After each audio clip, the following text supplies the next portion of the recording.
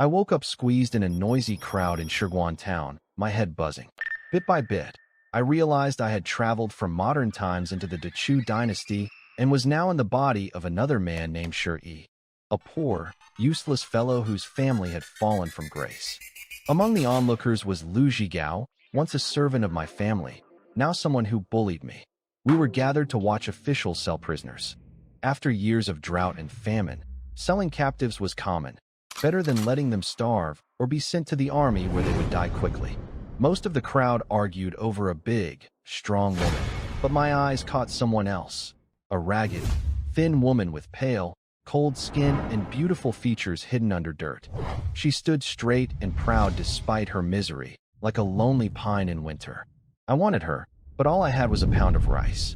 People laughed, saying she was sickly and a burden. Lu Zhigao pretended to help me, egging me on. I played along, even forcing out tears, telling the official I needed her to keep my family line alive.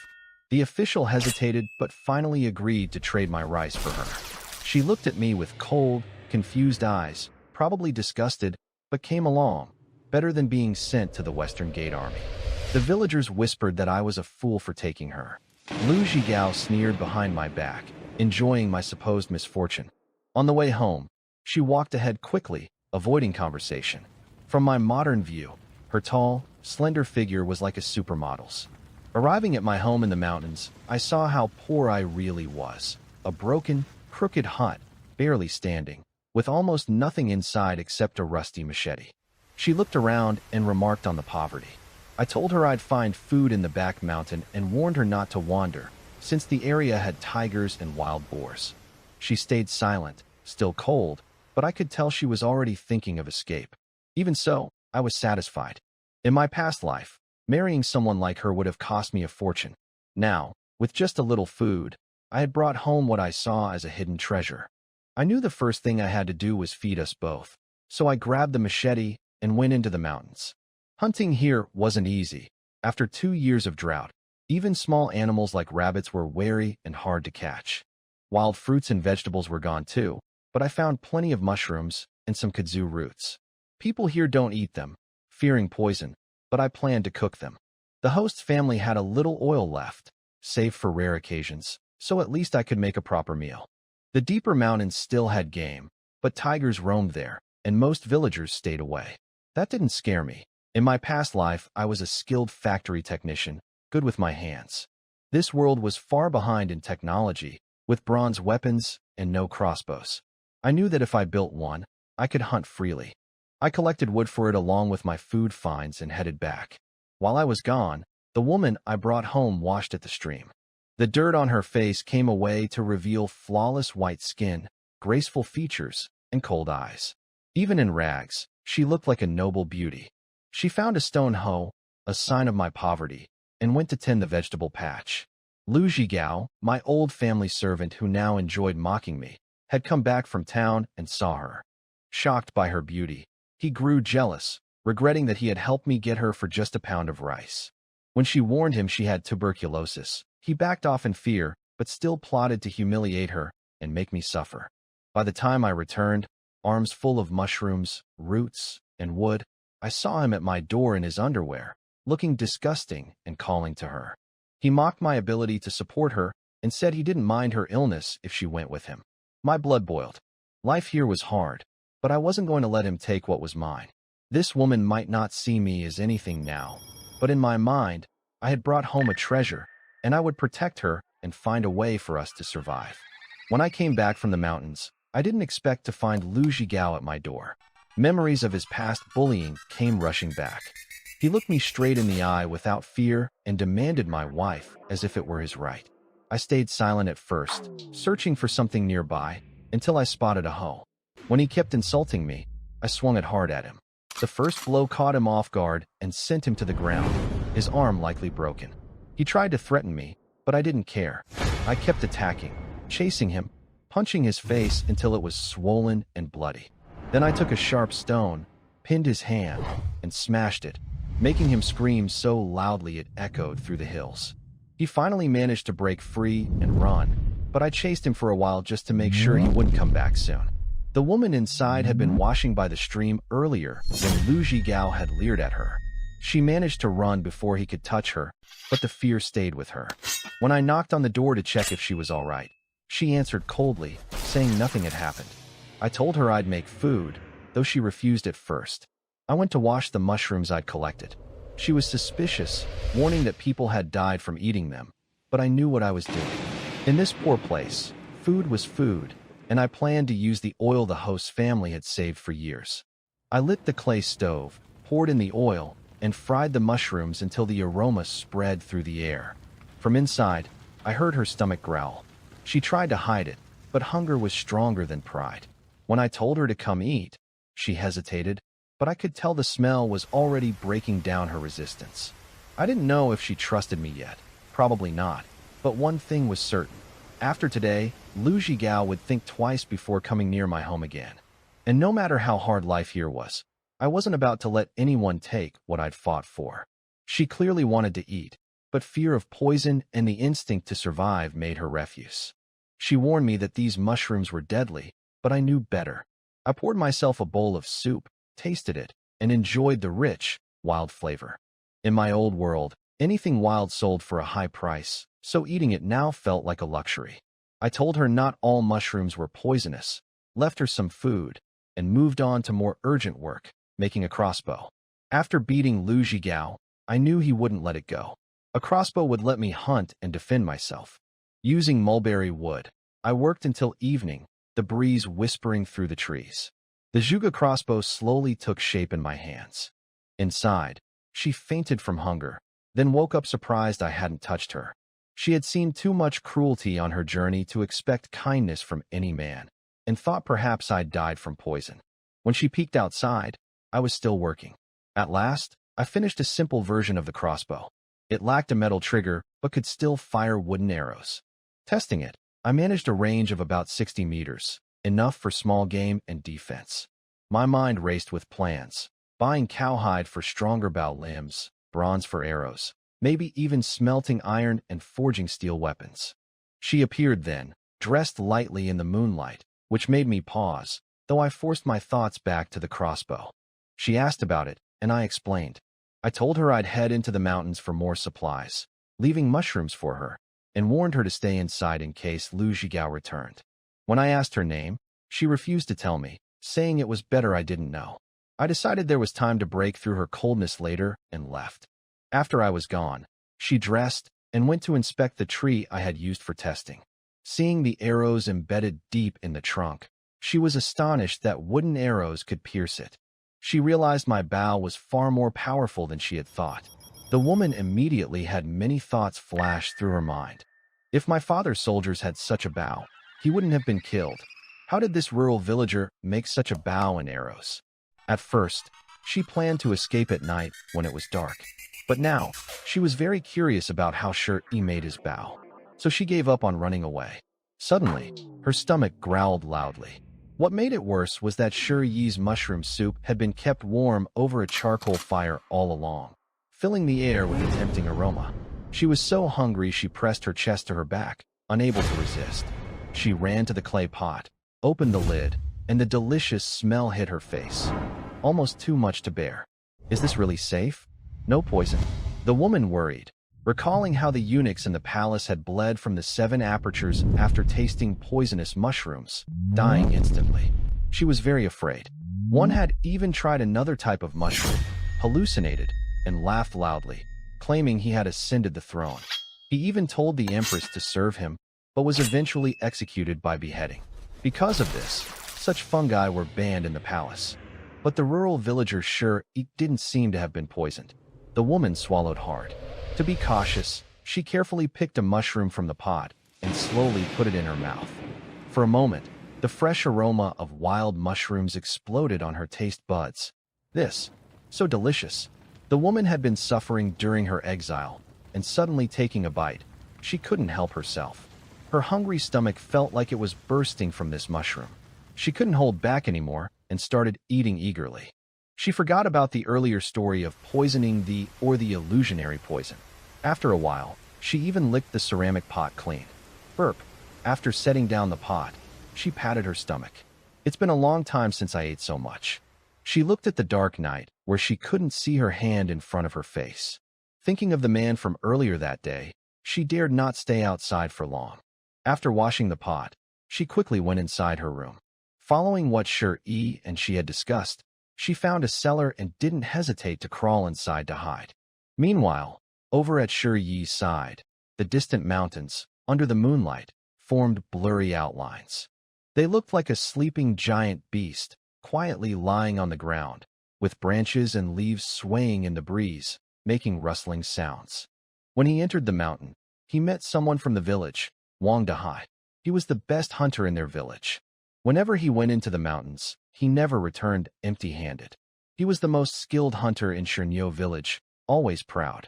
At this moment, he was boasting loudly to a few young men from the village about hunting skills, making them gasp in amazement. At first, Shi didn't want to bother with them. But there was only one way into the mountain, and no matter what, he couldn't avoid it. So he had to steel himself and go in. Sure enough, as soon as Shi appeared, Wang Dahai mocked him loudly. For example, Wang Dahai exaggeratedly pointed at Shi and laughed. See that? That's the shame of our Shernyo village hunters. His father was once the best hunter in our village, but now, he's useless here, completely a failure. Shi ignored him, eager to test the Zhuge crossbow in his hand. Once he returned, these people would surely continue to humiliate him endlessly. He kept walking inward, head down. But after just a few steps, there was a loud snap. An arrow was stuck at his feet. He suddenly turned around, glaring fiercely at Wang Dahai. Wang Dahai raised his and frowned. I'm talking to you. Can't you hear me, deaf person? Shi's eyes were sharp like a blade, quietly watching him under the moonlight. He stayed completely still. The people who had mocked him earlier suddenly felt a strong killing intent. In the past, whenever they saw Shi, he would immediately come over and beg for mercy, acting like a coward. But today, something seemed different. Wang Dahai also sensed something was wrong. Although he couldn't see Shi's face clearly in the dark, he could feel the deadly aura around him. It was as if Shi was facing a cold, emotionless person. The atmosphere suddenly became tense. After they stopped provoking him, Shi turned and disappeared into the bushes nearby. Almost at the moment he left, the cold, fierce killing intent in the area seemed to relax suddenly. One of the men swallowed hard. Brother Hai, Shi seems a bit strange today. Normally, he wouldn't look at others with such eyes. Ha, spit. Wang Dahai spat on the ground. Dog stuff, pretending to be tough. We have work to do today, so don't bother with him. Tomorrow, I'll see how I deal with him. I heard he brought a woman back to town today. Another man nodded. Someone saw her. It seems she's sickly, but no one knows what she looks like. Such a person, yet he dreams of marrying and having children. I don't know where he gets his confidence. They all burst into laughter. Soon after, they saw a rabbit dash past them. They quickly shut their mouths and lowered their voices. But they didn't know that while they were mocking Shi, he hadn't left. He was crouched in the bushes, holding a Zhuge crossbow aimed at them. If Shi didn't want to cause trouble, these people would have been running for their lives in the forest today. The hunter chasing them was Shi himself. He suppressed his murderous intent. Shi moved in another direction. After weaving through the dense forest for a while, he saw a small rabbit eating grass. He aimed, shot a few times, and the rabbit was pierced by an arrow, falling to the ground and struggling. With the Zhuge crossbow in hand, indeed, he can be called the king of the mountains. Sure, he had a very good night, rarely missing his shots. He even encountered a wild boar. But wild boar skin is tough. Even if caught in a hunter's trap, it would bite off its own leg to escape. A typical fierce creature. So after Shi's arrow wounded the boar, it ran away and was not caught. Until dawn, when the sky turned light. Shi had gathered a lot, over 20 small rabbits on his back. Rabbit skins and fur are worth a penny each. 5 can exchange for a jean of rice. His harvest could exchange for several jean of rice. And rabbit meat sells for 2 pennies per jean in town. Shi estimated that, after removing the skins, he had at least 10 jean of rabbit meat. This could solve the most urgent hunger problem. But he kept a cautious mind. He hid the Zhuge crossbow in the mountains. Such a powerful weapon is almost like aid to civilization in this era. If others find out, it could bring deadly trouble. Before he becomes strong enough, he must not reveal himself. Just then, he heard the loud laughter of Wang Dahai and others.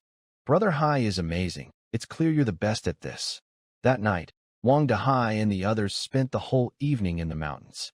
In the end, they caught 3 small rabbits. That was a good catch, because the animals near the mountain village are much more alert than usual. Wang Dahai held a bow and enjoyed the feeling of being admired by others. He felt very happy. He was giving advice, encouraging others, and sharing his hunting skills. But just as he was feeling proud, someone nearby was watching in one direction. His expression froze, and he pointed. How did he catch so many rabbits? Did he catch them alone? Wang Dahai looked over. In an instant, everyone's face froze in shock. Yes, the person coming out from that side was Shi, carrying about 20 small rabbits. He had a string of rabbits tied with a rope, blood dripping from them. All that blood soaked into Shi's clothes. Others saw him as if he were a ruthless demon from a killer who didn't blink. Shi had a blank face and ignored them. He simply walked past them. Not far away, Wang Dahai quickly regained his composure. Stop. Did you catch all these by yourself this morning? Shi straightened up and slowly turned to look at them. That cold gaze once again made their hair stand on end. It was a dead-like stare, without any warmth at all.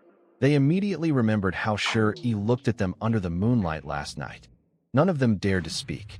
Shi looked at them and said, Yes. So, do you still want to fight?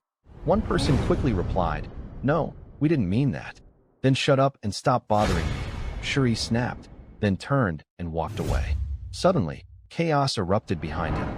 How did Shi catch so many rabbits overnight? It's impossible. We didn't see him bring a bow into the mountain yesterday. His archery skills are so bad, he couldn't hit a cow in front of him. He must have just gotten lucky. Maybe he found a trap set by someone in the village. Wang Dahai couldn't accept this reality. If this fool really had such skills, why was he living like this? The others, after thinking carefully, seemed to accept this explanation. They remembered Shi's attitude when he talked to them. Suddenly, they felt their dignity was insulted. This useless guy, usually we could slap him around, and he'd kneel and beg for mercy. How dare he stare at us with such a murderous look? We were about to punch him to teach him a lesson. They kept talking trash. Every morning, the women in the village go up the mountain to pick wild vegetables. Along the way, many women saw Shi carrying over 20 rabbits, covered in blood. They all froze in shock. Isn't that Shi? How did he catch so many small rabbits? No, something feels different about this kid compared to usual. He looks kind of scary. A few women wanted to say hello, but seeing his cold expression, they didn't dare. Some even had thoughts of stealing his catch. They knew he was just a simpleton from the village, so if they took his rabbits, he probably wouldn't say much. Only a few women who were interested in stealing prey were all stunned after being glanced at by Shi. One of them felt nervous and thought, why does Shi seem like a different person now? Shi ignored them. When he returned home, the women inside had already woken up and were tidying up the house. Although she didn't like this rural man, she was eager to learn how to make that kind of bow. So she decided to stay here for now. When Shi saw that he was covered in blood, he asked, Are you hurt? Yes, I bought a good wife back. When a man returns, the first thing he thinks about is whether he's hurt. I'm not hurt. These are all rabbit blood. Do you know how to skin animals? The woman said, Yes, I do. You can rest now. She felt a bit annoyed by this rural man's words, thinking they sounded a little frivolous. After saying that, she ignored Shi and went to handle the prey skins. Shi muttered to himself, Cold as ice. Life can be interesting. He called out to her, If you're done, just leave it. Don't force yourself. I'll rest for a while and then get up to cook for you. After saying that, she went into the house. The woman was surprised after hearing this and looked back at him with confusion. He was going to cook? In the countryside of Dachu, women usually don't cook, or they might be beaten badly by their husbands. He actually said he would get up later and cook for her? This rural man seemed a bit different from other men. She looked at the pile of prey again, feeling quite surprised. She counted and found she had caught more than 20 rabbits. But when she thought about the bow he made last night, she felt it was normal and became even more curious about its secrets. Without much thought, she took the rabbits to the stream to clean them. After entering the house, Shi found it had been tidied up. In his memory, this house was no different from a dog's den. There was no bed, just some straw on the floor and a blanket. When he returned, he could lie anywhere, and it was like a bed. But now, he found the straw had been neatly arranged. Having a woman in the house felt good. He lay down and quickly fell into a deep sleep. Stone Yi's small, rundown house is located on higher ground, about 200 or 300 meters away from the village. His father was once the village chief. He was a well-known hero on Qingyo Mountain. He was a brave man who fought against the big bandits of Qingyo Mountain, but he was betrayed and killed by his own younger brother, Stone Yi's second uncle. After his death, his second uncle took his property. He forced Stone Yi to live in that remote, dilapidated house far from the village. Many people in the village are related to Stone Yi, including his fourth aunt, Shi Fengxian. She often tries to take advantage of him. Every time Stone Yi returns from hunting, she rushes over first and tries to trick him into giving her his game. This morning, Stone Yi caught more than 20 rabbits, and news spread quickly in the village. When Shi Fengxian heard about it, she became very excited. She was so eager that her thoughts were obvious on her face. Fur sells for 1 penny each, so 20 rabbits are worth over 20 pennies. A pound of rabbit meat costs 2 pennies, and he probably caught more than 10 pounds. That's over 30 pennies. Did this kid get lucky? Haha. After hearing this, she hurried to Stone Yi's house, laughing happily all the way, making pig-like sounds. She completely thought of his belongings as her own. This simple-minded girl was easy to deceive. At noon, she arrived at Stone Yi's house, full of enthusiasm. "Dear, are you here? Fourth aunt is here to see you again. All these years, fourth aunt has been worried about you. Really worried about you." "Huh, who are you?" Shi Fengxian suddenly saw the woman and immediately became alert. The woman looked at Shi Fengxian and said, "And who are you?" Then she hung the processed fur on the edge of the small wooden house. Shi Fengxian squinted her eyes. "I am Stone Yi's fourth aunt. Who do you think I am? How did you come to my ear's house?" "I traded a pound of rice for her." The woman was cold and direct, saying nothing unnecessary. She used a basket to carry the cleaned rabbit meat and went to wash it by the stream. So useless, he really brought a wife home? Shi Fengxian's suspicion immediately grew. If that useless man had a woman at home, how could she continue to trick him into giving her his game? She felt very uncomfortable about this. The room was looked into, and it was found that Shi Yi was sleeping. Like an actor, he suddenly fell to the ground. He started crying with tears and snot. "Dear, I dreamed about your father again last night. Your father had a hard life. I feel sad for you. He's been worried about you all his life. Finally, you got married. Aunt Four is genuinely happy for you." The woman on the other side, upon hearing the word wife, felt very uncomfortable. But she had no choice but to pretend she didn't hear. Inside the house, Shi Yi was awakened by the noise. He opened his eyes drowsily. It was Shi Fengxian's voice. He immediately felt annoyed. His father had 6 siblings. His father was the eldest. Except for Uncle Three's family, none of the others were easy to deal with. Second uncle took the family inheritance. Aunt Four liked to grab small benefits. Uncles 5 and 6 were just second uncle's followers. Both had previously heard his father.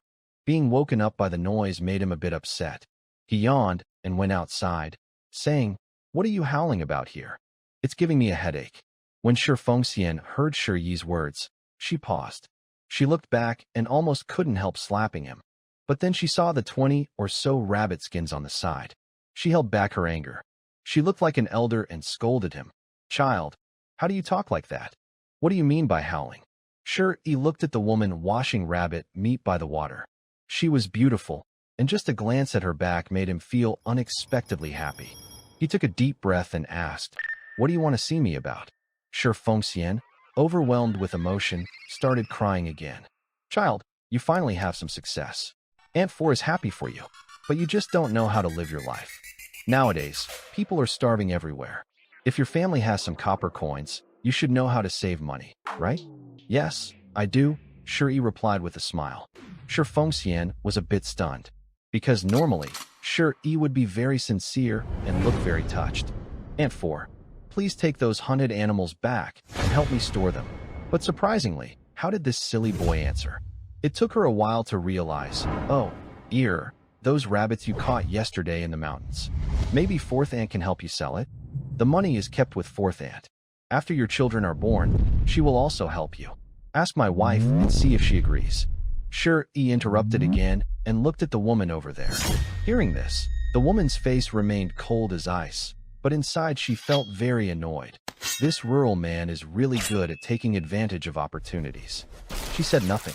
Fourth aunt quickly pulled Shuri aside and said, "You little brat, your wife was just bought home. How can you give her the family's belongings? In a family, the man is the head. Everything should be in his hands. Do you understand?"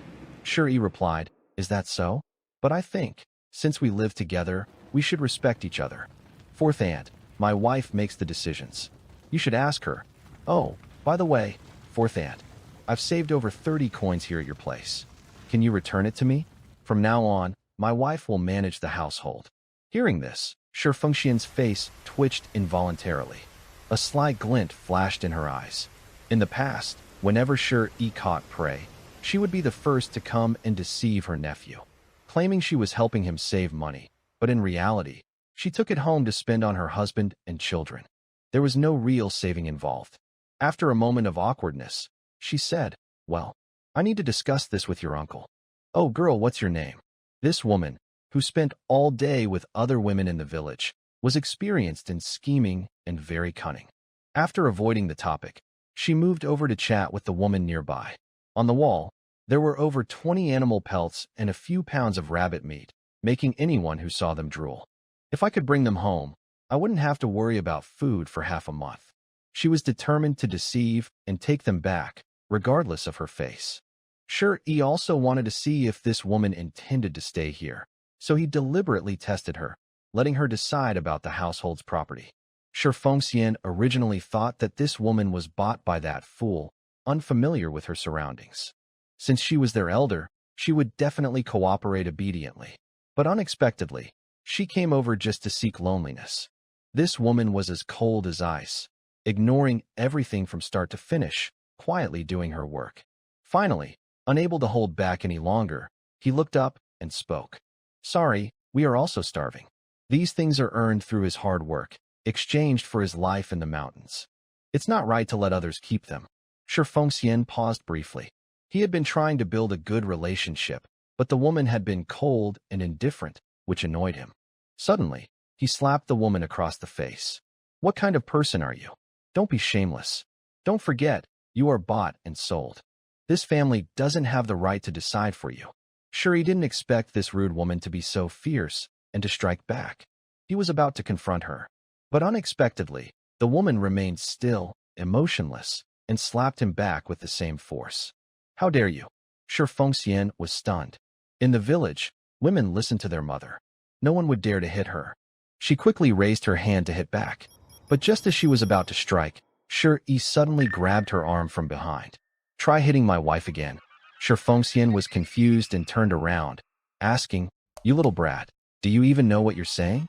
I'm your closest aunt, and you're going to hit me over some woman you don't even know?" Shi frowned. "I told you, she's my wife. This family's belongings are hers to keep from now on." The woman was also stunned. The icy look in her eyes seemed to slightly. She had never seen anyone defend her like this before. Shi Fengxian instantly exploded with anger. She cursed loudly, "You fool, heartless. After all these years, I treated you like family. Treat me like family? Shi Fengxian, do you really think I'm that stupid? Besides my third uncle, who among you siblings didn't betray me when my father died? I warn you now, don't step into my house again from this moment on. And also, return the 30 coins you stole from me over the years." Shi remembered this woman's nasty attitude from the past and felt truly disgusted. Seeing her frustration and anger, he completely turned against her.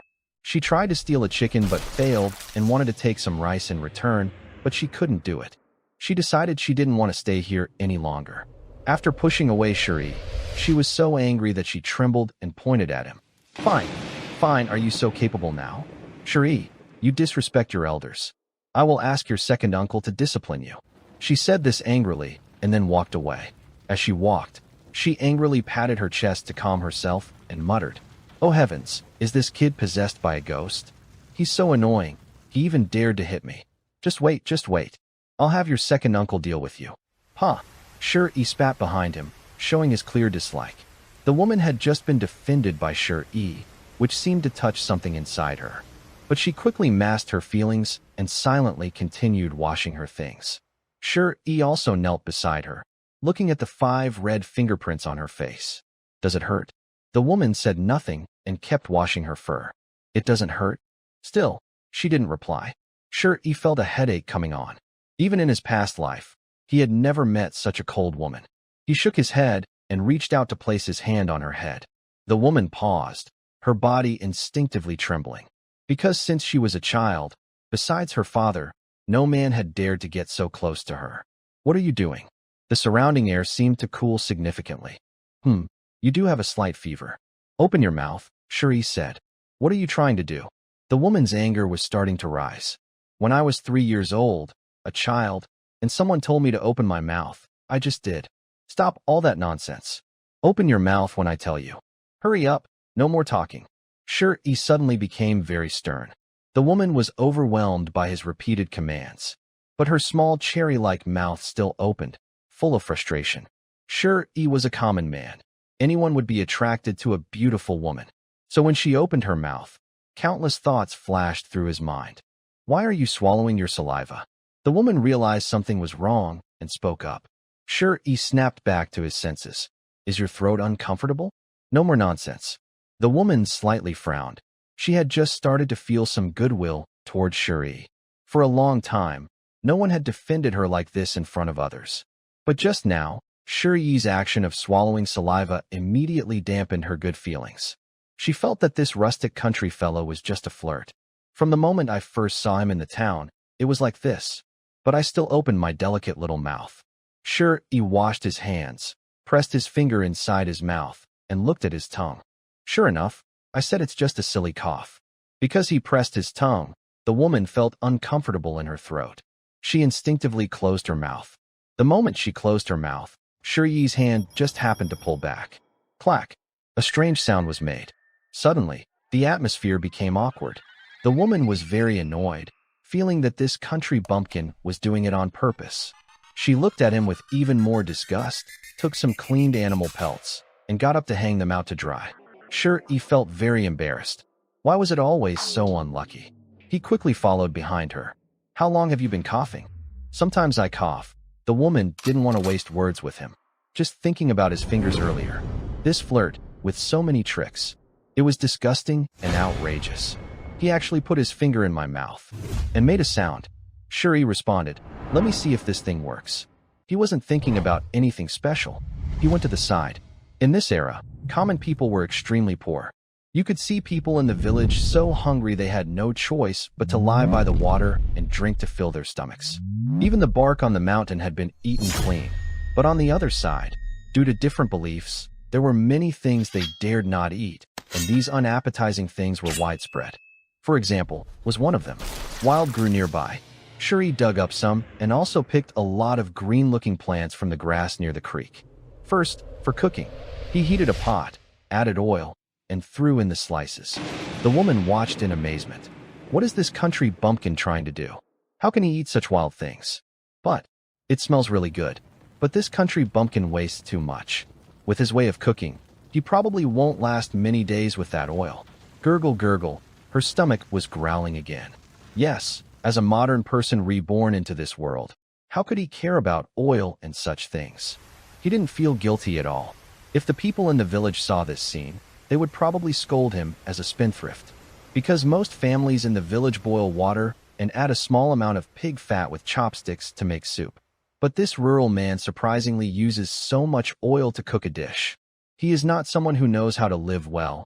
No wonder his family is so poor. The woman secretly judged Shi's extravagant behavior as shocking. Shi ignored her and cooked a pot of rabbit meat soup. Then he went to the vegetable garden and picked some undernourished greens to add to the soup. After finishing, he carried the pot of rabbit soup and placed it on a broken, worn-out table. You're hungry, right? Eat first. I need to prepare some more things. The woman looked at the rabbit soup on the table. She frowned. The meat you cooked weighs at least 2 jin. 2 jin of rabbit meat can sell for 4 won. Plus, you used so much oil. Do you know this pot of food could be exchanged for a jin of rice? Shi turned around. Are you so good at managing life? I just couldn't help but say something because I saw how extravagant you are, the woman replied. Sure, he turned his head, took another broken clay pot, and boiled some water. He laughed loudly. Don't worry about it. 2 gene of rabbit meat is nothing. From now on, we'll have rabbit meat and big fish every meal. Eat up. This afternoon, I'll go and get some more. Tonight, after we finish everything, I'll take the money to Joe Boppy to exchange for grain tomorrow. Together, as husband and wife, our strength can break metal. Our little life will get better and better. The woman felt a bit resistant inside but couldn't resist the aroma coming from the table. She swallowed hard and came over to sit down. Her slender waist stood straight. From these small actions, it was clear that she was well educated. She didn't rush to pick up her chopsticks, watching Sure-E toss some grass-like things into the clay pot. She raised her curved, willow leaf eyebrows, looking confused. What are you doing? You're not suffering from tuberculosis, just tonsillitis. Eat. Sure-E served a bowl of rabbit soup in front of her. The woman picked it up. What is tonsillitis? Tonsillitis. It just means inflammation in your throat area. It's not a serious illness. Sure-E was unsure how to explain it to her at that moment. The young woman's small cherry-colored mouth touched the ceramic bowl as she quietly sipped the soup. She looked very charming, almost irresistible to want to kiss. In her past life, Sure-E was a single man, but he had to admit he loved life. His cooking skills were as good as those of a restaurant chef. The woman had already experienced this yesterday. Today, with each sip of soup, the delicious taste of game and wild exploded on her taste buds again. She couldn't help but take another big sip. After finishing, she looked up and asked, "What is this?" "It has a special fresh scent," she added, "used to remove the fishy smell and add flavor," Sure-E explained. "Is it tasty?" Sure-E looked up. From his angle, his face was perfectly lit by the bright sunlight behind the mountain. The glow made his face seem warm and inviting. Instantly, this warmth touched the woman's heart. But she was unaffected and quickly resisted this gentle feeling. She coldly said, "It's okay." "Oh, eat more," Sure-E replied. They sat across from each other at an old, broken table, silent. For some reason, there was no awkward feeling between them. After eating, the woman cleaned the dishes and went to wash by the stream. In late spring or early summer, the weather was mild, and the breeze was gentle. But after traveling through the mountain all night, Sure-E felt sticky and uncomfortable all over. So he jumped into the stream and washed himself thoroughly. Although the original host's life was chaotic and he was quite timid in dealing with others, he was very satisfied with this body. His muscles were well-defined, with obvious 8-pack abs. He was healthy and strong. After washing in the stream, Sure-E, shirtless, walked past the woman. Though she still looked cold as an iceberg, her icy eyes couldn't help but glance at him a few more times. But she quickly lowered her head, afraid Sure-E would notice her watching him. After Sure-E went inside the house, a faint blush appeared on her face. She was startled and hurriedly tried to suppress the fluttering feelings in her heart. She reminded herself to keep a clear boundary with this mountain villager. "Are you feeling better?" Sure-E asked as he came out of the house with a basket on his back, ready to go back up the mountain. The woman turned around and asked, "What?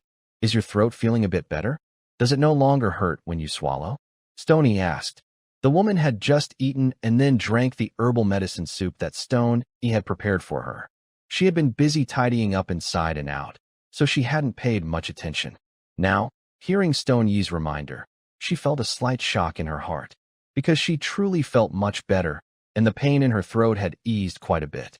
"What's the name of the herbal medicine you brewed?" she asked. Stone-E chuckled happily. "That's right. You're not suffering from consumption anymore. Tonight, I'll gather some more herbs and make another batch of medicine soup. After a few doses, you'll be fine. Tell me your name, and I'll tell you what that herb is called. How about that?" At this moment, the woman was very eager to know the name of that herb, because she had been very interested in medicine since she was young. But her mother scolded her for having no ambition and never let her learn these things. After thinking for a moment, she said, "Wang Zhijiao." "Wang Zhijiao?" Stone-E repeated the name carefully. "That's a nice name. The herb is called fishy grass." Fishy grass? Wang Zhijiao was confused. In Stone-Yi's view, many things in this world had not yet been developed. So, she had never heard of this herb before. Stone-E nodded and turned to go into the mountains. At this moment, He was filled with excitement, realizing he could do great things in this world. Survival and avenging his father. These were the big mountains standing before him. He urgently needed to grow stronger. Hunting was the only way he could earn his first gold in this world. Meanwhile, Wang Zhijiao's mind was in turmoil. First, she wanted to understand that strange bow. Second, she suddenly realized that this mountain villager seemed to know a lot about medicine. How could a rural villager understand so much? Curiosity was dangerous. She thought she should stay here for a while and fully understand everything about this rural man. Where's my brother? Who are you? Just as Wang Zhijiao was feeling complicated, a small girl with pigtails, about 5 or 6 years old, ran over bouncing. Her eyes, like black gemstones, stared at Wang Zhijiao, confused. Wang Zhijiao snapped out of her thoughts and looked at her. Little girl, who are you? Shi, my brother, did you kill my brother? The little girl said this, tears streaming down her face. Why did you have to kill my brother? Father said my brother is the most important person in my life. Boo-hoo. Shi, where did you bury her? Wang Zhijiao became anxious. She quickly ran over. I didn't kill your brother. He went hunting in the mountains. His family is so poor, and they still have a sister to take care of. You didn't kill him? Then who are you? The little girl suddenly changed her expression, returning to her usual self. Wang Zhijiao felt awkward and thought for a moment. I bought her. Your brother bought her? Is she your wife? Well, surely she is. Hello, sister-in-law. I am Shi Yi's third uncle's daughter. My name is Shi Qianqian. When will you have a baby? The little girl's eyes lit up. She is Shi Yi's third uncle Shi Kang's daughter, Shi Qianqian. Shi Yi's family, including his uncles and aunts, but only this third uncle cares deeply for him. Long ago, Shi Yi's father, Shi Beishan, was killed by Huma Zi. His second brother, Shi Zhongtian, took over the family property and wanted to hand Shi Yi over to Huma Zi. It was his third uncle, Shi Kang, who stopped this and even cut off his own arm in front of Huma Zi, ensuring Shi Yi's safety. Thanks to this third uncle, Shi Yi could continue to survive in the village. He is Shi Yi's closest family member. Shi Qianqian has liked her cousin since she was young and visited him almost every day. Faced with the little girl's questions, Wang Zhijiao awkwardly twiddled her fingers. Although she didn't like that rustic villager, feeling he was somewhat creepy and always staring at her, the little girl gave her a strange feeling of closeness. After awkwardly responding a few words, she became curious about what kind of person this rustic villager really was. So she quickly started talking with Shi Qianqian. Meanwhile, Shi Fengxian returned home, feeling very angry. How could that little brat speak to her like that? He had changed completely. Thinking about the animal skins hanging at home, she felt a surge of jealousy. It felt like those belonged to her. Those were dozens of animal skins and over 10 pounds of rabbit meat. Not having them in her hands made her feel uncomfortable inside. It is clear that this young kid has stopped listening to her old ways. What should we do? Let's go and take what we need. Old third Shi Kang knows about this, and he will definitely come over again, smashing their door with one strike. After old Big Shi Beitian, died, old third is the best fighter in the village. Everyone fears him. Thinking of this, Shi Fengxian angrily said, that old third is just a stubborn fool. Who are you calling a fool? What's wrong with old third? Is he coming to bully my family again? Fuming and muttering, she was interrupted by her husband, Qiu Wanfeng, who pushed open the courtyard door and came in. He carried some of yesterday's mountain harvest on his back. He looked a bit downcast because, after a whole night of work, he only managed to gather some wild vegetables and catch a single rabbit. His legs were covered in bloody cuts. His face looked a little pale. Shi Fengxian is a very strong-willed person, but in front of her husband, she was as meek as a Buddha, with no status at all. Seeing her husband come back and quickly taking the harvest from his hands, she said kindly, "Dear, you worked hard. How was the harvest last night in the mountains?" Qiu Wanfeng sighed heavily, looking quite discouraged, and said, "Everyone in the village is digging in the mountains for food. Do you think there's any real harvest? These things I dare to approach the mountain's edge to find. Life is getting harder and harder. What about Shi? I saw him go into the mountain yesterday. Did he find anything? Go and bring back everything he has." Qiu Wanfeng wasn't a good person either. Over the years, it seemed normal for him to trick Shi into giving him game. He felt no guilt about it. Fengxian frowned and said, "This kid doesn't know what's going on." He brought back a woman from town with a bag of rice. Yesterday, he had a good catch in the mountain, probably over 20 rabbits. But the woman he brought home acts like she owns the place, and she's so stubborn, she won't let me take anything. How many? When Xiao Wanfeng heard this, his eyes nearly popped out. Is it true that this useless kid caught over 20 rabbits in one night? Xiao Wanfu couldn't believe this at all, because in his mind, Shi Yi was just a useless person. He was so foolish. He had no way to catch so many prey. Shi Fengxian quickly told her husband about it. Then, Xiao Wanfu and the two of them went to Shi Yi's house. They looked at the pelts drying outside, their eyes full of envy and redness. Xiao Wanfu was thinking to himself that this kid must have gotten very lucky. The rabbits in the mountain are cleverer than people. Since the big drought, no one in the village had caught so many prey in one night. The more he looked, the more uncomfortable he felt, as if those things belonged to his family. Finally, Xiao Wanfu, blinded by greed, even had a fleeting thought of going to take them. He swallowed hard, about to act, when suddenly a voice came from behind. "What are you two doing here? Are you planning to steal Yi's things again?" They turned around and saw a burly man with one arm standing in front of them. Seeing this man, they immediately felt guilty and a bit scared. Shi Fengxian hesitated for a long time before speaking. "Third brother, you've misunderstood. We're just here to take a look. We heard he bought a wife. So as elders, we came to see her. It's only natural to come and look, right?" The man was Shi Yi's third uncle, Shi Kong. Shi Kong was one of the village's top fighters and was often at odds with his siblings. He never bothered to socialize with them and held a grudge over the death of their eldest brother, Shi Beixiang. So, all the other siblings were afraid of him. Seeing the two acting suspiciously, he immediately knew they had other plans. He scolded them sharply. "Get out of here right now, and don't let me see you near Yi's house again." After hearing this, the two, feeling guilty like thieves, quickly turned and ran away. Although this third brother only had one arm left, that arm was very powerful when he fought, and it hurt like. All the siblings had suffered from this brother's strength. They dared not provoke him. After scolding the couple and chasing them away, Uncle Shirkan saw Wang Zhijiao, who was busy over there, and his daughter, Shi Qianqian. "Father, you're back. Qianqian missed you so much." Shi Qianqian immediately ran over when she saw her father. Wang Zhijiao was holding some animal pelts, looking at the one-armed man with confusion. In the afternoon, many people were out gathering wild vegetables in the mountains. Shi Yi saw several people chewing bark and cursing the government loudly. He also heard some discussing whether to join the band of mountain bandits led by Humatzi. In such a harsh world, falling into banditry was common, often forced by circumstances. To hide his identity, Shi Yi didn't want anyone to see his Zhuge crossbow, so he went straight to the edge of the deep mountains. Until night fell like a curtain, he carried his basket and slowly walked out of the mountain. This trip was very fruitful, catching nearly 30 rabbits. But his basket was full, and he couldn't carry more, or he would have continued to hunt fiercely. When he reached the old, dilapidated hut, inside, Wang Zhijiao was hiding in a cave and had not slept. During the day, Uncle Shirkan told her Shi Yi's story. She didn't know why, but she felt deeply moved. She thought this man might seem foolish and clumsy to others, but no matter what, he was someone trying hard to live. Despite the hardships, he never gave up his love for life. He wouldn't lie to friends, wouldn't cheat those around him, and never plotted against others, no matter how difficult life was.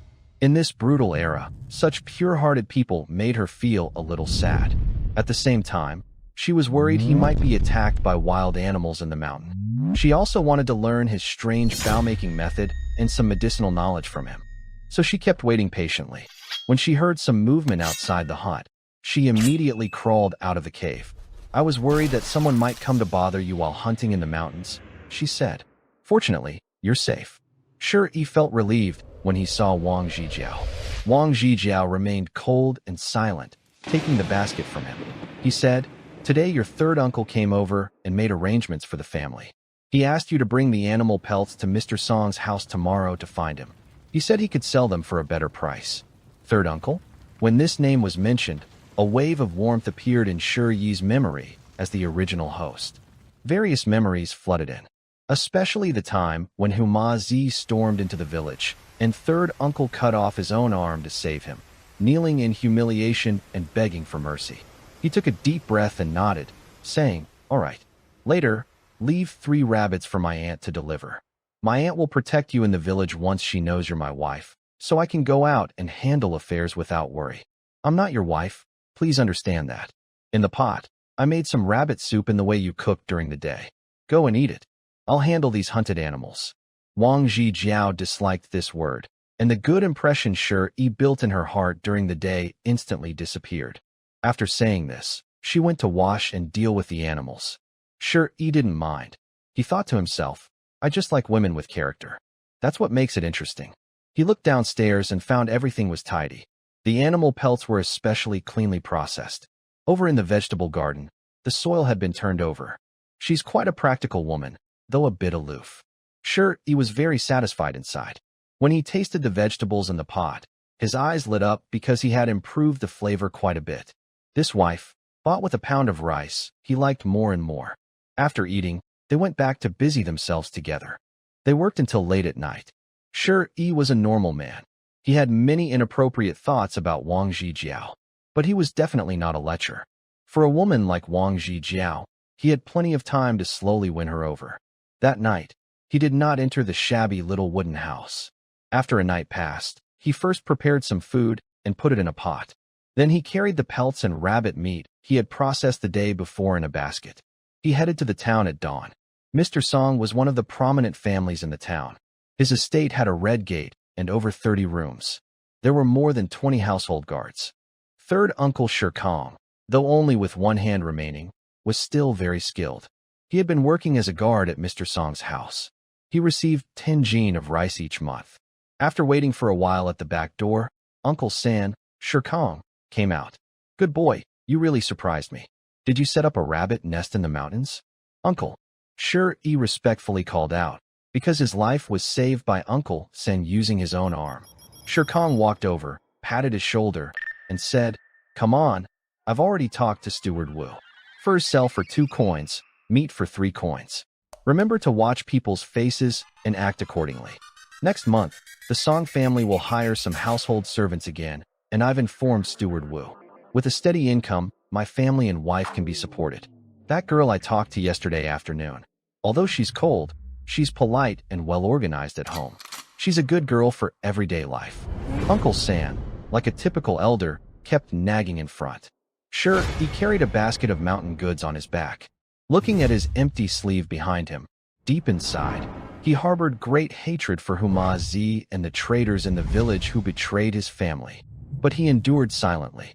After half an incense stick of time, he met Steward Wu. Wu, with a mustache, always squinted at people with a look of disdain. Uncle San flattered him politely in front of Wu. He never looked directly at Shi during the whole process. This showed vividly how he relied on power and looked down on others. Fortunately, everything went smoothly.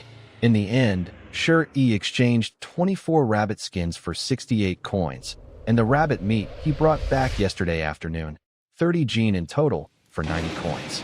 Altogether, he earned 158 coins. After settling the account at the Song family's ledger, Shi was about to leave. But Steward Wu squinted at him, watching him closely. "Wait, Uncle Shi, why is your nephew such an unreasonable person?" Uncle Sen quickly responded, "Sorry, Steward Wu. Probably he was too excited and forgot to show respect." He hurriedly signaled Shi with his eyes. Shi really didn't want to give anything, as it was his own hard-earned money. But Uncle San, caught in the middle, didn't want to embarrass him. So he took 10 coins and respectfully handed them to Steward Wu. "Lord Wu, sorry, this is my first time in such a big house. I don't understand the rules. Please forgive me." Master Wu looked down from above as he slowly took the copper coins into his hand. He weighed them briefly, then threw them at Shi. "Dog thing, do you think I'm a beggar? Who are you trying to dismiss?" Shi Kong hurried over. "Master Wu, you said 10 coins. Master Wu interrupted. "You really took my joke seriously? Shi Kong, do you know how many poor people in Shiguan town want to work in our Song family estate? These 10 coins, what can they buy? Is it enough for tea?" Yes, Master Wu. Just tell me the amount, and I'll talk to my nephew about it." Shi Kong was trying his best to flatter, hoping to get his nephew a job at the Song estate. He had begged Master Wu many times, kneeling countless times, because he was worried about his nephew in the village. Once his nephew entered the Song estate, he would become part of the Song family.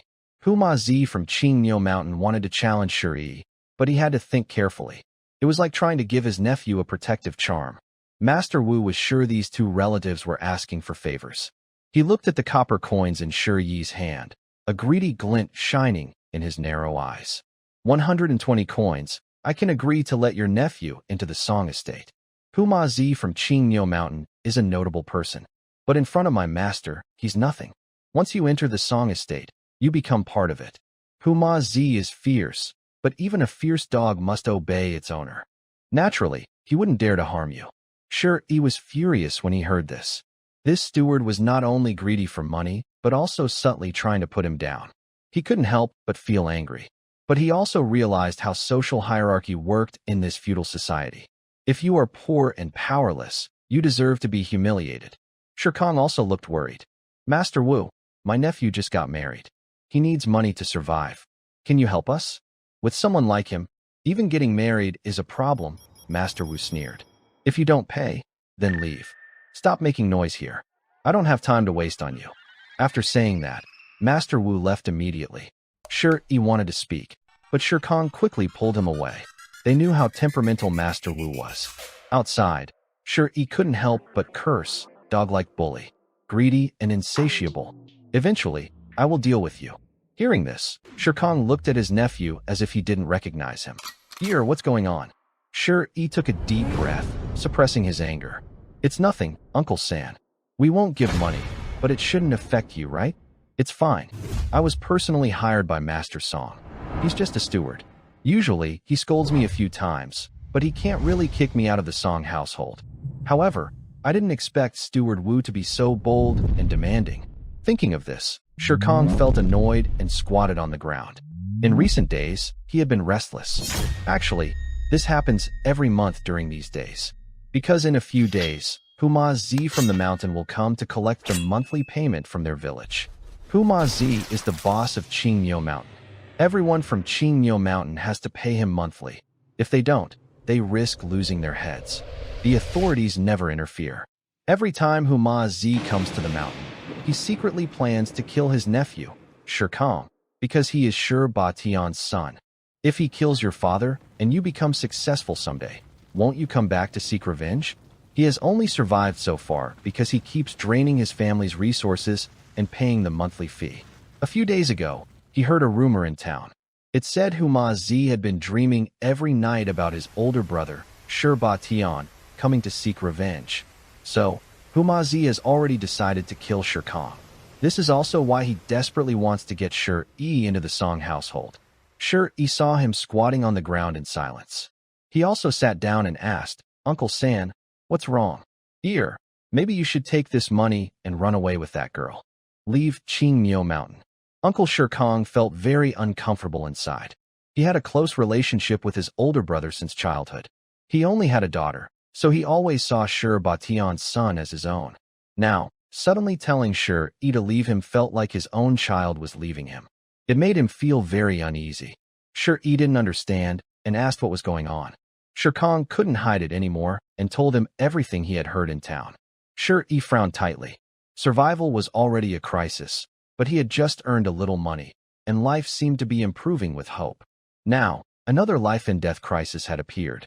He felt a bit frustrated, but he still said, I won't go. Not going. Shirkong looked up in confusion. You should know that your second uncle won't help you. Things are my own to solve. I don't need his help, Shi replied, remembering his second uncle with a cold expression. So, how will you handle it? Shirkong asked, puzzled. Shi was not afraid. If the people from Huma Zi pushed him too far, he would go into the mountains with a crossbow in hand. I don't care how many people there are. I will fight you all and kill you one by one. But that would be only in desperate situations. He spoke firmly.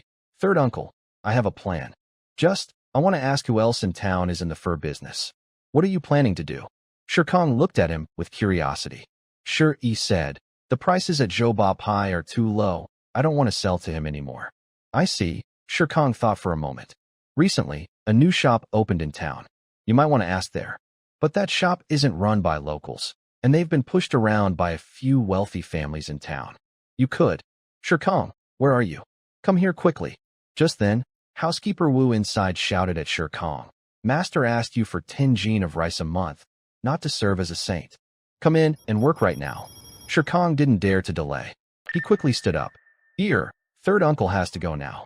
Try not to get involved with that shop, because some of the wealthy families in town are targeting him. After speaking, Shirkong hurriedly left for the Song family courtyard. Shi watched his third uncle's back, feeling an indescribable sadness. Once, his third uncle was a skilled and spirited man in the village, a proud and strong person. But after his father's accident, this man lost all his former courage. He saved Shi with one arm. After having a daughter, he completely changed. Isn't this the same as middle-aged men in his world? For the family, they give up all their dignity, being used like dogs. Facing injustice and bullying, they often swallow it all. They give their best smiles and kindness to their family, while they suffer the coldness of the world alone outside. Thinking of this, Shi desperately wanted to change his current situation. This era is far more difficult to survive in than his original world.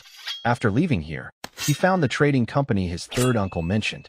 The owner of this shop is named Wang Chaoxing. The price offered was very high, reaching 3 coins per piece of fur. There was no choice. Merchants from other places find it hard to survive locally. After leaving, Wang Chaoxing stood at the shop door, watching Shi walk away. That kid, he must be crazy. Talking about helping me beat Master Song? Dream on.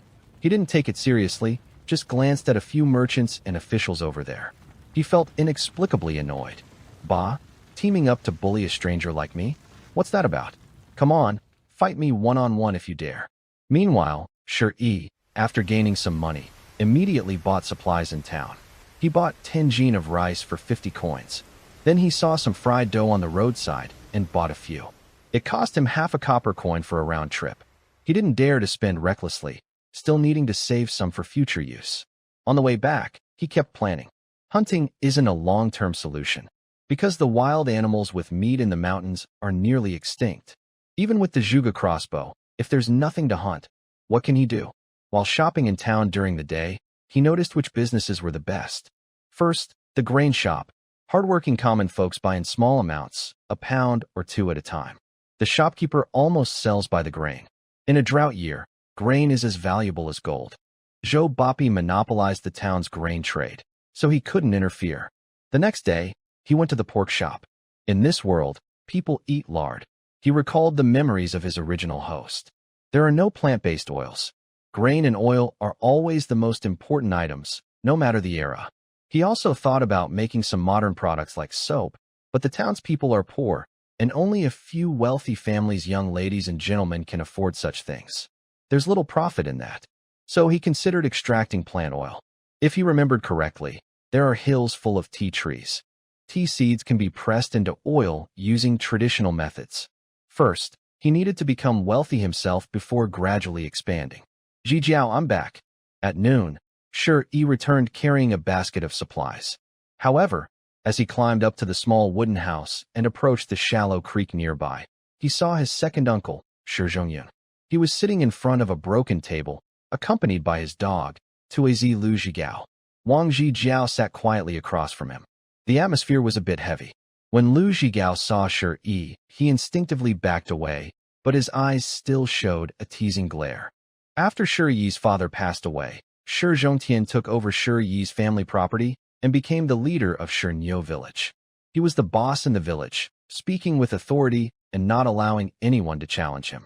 Now, seeing Shi return, Shi Zhongyun turned around with a serious face.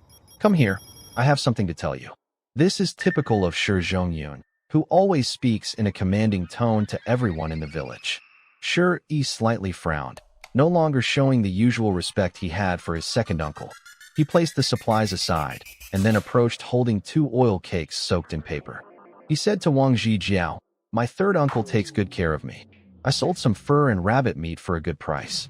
I saw some oil cakes in town, so I brought back 2 for you. You must be hungry, have a bite." He placed the oil cakes in front of Wang Zhijiao. She looked at the 2 cakes, but said nothing. Lu Zhigao, seeing Shi ignoring the village leader, immediately got angry and said, "Shi, do you know who the village leader is?" Shi looked at him coldly. "When did it become your place to speak about my family matters, you bad dog?" He snapped. "Get out of here. Old Shi, how dare you? Can you shut up?" Shi Zhongtian turned to glance at Lu Zhigao. In an instant, Lu Zhigao bowed and nodded like a lapdog. After that, Shi Zhongtian looked at Wang Zhijiao. Before Shi returned, Shi Zhongtian had already seen Wang Zhijiao and had been acting as a respectful elder, asking her many questions. Unfortunately, Wang Zhijiao was cold and distant, giving brief answers or none at all, which made him feel uncomfortable. Still, he had begun to consider the idea of taking Wang Zhijiao as a concubine. That's right, this second uncle never cares about ethics or morals. After suppressing Lu Zhigao, Shi Zhongtian spoke. 3 days from now, Huma Zi's people will come to our village to collect debts. It might not be good for you. Don't harm the girl. Let her pack her things and stay at my house. It was clear that Shi Zhongtian had also received news that Huma Zi wanted to kill Shi and eliminate all traces, and he had no intention of saving him. He also wanted to take over his niece-in-law after Shuri died. After speaking, he prepared to leave. This was an order, not to be questioned. He thought his nephew would agree as he usually did. But surprisingly, Shuri smiled and said, "My affairs are none of second uncle's concern. Zhijiao won't go." Huh. Only then did Shi Zhongtian realize something was off with his nephew. He looked back at him and asked, "Are you defying me?" "Defying?" Shi sneered. "Second uncle, did I say anything wrong?" A burst of anger flashed in Shi Zhongtian's eyes. "You caused your father's death, and now you want to harm the girl? Shi, you're an adult now. When your father and I were your age, we already had a family and a career. Look at yourself. You're neither a person nor a ghost, living such a life." "Girl over there." "I won't go," Wang Zhijiao coldly replied, then walked away, leaving some fur uncleaned. She didn't show any respect to Shi Zhongtian, the village chief. It was as if no matter who stood in front of her, she wouldn't give them a second look. A flicker of murderous intent crossed Shi Zhongtian's eyes. Then he looked at Shi and asked, "What do you say?" Shi smiled and said, "With a united couple, even steel can be broken. My wife is willing to share hardships with me. No need for you to worry." Shi Zhongtian's face darkened. He said, "Don't be shameless. If Huma Zi comes this time, good luck to you. I won't say another word to help." Shi shot back, "I can survive only because of my third uncle. It seems second uncle has never spoken up for me. Second uncle, there's something I need to say." "What's that? Are you trying to teach me a lesson?" Shi Zhongtian felt uneasy. In the past, this kid was overly friendly whenever he saw me, so naive. Why do I feel like I have tiny prickles all over my body today? It makes me feel very uncomfortable. Shi stood up and bowed to Shi Zhongtian. "Second uncle is the leader of our village, with about 700 or 800 people. Of course, I wouldn't dare to lecture you. I just want to remind second uncle that being a dog for others won't help you survive. Please don't forget why my father once rebelled against Huma Zi. Shi, how bold you are to say our village is just Huma Zi's dog. I'll slap you to death." Bang! Lu Zhigao tried to slap him, but Shi kicked him over. Without stopping, Shi grabbed a long bench nearby and smashed it on Lu Zhigao. Lu Zhigao screamed in pain. Shi Zhongtian clenched his fists, furious, almost ready to strike Shi on the head. Just as he was about to attack, a woman's voice came from behind. "Hey, you really got lucky today. Did you stumble into a rabbit's burrow? In our village, it's been a year or two since anyone had a harvest like yours. Brother, you're back." Shi Qianqian ran over with her pigtails bouncing. Seeing her little face, Shi Yi's anger suddenly disappeared. He turned around and hugged the rushing Shi Qianqian. Then, he smiled and called out to a plump woman walking over. "Andy, hello. Good girl." The woman was Shi Kang's wife, Shi Yi's third aunt, Wang Guifang. She was very fat and naturally very strong. Most men in the village couldn't compare to her. Her family was from the Qingniu Mountain Zhao village. Qingniu Mountain had hundreds of villages, most of which were under Huma Zi's control. Anyone who disobeyed was killed. They never dared to enter the Zhao village because the Zhao family had practiced martial arts for generations, and both men and women were very skilled. In the past, Shi Zhongtian also didn't dare to provoke this fierce sister-in-law. So, when he saw Wang Guifang, he relaxed his murderous fists. He said, "Mind your own business." Then he turned and left. Lu Zhigao, who was on the ground, quickly got up and followed behind, limping. He stared fiercely at Shi Yi, vowing in his heart to kill him. "Dog, you hit me twice in a row. If I don't teach you a lesson, I, Lu Zhigao, am not a man." But suddenly, he saw Wang Guifeng staring at him. He had been slapped by Wang Guifeng before. This woman has a surprisingly strong grip. That day, she slapped him into the ditch, nearly dislocating his cheek. He quickly turned his head, feeling a strong urge to. "Bah, Big Brother was so kind to you back then. Backstabbing traitor. Worse than a dog. I will settle this score with you sooner or later." Wang Guifeng looked at Shi Zhongtian's back and spat harshly. "Here, you really are too much. Your second uncle is here. Why didn't you tell me earlier?" Wang Guifeng acted like an ordinary family elder, constantly nagging.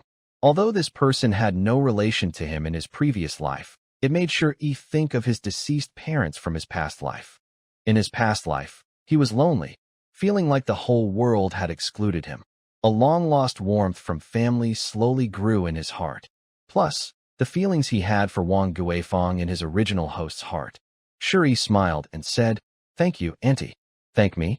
You kid, do you need to act like that in front of me?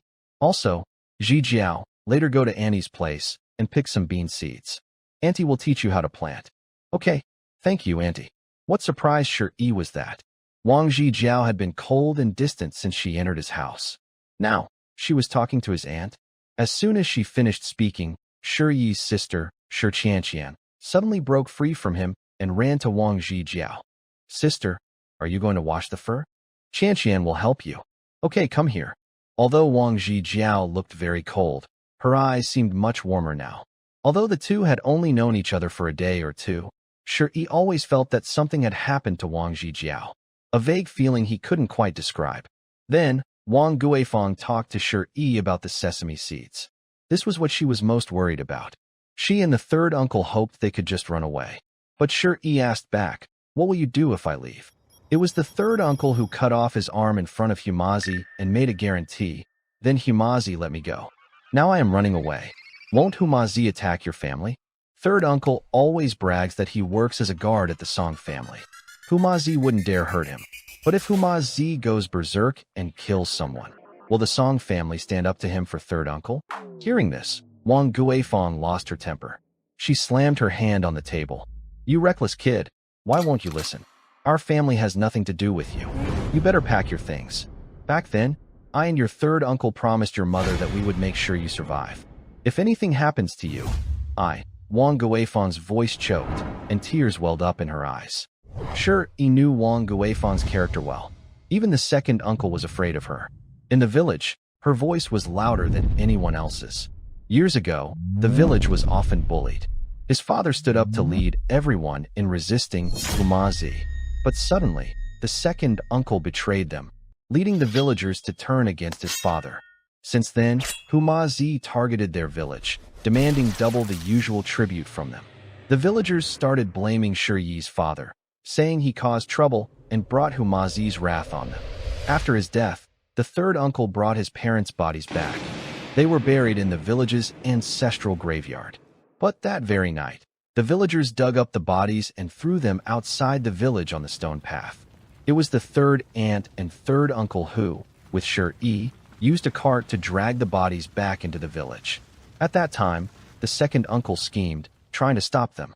Third uncle and third aunt each held a small sword, swinging it at the front. Every time they swung forward, the crowd stepped back, and they moved forward. Shi Yi, behind them, dragged his parents' bodies and moved a step closer. They managed to drag the bodies back into the village bit by bit. From then on, the third uncle's family was no longer welcomed in the village, but third aunt was strong-willed. No one dared to bother her. Shi Yi's mind replayed this memory from his original life. A strange feeling of sadness filled his heart, and he gently wiped away third aunt's tears. "Auntie, it's okay. I can protect myself, my sister, and our family." Third aunt didn't expect this boy to be so caring. He even wiped her tears. She had never heard him say such words before. "But how will you protect yourself?" "You'll find out tomorrow," Shi Yi said sincerely in front of Wang Guifeng. And he wanted to say more. But Shi Yi smiled and said, All right, don't worry. Ji Jiao, can I take some rice from home? It's already prepared over there. Before she could finish, Shi pointed to the table nearby. On a clay basin, several pounds of rice were already packed. There was also some cleaned rabbit meat set aside. Shi paused and asked, "Are we that in sync?" "Born to be a good wife," he muttered. Then he took the rice and rabbit meat from the basin and handed them to Wang Guifang. Wang Guifang became anxious. "Child, what are you trying to do?" "Are you?" "Auntie, can you stop treating me like an outsider? You and uncle always say you see me as your son, so take this. Over the years, you've borne so much pressure for me. From today on, I will face the difficulties of this family." After saying this, he went to help Ji Jiao with the animal skins. Wang Guifang felt something stir again behind her. She looked at her brother and sister-in-law's grave not far away. She muttered to herself, "Brother and sister-in-law, are you coming to scare Ear tonight?" It seemed like this kid had suddenly become clever overnight. Without saying a word, she took her things and left. She understood Shiyi's attitude and was mentally prepared. Her maternal family was from the Qing Neo Mountain Wang clan village. Descendants of a former frontier general. After the fall of the Great Chu dynasty, this general led his family and some followers into Qing Neo Mountain. After hundreds of years of evolution, it became Wang clan village. Everyone practiced martial arts for generations, and even the troublemakers dared not provoke them easily. It was one of the most rebellious among the dozens of villages on Qing Neo Mountain. Now, faced with this situation, she definitely needed to find her family to ask for help. Days passed, but she received no news from her family. She decided to find someone to go to Wang clan village and find out what was really happening. In the afternoon, Shi went into the mountains. There weren't many rabbits nearby. He had killed dozens over the past 2 days. So, the afternoon's harvest was not much, only about 10 or so. In the evening, he brought back many materials from the mountains.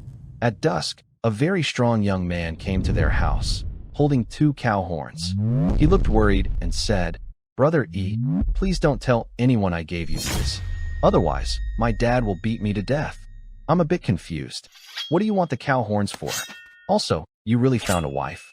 Weren't we supposed to agree that whoever finds a wife is a fool? I just went to my grandma's house with my mom. How come you found a wife when I wasn't looking?" Wang Hongtao, Shiyi's childhood friend, grew up with him. His father is a carpenter in the village, and he took over his father's work. Shi asked his third aunt to help find him because he liked the 2 cow horns hanging in his house. Shi took the 2 horns from his hand and said, "You think I don't know? You're probably trying to find a wife so you can stay single together, making everyone else single too, so you're comfortable.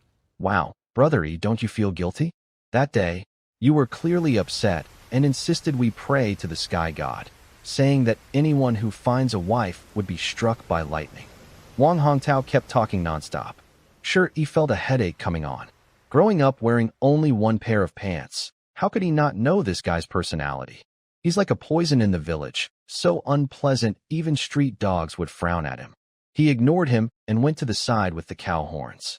After handing the prey to Wang Jijiao, he took out some tools.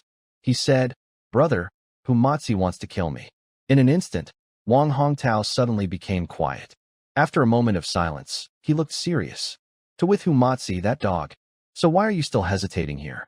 Just take your wife and run." Smack. Shi took out a Zhuge crossbow from his bag. "If he dares to come himself, I will kill him." When he said this, a cold aura radiated from Shi. His eyes burned with a fierce red, showing his unyielding will not to be trampled by fate. Seeing the red in his eyes, Wang Hongtao's heart suddenly sped up.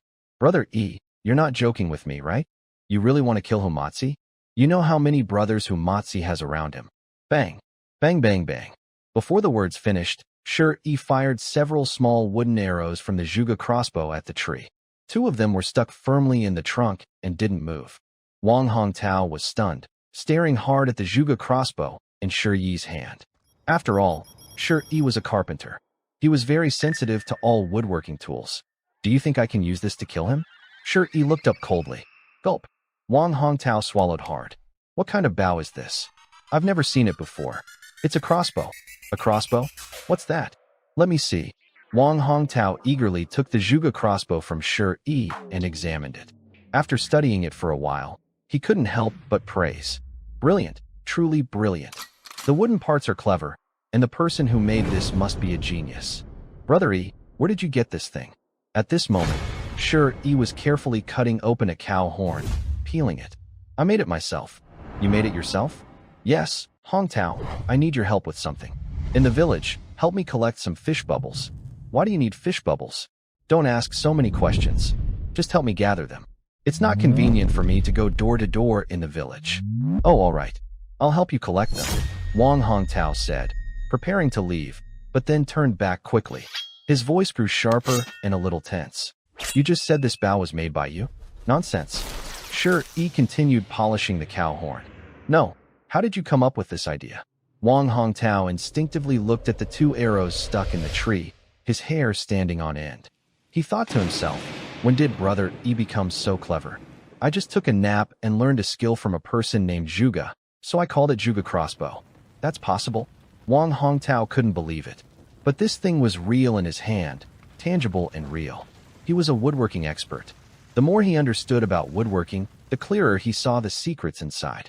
The more he understood, the more he realized how terrifying this thing was. If only the soldiers in Shiguan had one of these each. Is the matter of the western state invading the border still worth worrying about? So everyone's heart is in their throat. It's nothing serious. Quickly help me gather some supplies. I'm in a hurry, and I'll explain everything to you later.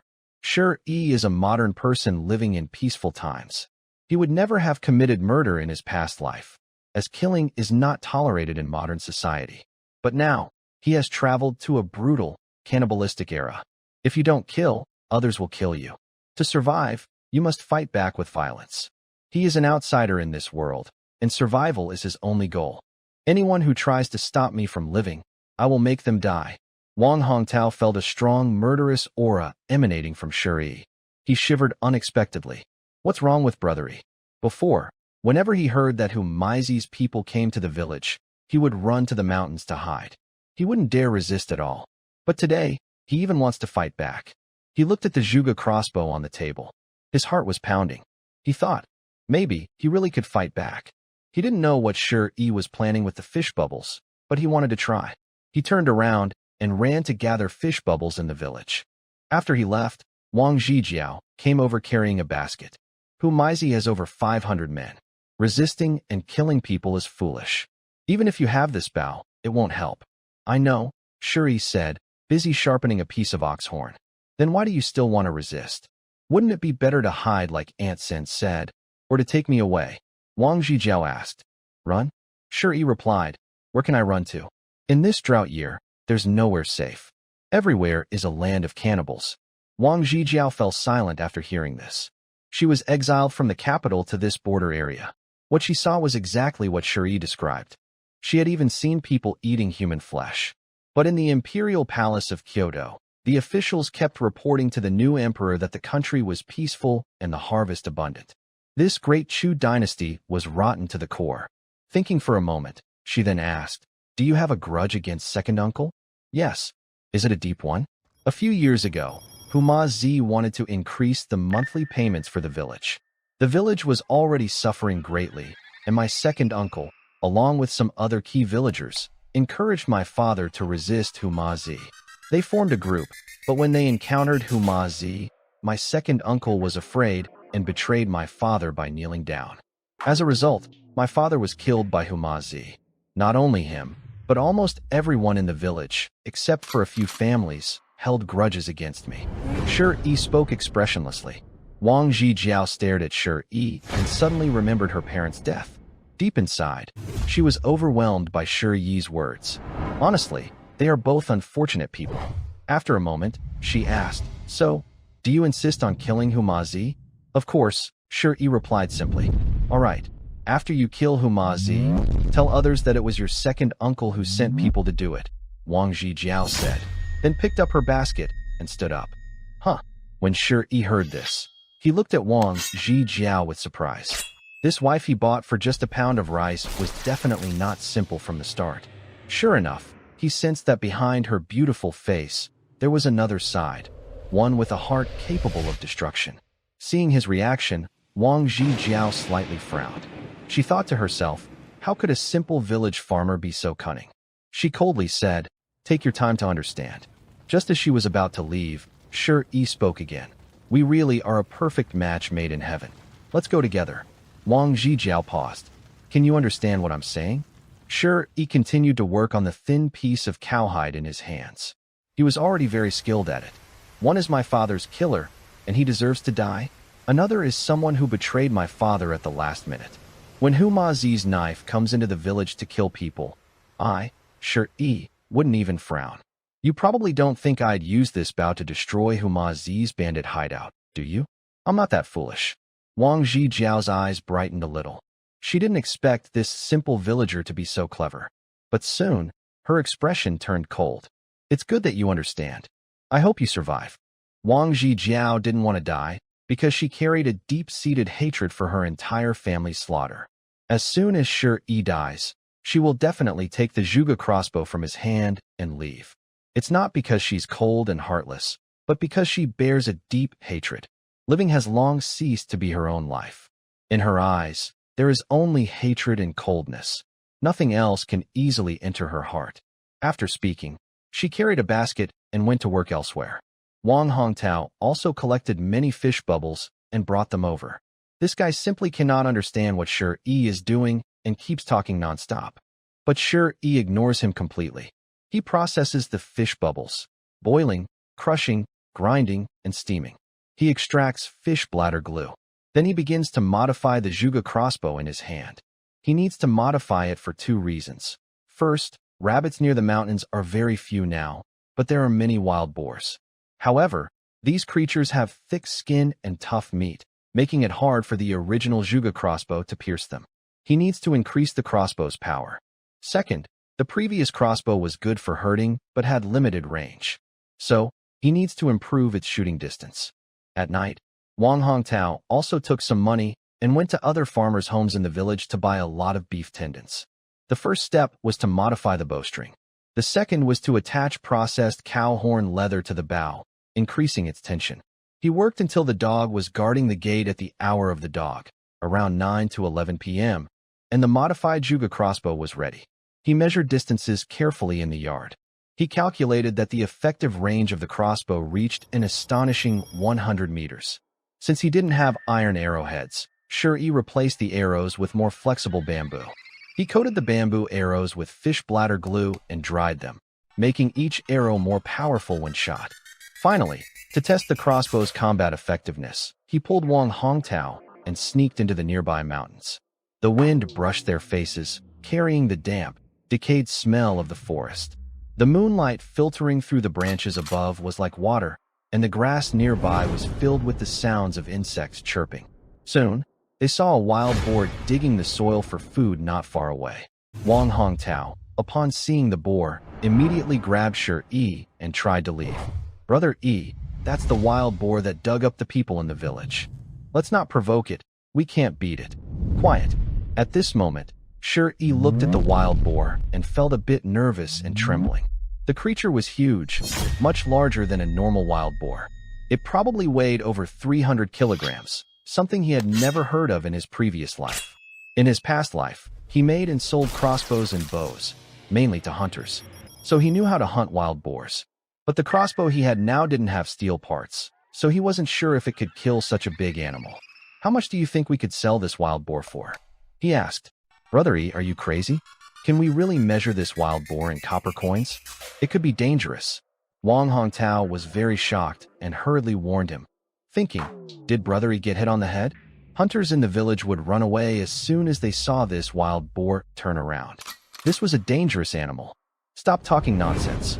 Help me calculate if it's worth the risk," Shi said quietly. Wang Hongtao looked like he wasn't joking and quickly said, "If we take it to the town, we can sell it to the Western Gate Army. I heard soldiers there like to eat wild boar meat. At least, this boar could sell for over 800 coins. 800 coins, Shi thought to himself. 5 coins for a gene of rice. 800 coins isn't a small amount. After thinking for a moment, he gritted his teeth and said, "Let's do it." "Brother Yu." Wang Hongtao started to speak. "Stay there. I'm going to deal with it," Shi said firmly. His heart was pounding as he slowly moved closer.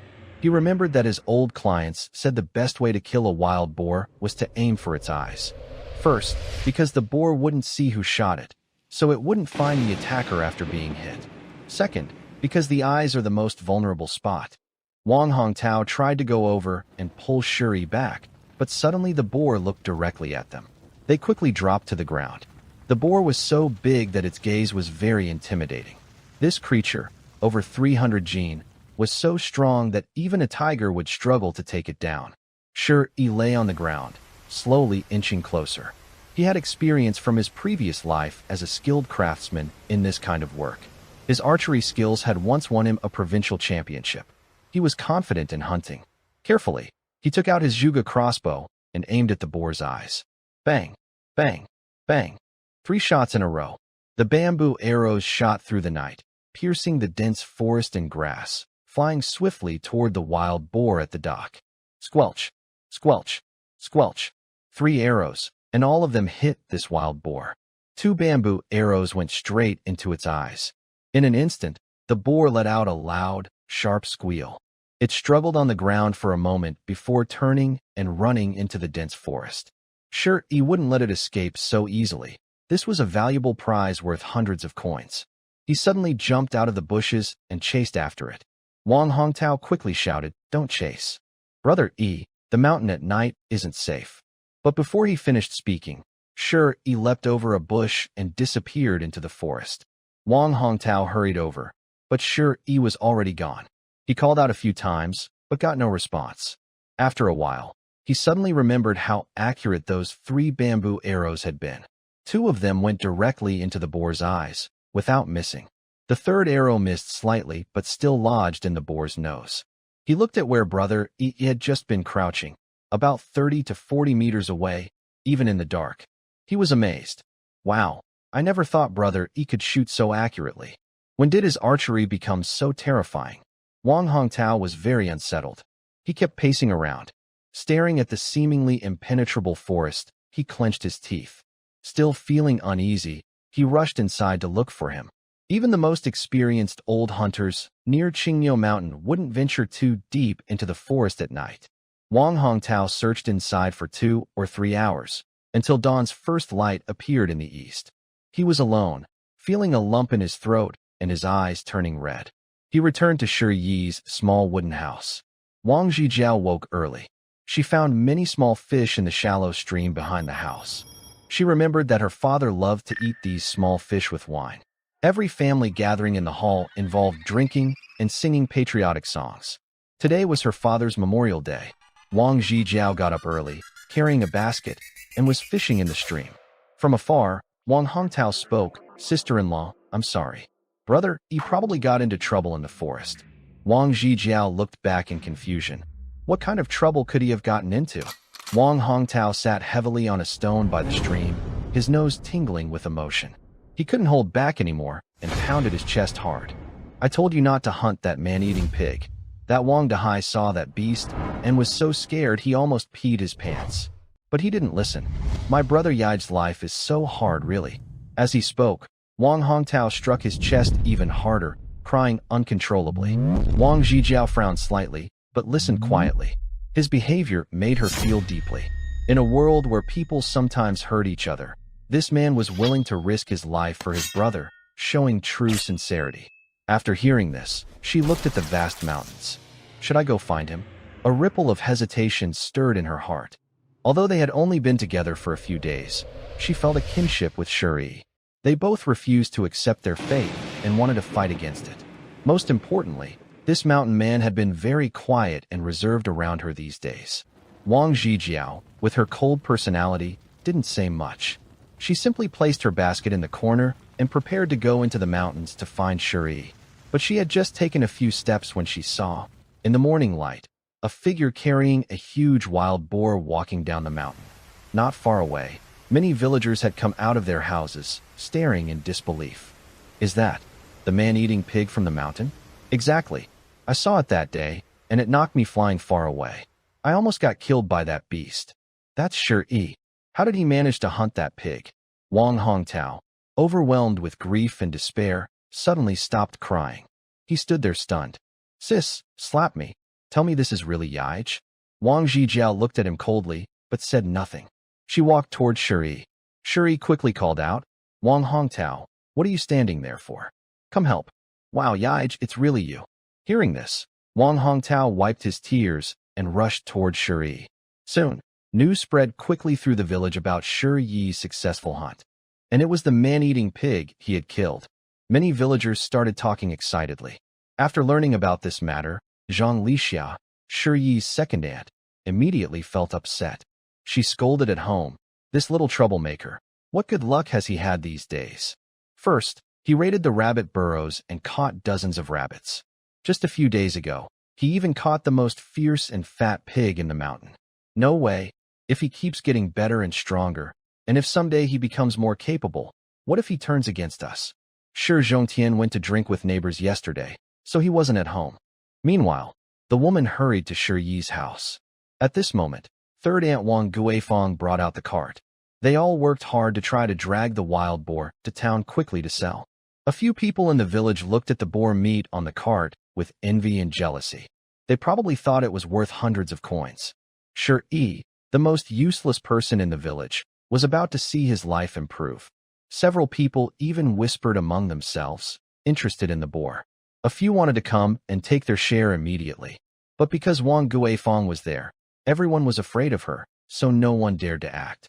After tying up the big, fat pig, Wang Guifang lowered her voice and told Shuri, hurry up and take it to town to sell. Everyone in the village has bad intentions. Auntie is at home, so no one will dare hurt Zhijiao.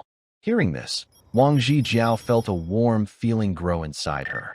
It had been a long time since she felt cared for like this. She said nothing. Shuri nodded and then looked at Wang Zhijiao. This pig can probably fetch a good price. Is there anything you want to buy? Once I exchange the coins, I can buy it for you. Wang Zhijiao felt mixed emotions. After a moment, she shook her head. Help Qian Qian and Auntie buy some things. They are the most important people to you. I'm not. Wang Zhijiao clearly felt Shi Yi's concern, but she was resisting. Because she knew she couldn't stay here forever, she still had revenge to seek. If people found out about her relationship with Shi Yi, the entire village might be wiped out by his enemies. The best way is still not to get involved with him. It's also for his own good. So I suppressed my feelings and didn't speak. Shuri smiled and said, all right, I'll handle it myself. Aunt, I'll bring you some things later. Nonsense. After you exchange money, save it. You still need to live your life, Wang Guifang nagged. Just as Shi Yi and Wang Hongtao were pushing the wild boar to leave from the crowd, second Aunt Zhang Lixia stepped forward. She stood firmly on the meat pig. She crossed her arms and looked at Shi Yi. Wait, who gave you permission to sell it? This wild boar belongs to our mountain. It's from our village. It should be handled by your second uncle, the village chief. You have no right to sell it privately. Wang Guifang saw it was this woman. Usually tough, she didn't dare say much now, because she knew this woman's family had someone working in the county office. In past arguments, she could only endure. She held back her anger and said, second sister-in-law, Ear risked his life in the mountains yesterday to bring this back. How could it be handed over to others to deal with? Yes, this belongs to our village. Although you brought it back, you have no right to handle it. I have a suggestion. Why not share it with others in the village, one piece of meat per household? That way, the distribution would be fair. Sure, he has no right to sell it privately. The others, who had long been jealous and eager, saw Zhang Lijuan leading the way. One by one, shamelessly staring at Shi Yi, they shouted angrily. Bang! A kitchen knife was swung directly at Zhang Lixia's leg. Fortunately, someone quickly grabbed her from behind and pulled her back. Otherwise, her leg would have been cut off. The villagers trying to cause trouble and take advantage of the wild boar suddenly fell silent. Zhang Lixia's skin was covered in goosebumps. But she saw that Shi Yi was the one who had swung the knife. He immediately became furious. You little brat, are you trying to defy me? How dare you? Before he could finish, Shi Yi pointed the knife at his face and coldly said, if you keep making trouble, I will kill you. It was cold, terrifyingly cold. Zhang Lixia grew up watching Shi Yi since they were children. In her eyes, he was just a fool. She used to envy her older brother being the village chief, and she often caused trouble at home, bullying Shi Yi's grandmother. Once, she slapped her in front of everyone. Since then, Zhang Lixiao has held a grudge, but she lacked the ability to get revenge. So, she would secretly pinch Shi Yi when no one was looking. He never fought back, always accepting it quietly. He has always been simple and obedient. But now, the look in his eyes was so intense, it was almost frightening. Just by exchanging a glance with Shi Yi, Zhang Lixiao froze in place, speechless. Then, Shi Yi pointed his knife at others. Shameless, if you want to take advantage, come on. Everyone originally wanted to take advantage but felt guilty. Seeing Shi Yi fighting so hard, they all fell silent. Wang Guifang couldn't bear it anymore. She shouted, "Look at you all. Some of you are elders in the village. For just a little benefit, you've lost all shame. Isn't that embarrassing? Get out of the way." Seeing Wang Guifang also couldn't stand it, no one dared to provoke her. They knew they wouldn't get any benefit, so they quickly dispersed. Shi Yi and Wang Hongsheng hurriedly pushed their cart away from there. After they left, Zhang Lixiao's face twitched uncontrollably. Her expression was full of hostility. She looked at Wang Guifang with a very angry gaze and said, "Wang Guifang, I wonder how long you can protect this kid." After saying this, she angrily left. Today, she had lost face in front of her family. Wang Zhijiao came over, looking at Zhang Lixiao's nearly exploding back, and said, "How can her character be so low?" Wang Guifang shivered and quickly pulled her back. Children shouldn't talk nonsense. It might bring trouble. Someone in Zhang Lixiao's family works at the county office. We must not provoke her. A family member working at a small county office, and they can be so arrogant? Wang Zhijiao said, radiating an intimidating aura. Wang Guifang was stunned for a moment. "Child, what is your background? I feel like you." "Auntie, I need to go do something." After saying this, Qingling Wang Zhijiao turned and walked away directly. Behind Wang Guifang, she felt a chill and got goosebumps. This girl has been coming to our house for several days, always cold and not smiling. I think she's not an ordinary person. Can my ear handle this girl? Wang Guifang is Shi Yi's aunt, so she would only worry about her nephew. "Officer, 500 coins, plus 30 arrows. You can take this wild boar. Also, I heard that many officers like to eat wild boar meat. I can supply it to you in the future." Behind the back door of the West Gate Army Camp's kitchen, Shi Yi, dressed in military armor and with a big beard, stood quietly in front of a strong soldier. This man is the head of the kitchen staff. About an incense stick ago, this young man brought a wild boar here. His offer wasn't very high, lower than the market price, but he wanted 30 bronze arrows. In this era, metal items are controlled by the government, especially arrowheads, which are only available in the military camp. If someone leaks them outside, they would be punished in the army. The head looked at the wild boar and drooled, very greedy. 30 arrows isn't a lot. In terms of value, they're a good deal for him. So, he thought for a moment and sent someone to get 30 arrows. He also handed over 5 strings of copper coins. He said, "Kid, I don't know what you want the arrows for, but I warn you, don't spread the word, understand?" Shi Yi saluted. "Don't worry, officer, I won't cause trouble for you." After thinking, he put another string of copper coins into the officer's hand. "Rural folks don't know manners. I rely on you, officer, to feed us." Then he collected the other 4 strings of copper coins and the bronze arrows. After bowing to the officer, he turned to leave. The heavily pregnant officer watched Shi Yi from behind, weighing the copper coins in his hand. This kid looks like a rough mountain villager, but he's quite perceptive. Rare.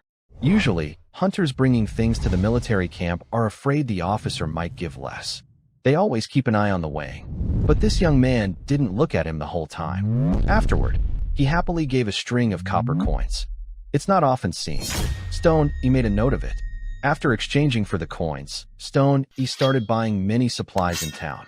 Of course, he also shared a lot of supplies with Wang Hongtao. This young man was often so hungry that his stomach pressed against his back, and he would lie by the water ditch to drink water and fill his stomach. Passing by a stall selling fried dough, Stone, he bought him 2 pieces. He ate them with his mouth full of oil, feeling very satisfied. During the dry season, having a meal that fills your stomach is the happiest thing for ordinary people. Soon, he was back near sunset.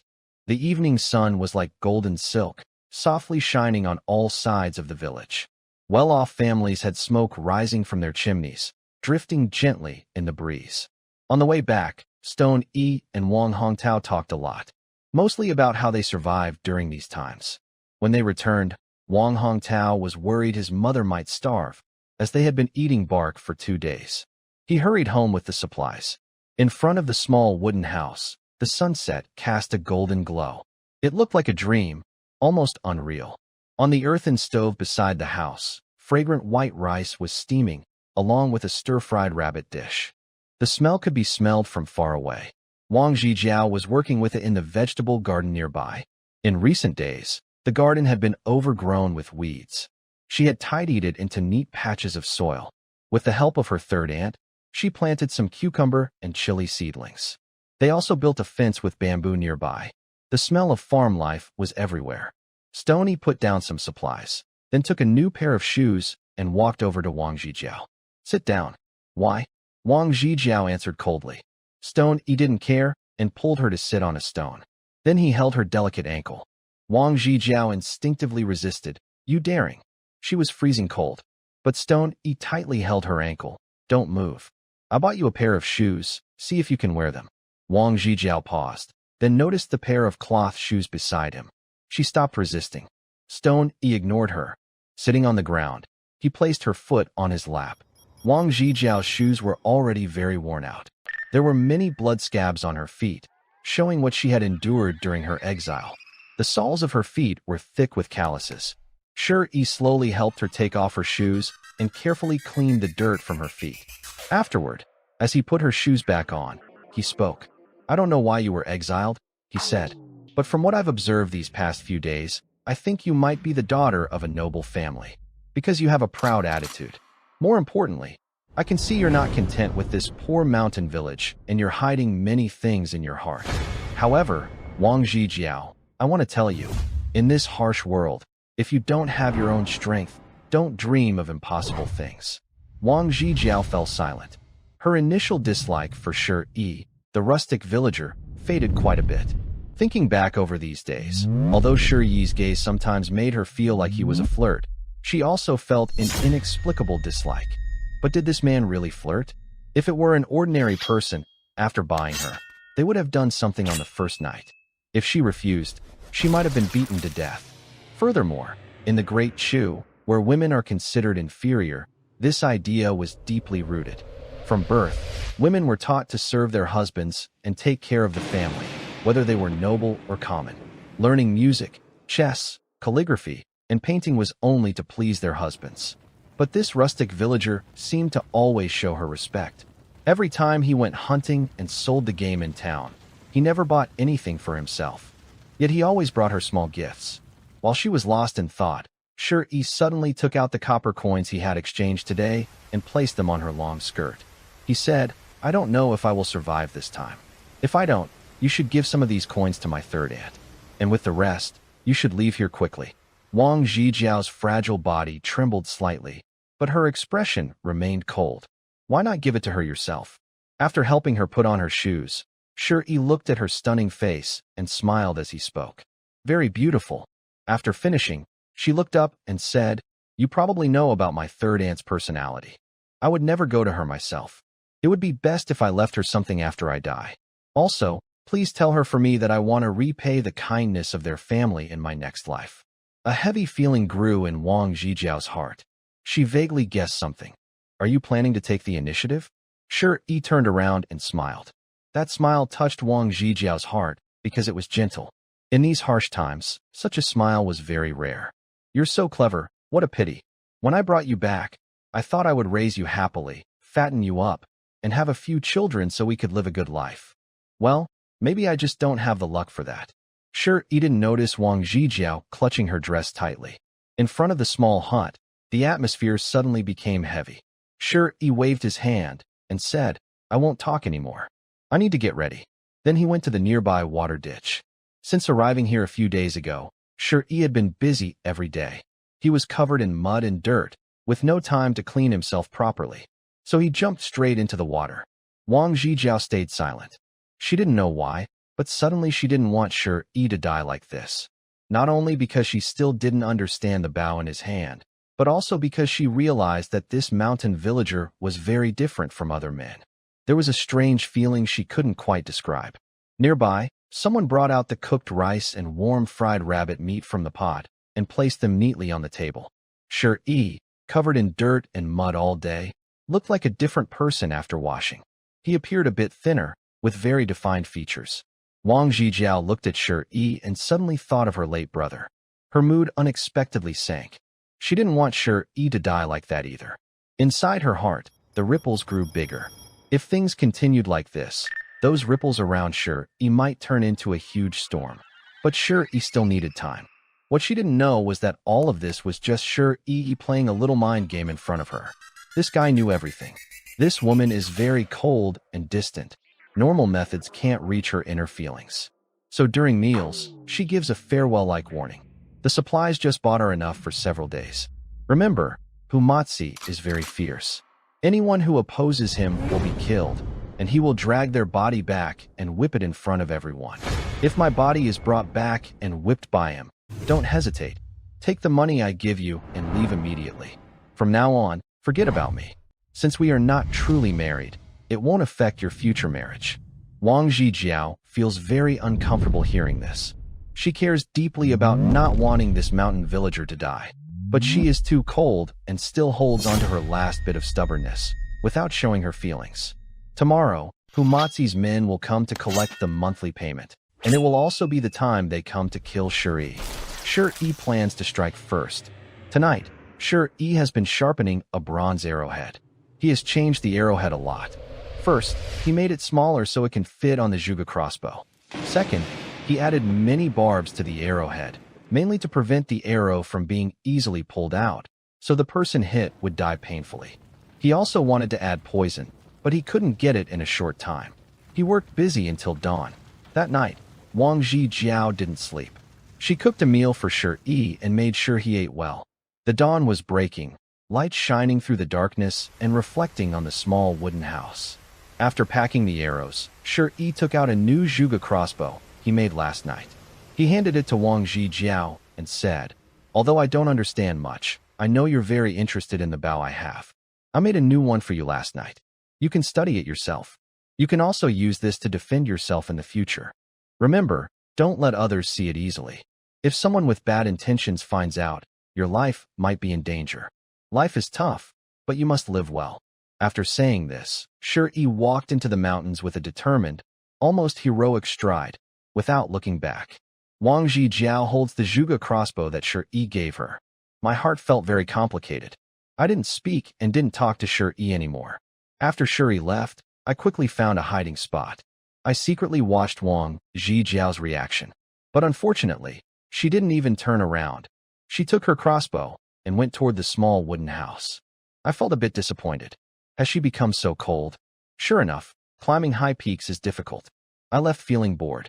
What I didn't know was that just as I turned around, Wang Zhijiao, who was at the door, also turned back.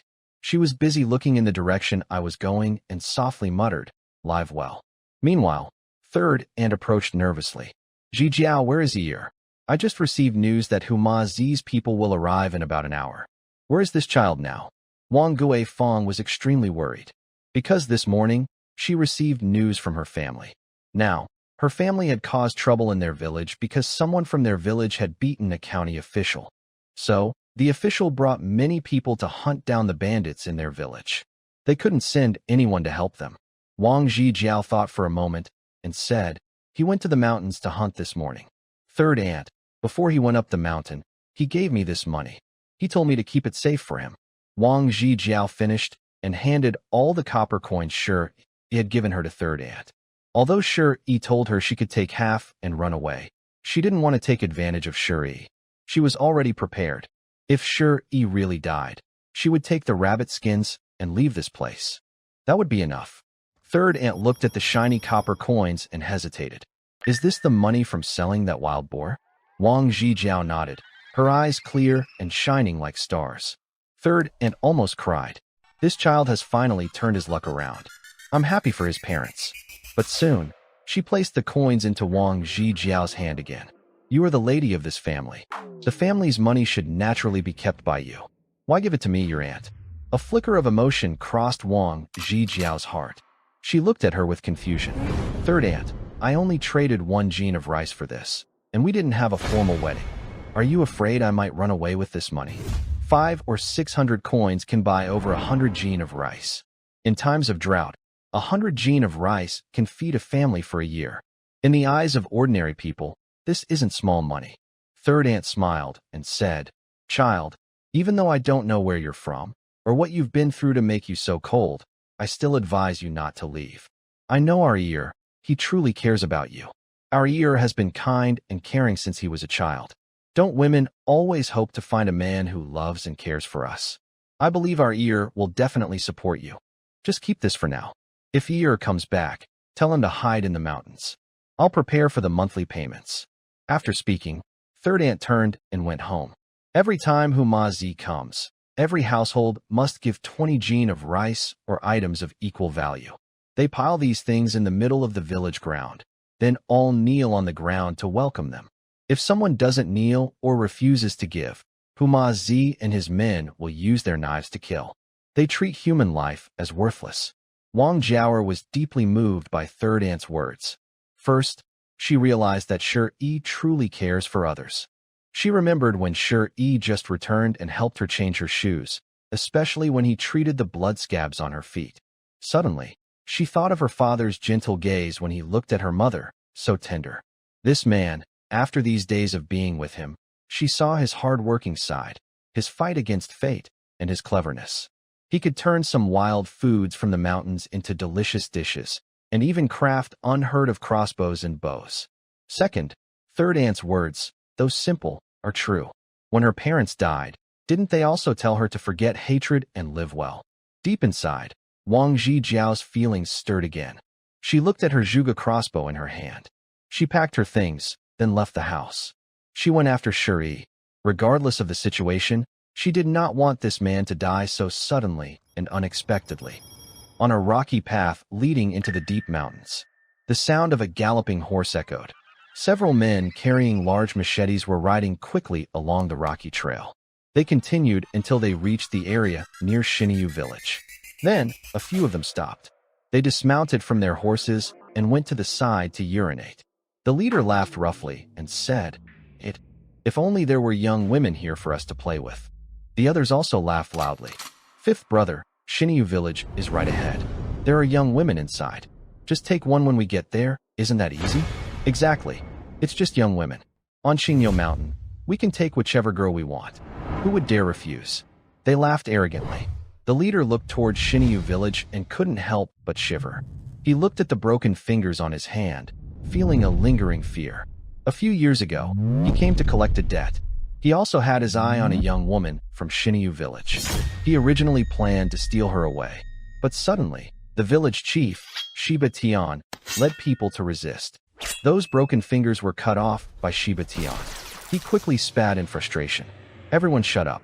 This time, we need to be extra careful. Don't forget, the big boss also ordered us to kill Shiba Tian's son. Don't let that kid turn around and kill us first. Fifth brother, do we really need to be so nervous? One of the men stepped closer. I admit, Shiba Tian is a tough guy, but his son is just a useless brat. Last time I came here, you saw how he begged and groveled in front of me. Calling him a dog is an insult to dogs. When the leader heard this, he looked serious, and the others immediately shut their mouths. But soon, they burst into loud laughter. That description fits him perfectly. You're right. Calling him a dog is actually insulting dogs. Haha. Fifth brother, you looked so scared just now. I thought you were angry. Fifth brother, later, give me that kid. I want to cut him into pieces and listen to his screams. The fifth brother was in a very good mood after hearing this. He waved his hand. All right, let's go. No wasting time. Then he pulled the horse's reins and mounted the horse. But as soon as he was up, a sharp arrow shot through the air with a whistle, piercing into his throat. The attack was sudden, catching everyone off guard. The second in command was stunned, his face frozen. A feeling of suffocation suddenly overwhelmed him. His eyes involuntarily rolled downward, and he saw a short arrow almost piercing through his neck. He made a choking sound. He quickly looked at his companion, wanting to say something, but he couldn't speak a word. The second in command. Who's attacking us? Who dares to ambush us? Come out and face us if you have the guts. You're so bold, daring to attack us, the people of Humazi. Suddenly, before he finished speaking, another sharp arrow shot out from the bushes. It hit firmly on his throat. The force of the arrow was strong, piercing straight through his neck. Old Zhang, why are you just standing there? Which way did they go? Kill the rat hiding in the bushes. After shouting, a large man and 3 others, all holding big knives, rushed forward. Whoosh, whoosh, whoosh. Several arrows flew out from the bushes, hitting their targets accurately. Each arrow pierced into flesh. One person was extremely frightened. Who's ambushing us? Run. Hurry. There must be more than one person in those bushes. Their understanding was that if only one person shot an arrow, there would be a delay before the next. But these arrows came in quick succession, all at once, which meant there were definitely many people hiding in the bushes. In just a moment, these men had no intention of fighting anymore. They quickly turned and ran. But more arrows followed behind them, whistling through the air. All of them fell to the ground, terrified, staring in the direction from which the arrows came. The atmosphere around instantly turned deadly. Finally, Shi stepped out of the bushes. He was masked, with only 2 cold, emotionless eyes visible. He looked like a demon king from the few survivors on the ground. Is it just one person? Immediately, someone shouted at him, "You! How dare you? Do you know who we are?" Bang! Shi directly pulled his Zhuge Bao and shot an arrow at the man. An arrow pierced into his head. His expression froze, and his eyes showed a trace of unwillingness. He collapsed with a loud thud. The remaining 2 were so scared they froze. They hurriedly crawled toward a certain place. But in Shi's mind, he saw the scene of his parents being killed by this group of people, and the moments when this group humiliated him in the village. Humazi's men. They killed without mercy, and no one was innocent. Everyone's hands were stained with the blood of people from the major villages on Qingyo Mountain. So he casually raised his crossbow and shot. A sharp arrow pierced into one man's back. This man also fell to the ground, silent forever. Only one person was left. This person had been shot in the leg. He was also smart enough to realize he couldn't escape. He quickly turned around, knelt on the ground, and kept kowtowing to Shi. "Hero, spare my life. Let's talk nicely, don't kill me. Please, I don't want to die. You can do anything I ask. I'll serve you like a beast or a horse." Shi looked at him. He remembered something. Last month, when Humazi's men came to collect monthly payments at the village, this man was also there. At that time, he also knelt before those men. This man slapped him. Then he stepped on his head and spat a few times, humiliating him from above. In the memories of his previous self, these people were like towering mountains he couldn't cross. Whenever he saw them, he instinctively felt very afraid. But now, it seemed, these people would also beg for mercy like dogs. Shi was not at ease. First, he ignored him. He walked over to the others. Fearing they might not be truly dead, he held his Zhuge crossbow and shot arrows into each of them, one by one. It looked just like the Grim Reaper walking among people, killing. Even this ruthless bandit, who killed without blinking, felt goosebumps crawling over him as he watched Shi reload arrows one by one. After all the arrows had been shot into everyone, Shi picked up a stone from nearby. He walked in front of the person and coldly said, "Open your palm and lay it on the ground." The person didn't know what he wanted to do, but didn't dare to resist. He quickly opened his hand on the ground. "Sir, please don't kill me. From now on, I will be like a bang." Before he finished speaking, Shi raised the stone and struck the back of his hand. The man immediately let out a loud, painful scream. But Shi didn't stop there. He tightly held his hand and struck it again with the stone. The pain shot straight into his heart. The man couldn't bear it anymore. He collapsed on the ground, trembling with pain. His mouth turned pale. Shi continued and struck again, one stone after another, until the hand was bloody and mangled. After finishing with that hand, he pressed the other hand on the ground and struck it as well. Finally, the man was so hurt that he went numb. He lay there like a dead dog, motionless and weak. Shi finally stopped. He said to him, "Go back and tell Humazi that I am the Wolf King. One mountain cannot hold 2 tigers. From today, his festival day is getting closer day by day." At this moment, his face showed no emotion, as if he were a judge from The man on the ground shivered when he heard this. Why, you really don't plan to kill me? I still need a dog to go back and warn Humazi, so you're lucky to still be alive. Get lost. The man seemed to clutch the last straw of hope and immediately got up and ran away. Sure, he initially wanted to shift the blame to his second uncle, but he thought carefully later. Although most people in the village were his enemies, there were still a few families who had been kind to him over the years, and they had taken care of him. If I bring this troublemaker into the picture, there's no need to say more. Humazi will immediately lead his army to attack his village, killing everyone inside, including his uncle's family. He doesn't want to take that risk, so he thought of a different plan involving the Wolf King. After that person limped away, you might think sure he would just go home quietly. But no, he didn't. He covered his face, tidied up his clothes, and rode a horse left by the bandits toward Shernyo village. About half an hour later, Shi arrived back at the village on horseback. At the village gate, a large crowd was waiting, including his second uncle. When they saw the horse approaching, his second uncle quickly shouted to everyone, "Everyone, kneel down now." Inside the village gate is a large open space, which is the center of the village. The land is lower here, surrounded by hills with hundreds of houses scattered on them. Hundreds of people in the village were kneeling at the entrance, trembling with fear. Even the government officials coming to Qingyo Mountain couldn't do anything. Humazi is the real ruler here, holding all the power over life and death. Everyone was trembling. Sure, he rode his tall horse closer to the village gate. Influenced by the memories of the original owner, he suddenly felt a wave of sadness. This village was built by his father, who was a wealthy landowner in the area when he was young. Later, he fled here with his siblings, losing all his wealth, and built many houses. Many residents of Shernyo village are actually refugees. When they arrived, his father gave them the houses for free so they could settle down. Since his father died, the villagers have been afraid Humazi would kill them. Few dare to come near Shi, and he isn't even allowed to enter the village through the main gate. For several years, he hasn't been able to walk into the village openly, and he has been pushed to a small wooden house on the mountain's edge. Thinking of this, his heart grew colder than ever. Looking at the hundreds of people inside the village, he clenched his fists tightly. A bunch of ungrateful wolves. My father gave you houses to live in and a place to settle down. But after my parents died, you didn't even let his remains enter the village gates. None of you are good people. Shiyi's heart was frozen with anger. He rode his horse quickly to the village entrance. Shi Zhongtian suddenly bowed deeply. "Greetings, sir. The village has collected all the monthly payments. Please count them." Shi noticed that Shi Zhongtian's voice was trembling slightly as he spoke. Even his usually domineering wife, Zhang Lixia, was nearby and seemed nervous. Shi sat on his horse, looking down from above. "Convert all the supplies into silver and give it to me." "Silver?"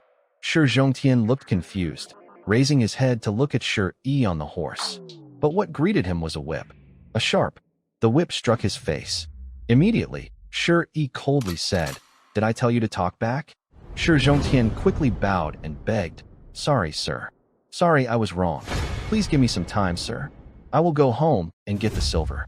After speaking, Shi Zhongtian quickly signaled to his wife, Zhang Lixia. Zhang Lixia dared not argue and hurriedly stood up, taking small steps to go inside. In a short while, she returned with a few silver coins. Carefully, she held them out to Shi. "Here, sir. Please take this." Shi took the silver, put it into his bag, and didn't stay long, worried about revealing himself. After taking the silver, he turned his horse around and rode away. This scene left everyone in the village stunned. Until the horse disappeared down the road, Lu Zhigao cautiously looked up. Seeing that the person had left, he hesitated and asked, "Village chief, is this person from Humazi's group? Why does he seem different from usual?" Hearing this, others also looked up carefully. After confirming, another person spoke. "Yes, every time Humazi's people come, they bring a cart. And also, there are 4 or 5 people, so why is only one person coming this time?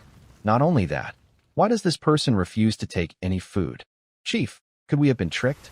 Hearing this, everyone in the village became very worried, because they had a hard time gathering enough money for their monthly payments. If a scammer came, how would they explain to the others who were coming later? Suddenly, these worries spread among the crowd. Shi Zhongtian grew impatient and shouted, "Everyone, Shut up. Think carefully with your brains. In Qingyo Mountain, is there anyone brave enough to pretend to be Huma Zi and trick the village into paying? Unless they don't want to live anymore. Hearing this, some people seem to think it made sense. Huma Zi is known for being ruthless and not hesitating to kill. He considers human life worthless. If someone dares to impersonate him, that person will be quickly dealt with and destroyed. After their chief said this, everyone felt reassured. But Zhang Lixiao looked at the small wooden house on the hill with a sinister expression. Boss, this matter seems a bit strange. Isn't there news from Huma Zi that he wants to kill Shuri? Why did this person come to take the money and then leave immediately? Who does Huma Zi want to kill in Qingyo Mountain? Has he ever broken his promise? Oh no. Hearing this, Shi Zhongtian immediately reacted. Quick, bring my horse here. The calm crowd suddenly erupted into chaos. Soon, someone led Shi Zhongtian's horse over. Shi Zhongtian dared not stay. After mounting his horse, he cursed loudly at the stone path. Thief, how bold of you! How dare you come here to deceive us openly? He quickly chased after the person. However, Shi, who had the money, ran wildly ahead. By the time Shi Zhongtian caught up, he was gone. But after chasing for about half an hour, Shi Zhongtian was stunned by what he saw. He saw several people lying on the ground. One had a small wooden arrow stuck in his forehead. 2 others had small wooden arrows in their throats. Their deaths were very tragic. When he approached and saw the face of the person lying on the ground clearly, he was so frightened that he sat down on the ground and fell back. Isn't this Fifth Master? Who? Who killed Fifth Master? That's Huma Zi's sworn brother. Could it be him? In Shi Zhongtian's mind, he suddenly remembered the person who had taken a few taels of silver from him earlier in the village. Who is that young man? How dare he kill Huma Zi's sworn brother? Does he have a death wish? After calming his mind, Shi Zhongtian dared not stay too long because he was afraid others from Huma Zi's group might come. If they arrived and saw only him at the scene, he would be the one who killed Fifth Master. He also dared not chase after the young man who had just stolen his silver because that boy had killed so many people and probably had extraordinary skills. Chasing him would likely mean death either way. So he quickly mounted his horse and returned to the village. Throughout the day, Shi collected about 4 or 5 taels of silver from Shernyo village. Then, he didn't stop. Instead, he started wandering near the entrances of several nearby villages, specifically targeting Huma Zi's men. It went very smoothly. His Zhuge crossbow was like a powerful weapon in this world, comparable to a Gatling gun from the era of cold weapons. Whenever he shot, it was guaranteed to kill. He searched through the surrounding villages, and by nightfall, he had nearly 13 taels of silver in his hands. When he returned, he placed his horse in a cave on the back mountain. However, he couldn't find Wang Zhijiao. Afraid something might have happened to her, he went out to look around. The village was already in chaos. Shi Zhongtian had brought back the news that Huma Zi's men had been killed. The key point was that the deaths occurred not far from their village. Everyone was worried that Huma Zi might think they had killed his men. So the village elders all went to Shi Zhongtian's house to discuss what to do next. Shi searched the village but couldn't find anyone. Honestly, he felt a bit disappointed. In his previous life, he was a single man, never married. In this life, he admitted that when he first saw Wang Zhijiao, it was only because she was pretty. And she was also the most unwanted girl. It is driven by a man's instincts. So I bought this treasure with a pound of rice. I originally thought that although the woman was quite aloof, I would eventually conquer her and have many children with her, experiencing the warmth of family I never knew in my past life. But unexpectedly, she really left. Brother, Zhijiao Jiejia, has she left our house? After returning, my younger cousin Shi Qianqian came to my house. She held her head high, looked at Shi with a round, chubby face that was very cute. Shi felt a bit sad and disappointed. He gently patted her head with a bitter smile and said, "It's okay, she probably left. Later, I will find another sister for you." As he said this, he felt a bit angry inside. He thought to himself, "No matter what, I took care of you for a few days." He was impatient, thinking she might leave suddenly, faster than anyone else. Hearing this, Shi Qianqian was a little unhappy. But I think Zhijiao Jiejia is very nice. She even taught Qianqian to write big characters. And she told me that even though she's a girl, she should learn to write. Brother, why did Zhijiao Jiejia leave? The more Shi thought about it, the angrier he got. He turned his back to Shi Qianqian and focused on his own affairs. He replied, "Probably because she's tired of our poor family. What else could it be?" "Oh, brother, what does poor mean?" Shi Qianqian was only a few years old, so she didn't understand much about the adult world. Suddenly, behind her, Wang Zhijiao's cold voice sounded. "Do you miss me that much?" The atmosphere suddenly became awkward. Shi Qianqian turned around and saw her, her young face immediately showing a look of surprise. "Zhijiao Jiejia, you didn't leave?" She was very excited and ran over happily. Shuri looked back and confirmed it was indeed Wang Zhijiao. At this moment, Wang Zhijiao was holding a small rabbit, looking a bit disheveled, as if she had just returned from a hunt in the mountains. There was a moment of awkwardness, and she finally said, "I thought you took the money and ran away." When Wang Zhijiao first returned, she saw that Shi was safe and sound at home. In her heart, she was very happy and excited. But just as she was about to speak, Shi suddenly said something that dampened many complicated emotions inside her. Wang Zhijiao gently picked up Shikiankian. She limped towards the wooden cabin. "I don't feel at ease about you, so I want to help. But when I was walking behind, I saw some dead bodies. Then I saw your second uncle riding over and talking to himself. He said those people belonged to the Humazi gang. Knowing you should have already escaped. Coincidentally, a rabbit was peeking nearby, so I went to hunt it, which took a little time." Deep inside, she suddenly felt a warm sensation. In his past life, he was single. He grew up in an orphanage. No one ever worried about his safety, especially facing the big bandit Humazi, who was still following him. So, his sad mood immediately disappeared. After Wang Zhijiao sat down, she came over, squatting in front of her, ready to hold her little leg. But Wang Zhijiao coldly said, "What do you want to do?" She instinctively moved her leg away, but she grabbed it firmly, saying, "Don't move." He looked a bit fierce. Scared, Shikiankian quickly covered her mouth. Because in her memory, her brother was never this temperamental. Wang Zhijiao struggled a few times, but didn't move, unable to resist. Blood seeped out from her ankle cuff. She ran over to the stove and brought some ash. He applied it to the wound while saying, "Silly girl. You're just a weak woman, rushing over. What can you do to help me? It's lucky you arrived just as I finished the fight. Otherwise, what if you got hurt?" Hearing this, Wang Zhijiao was initially annoyed by what she said, but suddenly, her heart softened. Those clear, lively eyes looked at she carefully, and her cold heart felt a warmth she had never experienced before. The icy mountain in her eyes melted a little again.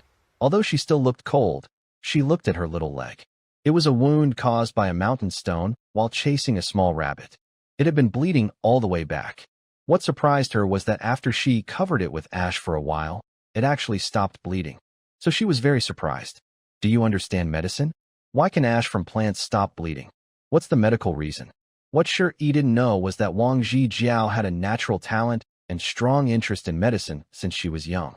However, in Great Chu, there was a strong preference for men.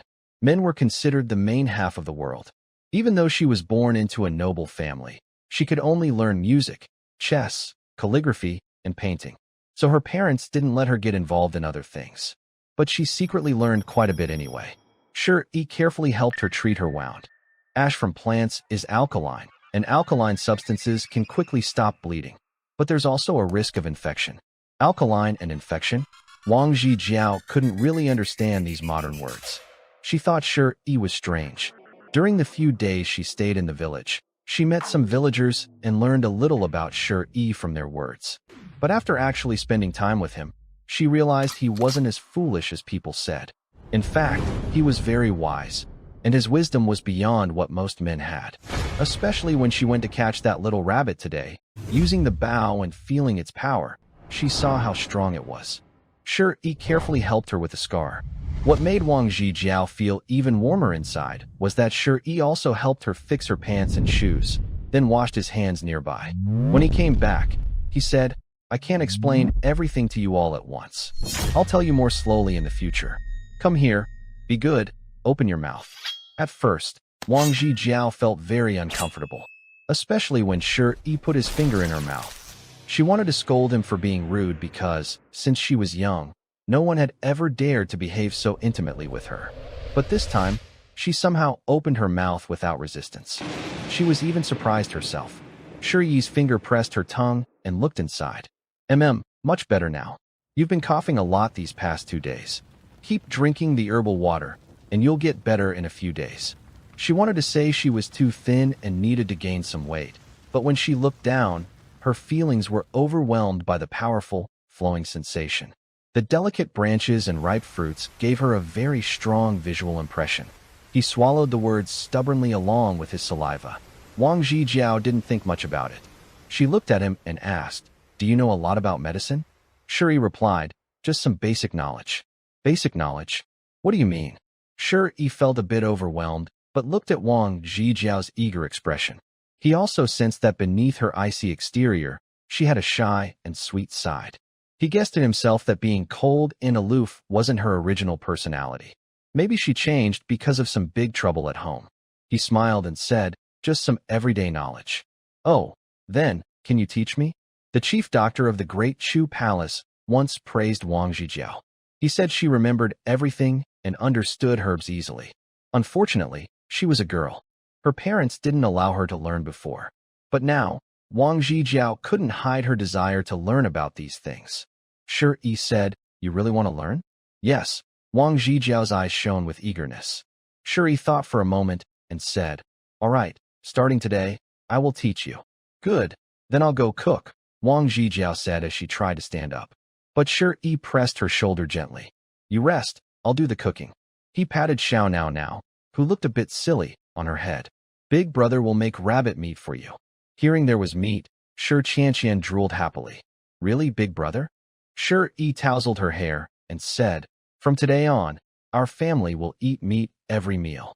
After saying that, he felt very happy and went to the stove. But not long after he started cooking, Wang Zhijiao couldn't sit still. She grabbed and went to the vegetable garden. Shi Qianqian happily followed behind her. Wang Zhijiao dug the ground, and Shi Qianqian picked out stones from the soil. While doing so, she said, "Mother said we should pick out all the stones so the vegetables will grow better." Everything was peaceful and happy. Later, Anson also came back. Seeing Shiyi, she was worried and kept talking. But her worries showed her care and concern for him. Shiyi felt warm inside, but he knew the danger hadn't gone away. As long as the bandit hideout in Huma Zi's land wasn't destroyed, there was still a threat. He is in danger every day. These days, he either goes hunting in the mountains or finds a random place near his home to sleep. In his past life, he was single, but he was not the type to stare at women on the street. It's normal for men to like pretty women, but what's not normal is when some men act in a creepy way. Shiyi has never done that. On the contrary, he holds traditional values. He believes that he and Wang Zhijiao are not officially married. Although he bought Wang Zhijiao, she still has her dignity. So, Wang Zhijiao sleeps inside the house, and he doesn't easily go through that door. At night, everything is quiet. Shiyi lies outside the wooden house, under the stars and moonlight. He is thinking about pressing sesame oil. He already has 13 taels of silver, enough to hire someone to make the oil. But he cannot reveal this. If the villagers find out he suddenly has money to hire someone, there will be jealous people spreading rumors. Even if the silver didn't come from him stealing from other villages or pretending to be a thief, people might say he has a suspicious background. The thief will definitely come looking for trouble. He already has murderous thoughts, and now, if someone develops under his nose, can he really tolerate that? He must hide and build his strength. When he's strong enough, he will face the thief directly. Those grudges must be avenged. Shiyi, can we both survive? Just as Shiyi, lying outside the door, is planning in his mind, Wang Zhijiao's voice comes from the other side of the door, full of frustration about the future. Shiyi snaps back to reality, turns his head to look at the small wooden door, and then firmly says, "Anyone who tries to stop me from living, I will make them die. I don't know how long I will live, but I am sure that anyone who tries to kill me will die before I do. Don't worry, I will protect you." Inside the house, Wang Zhijiao is actually lying right by the door, resting her head on straw, her voice like a tiny mosquito. Is that so? Her mind is empty, and she doesn't say more. Under the starry night, she remains awake. After a whole night passes, Shi Zhongtian keeps thinking and feels uneasy. He believes that if he doesn't go and clarify things with the thief himself, he might really be suspected. So, after some discussion, they decided to act quickly. They took the villagers and some supplies on donkey carts and went to Huma Zi's place to explain that this matter had nothing to do with them. Meanwhile, Shi received news. Huma Zi was indeed furious overnight and organized a large group of bandits to search the mountains and the village for the person called Wolf King. Once they found the Wolf King, they would not rest until they settled the score. Because of his loud actions, the Wolf King became a well-known figure across Qingniu Mountain. On the other side, Shi started his plan to press for rapeseed oil. First, he and Wang Hong Tao found a cave on the back mountain. The cave was at the edge of a deep mountain area, rarely visited. Shi and Wang Hong Tao had discovered this place when they were children. He planned to make it their base for producing tea seed oil. Inside the cave, Wang Zhijiao and Wang Hong Tao were present. During half an instant stick of time, Wang Hong Tao kept touching Shi's head, thinking, "Is my brother really possessed or something?" He couldn't believe that tea seeds could be used to make cooking oil. Such an unheard of idea. It all seemed a bit absurd. Wang Zhijiao, who was from Beijing and experienced, also found the idea strange after hearing Shi. But because Shi had many wild ideas, she kept her thoughts to herself and didn't comment. After a while, Wang Hongtao thought, Brother Yi's crazy ideas are so wild that even the gods would be surprised. He couldn't stand it anymore and stood up, saying, "Brother Yi, all right, even if your idea is crazy, how do we make that tea seed oil you mentioned? Can we produce enough oil in a day with just a few of us?" He asked. "Not just us," Shi replied. "We need to find more people." "Who should we ask?" Wang Hongtao asked. "With most of the villagers like this." Hongtao, Shi interrupted, "You tell me, during a drought year, who suffers the most?" "People who die from hunger," Wang Zhijiao answered. Her words made the atmosphere inside the cave turn silent, because that was the harsh reality. Wang Hongtao nodded. "Sister-in-law is right. The ones who die from hunger are the most." "Brother E, what are you trying to say?" Stone E thought for a moment, then took out about 10 silver ingots from his underwear and placed them on a nearby stone. When the two saw the silver ingots, they both froze in surprise. Wang Hongtao thought he must have seen it wrong and slapped himself hard. After confirming he wasn't mistaken, he looked at Stone E with excitement and asked, "Brother E, where did you get these silvers?" Wang Zhijiao also looked at Stone E with curiosity. Stone E didn't tell the full truth. "I found them on the road yesterday." "That's possible?" Wang Hongtao's heart was pounding. Wang Zhijiao seemed to sense something but didn't speak. Stone E nodded and said, "That's not the main point. The important thing is I now have silver. Hongtao, from today on, we will go on the road to find those who are about to starve, especially those who are homeless because of Huma Zi." Wang Hongtao suddenly understood what was happening. His body started to shake a little. "Brother E, you don't mean to fight Huma Zi, right?" Stone said, "That's not your concern. Just follow my instructions. Also, don't let anyone know about what's inside this cave. From this moment on, I will slowly take back what is mine. My parents' deep hatred, I will also seek to avenge." After speaking, Stone E looked out beyond the cave at the lush green scenery, showing an unwavering determination. Wang Zhijiao, standing nearby, felt her heart tremble when she sensed Stone Yi's strong resolve, because she also carried a deep hatred in her heart. She could empathize with the anger inside Stone E and his tragic resolve to fight back against fate, even risking his life. Wang Hongtao, though a simple villager, understood what Stone E was saying.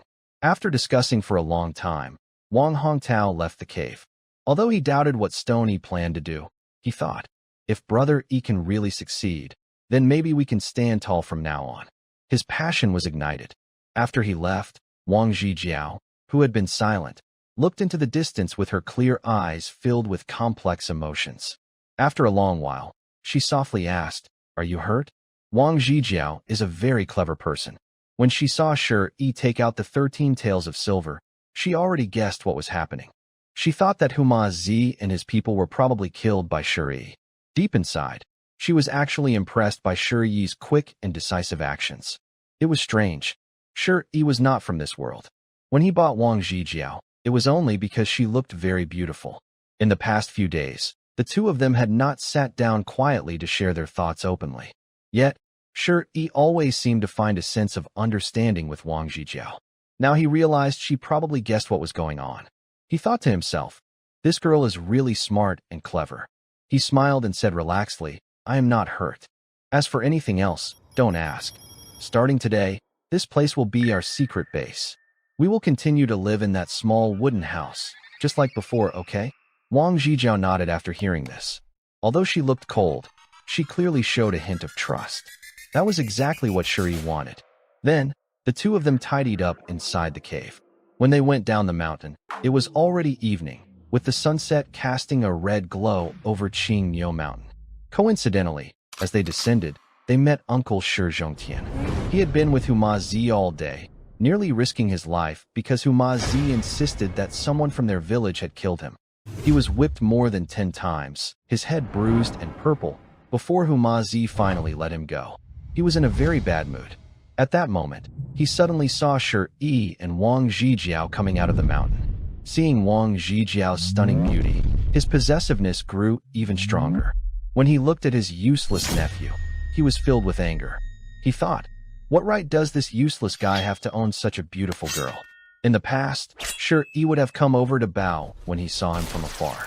But now, after seeing him, Shi ignored him and walked toward the small wooden house. Wang Zhijiao also disliked Shi Zhongtian very much, and her aura naturally became very cold. She was already in a bad mood, and now her jealousy was stirred up. Shi Zhongtian immediately adopted an elder's serious attitude. He scolded from behind. Is that how you behave in front of your elders? How did your parents teach you? Come over here right now. I have something to say. Get lost. Before he finished speaking, Shi directly turned his head and told him to go away. That word was like a sharp steel needle, stabbing straight into Shi Zhongtian's heart. Shi Zhongtian was momentarily stunned. But soon, he exploded in anger. Are you talking to me? Little, you've got guts. Shi quickly turned around, staring at him fiercely. Then he looked around, and, seeing no one nearby, he grabbed the Zhuge crossbow wrapped in an old cloth. However, Wang Zhijiao gently held his arm. Killing him now won't do us any good. It might only bring more trouble. Shi finally suppressed his anger. He nodded and said, let's go home. Wang Zhijiao showed a gentle side for the first time in front of Shi. She nodded in agreement. Then the two turned and walked away. Unaware to Shi Zhongtian, just moments ago, he had almost taken a walk near the gates of. After Shi left, he cursed a few words behind him. But recalling the look in Shi's eyes when he turned to look at him, like a predator ready to eat him, he suddenly felt scared and dared not chase after him. Only after Shi was gone did Shi Zhongtian's face turn grim. He muttered to himself, what's wrong with this kid these days? Every time he sees me, he's kneeling and licking my feet. But these past few days, I feel like this kid is dangerous. It's like a life or death crisis. Shi Zhongtian couldn't understand why. Because Shi's actions these days were so different from the weakling he used to know. Finally, he returned home with a gloomy face. As soon as he arrived, his wife Zhang Lixia hurried over. Boss, how did it go? Did Humatzi come to attack us? Who the heck is that? Are they deliberately trying to harm our village? Shi Zhongtian looked up at his wife's face, which was pale and tired. He instinctively compared his wife with Wang Zhijiao.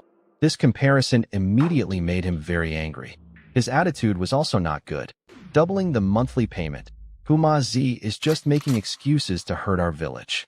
Please stop causing trouble outside and behave yourself. Zhang Lixia looked nervous. Doubling the payment? Is Huma Zi crazy? Is he trying to ruin us? Many people in the village are already talking behind our backs. If we tell them about the doubled payment, those families might rebel. Shi Zhongtian appears successful on the surface, but is suffering badly in real life. Seeing Zhang Lixia so noisy made him even more annoyed. He shouted at her, "Can you just shut up?" Zhang Lixia immediately stopped talking, too afraid to say another word, looking like an anxious ant on a hot pan. The village was already full of complaints.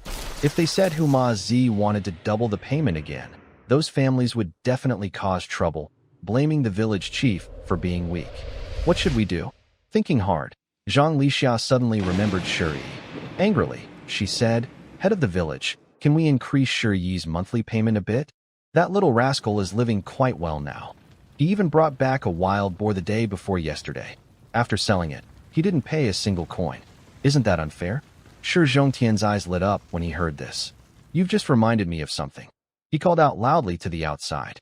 Lu Zhigao hurried in, bowing deeply. But when he heard what Shi Zhongtian and Zhang Lixia said, tears almost came to his eyes. Village chief, I don't want to avoid going, but I will do anything for the village. It's just that Shi Yi has changed a lot recently. He's really fierce. A few days ago, he hit me so hard I still have a bump on my head. Going there now would be very dangerous. Lu Zhigao, don't you forget who you are. Do you think you can make demands of me? Before he finished speaking, Shi Zhongtian interrupted him. Frightened, Lu Zhigao quickly knelt down. Master, I dare not. I just hope the master can send some people with me, or I might really get beaten to death. Last time, I felt sure Yi truly wanted to kill me. You cowardly thing. You scaredy cat. Shi Zhongtian was furious when he saw his appearance. But what could he do? After kicking him, he said, I'll arrange some people for you. Go find that kid and tell him to send me the money from selling the wild boar. If you can't get it done, then you can leave too. You're useless and cause trouble. Soon, Shi Zhongtian called in a few more people. Thus, Lu Zhigao quickly took his men and rushed to Shi Yi's house. After Shi Yi returned, he cooked himself. He prepared a lot of mushrooms and bought pork from the town. Even from far away, the delicious smell could be smelled. Third Aunt Wang Guifang and Shi Qianqian sat by the clay pot, their faces covered in oil as they ate. It was already dark, and above, the birds that returned late were singing under the starry sky. This feeling was so wonderful that Shi Yi started to enjoy some of the good things in the world. While eating, he finally had a complete plan in his mind. He thought that besides making oil, he could also trade animal pelts from the mountains. There was a huge demand for these items in the market. Also, in this world, there was no ironware, and he wanted to produce steel. During these days in the mountains, he found iron ore. It was very abundant. But this world didn't know how to process it, nor did it have the fuel to reach the melting point of iron. So, he still needed to solve the fuel problem. Coal had not been used by the people here either. Suddenly, he felt that he had great potential in this world. But no matter what he wanted to do, the first thing was to have his own armed forces. In this world, if you have no weapons, even if you earn a lot of money, you might end up in danger. You're just a piece of meat for others. So, he needed to build a team of loyal fighters. But building such a team also required money.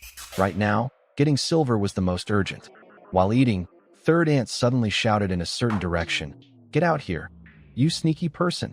Hiding on the side like you're blind and can't see me? Shi Yi and Wang Zhijiao looked confused at Wang Guifang. Soon, they saw Lu Zhigao and a few others from the village. They came out from the bushes with a look of hardship. Third Aunt, you're here. I'm your mother, I am. All of you kneel before me. Wang Guifang had a very strong temper and shouted at the group. After hearing this, Lu Zhigao and the others quickly knelt down. Shi Yi was about to say something. Wang Guifang put down her bowl and rushed in front of them. She slapped each of them one by one. The blows made their heads spin and their minds go blank. After a while, Lu Zhigao and the others ran away, crying out loudly as Wang Guifang punched and kicked them. Wang Guifang cursed loudly behind them. Go back and tell old mother that Shi Zhongtian and his wife. If they dare to come here again, I'll pluck their hair out. This dog of a man just can't stand seeing his nephew live a good life and keeps coming to bother us. He's really no good. After they ran away, she sat back down heavily. Here, don't worry. Annie has thought it through. I won't tolerate your second uncle anymore. At worst, our family will move to town. Your third uncle will find a way to get you into Song Wen Yuan's family and life. Auntie, I have no interest in being someone else's servant, Shi Yi interrupted. No servant? Wang Guifang paused, then quickly smiled and said, Then let your third uncle teach you martial arts. All right, Auntie, don't worry about my future, Shi Yi said warmly. I've said before, from now on, our family will eat more meat and live with dignity. Then Shi Yi explained clearly what he wanted to do, talking to Wang Guifang. He also asked her to let his third uncle come back and help. He saw with his own eyes last time that although his third uncle was a bodyguard, he was actually being treated like a dog by the housekeeper. It made him uncomfortable inside. Wang Guifang was stunned and stared in shock. She kept slapping her own mouth for an hour or two. She felt like she didn't recognize Shi Yi again. Several times she wanted to interrupt him, scold him, and ask him who he really was. But at the same time, she suddenly felt hopeful. She thought that maybe, really, big changes could happen in this family. Brother Gao, are you crying? I feel like you're crying. A small stream formed from mountain spring water runs through the entire village. It is also the main source of drinking water for the villagers. Under the starry sky, the silver surface of the water reflects the ripples, looking very cold. By the waterway, Lu Zhigao and others, who had been slapped many times by Wang Guifeng, seemed to have escaped from a life-threatening situation and hurriedly ran to the water's edge. Lu Zhigao looked at the water tonight and remembered the scene just moments ago when Wang Guifeng slapped him. He felt very sad and couldn't control his emotions, tears welling up in his eyes. Despite this, he still stubbornly looked at the small wooden house in the distance. After a long while, he wiped his tears and asked the person who had just spoken, Old Fourth, is my face swollen again? The person called Old Fourth leaned in to look closely. Yeah, it's pretty swollen. Wang Guifeng is such a mean woman. Why is her hand so heavy? Just now, that slap almost dislocated my jaw. Exactly. People from Wangjia village really aren't to be messed with. Even their women have tough skin and muscles. Another person touched his face, looking very annoyed. Lu Zhigao's gaze toward the small wooden house grew colder. Sure, that beast, I'll definitely get rid of him someday. Without Wang Guifeng, he's nothing. Suddenly, before he could finish, a shadow rushed out from behind. It kicked him into the waterway. Then, the shadow jumped into the water, pressing his head down. Everyone was stunned. The incident was so sudden that the others didn't react right away. Their minds went blank for a moment. After Old Fourth reacted, he quickly pointed at him from afar. Shuri, what are you trying to do? Stop. Yes, the person rushing over was Shuri. He hadn't hit Lu Zhigao just now, but he was so angry that he couldn't hold back. He was looking for him in the village, and he found him just as he arrived. Coincidentally, he heard Lu Zhigao insulting him as a. There was no need to be polite. He liked Lu Zhigao's rebellious attitude. The others also prepared to rush over to help. But Shuri, standing in the middle of the waterway, pressed Lu Zhigao's head down with one hand. Suddenly, he turned around quickly and pointed at them. Whoever comes closer, I will kill them. Get lost. For some reason, this scene stunned the others, including the fourth brother. One person spoke up. Brother Gao always says that Shuri has become a mad dog. It seems to be true. Fourth brother, let's not get involved. This is a feud between their master and servant. The fourth brother calmed down and thought, it has nothing to do with me. I'm not related to Lu Zhigao. After saying this, they quickly turned and ran away. After scolding the others away, Shuri began pressing Lu Zhigao's head with both hands. Lu Zhigao was desperately resisting, full of a desire to survive. Shuri's eyes turned red.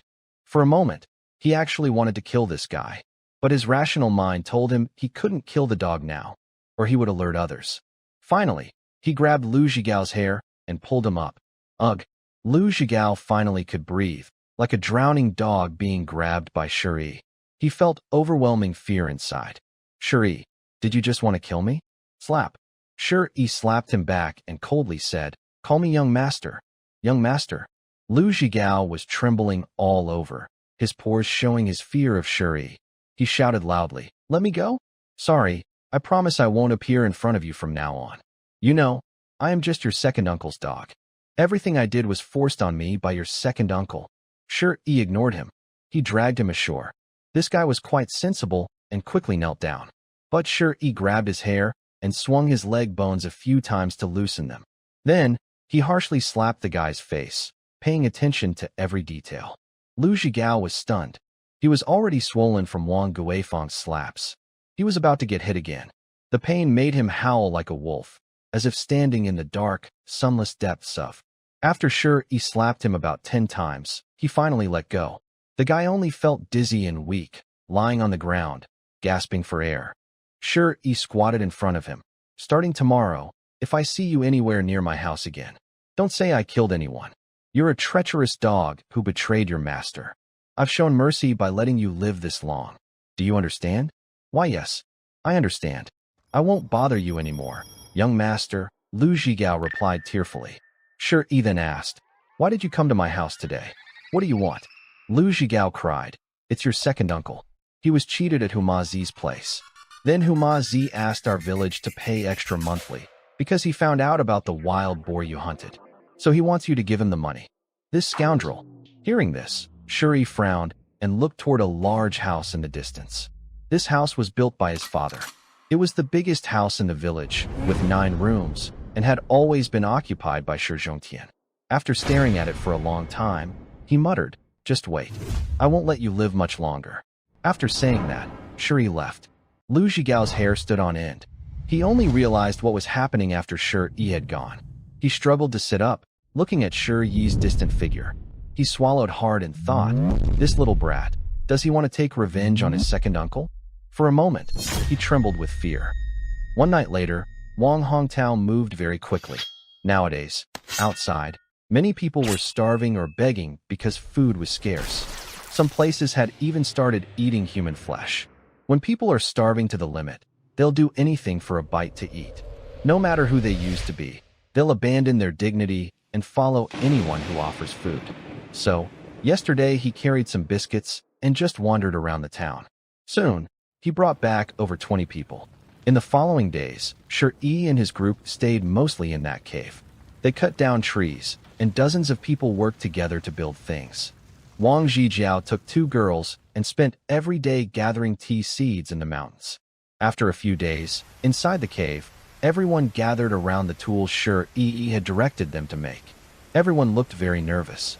They carefully wrapped each tea seed cake with straw. Meanwhile, a strong, burly man grabbed a wooden beam hanging by a rope. He shouted loudly and charged forward. Bang! The wood hit the tea seed cake. Soon, the tea seed cake wrapped in straw. Tea seed oil started to flow out. Oil really is oil. Tea seeds can really produce oil. Oh my goodness, thank you heavens. We did it. At the moment the tea seed oil appeared, an old man with white hair ran forward. He pointed at the tea seed oil with his finger. After tasting it, tears streamed down his face. He knelt on the ground and worshipped the sky. In feudal society, life was very hard. People's lives were considered insignificant, but everyone had a strong desire to survive, so they often worshipped the heavens. Wang Zhijiao also stepped forward and tasted the flowing tea seed oil. She looked at Shi Yi with great shock. Her body was trembling. She was from the capital city and had seen a lot. She knew how much change this tea seed oil could bring to the entire Dechu. In Dechu, from the palace to officials and common people, everyone ate only lard. Now, in Dechu's markets, pork fat costs 35 coins per gene. 1 gene of pork only produces about half a gene of lard. So, the price of 1 gene of pork is about 70 coins. 1 gene of rice costs only 5 coins. 70 coins is equal to 14 gene of rice. Pork fat had become a luxury for ordinary families. Most families could buy a gene of pork and eat it for several months.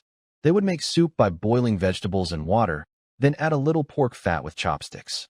Because it was so expensive, no family dared to waste it. And this tea seed was everywhere in the mountains and fields. The raw materials cost almost nothing. Only labor needed to be calculated. This girl came from a large family in Dechu's capital. Because she was a woman, she couldn't go out and show herself. So she often managed the family accounts. She was very familiar with market business. Thinking about how big the market for this tea seed oil could be, she felt a shiver run down her spine. After a long while, she looked at Shuri. How much do you plan to sell this tea seed oil for? Wang Hongtao and others also held their breath, looking at Shuri. Stone Yi stood among the crowd, looking at the tea cakes wrapped in straw, with drops of tea seed oil. He felt very hopeful. It was as if he saw the silver in this world, falling heavily towards him. He said, "You should have calculated the costs." Wang Zhijiao nodded. Including labor, the cost is about 2 coins per gene of oil. 2 coins. Pig meat now sells for over 30 coins per gene. This oil is surprisingly cheap to produce. Inside the cave, everyone suddenly burst into excitement, full of joy. Stone Yi raised his hand to quiet the others. The cave became silent. Everyone looked at him eagerly. Stone Yi stood on a rock and said, "Fellow villagers, do you want to eat meat every day and never go hungry?" Hearing "never go hungry," the people's faces turned red with hope. Wang Hongtao said, "The government doesn't care about us. No one wants to starve. Yes, Mr. Stone, we don't want to go hungry. Suddenly, everyone became very excited. Stone was among them, looking confident, like a leader from his world. He raised his arm and shouted, "Kings and generals, how can they compare to us?" He kept repeating, "From today, we will work together. Eat until we are full, and survive together." Everyone listening looked energized, as if they had been injected with courage. In these times, whoever can give a good meal will gain loyal followers. Because it's a matter of saving lives. Everyone was shouting along with Stone, wanting to eat well and live. He became their hero, and everyone looked at him with hope. Their eyes were red with excitement. Wang Zhijiao quietly watched everything from the side. She didn't say much, but slowly, she felt a special charm coming from Stone. Her mind thought of the noble sons in the capital of Dechu. They were all very talented. But at this moment, in Wang Zhijiao's eyes, none of them matched Stone. She became more curious about him. First, he made that strange crossbow. Not long after, this man used tea seeds to extract oil again. Such things were unheard of, and each one seemed to be about to change the world. Behind them, Shi told them many things. First, our production base must never be known to outsiders. If it gets out, we could all be in great danger because the benefits are too big. Everyone here understands this clearly. They are all on the brink of starvation, and Shi has pulled them back from death many times. So, everyone sees Shi as their greatest savior. Second, Shi selected a few young people to form a daring crossbow team.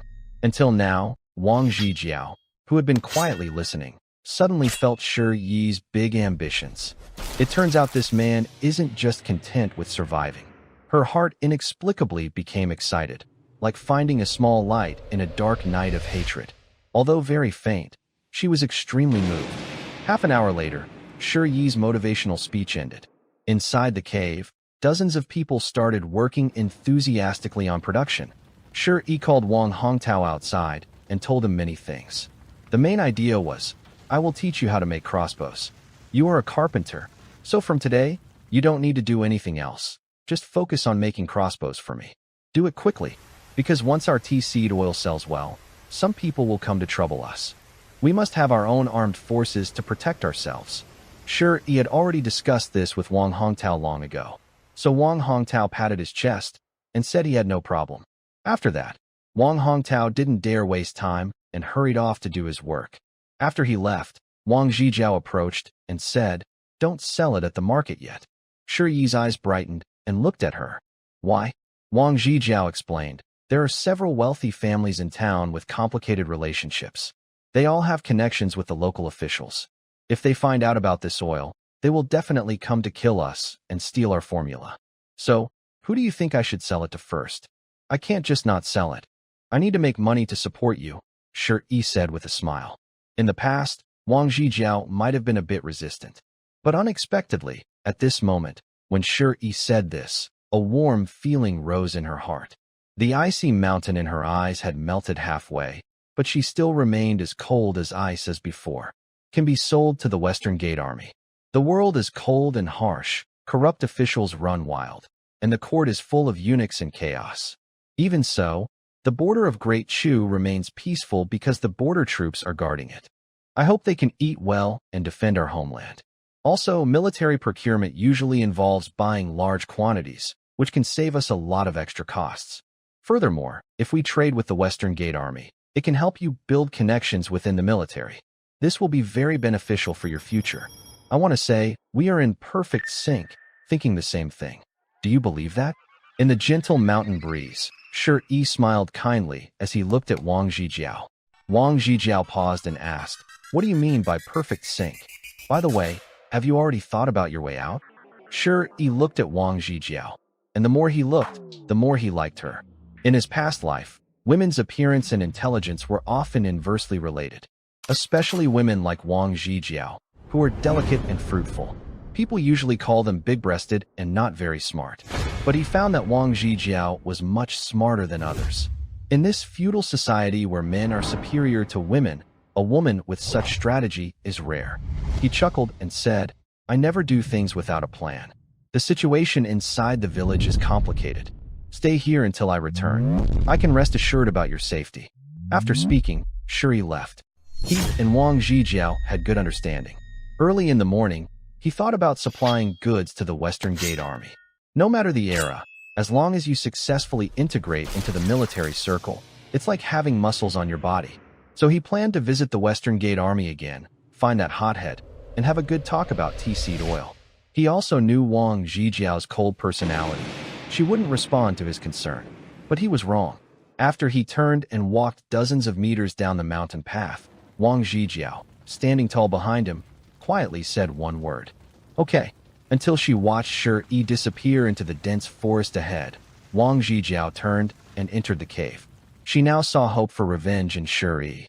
So, when the first drop of tea seed oil was pressed out, she had already decided not to leave anymore. She was content to stay by Shuri's side. In her mind, only revenge exists. As long as Shuri can help her get revenge, she is willing to marry him. Because she cannot forget the scene of her entire family, hundreds of people, being forced outside the Great Chu Palace, with heads cut off one by one. Those people are the most important in her life. You're not Shur Kang's unwise nephew, are you? What are you doing here in the military camp? Who allowed you to come? Outside the rear camp of the Western Gate Army, Shuri was carrying a clay oil jar, having just arrived here. Next to him, someone touched his sharp, sarcastic, and domineering mustache. Squinting with a superior attitude, he looked at Shuri with a sarcastic tone. Shuri recognized this person. He was Wu, the housekeeper from the Song family.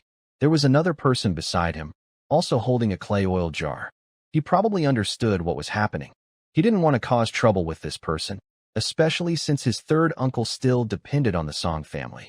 So he politely bowed and said, "Hello, Housekeeper Wu." Housekeeper Wu looked at Shuri's attitude and thought it was okay. His commanding demeanor slightly softened. He nodded, but seeing the clay oil jar in Shuri's hand, he frowned and asked, "Are you here to deliver oil to the Western Gate Army?" "Yes, Housekeeper Wu," Shuri replied. Housekeeper Wu smiled. "You also run a grain and oil business?" "Yes," Shuri answered. Wu couldn't hold back and burst into laughter. "Ha ha ha. Boy, do you even know what you're talking about? All the grain, oil, and cloth in Western Town are controlled by 4 families. Our Song family's leather and oil, the Zhou family's rice shop, the Zhang family's horses, the Lu family's cloth. For so many years, anyone who dared to compete with these 4 families in business. Housekeeper Wu, I'm just a small trader. I can't compare to your 4 big families. I just want to earn a living under your noses," Shuri politely interrupted.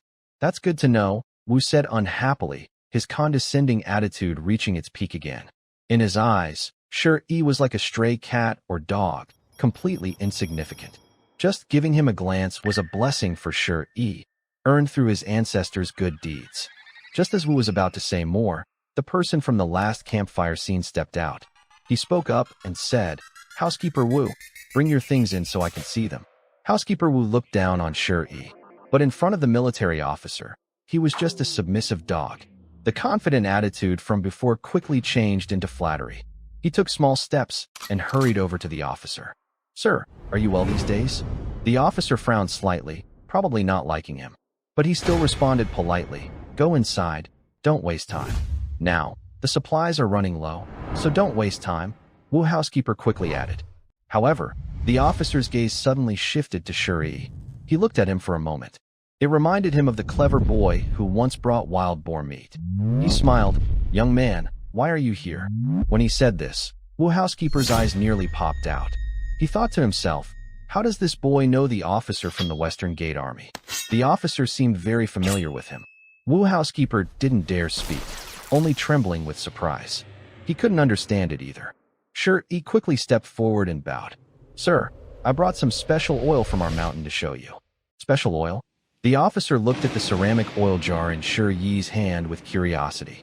After a moment, he patted Shuri's shoulder cheerfully. "All right, I'll call you later. Wait here." Shuri bowed again. "Thank you, sir." He showed full respect throughout. This made the officer feel very good about him. But what the officer didn't notice was that Shuri's respectful and awe-filled gaze suddenly turned toward Wu housekeeper, who looked a bit dazed. In just a moment, Wu housekeeper felt Shuri's eyes carrying a strong challenge. He was furious.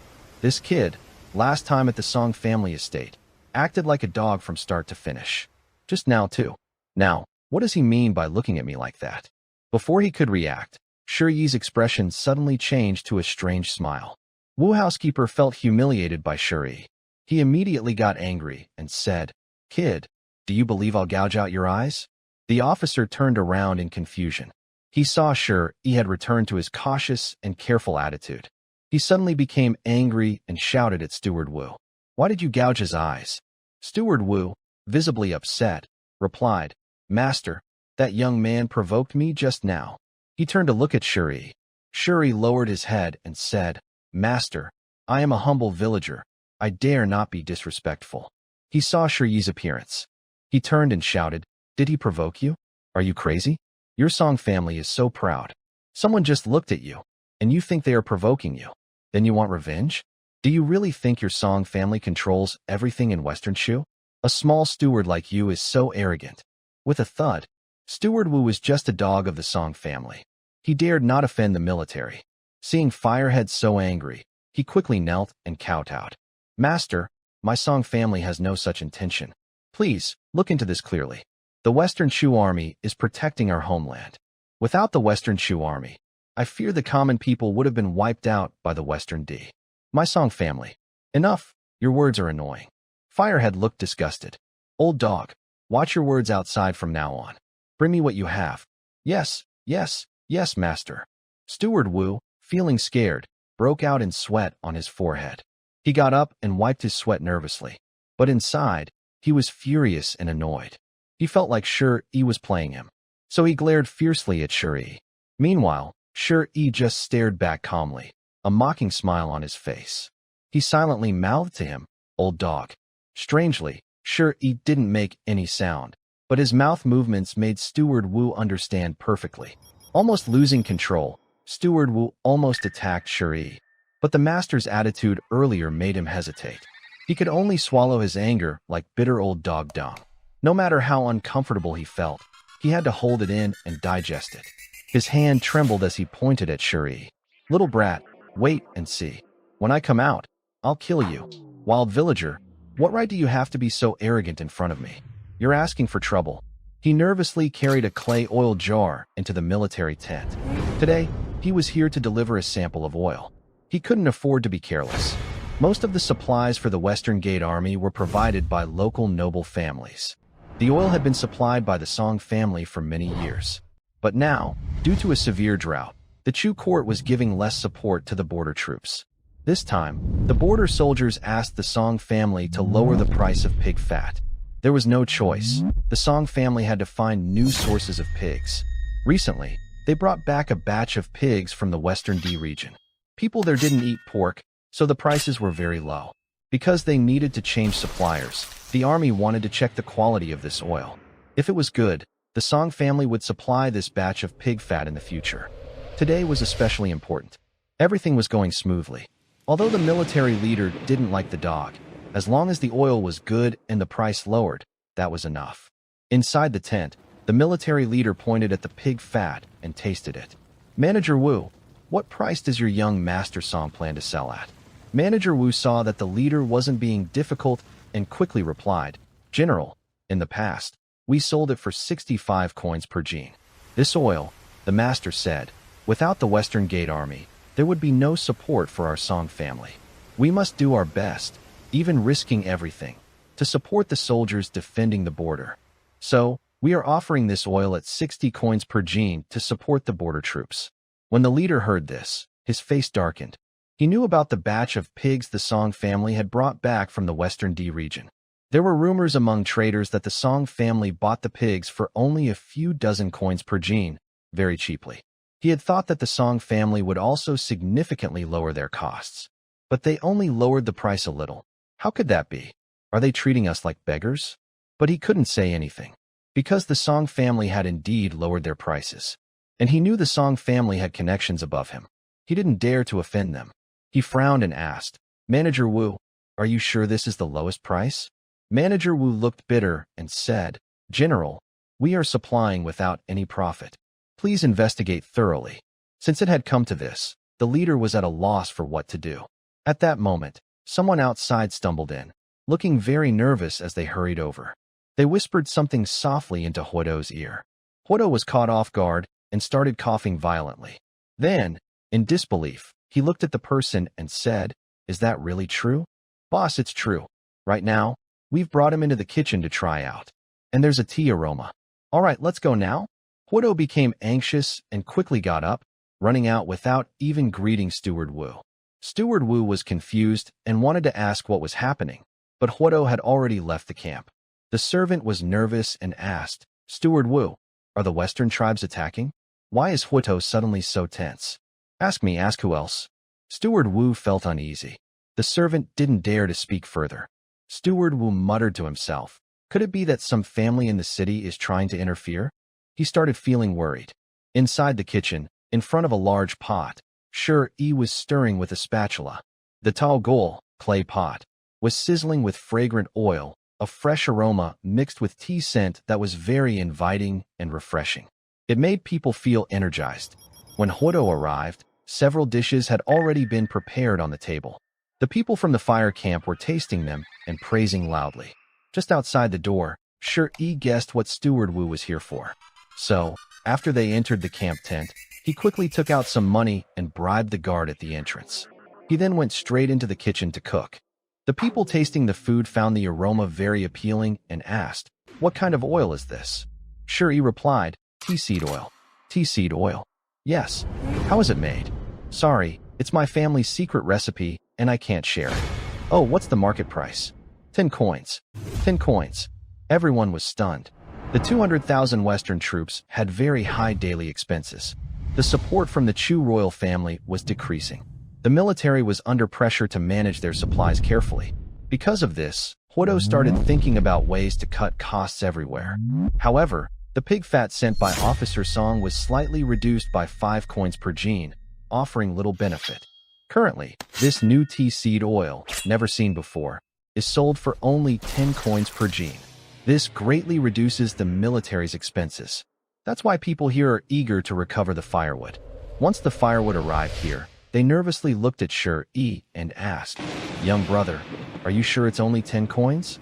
"Yes, sir, I am sure." Shi nodded and bowed to him. Western Gate Army protects the homeland. Protecting the homeland is everyone's duty. Although I can't go to the battlefield, I can serve the country in other ways. So, I am not earning a single coin from the Western Gate Army. It's purely voluntary work. Firewood was excited and asked, "Are you sure this oil can replace pig fat and be edible?"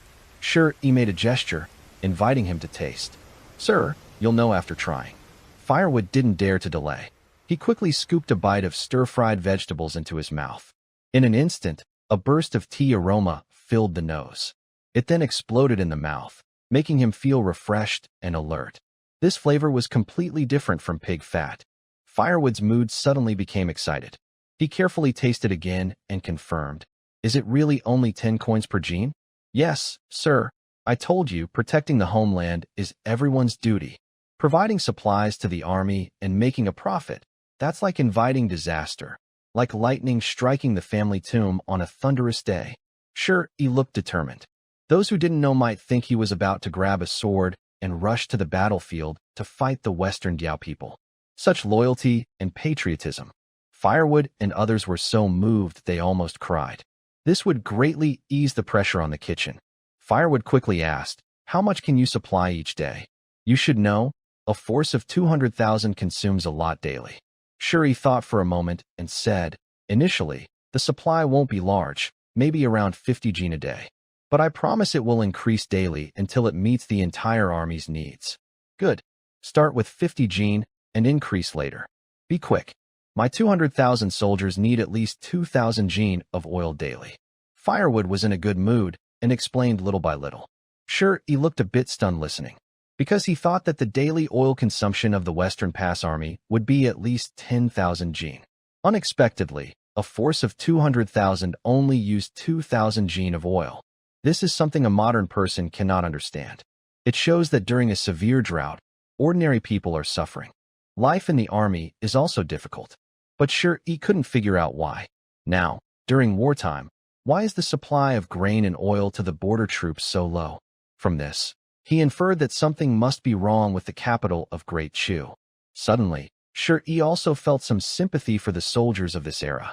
Later, he continued to have a deep conversation with Huodo. Shi is a very clever person. He didn't come just to recommend his tea seed oil this time. He also brought a few pounds of edible mushrooms from the mountains. He knew that food in the army was also tight. They needed cheap and tasty ingredients. Mushrooms and fungi are everywhere in Qingyo Mountain. And because no one used them, they are almost overrun. These ingredients could actually be used to supply the army. He thought about collecting and selling them to the military. Originally, he planned to sell a pound of mushrooms for 1 coin to the Western Pass Army, regardless of type. But after hearing Huodo say that their 200,000 troops only consume 2,000 jin of oil daily, no matter what, he felt some compassion for these soldiers risking their lives for the country. So he proposed a price of 1 coin for 2 jin to supply the army. At first, Huodo and others didn't dare try the mushrooms Shi brought, because they thought such things could be deadly. But after Shi ate them in front of them without any harm, they also began to try. Sure enough, after just a short while, these people also praised them highly. With cheap oil and affordable ingredients, the Western Pass Army was no longer just easing their pressure. If reported, the entire Huodo camp might be awarded by the whole army. Their duty was to ensure the soldiers' lives were well arranged, to feed every soldier well with the least money. Now that they had both oil and ingredients, how could they not be excited? So later, several key leaders in Huodo also came to hear the news. Shi stood in the kitchen, patiently explaining about these edible mushrooms to a few leaders. After tasting them, each of the leaders immediately agreed to supply Shi and gave him a token that allowed him to enter and leave the military camp freely. From then on, he could deliver goods using this token. Time slowly passed. Inside the tent, Steward Wu became more and more anxious. After half an hour, someone came to inform them that they could leave now. As for the pig fat, the camp still needed to discuss it further. Steward Wu was very panicked and kept asking questions, but no one paid attention to him. Frustrated, he was finally chased out. Despite being expelled, Steward Wu didn't give up. He kept pleading at the camp gate, but no one responded. Another hour passed. Just as Steward Wu was about to go home and report to Master Song, Shi suddenly came out of the tent, smiling happily and feeling refreshed. The business deal was successfully completed. The leaders of the camp told him that the amount he supplied would be as much as the army needed in the future. He had overcome his first survival challenge in this world.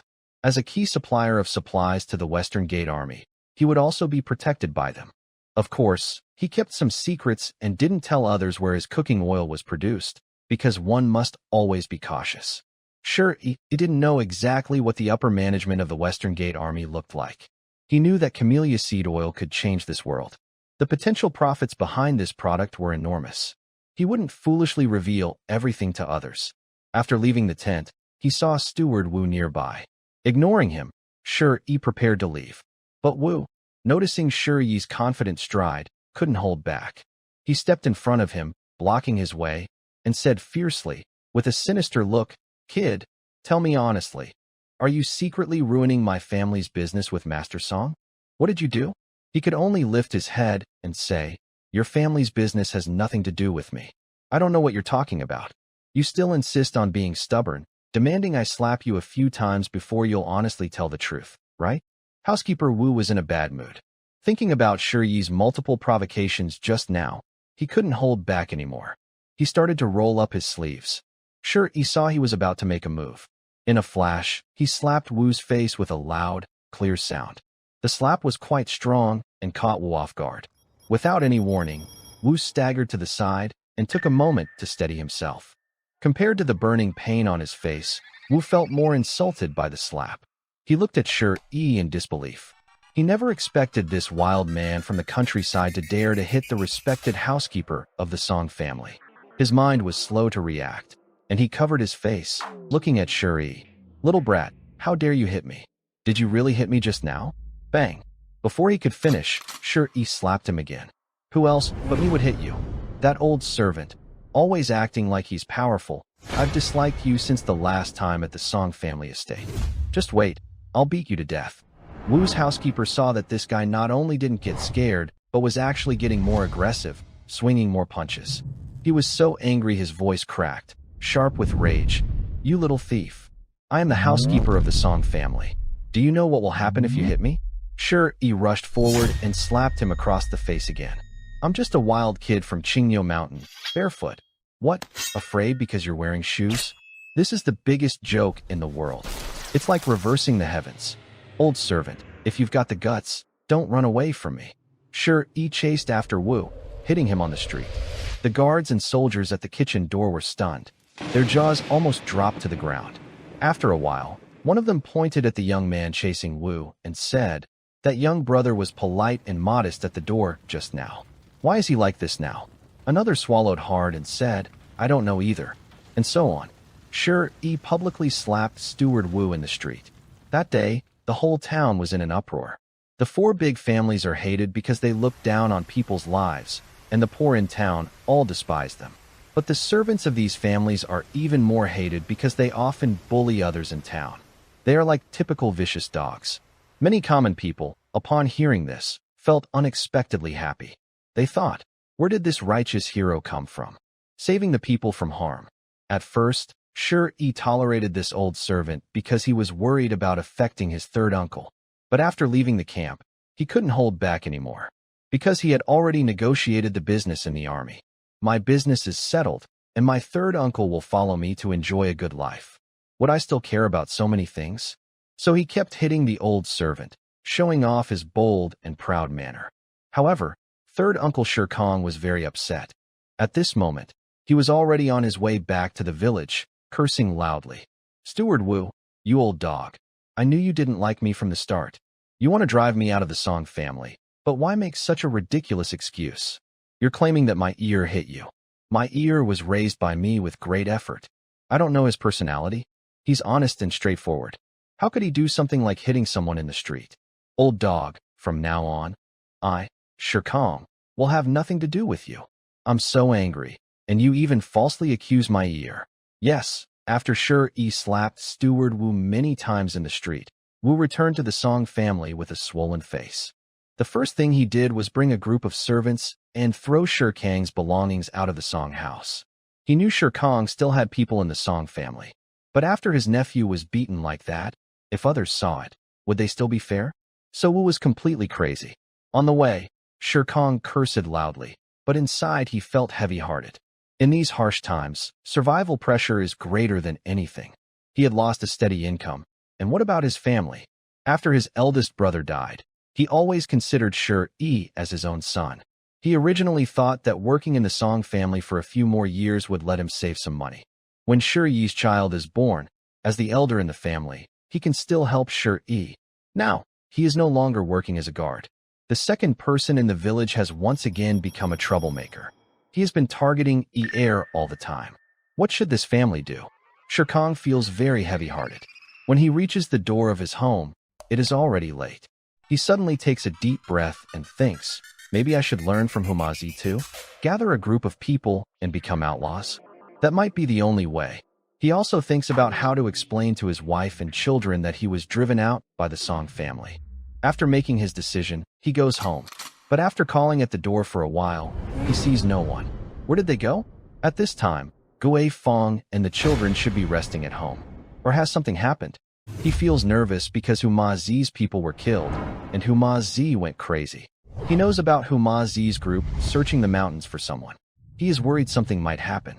He quickly runs to Shi's house. When he arrives, he sees Wang Zhijiao carrying a basket, about to leave. He quickly speaks up. Zhijiao, Heir, and the others. Third uncle, they are all safe in the mountains. Wang Zhijiao interrupts directly. In the mountains? Hunting? Shirkong is confused. Wang Zhijiao shakes her head. Come with me, they are very busy. After saying that, she turns and walks toward the mountain trail. Shirkong is even more confused and doesn't understand what's happening. He follows behind. Wang Zhijiao has a cold personality, so she speaks very little.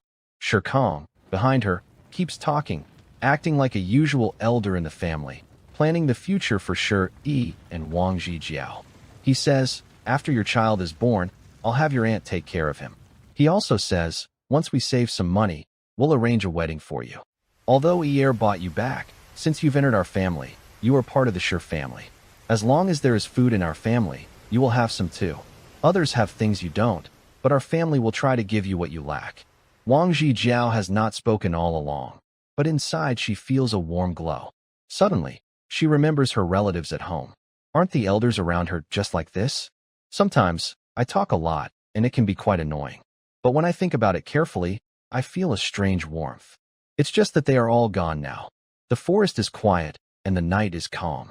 Shikang didn't notice that Wang Zhijiao, who hadn't spoken all along, was there. On her cold and beautiful face, tears flowed down. They fell like clear, shining beads. After about 2 or 3 incense sticks worth of time, Wang Zhijiao took Shikang to the cave. Shikang heard sounds inside. He was very confused and asked, Zhijiao, are they all inside this cave? Yes, Uncle Third, they are all here. Wang Zhijiao quickly adjusted her mood, showing no signs of sadness. Shikang was focused on his wife and children, so he eagerly went into the cave. Just as he stepped inside, Xiao Duya's braid-wearing daughter, Xiao Qianqian, ran out quickly. Dad, you're back. Hug. Shikang picked up his daughter, but his mind was not on her. He looked around the cave in confusion. He couldn't process what he saw for a moment. Dozens of people, shirtless, moving back and forth working. Some men were shaking a piece of wood. They were hitting a tea cake wrapped in straw with loud thuds. Over there, a big fire was burning. They were steaming tea seeds on top. On another side, people were wrapping tea seeds in straw. Everyone was busy and energetic. Oil, that's oil. How can they get oil from tea seeds? When Shikang saw the oil dripping from the other side, he immediately put down his daughter. He ran over excitedly. He pointed at the oil and tasted it with his finger. He was very shocked. Here, is this edible oil? Shikang couldn't believe it.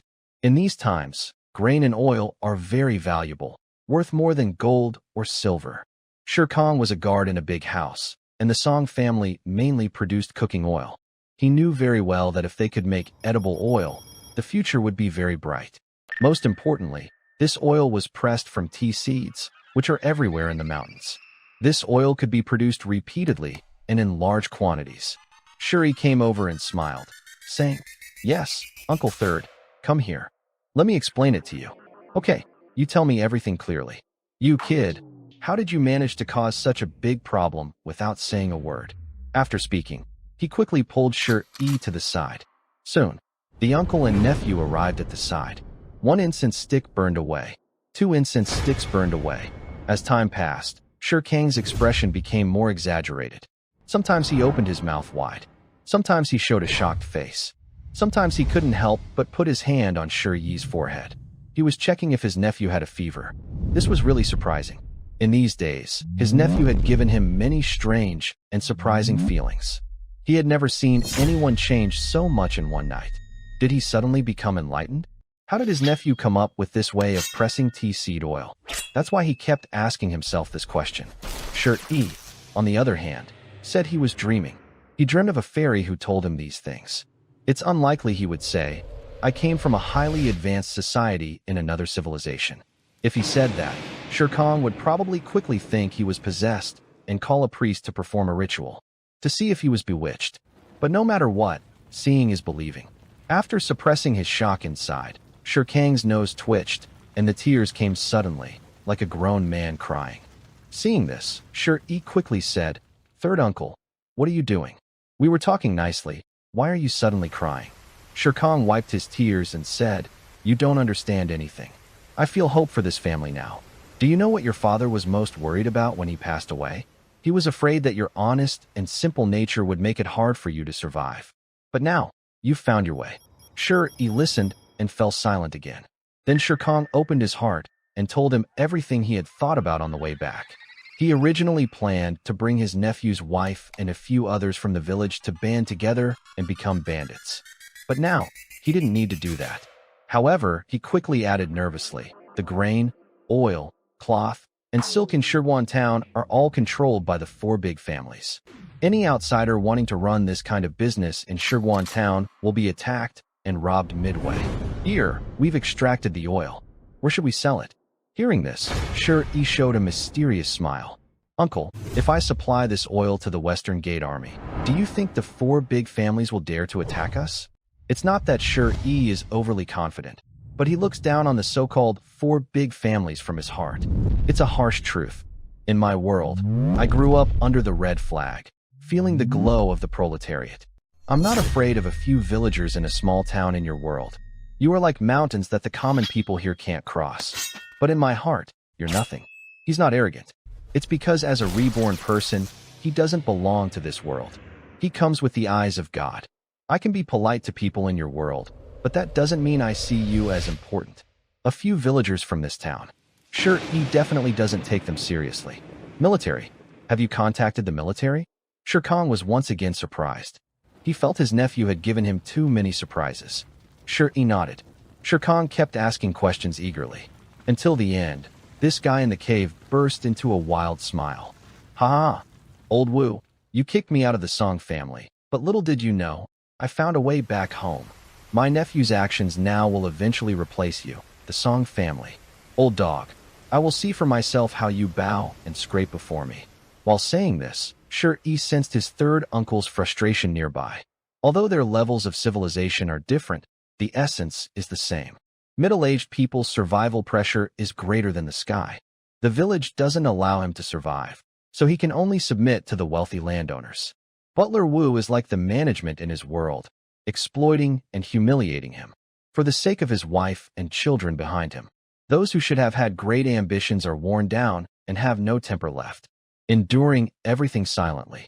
Finally seeing hope for a turnaround, this man couldn't suppress his emotions.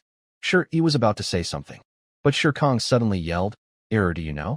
That dog's servant went to great lengths to drive me out of the Song family. He even fabricated the fact that you hit him. Do you think someone as clever as me would easily believe that my nephew hit him? Although I don't know who made his face swell, I firmly believe my nephew is kind and compassionate. He would never do something like hitting someone in the street. This really makes me so angry. If you want to drive me out, just say so. Why are you trying to slander my nephew?" Ahem. After hearing this, Shuri swallowed his words and said nothing.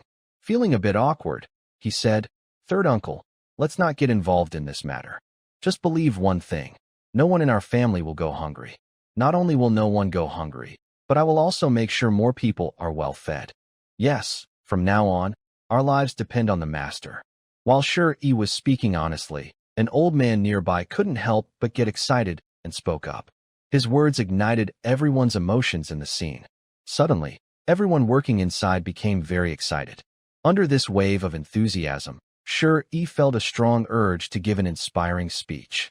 He stood on his special stone, which he used to share his motivational words. Once again, he gave an energetic speech. People in this world are truly simple. They couldn't resist the powerful boost from Sure Yi's motivational speech and hearty bread from his world. Everyone was so inspired they started shouting loudly. It was as if they had raised a big banner. The noble kings and generals, who usually think they are so mighty, were now humiliated and stepped on the ground. But just as they were shouting and cheering, outside the cave, Wang Hongtao rushed in looking scared. "Tiger, tiger! Brother E, we've disturbed the tiger. It's already chasing us here. Tiger!" Wang Hongtao's sudden appearance immediately made the whole cave tense. Sure E had chosen this remote cave to hide so that no one inside the village would find out what they were doing. In the mountain, places like this are always home to tigers and wild animals. Everyone was always on edge, but they had prepared early. He quickly waved to the side, and a few strong young men hurried over. These people have all equipped themselves with Zhuge crossbows in recent days. They are part of their makeshift guard team. Sure E waved his hand, and these people immediately ran out. After Shere Khan realized what was happening, he also hurried to follow. But Wang Zhijiao grabbed him firmly. "Third uncle, Sure E and the others have bows, but you don't. It's better if you don't go." "How can that be? The tigers on Qingyo Mountain are very fierce. If something happens to E..." "Enough, stop causing trouble. E and the others are well prepared. Going over would just be a burden for you." Wang Guifeng quickly came over and pulled him along. She was not worried at all because she had seen the power of the bow in the cave over the past few days. Shere Khan was worried about Sure Yi's safety and insisted on going. In her excitement, Wang Guifeng suddenly grabbed Shere Kang's ear and dragged him inside. "Shere Kang, can you listen to me?" Guifeng, let go. So many people are watching. How can I show my face as a grown man? You're talking nonsense. Come here, I want to talk to you properly. Wang Guifeng was fierce as she pulled his ear aside. This scene made Wang Zhijiao fall silent again. Such a woman grabbing her man's ear was very rare in all of Dechu. She suddenly felt that everyone around Shi was very kind-hearted. She didn't say anything, but her gaze outside the cave flickered with worry. Yes, this was the first time in her life she felt worried about a man. When she was in the capital, countless young noblemen came to visit her every day. These young men were all from noble families with prominent backgrounds. Some of them were famous scholars known across the land. But Wang Zhijiao had never paid them much attention. She never expected that in just a few days here, she would develop such feelings for Shi, a rustic villager. Over with Shi, they had 5 archers. These 5 were carefully chosen by him. All had some martial training, so they were quick and agile. After rushing out of the cave, they soon saw a large tiger weighing hundreds of jin, a Chinese weight unit. It was slowly walking toward them. The group hid in the grass, and their crossbows were already aimed at the tiger, always waiting for Shi's command. As soon as he gives the order, these 5 people will fire immediately. The tiger in front of them could really be shot. But the king of the jungle is very aware of all the scents in the forest. Maybe it sensed danger in the bushes ahead. That's why the tiger isn't moving forward. It just stands quietly in the dense forest, watching everything around the bushes. It stays still like this. Wang Hongtao feels a bit nervous. He whispers, "Brother E, should we act now?" At this moment, Shi has been watching the tiger closely. He doesn't know why, but he feels a strange familiarity. He pats his head and recalls his past memories. Soon, he remembers something. Over 10 years ago, Shi went hunting in the mountains with his father. Because he was playful, he chased after a small rabbit after seeing it. He quickly lost contact with his father. He stayed in the mountains for 2 whole days. During that time, he accidentally saw a tiger lying on the ground, already dead. It was probably killed by another tiger. Next to the tiger, there was a small tiger cub, snuggling close and unwilling to leave. Shi grew up in the mountains. His father had told him many stories about the king of the jungle. He said, one mountain can't hold 2 tigers. Usually, if a tiger is killed by its own kind on a mountain, it means that the mountain is now occupied by another tiger. So Shi immediately judged that this small tiger was a survivor. If it stayed here, it would be in danger. He decided to take the small tiger with him. 2 days later, he found a way down the mountain. He took the small tiger with him and raised it at home. But the village's old hunters and Shi's father told him, little tiger cubs can't stay in the village, because that mountain is already occupied by another tiger. He would never let his enemy's tiger cub survive. So, sooner or later, the tiger would come back to seek revenge. To ensure the safety of the village, his father had no choice but to send the small tiger into the mountains.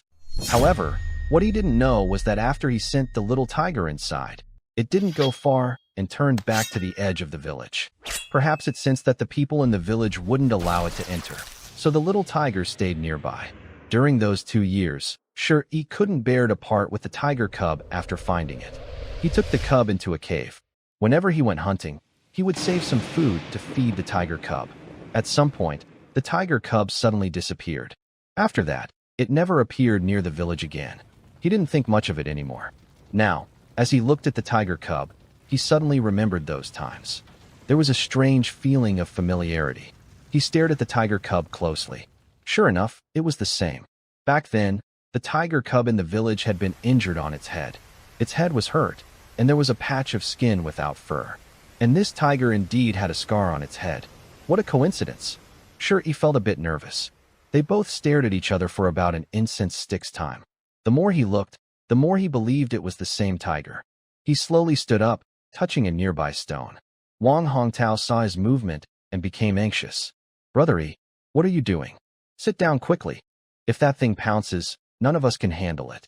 The tiger across from them, upon seeing Shi stand up, suddenly tensed its lazy body. It raised its terrifying head and stared directly at Shi. It seemed to be confirming something. After sensing this aura, Shi became more certain that this tiger was the one he had saved years ago. He quickly signaled the others to stay still. Don't move. Wang Hongtao, do you remember the tiger I raised when I was a kid? The one I secretly kept in the mountain cave behind the hill? What? It's been so many years, Brother E, stop joking. You can't be thinking this is the tiger from when you were young. Wow, Brother E, what are you doing? Before Wang Hongtao finished speaking, Shi E had already crouched down and was slowly approaching the tiger. Wang Hongtao got anxious and quickly stood up, ready to pull Shi E back. The tiger also emitted a fierce and threatening aura. It lifted its head, which bore the shape of a king's character, and stared intently at Wang Hongtao and the others. Shi E quickly signaled everyone to stay back and not move. Squat down. Wang Hongtao dared not take any chances. He hurried to crouch down, looking anxious like ants on a hot pan.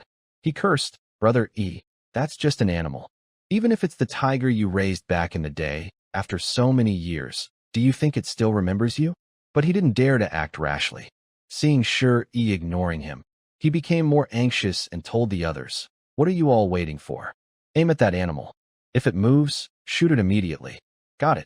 The others also became very tense. They had finally seen hope for a better future, and they didn't want Shi E to get hurt.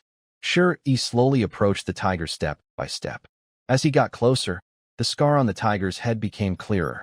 Shi E immediately remembered how the original owner interacted with this tiger when he was a child. He could feel the deep bond between the owner and the tiger, like old friends reuniting.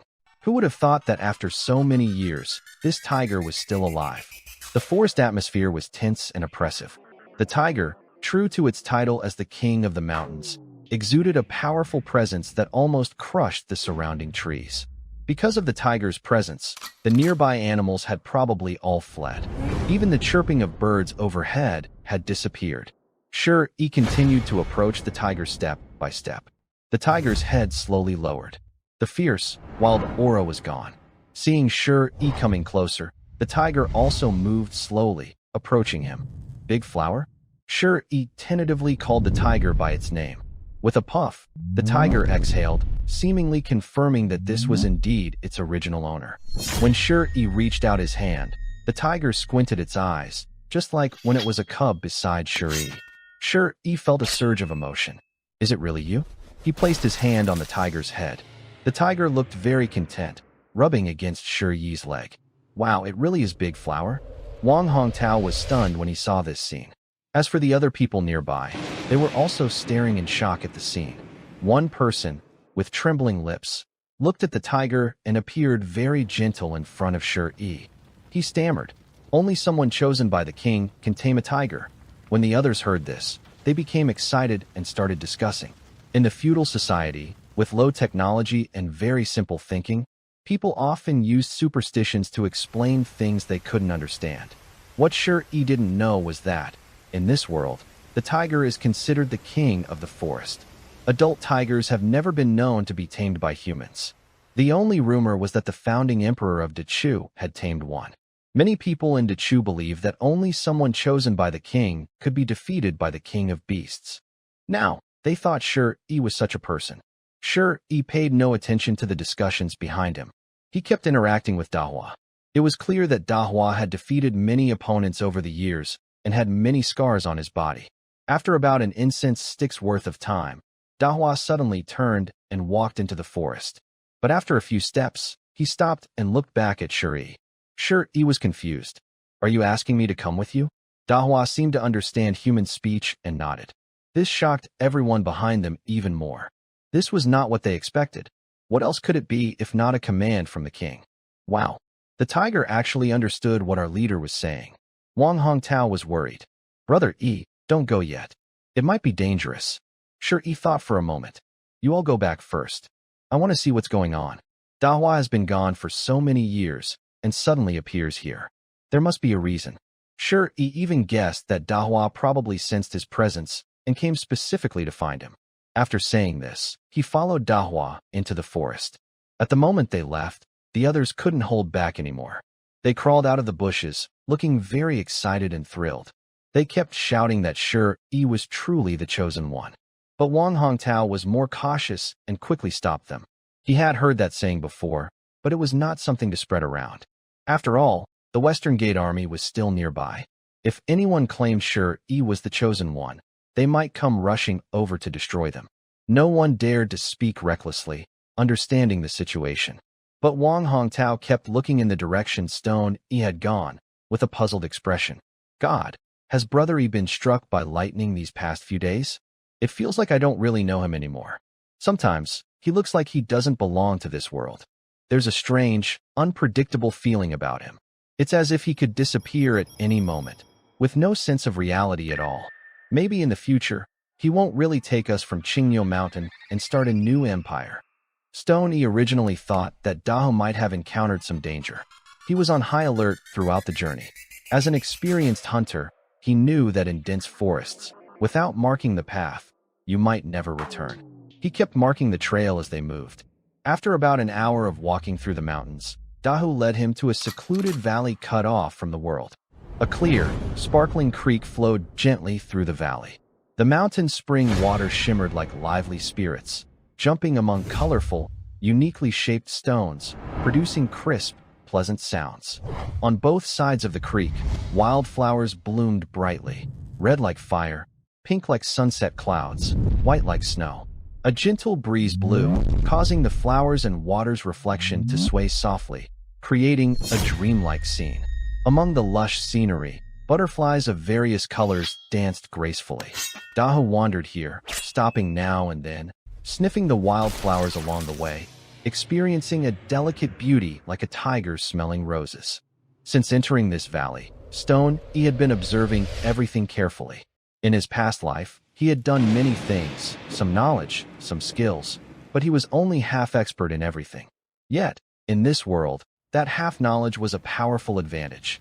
For example, he had studied traditional Chinese medicine under an old doctor, learning a bit about herbs. Looking around, he was shocked to see that this valley was like a giant treasure chest. Everywhere, there were rare medicinal herbs growing wildly because it was a remote mountain area with no human activity. Most importantly, he discovered that the soil in this valley was rich, black, and very fertile. The valley was semicircular, with steep, dangerous peaks on both sides, but the entrances at each end were less than 50 meters wide. The area inside is very large, flat, and the soil is rich and dark. The entire flatland covers at least 10,000 acres. The moment Shuri stepped into this place, a big plan appeared in his mind. This place is easy to defend and safe. It is like a world of its own, with good soil for planting. He could build a city here. Yes, now sure, he had a few silver coins he earned from crossing over, and he started to think about becoming a city leader. He followed the big flower, walking and stopping along the way. Eventually, 3 tiger cubs ran out of the cave. As soon as they saw Shuri, they rushed out, growling and threatening him. But they were slapped aside by the big flower. The big flower roared at them a few times, like a caring mother teaching her children. This kind of teaching worked well. After being scolded, the tiger cubs became quiet and obedient. When they came close again, they were no longer fierce. Instead, they played around Shuri's feet.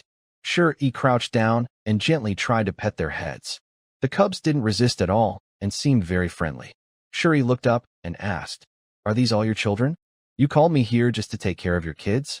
Throughout this journey, Shuri could feel an old, tired aura from the big flower. Considering its age, the big flower was about 14 or 15 years old. For a wild tiger, that's already quite old. The big flower seemed to understand Shuri's words.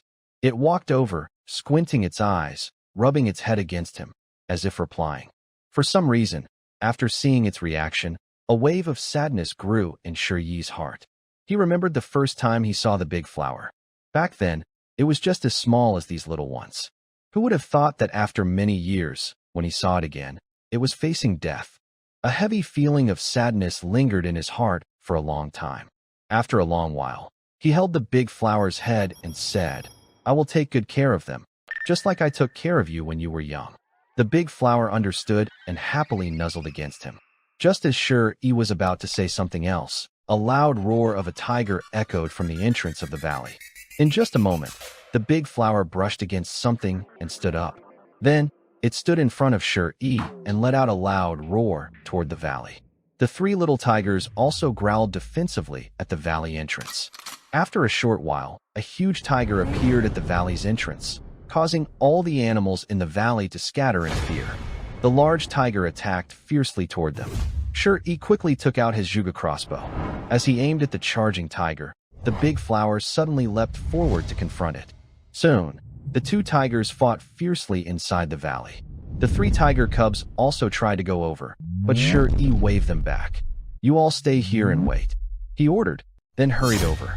It was clear that this was a fully grown tiger, strong and healthy, far different from the aging big flower. The forest world is very harsh. When a dominant tiger falls, it is quickly replaced by a new king. At this moment, Shi finally understood why Big Flower brought him here. It probably knew it was nearing the end, but it still had three cubs. If it lost the territory fight, it would face death. Once it died, its three cubs would also be attacked and killed by the new king. That's why it came out of the valley to find its former owner. In truth, Shi didn't fully understand. Big Flower was very good at understanding humans. After leaving the cave that year, it would appear near the village from time to time. Each time, it didn't disturb anyone, just quietly looked for Shi's figure, checked if its owner was safe, then slipped back into the forest. The fight between the two tigers was very fierce. Big Flower was fighting desperately to protect its cubs, but its opponent was a young, strong tiger. It was no match for the other. Shi watched anxiously from the side, holding his Juga crossbow, trying to find an opportunity to intervene. But the fight was too intense, and he couldn't find any opening. The two tigers kept fighting and moving farther away, so I couldn't keep up with them. Coincidentally, two more pigs, the second pig brother, appeared nearby. This second pig brother was probably bullied a lot by the big flower pig. He wanted to take this chance to get revenge. Now, these pigs had surrounded the three tiger cubs. In this situation, I couldn't catch up to the big flower pig and the others. I had to quickly turn back. There was no time to think much. I immediately pulled the trigger on the Juga crossbow. Swish, swish, swish. A few wooden arrows shot through the air and pierced into the pig brother's head. The pig brother let out a loud, painful scream. But this pig was not very smart. Instead of running away, it turned around and attacked me. I quickly emptied the arrow chamber on my bow. When the pig got close, I grabbed a stone with my quick hands and feet. I threw the stone at its head, which already had several arrows in it. The stone hit the arrows and forced them into the pig's head. This brave pig finally couldn't hold on anymore. Its body stiffened suddenly. It snarled at me with its mouth open and eyes wide, then fell straight to the ground. After twitching a few times, it stopped moving. Another pig brother, who was also quite old, saw his friend get killed. He didn't attack me, but turned around and ran away. I was worried about the three tiger cubs, so I didn't chase after him. I went over to check on the cubs. Luckily, they weren't hurt by the pig attack. The cubs still looked angry and wanted to chase after the pigs, but I stopped them one by one. Then I looked back at the big flower pig. At this moment, the two tigers were fighting fiercely and biting each other. They were running very fast. In the blink of an eye, they reached the edge of the valley. Even if I wanted to help the big flower pig, I couldn't catch up anymore. And the three tiger cubs were threatened by the other pig brother, so I couldn't go over. I cursed angrily at Ugh. He didn't know why, but at this moment, he felt a deep sense of parting and loss. It seemed that Dahua's departure might be forever. He became very restless, kicking the nearby rocks hard. He was fully capable of helping Dahua win this territory fight, but he had no way to do so. After venting his emotions for a long time, his mood gradually stabilized. He understood the habits of wild boars. They are social animals. He had already killed one, and the other had escaped. Soon, these wild boars would realize that this valley no longer had a master. They would come in groups to seek revenge. So, the most urgent thing was to quickly leave with the three little tiger cubs. At this moment, the cubs also became calmer. They lined up neatly, proudly raising their adorable little heads, looking toward the valley's exit. They let out mournful sounds, knowing that their mother, to protect them, might never be seen again after this. Who says animals are heartless? At this moment, the behavior of these three cubs shows everything. But what can be done? The law of survival in nature is so cruel. He took a deep breath and said to them, "Come with me first. Your mother called me here to help you. Your mother's mother was also killed by an old tiger during a territory fight. Later, your mother followed me down the mountain, and when she grew up, she successfully avenged her mother. Now, you must remember that old tiger." The three cubs looked back at him together. Sometimes, words just can't explain everything. These three cubs are just wild animals from the mountains, not tamed by humans. Yet, they somehow understood what Shi was saying. Seeing him move forward, they followed in a neat line, one after another. But as they walked, they kept looking back at the cave, seeming full of attachment and reluctance. In the mountains, no tigers might seem safe, but actually, that is the most dangerous place. Because there is no longer an existence that suppresses all living beings here, the food chain in the mountains becomes chaotic. Therefore, Shi dares not be careless at all. Fortunately, he brought plenty of wooden arrows with him, so he has some security. Throughout the journey, he remains alert and marks the way. This place is like a treasure trove. His ambitions are very large. Currently, his goal is to make the oil business smooth. Once the edible oil trade is steady, he plans to use the profits to help those starving on the streets. Then, he will train a group of loyal followers. These followers will support his trade routes, protect his caravan, and help connect the entire country. This dynasty is very chaotic and brutal. It is not the peaceful era described in his previous life's history books. Instead, he feels this world is on the brink of collapse. That's why he is very aware of the danger. Having money without power is like being prey for others. Moreover, he still needs to avenge Huma Zi, the big bandit of Qingyo Mountain. So, he already has a big plan in his mind. Along the way, he faced many dangers, mostly minor troubles. After some bumps and setbacks, they finally reached the next morning, at dawn, when darkness was about to lift. Shi stood at the cave entrance with three little tigers. From afar, he saw Wang Zhijiao leaning against a stone at the cave entrance, eyes half closed. A faint light reflected on her stunning face, making her long eyelashes appear golden. This woman has always been cold and distant, but after he fell asleep, he suddenly realized that she, like other ordinary girls, also has a mysterious side that makes people want to care for her. Shi is from another world. He sees himself as above this world, like watching from the clouds with a divine perspective. Because he does not belong here, he views this world as very backward.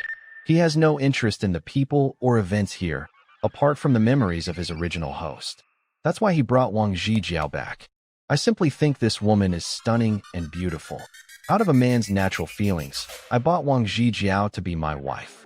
But at this moment, as I look at Wang Zhijiao sleeping, my heart feels a gentle ripple. In my past life, I was single, so I never experienced loving someone.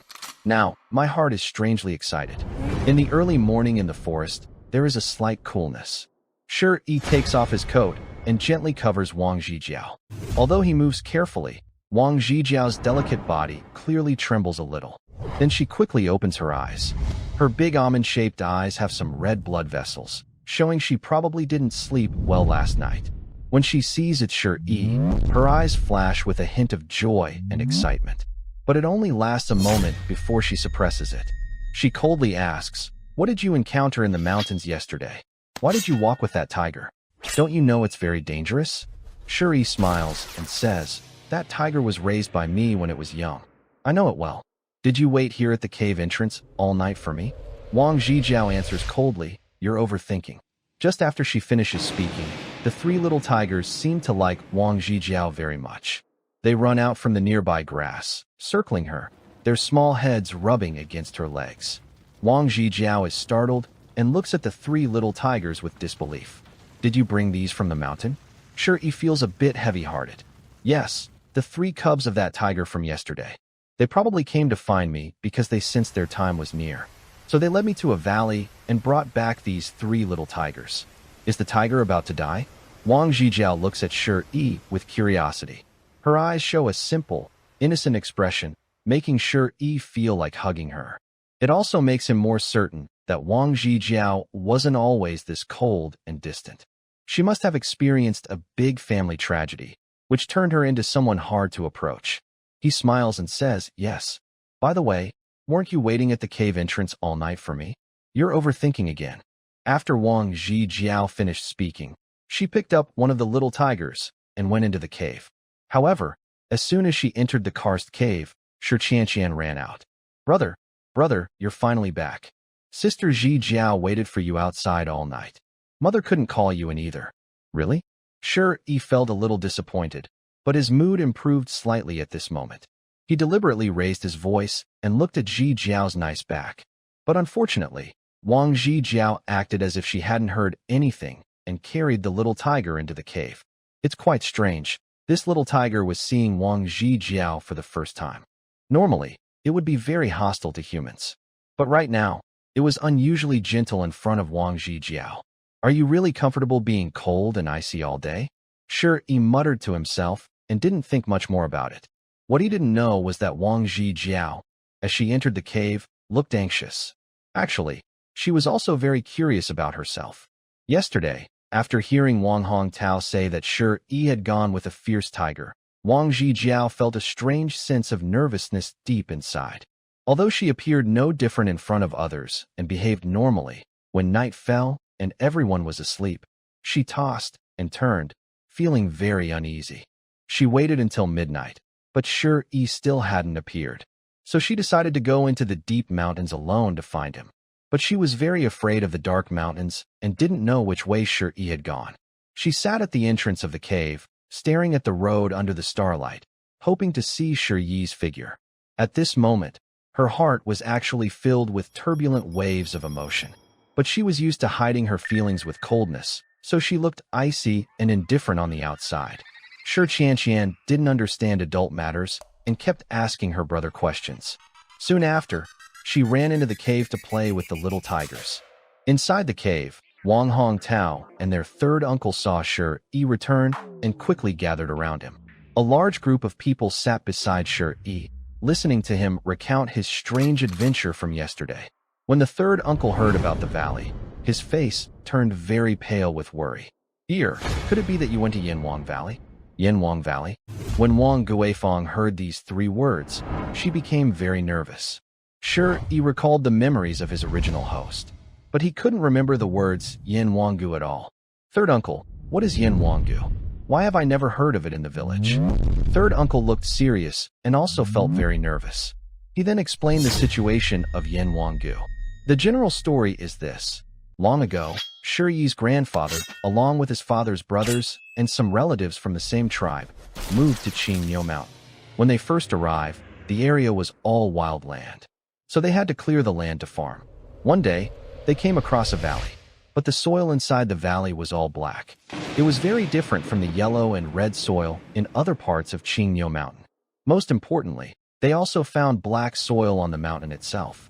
At first, they thought the valley was easy to defend and hard to attack, and the water resources there were very plentiful. They considered settling there, but they never expected that one night, during a thunderstorm, lightning struck the side of the mountain. Surprisingly, the mountain caught fire. The next day, when they checked, they found the fire could not be put out, and the thing that was burning was also a kind of black soil. This made them feel very frightened. Even more terrifying was what they saw on the 3rd day. They found blood-like water seeping from the other side of the mountain, along with a very foul smell. They became very scared, believing this valley was a place of spirits or ghosts. So they gave up on that difficult-to-defend place. Sure, he was deeply shocked when he heard this. Yesterday, he was entirely focused on Dahua and his 3 tiger cubs. To protect the cubs, he left the valley immediately. It was already late at night when he left, so he didn't look around carefully. He never expected that after returning, he would learn there were so many strange and mysterious things in that valley. Of course, he is a modern person and doesn't believe in ghosts or spirits. When he heard his third uncle talk about the burning black soil, his first thought was about something else. Coal. In this world, they don't use coal. They don't even know what coal is. Because they don't have coal, the metals they make stay as bronze.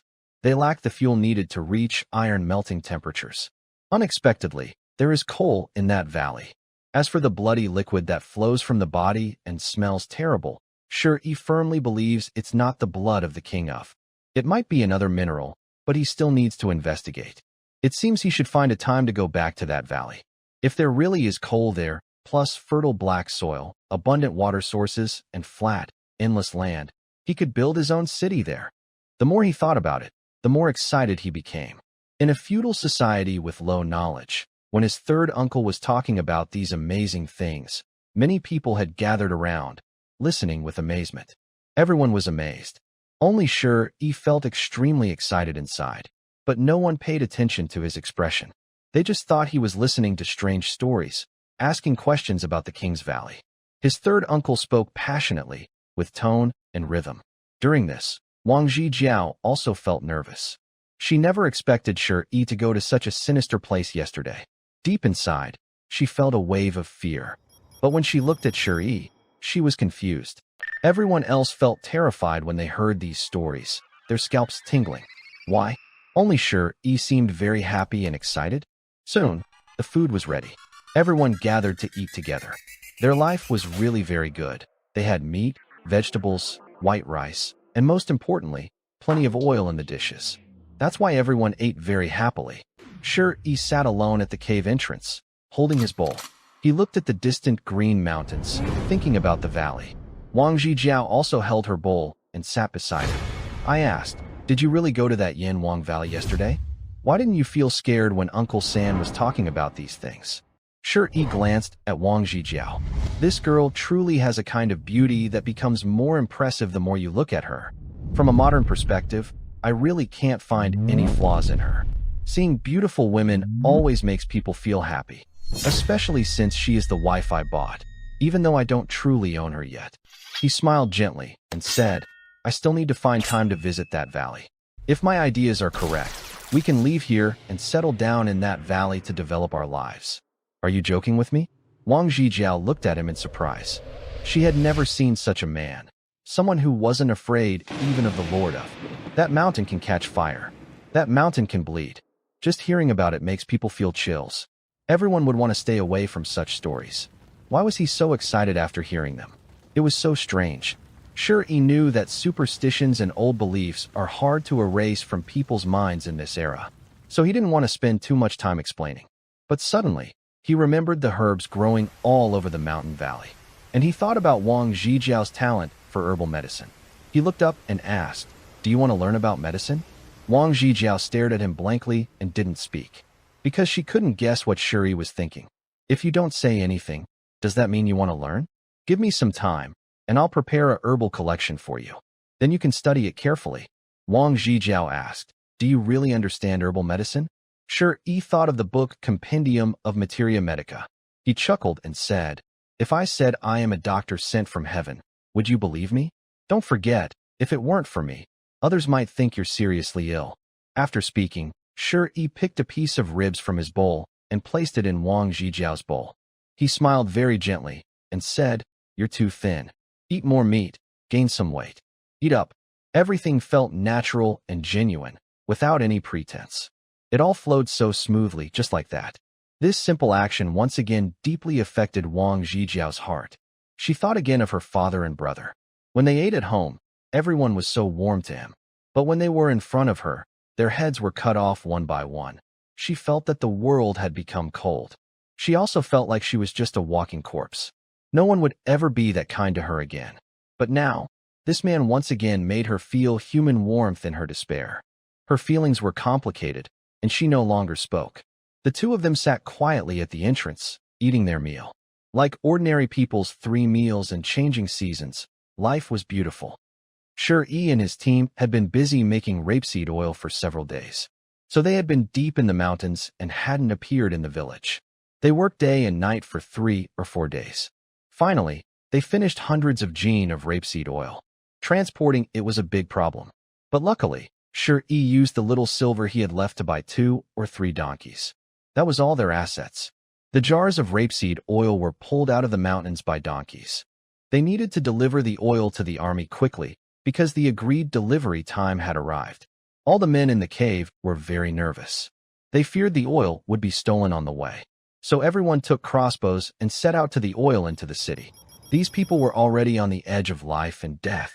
Anyone who dared to block their way would fight with their lives, even kill if necessary. Because if someone stole their rapeseed oil, it was like cutting off their livelihood. If you cut off my way to survive, I will take your life. It's only fair. In this era, during times of drought and hardship, survival was more important than anything. Meanwhile, Butler Wu had been having a tough time lately. At first, they supplied cooking oil to the Western Gate Army. But suddenly, they were informed that their oil would gradually be replaced. Master Song was definitely furious, because this was like losing a big business. As the person in charge, Butler Wu naturally had to bear the responsibility. So in the past few days, he received a deadly order from Master Song. You go to the Western Gate military supply yard every day to bow and plead. When will they forgive you and continue to use my Song family cooking oil? When will you finally be able to relax? But can Steward Wu possibly make the Western Gate military supply yard change their mind? It's impossible, because your pig fat is now sold at 60 or 70 coins per gene, while the tea seed oil brought by that young man costs only about 10 coins per gene. The amount of grain and supplies the court provides is decreasing more and more. There are so many soldiers to feed and battles to fight. Naturally, expenses must be cut and military costs saved. So no matter how Steward Wu pleads, it will be useless. Every day, Steward Wu leaves early in the morning to kneel at the gate of the Western Gate military supply yard. If there is no result, he is usually beaten by old Master Song, who hits him about 10 times. So these days, Steward Wu's backside has been swollen and he hasn't had a good rest. Today, as usual, he knelt at the main gate of the Western Gate military camp, shouting, "General, give me one more chance. I know I was wrong. I will serve you loyally from now on. Just please give me one chance." Standing nearby is old Master Song, one of the 4 great families in town, Song Zhongxing. He is now dressed in silk and satin, with his hands behind his back, looking serious at the supply yard. Because he simply couldn't hold back anymore today. He doesn't understand. His steward comes daily to kneel at your door. Why do you still refuse to show respect? Although the supply yard is part of the military, the reason my Song family can do business with your Western Gate army is because I, Song Zhongxing, am not someone to be trifled with. In your army, there are also people who listen to me. Today, he came to see what the Western Gate military supply yard really means. He also wants to see if his own dog's kneeling posture is the problem, which might be why the people at the supply yard ignore him.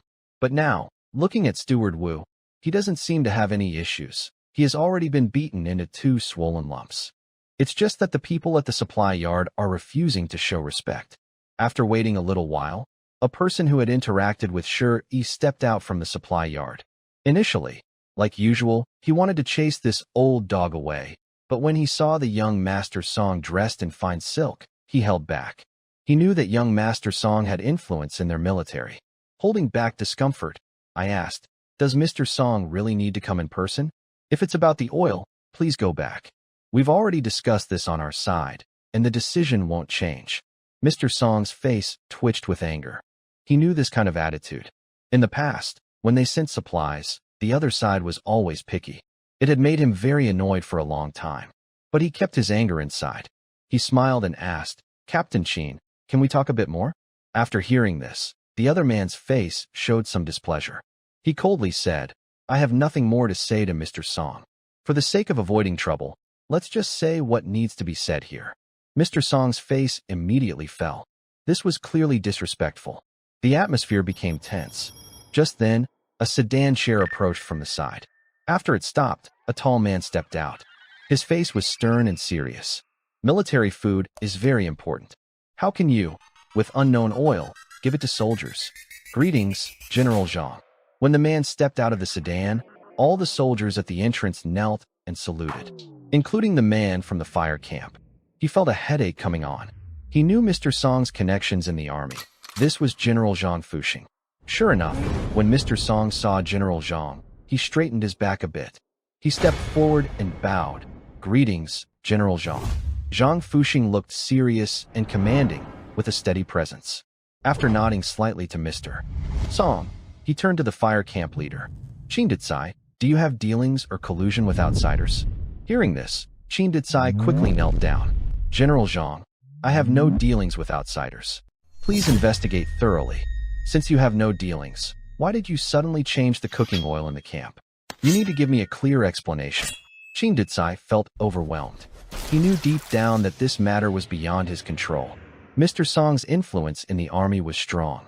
There were rumors that these two had ongoing interests together.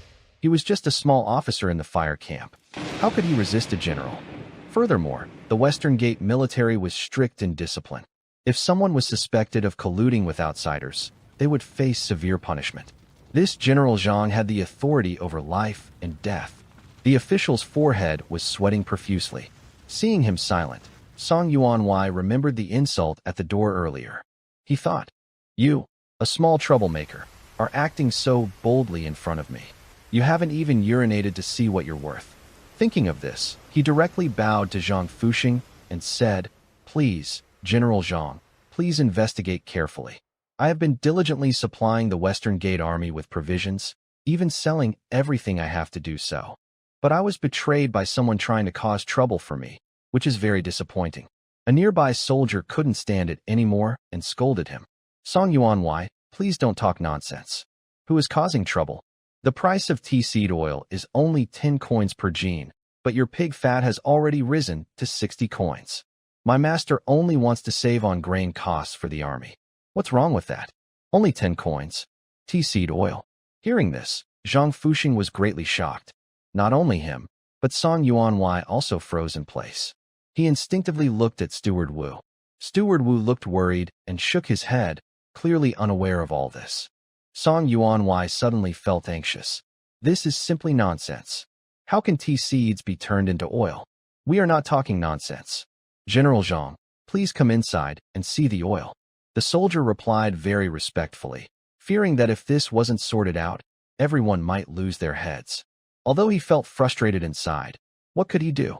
He was just a soldier, and Zhang was a general. One word from him could decide his life or death. The gap between people was so big. Zhang Fuxing looked serious and said, "Lead the way." He walked into the camp with his hands behind his back. Soon, Chinda, the soldier in charge of the fire, led everyone into the kitchen. He also took out some oil that he had left behind earlier and used it to cook a few dishes. After tasting, Zhang Fuxing and Song Yuanwei looked even more displeased. Especially Song Yuanwei, who was feeling anxious inside. Is this really oil made from tea seeds? It definitely had a tea fragrance. Tea seeds are all over Qingyo Mountain nearby, but they are unwanted by others. If this information spreads in the town, my family's oil refinery might have to shut down directly. Zhang Fuxing kept looking at him. This oil tastes just like lard. The most unique thing is that it has a tea fragrance different from lard. The price is only about 1/6 of lard. In this situation, the outcome is clear. So he asked, "Who made this oil? Where are they now?" Qin Detsai quickly answered, "They are a common villager from Qingyo Mountain. That day, he left these oil seeds here and then left. I don't know exactly where he is now, but we agreed today he should deliver the oil to our fire camp." Zhang Fuxing suddenly felt a bit overwhelmed. He indeed colluded with Sir Song, exchanging benefits. Right now, this tea seed oil, delivered to the army, costs only 1/6 of lard. If the higher-ups find out, they will surely replace lard with this tea oil. Then, they will adopt this kind of tea oil. Because the court's budget is shrinking, border troops are tightening their belts. They will have to cut costs on supplies. But if the supplier of cooking oil changes, what can I still profit from? Border troops are very complex. The 4 main families in town exist mainly because they supply the border army. Some deliver cloth, some rice, some grain supplies. Basically, the border army sustains these 4 families. And in their supply chain, there are always interests involved with others in the military. So, these are unshakable profits. Although Zhang Fuxing knows that tea seed oil can save the army a lot of money and also let soldiers eat better oil, those are not his main concern. He only cares about his own benefit. So, after suppressing his shock at this oil, he looked at Sir Song beside him. Sir Song was very good at reading people's expressions. After understanding what Zhang Fuxing wanted to say, he scooped some vegetables with chopsticks and put them in his mouth. After swallowing, within a few moments, he suddenly collapsed and couldn't get up. "Master." After Steward Wu saw him fall to the ground, he quickly helped him up, looking very worried. This scene was too sudden. It caught everyone in the kitchen off guard. Before anyone could react, Master Song pointed at the fire and said, "Poison? This oil must be toxic. I am now suffering from stomach pain like a knife. Qin Huido, how could you give such oil to soldiers on the front line? Shut your mouth." Qin Detsai, standing nearby, was furious. "We've been eating this oil for days. Some soldiers across the army have also eaten it, but no one else has stomach pain. Why is it only you who get sick after eating? You're just pretending. I know what you're up to. You're afraid this tea seed oil will ruin your business." Even a fool could guess what Master Song was trying to do. But in this world, things are often illogical. Trying to change the cooking oil was like stepping on someone's tail. Zhang Fuxing didn't care about that. This was exactly what he wanted. He coldly ordered, "Come here." A few soldiers quickly ran inside. Zhang Fuxing pointed at Qin Dicai and the others, saying, "Arrest everyone from the fire camp. They are suspected of treason and betrayal. I suspect they are spies from the Western D country. Lock them all in prison first, and execute them after 3 hours." "Commander Zhang, we are innocent. Why are you going to execute us? We only wanted to save military expenses. Also, we tested this oil ourselves. After confirming it was safe, we decided to use it. Where's the mistake?" At this moment, Qin Dicai was panicked. He never expected Zhang Fuxing to stand so firmly with Master Song. He knew that changing the cooking oil would threaten the interests of the 4 major families in town. He was worried they would retaliate behind the scenes. But now, the court was giving less grain and silver. He thought the higher-ups would probably handle this matter with discretion, but he overestimated them. Zhang Fuxing was ruthless and cunning. What he saw now was that this small fire camp, just a little, was disregarding his interests. Then, he deserved to die. Not only him, but everyone in the fire camp who knew about the tea seed oil should be executed. In short, he wants to prevent rapeseed oil from circulating within the army. He cast a contemptuous glance at Qin Dicai. "What's really going on? I believe you know very well. They're from the Western State. How bold they are to start infiltrating our Western Gate Arms Depot. Lock them all up for me." After hearing this, the other soldiers no longer dared to slack off. Soon, the depot began a cleanup. Almost everyone was arrested, and their fate was clear: execution by interrogation. Once these people were all taken away, Mr. Song, like a loyal dog, walked over to Zhang Fuxing. "Thank you, General Zhang." Zhang Fuxing frowned. "Don't thank me yet. First, find out what's really going on with this rapeseed oil. You must suppress this matter. If not, I will hold you responsible." After speaking, Zhang Fuxing turned and left. Mr. Song understood what he meant. Although temporarily suppressed within the army, once this oil circulates among the common people in town, it will surely be known by other officials in the military. Then, their lard will be replaced by this oil. So, the most urgent task now is to prevent this oil from spreading in the town. After leaving the depot, Mr. Song kicked Steward Wu. "Quickly tell me exactly what's going on with this rapeseed oil." Steward Wu hurriedly recounted everything from start to finish. After hearing this, Mr. Song was very shocked. "That's the work of Shi Kang's nephew, is it?" "Yes, that day, Shi Kang's nephew delivered this oil to the army." "Master, we must root out this problem completely. Do I need to remind you how to do your job?" Mr. Song was quite angry. "Immediately gather some men and go to their village. Capture Shi Kang for me. This ungrateful traitor. If it weren't for my shelter, he'd be nothing but a stray dog." He left in a fury. Steward Wu also hurried to gather his men. As for Shi Yi, he still underestimated how dark this era truly was. In his world, such collusions might be hidden carefully and not show off openly. But in this world, everything is blatant and no one seems to care. He is quite lucky. If these rapeseed oils had been directly sent to the army after being brought into the city, he might have been caught at the gate of the fire camp, thrown into prison, and awaiting execution. Fortunately, when he arrived at the city gate, he heard about what was happening inside the fire camp. So he quickly told Wang Hongsheng and the others to hide the rapeseed oils in the grass outside the city. Then he entered the city alone.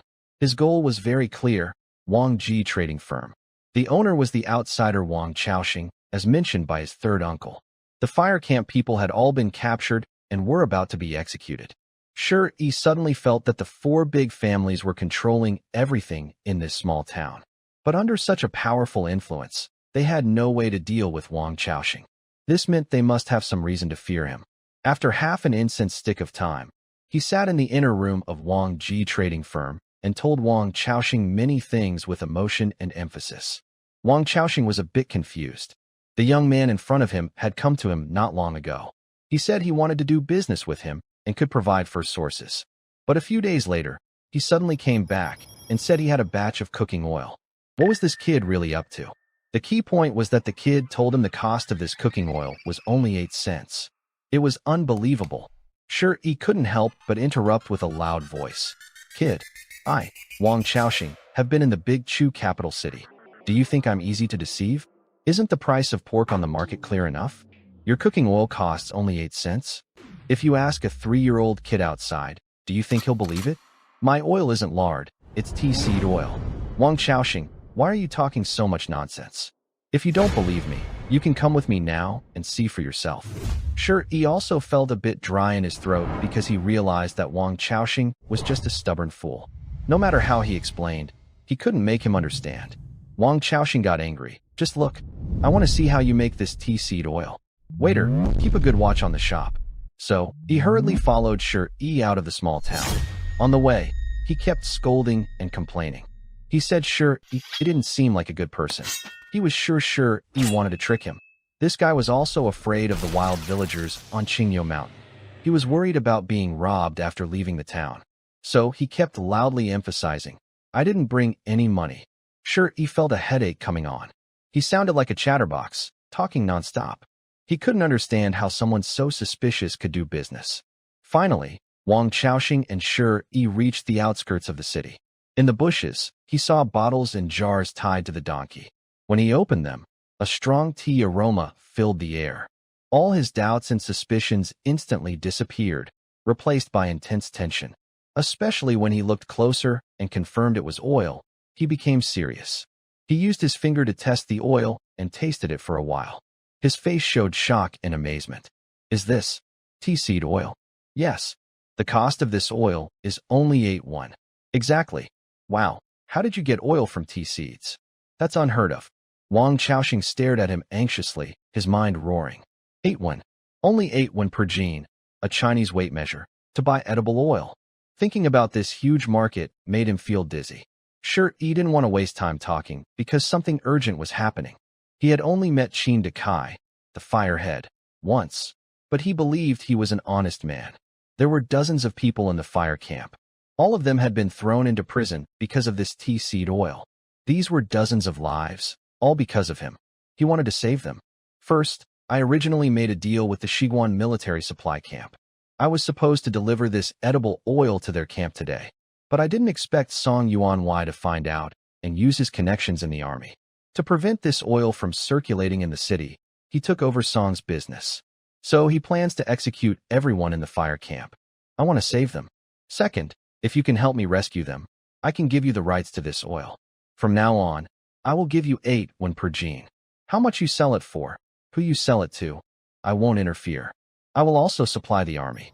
The price I negotiated with the firehead is 10 won per gene. You have 2 advantages. Wang Xiaoxing, are you in or out? Urgent to save someone. So sure, he didn't want to waste time. Wang Xiaoxing is a clever man.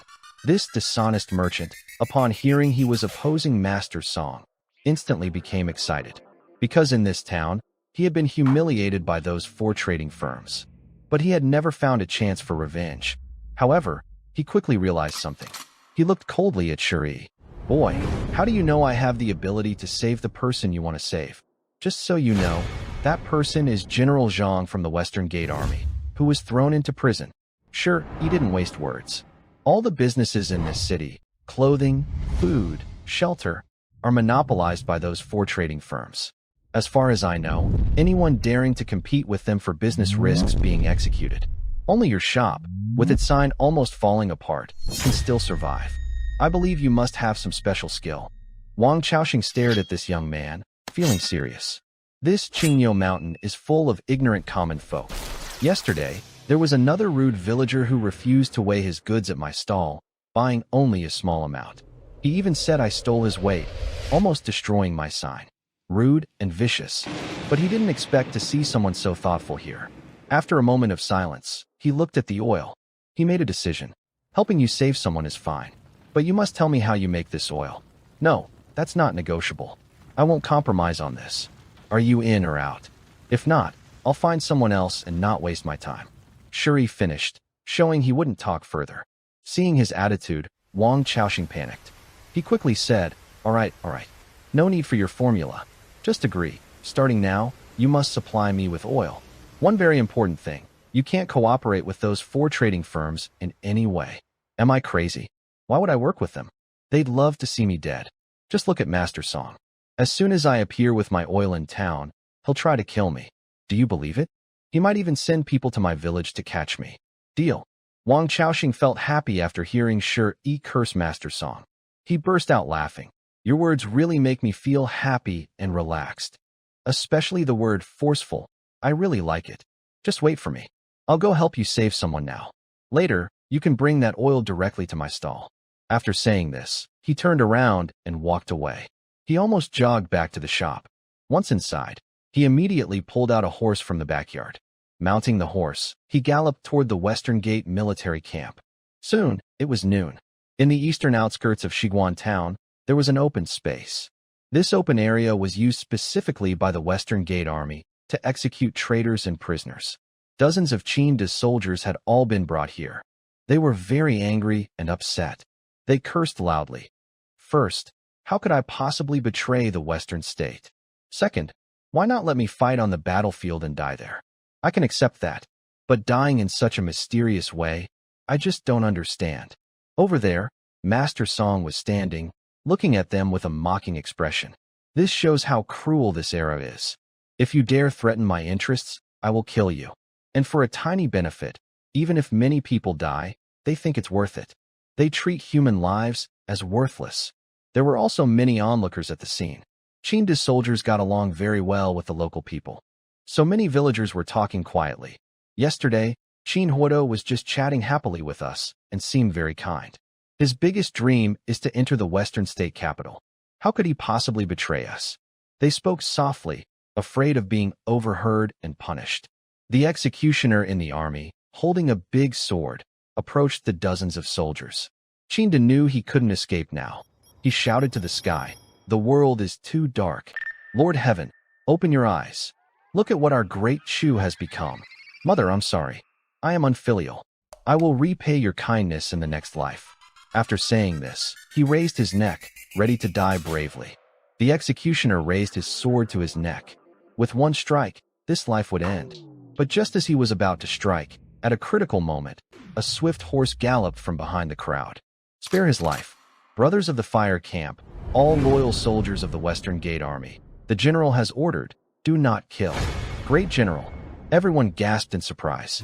He had already killed several executioners and dared not strike again, only looking at the newcomer with confusion.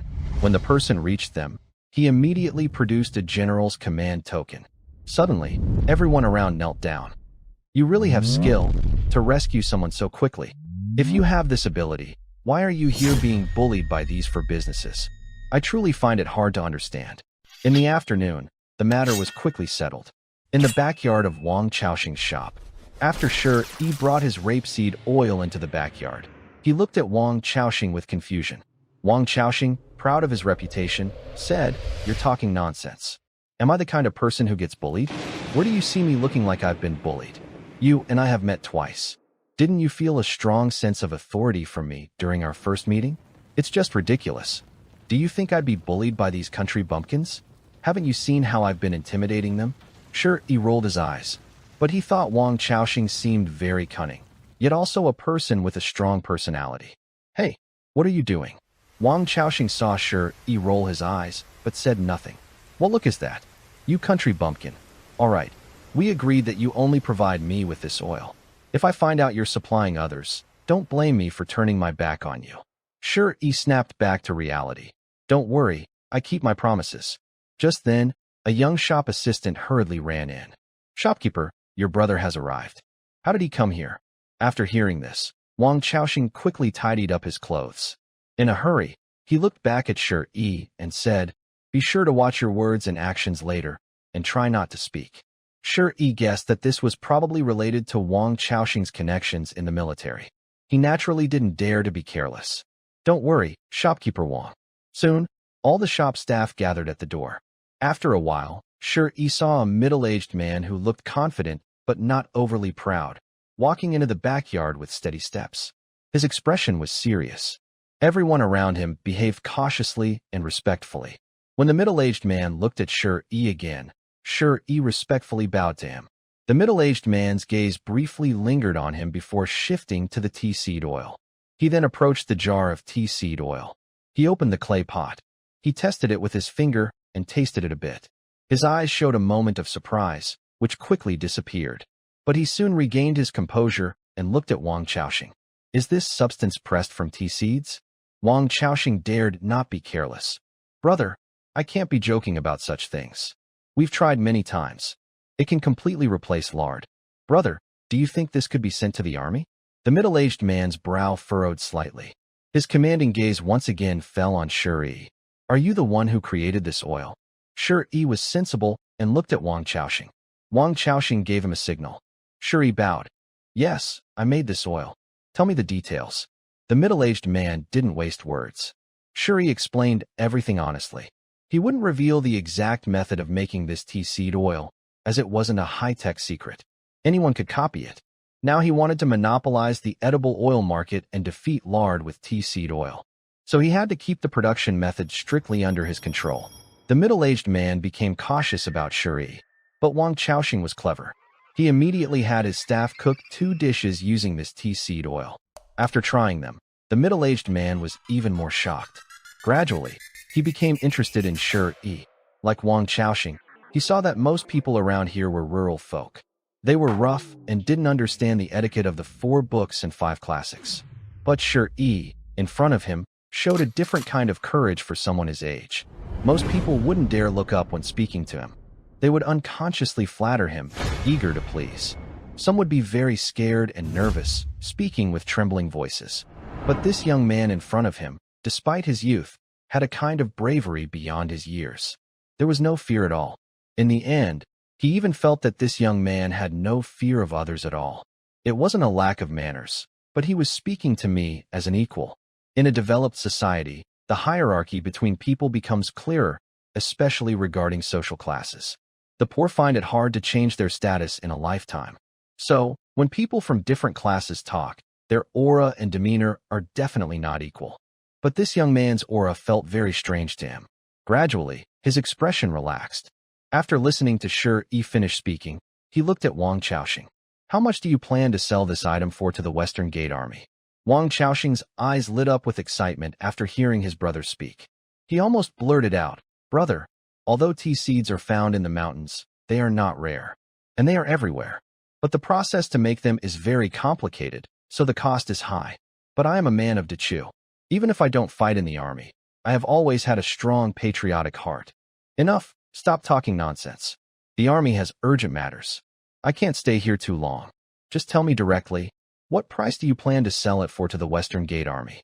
The middle-aged man, upon hearing this, showed no sympathy and instead looked at him with disdain. Wang Chaoxing felt tense and clenched his teeth. 21. Cough, cough. Shi choked on his own saliva and kept coughing after hearing the price. Next to him, Wang Hongtao's eyes widened as he stared at him. Only 2 words appeared in his mind. Shrewd merchant. This shopkeeper is really sneaky and ruthless. We sell him at 8 won per jean, and he sells it to the Western Gate Army at 21. Most importantly, he made himself sound so noble, claiming to be patriotically motivated. 21. The middle-aged man clearly didn't believe him. Wang Chaoxing, brother, tea seeds, although found all over Qingniu Mountain, are harvested after complex processing and then transported manually from the mountains. The middle-aged man interrupted again, 12-1. If you truly have a patriotic heart, you should be prepared to suffer losses. Wang Chaoxing, I don't want you to become like those few dishonest people in town. Quickly deliver this oil to the military.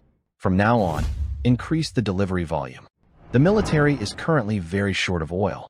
After saying this, the middle-aged man turned and walked away. Although he didn't know the exact cost of this tea seed oil, he believed he understood his younger brother well.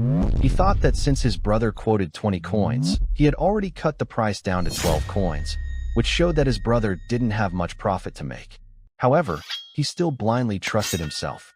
After he left, Wang Chaoxing slammed his fist on the nearby table, looking very excited. Brother, do you know what kind of person I am? I'll tell you, he's just a stubborn block of wood.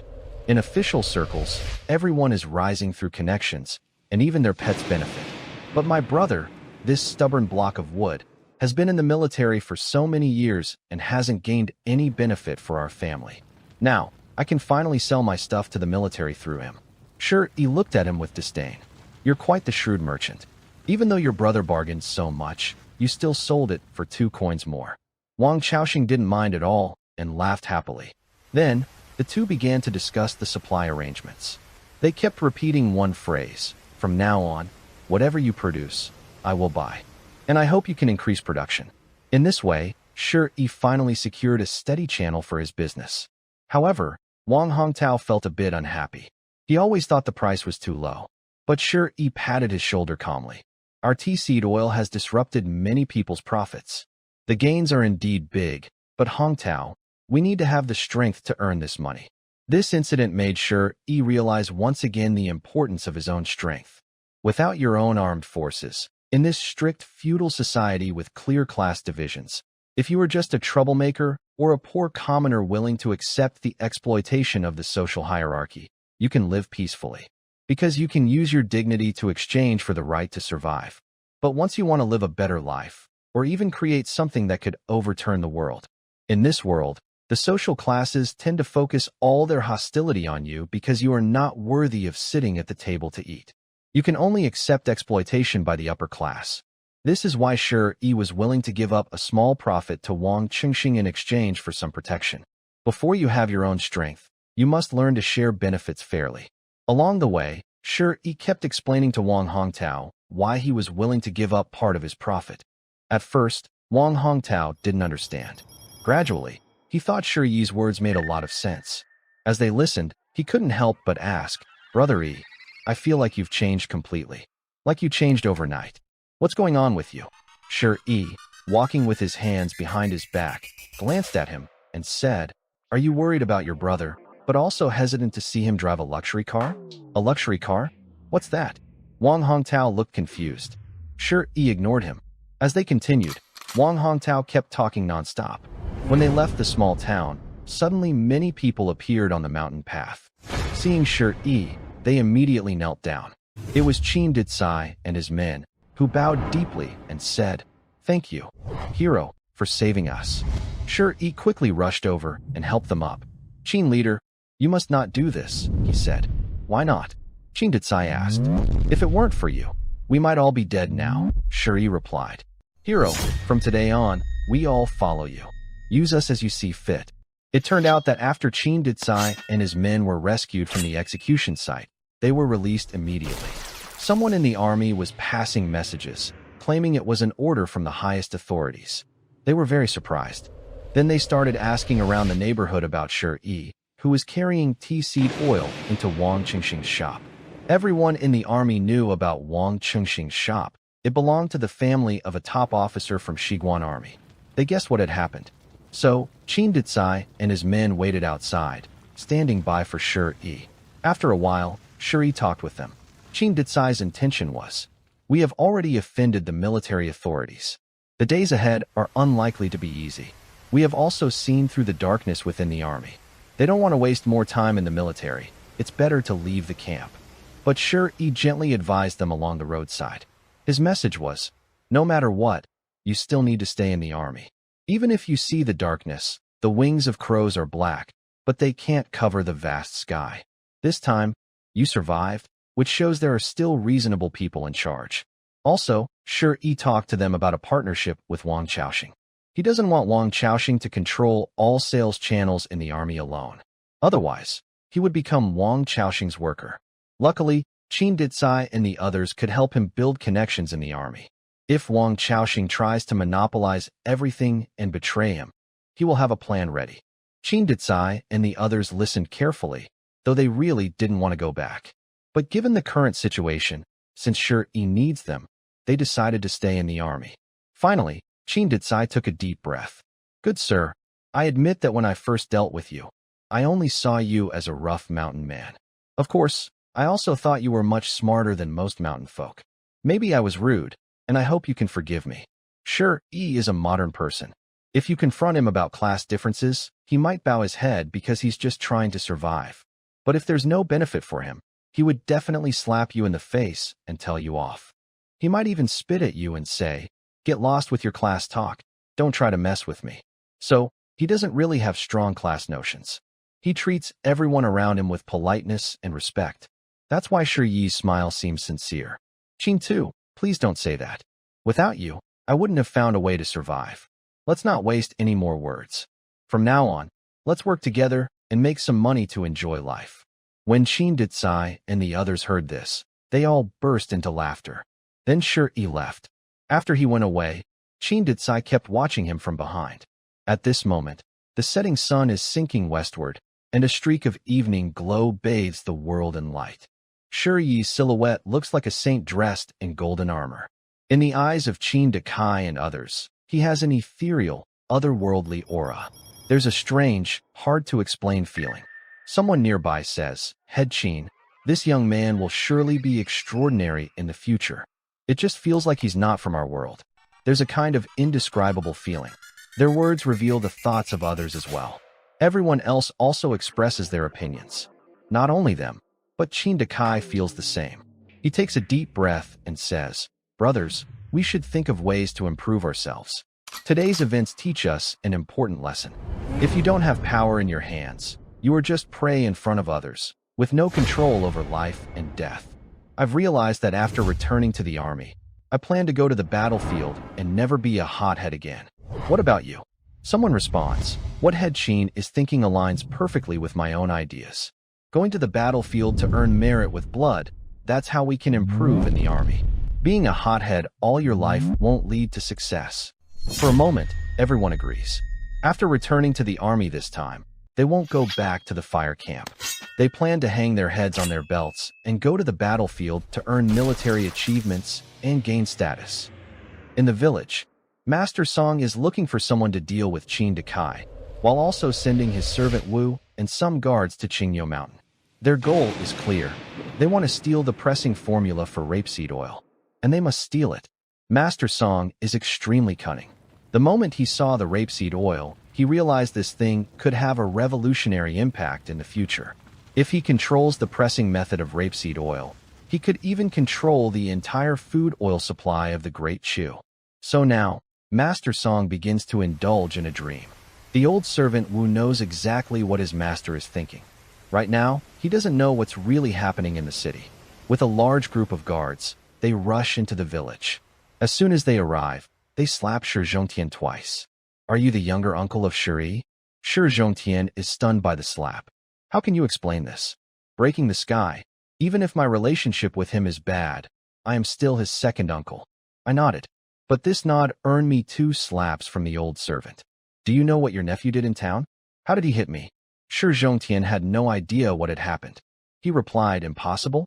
That brat dares to provoke the Song family." Manager Wu was furious. He raised his hand and slapped Shi Zhongtian twice. "You scoundrel! Still doubting what I say?" He started to punch and kick Shi Zhongtian, cursing as he fought. "That little troublemaker.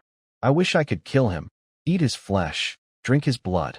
Since he's not in the village now, you, as his second uncle, must take responsibility because you're his elder." Shi Zhongtian was very bossy inside the village, acting arrogantly. But in front of the Song family and people like Huma Zi, he was like a dog, unable to resist at all. When Zhang Lixiao saw her husband being beaten, she finally couldn't hold back. She quickly knelt and kowtowed to Manager Wu. "Master Wu, although Shi is a junior in my Shi family, we don't have a good relationship with him. There's a reason for everything. If you want to find him, go directly to him or to someone close to him. For example, his third uncle Shi Kong, who has always considered him as his own son. Go and kill their whole family." Only then did Manager Wu let Shi Zhongtian go.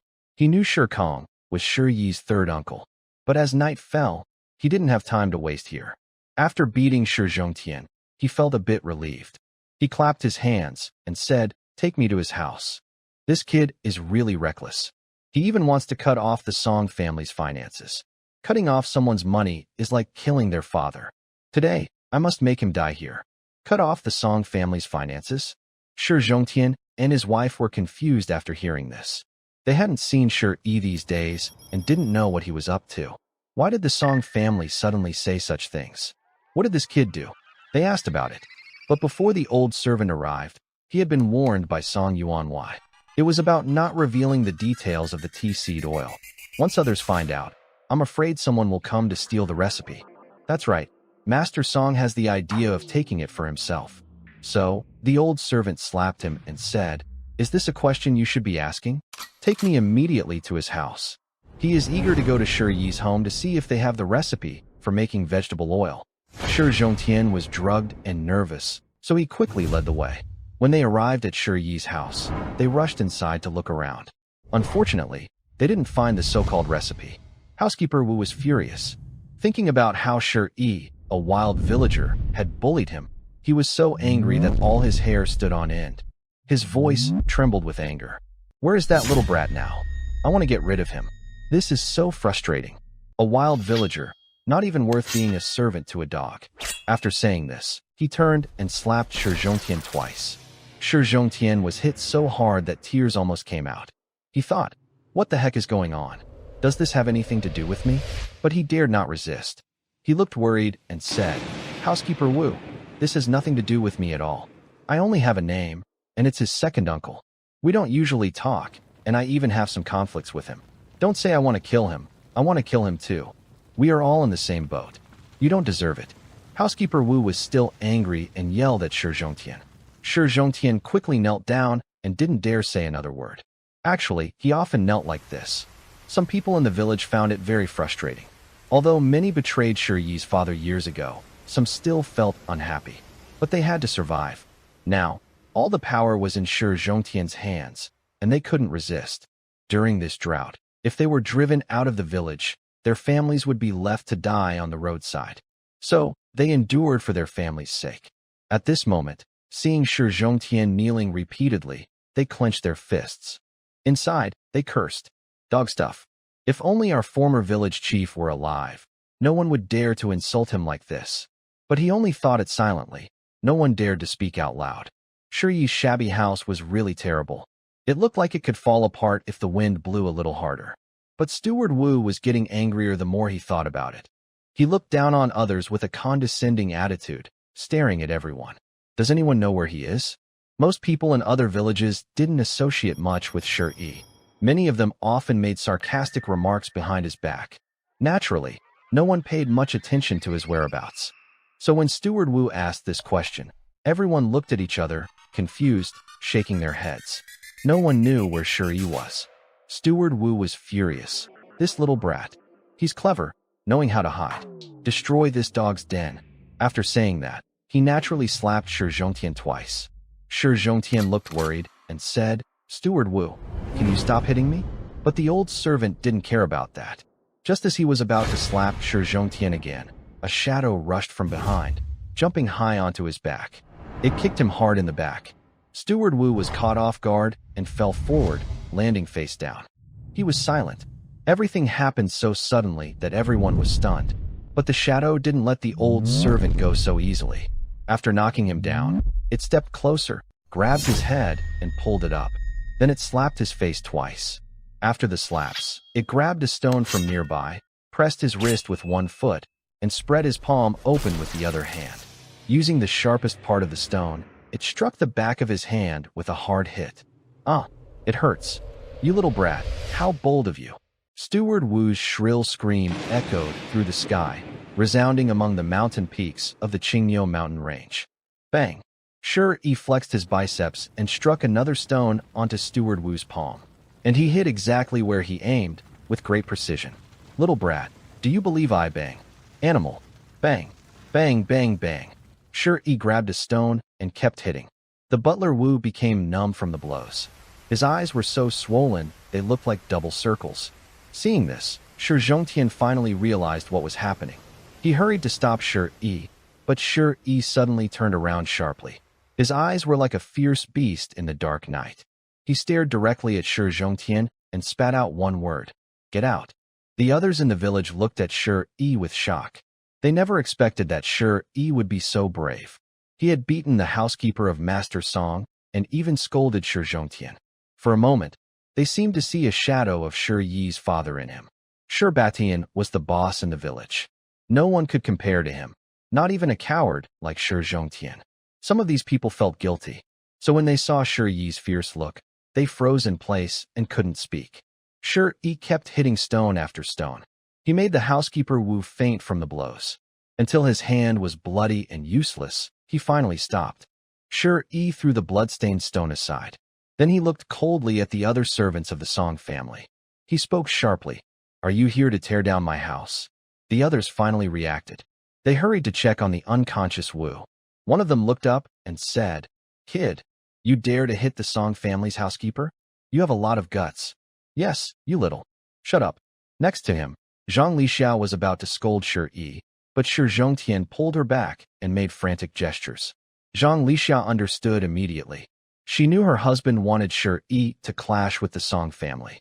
He wanted the Song family to deal with Shi, so she didn't want to get involved. Shi looked coldly at these people. Don't think that just because I'm a little servant, even if Master Song himself comes to tear down my house, I won't fight back.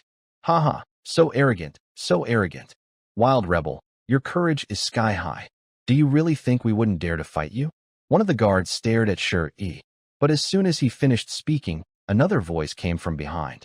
Try and do it if you dare. Everyone turned around. They saw Shirkong approaching with many people. Their appearance quickly caused whispers among the others in the village, because no one had seen these people before. After the third uncle Shirkong appeared, the guards didn't dare to say another word. Shirkong had previously worked as a bodyguard for the Song family. He knew these Song family guards. Everyone knew how skilled Shirkong was with his fists. No one dared to provoke him. Most importantly, he was followed by many people. All of them had strong cheeks, clearly trained in martial arts. They couldn't fight against such opponents. The atmosphere suddenly became tense. One of the guards looked at Shirkong and asked, Shirkong, how do you want to handle this? Don't forget, the Song family has helped you before. Helped? Shirkong showed a sneering smile. He shook his head and said, Don't try to act friendly with me. You all are destroying my nephew's house and hurting his feelings badly. If you want to leave, you need to pay compensation. Otherwise, none of you can leave Qingniu Mountain safely. The guards looked at Shirkang's followers, all showing unfriendly expressions. They knew today's problem wouldn't be solved easily. The first thing to do was to quickly take Wu Butler away from the village and find a doctor in the city. So, one of them took out a string of copper coins. He threw it to Shirkong and said, This is compensation for your family. Let your people step aside. Even a dog will jump over the wall when pushed to the limit. Your village can't withstand the pressure from Lord Song. Better for you to behave yourself. Just as Shirkong was about to speak, Shi interrupted. Let them go, third uncle. After saying that, he walked into the house. The third uncle saw his attitude and didn't bother the guards anymore. He told them to leave one by one. As for Shi Zhongtian, after seeing Wu Butler and the others leave, he also didn't want to stay any longer. He was a bit afraid of Shirkong. Of course, most of it was gloating. I didn't want to get involved in the conflict between Shi and the Song family. After they left, Shirkong entered the house. He sighed, saying, We need to keep a low profile about the oil mill. We can't let the villagers find out, or they might start causing trouble. Thinking of this, Shirkong added, Maybe we should leave the village. Leave? Shi sneered, I'm not going anywhere. This village belongs to my father, and I must take it back. Shirkong had already prepared for this. Right now, Huma Zi was still searching the mountains for the man called the Wolf King. The Wolf King had become the greatest hero on Qingniu Mountain. Huma Zi hadn't found him yet, but once he did and resolved the feud with the Wolf King, he would turn around and target Shi, trying to eliminate him completely. They had nowhere to go before, but now, they had found a way to survive deep in the mountains, so there was no need to risk their lives anymore. He sighed and looked down at the mountain village below. He remembered how his older brother and father had come to this village with great energy. At that time, the whole family was full of hope. But what has the village become now? It's filled with smoke and chaos, and loved ones no longer feel like family. He shook his head and said, You're right. The village was built by your grandfather and father, and we must take it back. But here, this path will be very difficult. Do you understand what I mean? Hardship is nothing. In this world, only kings and generals have easy roads, Shi replied confidently.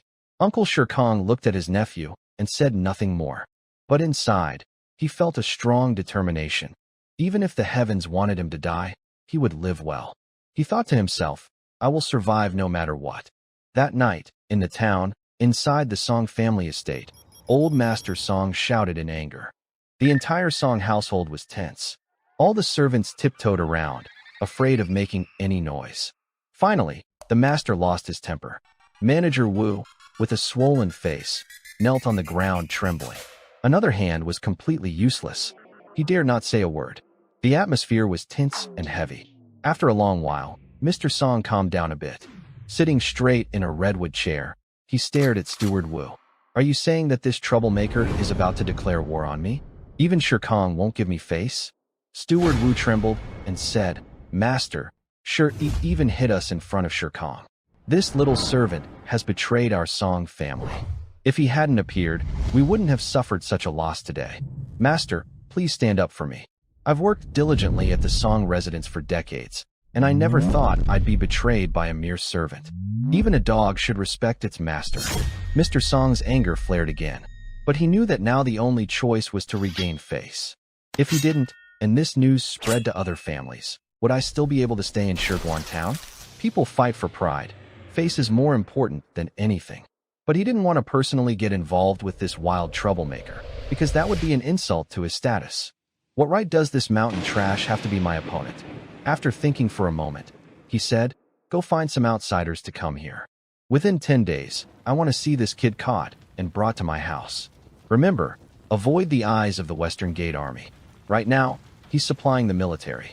If anyone in the army finds out we harmed Shi, they will surely wipe out our Song family." Before he finished speaking, the people nearby immediately flattered him. "Master is wise. That little trash is doomed. He's no match for the Song family." Steward Wu also felt a bit more spirited, as if he saw Shi's head already in his hands. He even fantasized about grabbing that kid's head and kicking it like a ball, then letting the dogs in the Song residence eat it. His hatred for Shi had seeped into every pore of his body. Thinking of how Shi humiliated him made his teeth almost break apart. Soon, someone from the Song residence hurried out of the town to find people. One day later, at dawn, the dense forest still carried the lingering afterglow of the night. The eastern sun, like a new spark of fire, slowly rose from the distant horizon. The faint light was the first to climb to the top of the tall trees, outlining each leaf with a soft, fuzzy golden edge. It was as if a dreamlike veil had been placed over the ancient forest of Qingyo Mountain. Wang Zhijiao woke up very early every day. Right now, she was doing some logistical work inside a cave. She was counting the amount of oil extracted from daily seed harvests and other related tasks. Sure, he was very generous. There were more than 40 people in the cave.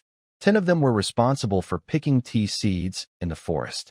20 others focused on pressing the seeds to make oil. The remaining 10 handled security nearby. Everything was arranged very carefully. At this moment, Wang Zhijiao was washing some items by a small stream outside the cave. Yesterday, Shi and the others stayed overnight in the cave.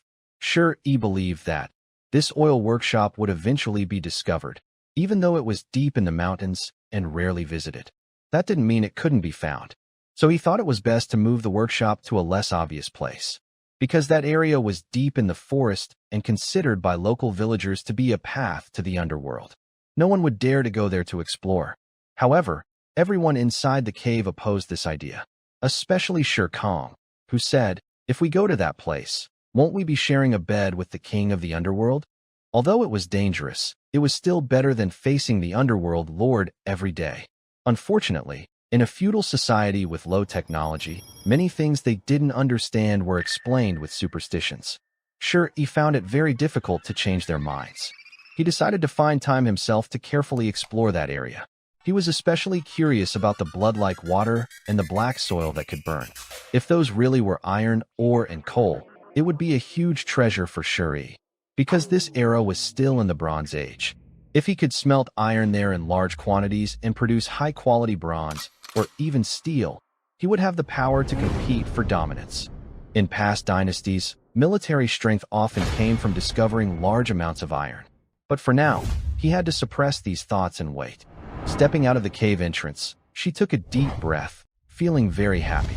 She saw Wang Zhijiao squatting nearby, washing something. For a moment, she watched her intently, lost in admiration. Wang Zhijiao didn't notice her gaze. After finishing, she stood up with a basin in hand and looked back to see Shi staring at her. He still had that cold, aloof expression, icy and distant. But she couldn't understand why. When she saw Shi looking at her, her feelings of resistance disappeared. Ripples stirred in her heart, yet her face remained calm as a still lake. As she approached, Shi said, "It's cooler in the mountains in the morning. Don't go barefoot while working, you'll catch a cold. Quickly put on your shoes. Come here, give me the things. I've made breakfast inside. Hurry and go eat." While talking, he took the items from her hands. Concerned, he asked her to open her mouth and checked her throat. "It's already healed. Why are you still standing there? Hurry and eat. Don't get up so early next time. Rest more, understand?" Wang Zhijiao kept nagging Shi. Her face was still cold, but the icy mountain in her eyes had melted away. The ripples in her heart grew into raging waves. Because in her memory, her father also used to nag her mother like this.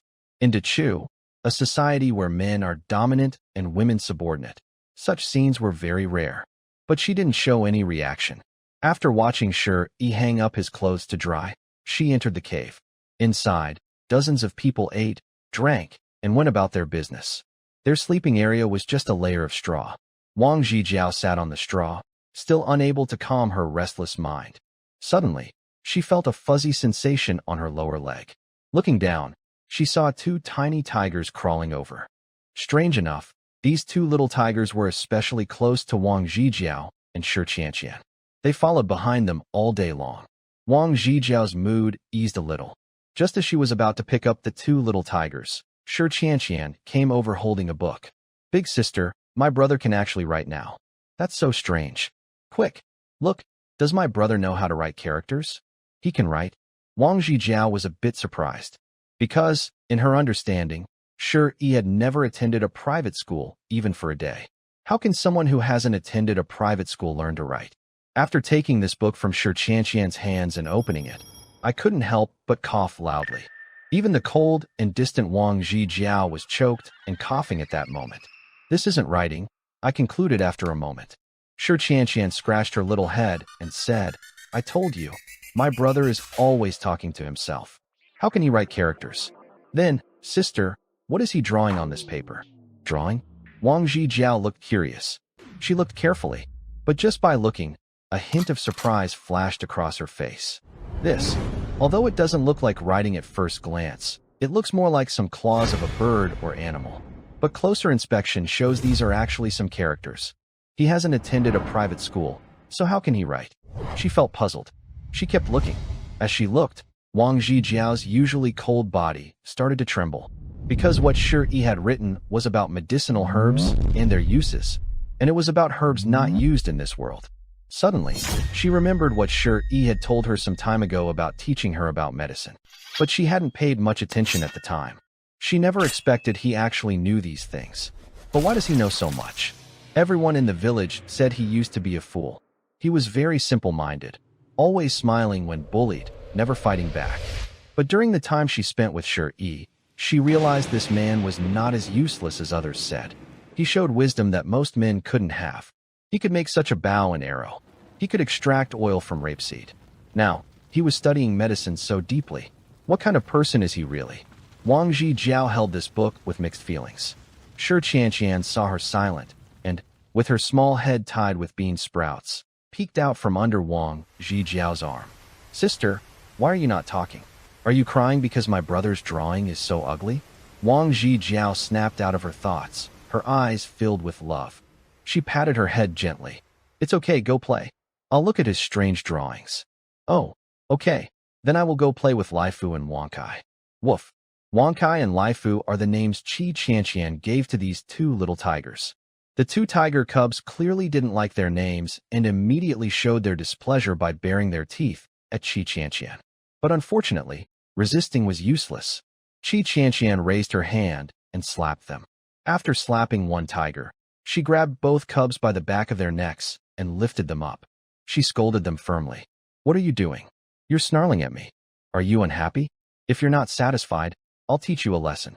After Shi Qianqian left with the two tiger cubs, Wang Zhijiao's clear eyes once again fixed on the words on the paper. The more she looked, the more amazed she became. Finally, she couldn't hold back anymore and quickly ran outside with the book. "Is this written by you?" Shi was busy hanging clothes and glanced back. "It's probably that mischievous girl Shi Qianqian rummaging through my things again." That girl has loved to search through my stuff since she was little. Yes, Wang Zhijiao said with anticipation in her eyes. How do you know so much?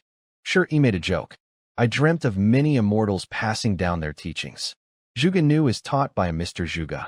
These medicinal principles were taught by a medicinal fairy named Li Shizhen. The book I'm writing is called Compendium of Materia Medica, but it's not finished yet. Medicinal fairy Li Shizhen? When Wang Zhijiao heard this name, she looked around at all the gods and bodhisattvas worshipped in the temple and shrine of Dachu. She had never heard of this immortal before. Her curiosity grew even more. Why was the god he worshipped so different? She instinctively asked, "Aren't you one of us from Dachu?" Sure, he playfully tapped her on the head. "Do you think I'm not from Dachu?" Wang Zhijiao felt a little pain and couldn't help but touch her head. If her friends and young masters in Kyoto saw this scene, they would be very surprised, because no one had ever dared to tap Wang Zhijiao's head before, unless they wanted their own head to fall off.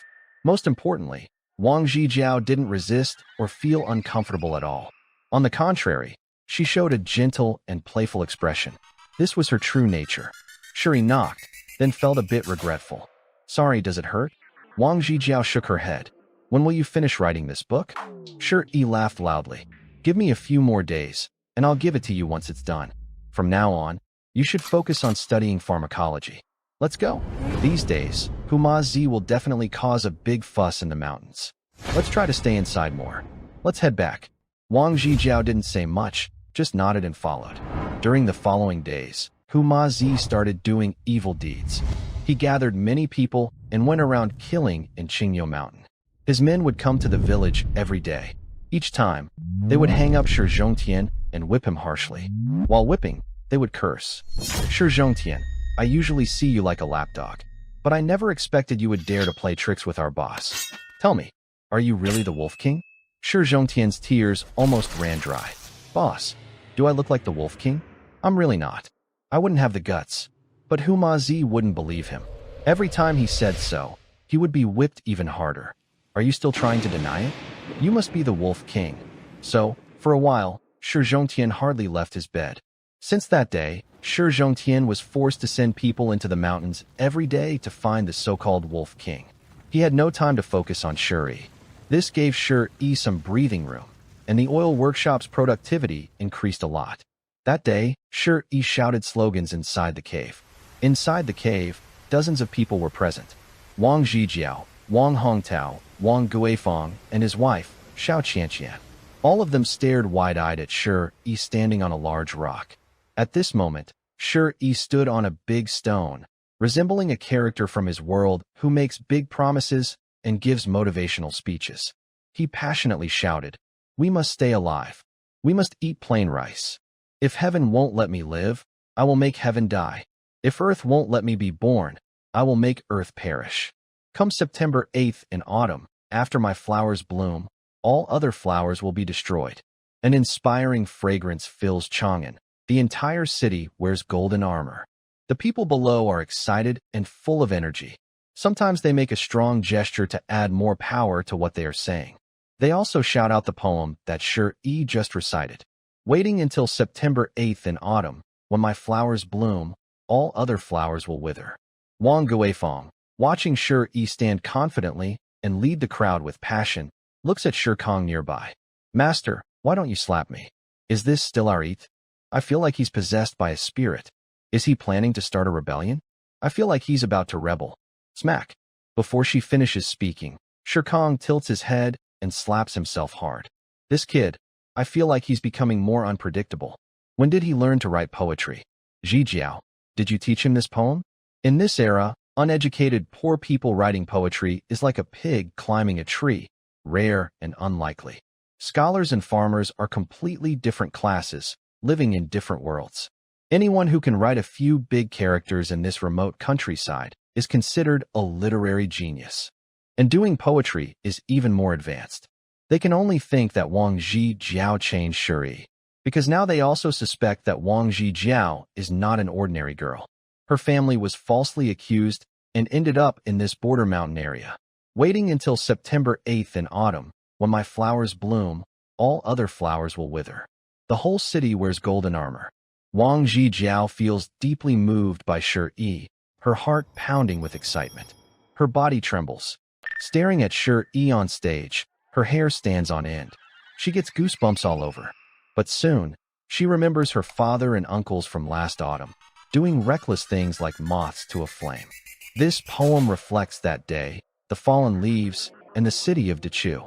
Suddenly, two tears slide down Wang Zhijiao's small face. Zhijiao, why are you crying? Did he or that silly boy bully you? If anything happens, just tell Annie, and I'll teach him a lesson. Wang Guifeng didn't expect Wang Zhijiao to start crying. The first time she saw him in such a state, she felt a bit worried. Wang Zhijiao snapped back to her senses and wiped away her tears. She regained her usual cold and distant look, but this time, she felt a warmth from her third aunt. It's okay, Aunt. Shi, have you really never been to school? This was something she couldn't understand. First, she noticed that Shi could write. In the feudal era, everything was considered inferior except reading and studying. Only those who could read were not ordinary people. Poor people didn't even have the chance to learn to read, although Shi Yi's handwriting looked like chicken scratch. Second, he surprisingly recited a poem with such strong fighting spirit. She had grown up in the capital of Great Chu. If this poem were to be shared in the literary circles of the capital, it would definitely cause a big stir. So, at this moment, she looked at Shi Yi and felt like he was a bottomless abyss. But inside this dark abyss, there was no fierce beast waiting for her. Instead, it was an endless treasure trove. He really hasn't been to school? This kid has been carried around in my arms since he was wearing open-crotch pants. His father once hired a private tutor to teach him, but he ended up pooping on the tutor's writing. The tutor was so angry he scolded him for being a rotten piece of wood that couldn't be carved. Wang Guifeng kept talking endlessly. The more she talked, the more Wang Zhijiao's emotions were stirred. Could it be that in his dreams, a fairy truly passed down magic to him? Passed him the way of soldiers, medicine, and now a poetic fairy? Wang Zhijiao and the others couldn't figure it out. Finally, after the shouting, they set up a pot and started cooking. Shi Yi responded hoarsely from over there. Wang Guifeng and her husband looked at him with worry. Child, should we invite a fortune teller to help you do some rituals? Here, don't scare Auntie. I promised your parents. You've been acting so strange lately. What if something really happens? How can I explain to your parents? They were worried that Shi Yi was truly possessed by a ghost. Otherwise, how could someone change so much in such a short time? Shi Yi rambled on, fooling the couple. Sitting nearby, Wang Zhijiao poured him a glass of water. He was still shaken by Shi Yi's poem, and on top of that, for the past month, Shi Yi had shown her such care. She had already changed a lot. She sat beside Shi Yi like a noble lady. Was that just now a fairy teaching you in your dreams? Shi Yi took a sip from his cup and replied, a poet from the Tang dynasty. The Tang? Oh right, the Chang'an you mentioned in your poem. Where is that? I've never heard of it. Shi was thinking about something else now. There are dozens of people here. With so many eating, their current oil business can't support everyone. In his world, that would mean opening new markets, which is the only way to support so many people. But opening new markets is not easy. Selling to common people could be very dangerous. Because tea seed oil is very profitable, just one family like the Song family is enough to give him a headache. If others also come to watch, he wouldn't be able to handle it. Fortunately, the Song family is greedy and wants to keep the oil to themselves, so they haven't exposed the matter. He casually replied, that is a world where a poet shines brightly. It's not a city of the current era. It probably belongs to the fairy realm. Fairy city? Wang Zhijiao frowned slightly. She felt like Shi Yi was joking. Everyone around him seemed to think so too. But if he wasn't a fairy teaching magic, how could he explain the changes in Shi Yi? This is a timeless puzzle. No one can understand it. She shook her head and looked at the dozens of people again. She also felt Shi Yi was worried about survival. So Wang Zhijiao returned to the real issue. I think we can go to the black market. Trade with the Western D people. The Western D country has a harsh environment, and oil is their biggest shortage. If our tea seed oil can reach them, it will definitely cause a rush. Western D? Shi Yi looked at her with confusion.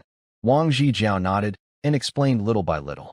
Although the original host had lived at the border all his life, people in this era didn't have the internet or information flow like Shi Yi's world. Everyone's world was very small. Many people on Qingyo Mountain had never left their village in their entire lives. Their only impression of Western D people was that they were wild and fierce, a nomadic people on horseback. They had almost no other impressions. But Wang Zhijiao knew a lot about Western D people. She talked about the living conditions over there and the most needed supplies, especially cooking oil. Pig fat, which costs 60 to 70 coins per gene in Dachu, can sell for over 100 coins there. If our rapeseed oil could be traded there, I believe the Western people would rush to buy it. The most important point is that the Western land is short of land and has no tea seeds. So we can always control the supply. Wang Zhijiao spoke little, and Shi watched quietly. As he observed, he gained a new understanding of Wang Zhijiao. At first, when he saw her in town, he thought she was a wealthy girl in trouble, with only good looks. Then he realized Wang Zhijiao was incredibly smart, far beyond most women. Later, he discovered her talent for medicine. Now he saw she also had a strong talent for business. She knew how to control the supply of goods. She understood how to develop sales networks. She even thought about transportation logistics. But in the end, he heard her say, Dachu and the Western Kingdom are enemies. If we sell such important oil supplies to the enemy, isn't that betraying Dachu? Hearing this, Wang Zhijiao's face darkened. Her icy demeanor appeared once more. She coldly said, even if Dachu is betrayed, what does it matter? The officials in the capital drink and rejoice every day, while the common people freeze to death. Have they ever shown mercy to the masses? The atmosphere grew awkward. Shi continued to ask, do you hate Dachu? Why would I hate it? Over the past month, Shi kept trying to learn about Wang Zhijiao's background. But each time, she cleverly avoided the questions. That's why he asked again. Wang Zhijiao stood up. Her graceful figure turned her back to Shi. Like an iceberg. She didn't look back, only coldly said, when your father and your family wanted to seek justice for the common people, but ended up being slaughtered, do you hate them? Especially when you see those who loved you since childhood kneeling before you, and when executioners behead them one by one, do you hate that? Shi's heart trembled slightly. He never expected Wang Zhijiao to have such a background. This kind of anger and sadness, he dare not imagine it. For example, if Uma Zi killed Uncle San and Aunt San, Sister Shi Qian would also speak. He thinks he might destroy everything. After Wang Zhijiao finished speaking, she didn't stay here, leaving only Shi. Shi watched Wang Zhijiao's back, feeling a little pain in his heart. During the month they spent together, Wang Zhijiao's view of Shi was changing. Her feelings grew stronger, and she couldn't leave him. Similarly, Shi's feelings for Wang Zhijiao were no longer just about being a man. It might be worth looking for the black market, he said. He had heard of the black market before. It is a mysterious organization in the martial world. They only trade once a month, with transactions involving Western D people and Daqing people, but the location is unknown. Getting into the black market is very difficult. It takes time to gather information about it. The forest was quiet, and night slowly fell. Birds returned home, chirping softly. There were so many people in the cave that they couldn't all stay inside. So Shi and Wang Zhijiao went back to their room. During this time together, Shi discovered that Wang Zhijiao especially liked eating river shrimp from the creek behind the house. Few people in this era eat these because they are greasy and small, with little meat, so they are not popular. As a result, the creek was full of them. When Shi returned, he carried a basket to catch river shrimp from the creek behind. Wang Zhijiao felt very embarrassed. Because it was May, and during the day she worked inside the cave. She was from a good family and disliked getting dirty. She had to wash herself every day. Every night, when no one was around, she would quickly wash herself in the creek behind the house. But today, Shi went straight to the creek to catch fish and shrimp after he returned. She couldn't possibly bathe in front of Shi, so she watched him work at the creek from inside the dilapidated small wooden house. She wanted to wait until Shi finished before going. But time passed slowly, and Shi showed no sign of stopping. Wang Zhijiao saw him go to the far side of the creek. She carefully tiptoed to the water's edge. The moonlight was too bright, making her feel very insecure. So after taking off her clothes, she quickly slipped into the water. The creek water was cold at night. However, Wang Zhijiao felt very comfortable, as if her exhaustion from the whole day had been washed away. She slowly swam toward a nearby rock. The moonlight shone through the clear stream water, illuminating Wang Zhijiao's beautiful, flawless body, completely exposed, like a water sprite gliding beneath the surface. It sparked endless imagination. Once near the rock, she enjoyed the coolness of the stream and quietly washed herself. Meanwhile, Shi caught many small fish and shrimps. In this era, even wealthy families usually fried such small fish and shrimps directly, missing out on their unique flavor. Shi built a small fire and took a bamboo basket to lay out the fish and shrimps. He was preparing to make fire-roasted fish for Wang Zhijiao. After the smoke rose and drifted around, Shi walked to the wooden hut and called out to Zhijiao. Every night, Shi slept at the door and habitually called out to her. Wang Zhijiao probably knew Shi was worried about her, so she would respond. Then they would go to sleep. But this time, when he called out, there was no response from inside. He quickly opened the small hut. No one was there. Shi felt a bit nervous. He hurried to look behind the house. Suddenly, Wang Zhijiao's panicked voice came from behind. "Don't come any closer." This was the first time in their long acquaintance that Shi saw Wang Zhijiao so frightened. He saw Wang Zhijiao, but felt a bit awkward, because just as she finished washing and was drying herself, Shi happened to run over. In a rush, Wang Zhijiao instinctively crouched down, holding her clothes to cover herself as much as possible. But facing sideways, her body was clearly visible under the bright moonlight. Her slender legs, her small waist without any excess flesh, and the faint outline of her curves from the side. Shi, being a normal man, was stunned, standing there in silence for a long time. "Are you still looking?" Wang Zhijiao saw him staring for so long without response, her gaze fixed on herself. She was very angry. She had never been looked at like this by a man in her life. Women in feudal dynasties were taught the virtues of obedience and morality from a young age. Therefore, having their dignity publicly compromised was a great insult to women. It was also seen as a violation of a girl's purity. If someone looked at me inappropriately, I would say, "You must be responsible for me for the rest of your life." Gulp. Shi quickly swallowed his saliva and regained his focus. A wave of joy filled his heart. Indeed, beneath her loose dress, her figure was comparable to top international models from his past life. What surprised him most was Wang Zhijiao's delicate and full figure. He hesitated and said, "I just came back and called you outside the door, but I didn't hear you." Who. Shi, being a hunter, had very sharp ears. Before he finished speaking, he heard sounds behind Wang Zhijiao in the dense forest and quickly understood what was happening. "Don't move. Stay completely still." Shi hurriedly shouted at Wang Zhijiao and ran back toward the small wooden house to get his crossbow. Wang Zhijiao thought that Shi saw her now, with her clothes off, and wanted to take advantage of her. She coldly spat and said, "So you really are a sneaky troublemaker. I told you not to move. There's a wild boar behind you." Shi was worried that Wang Zhijiao might alarm the wild boar behind her and hurt her. He loaded an arrow while running toward her. Wild boar? Wang Zhijiao instinctively turned her head to look. Sure enough, 2 or 3 large wild boars were staring at her curiously. They snorted loudly and slowly approached Wang Zhijiao. "Run. It has already noticed you. Come quickly." Although Wang Zhijiao was usually brave, she was now quite scared. She forgot about whether she was dressed or not. She hurriedly grabbed her clothes and ran toward Shi. The wild boar became frantic and charged at her, hitting her exposed back with great force. Gasp! Shi quickly pulled the trigger.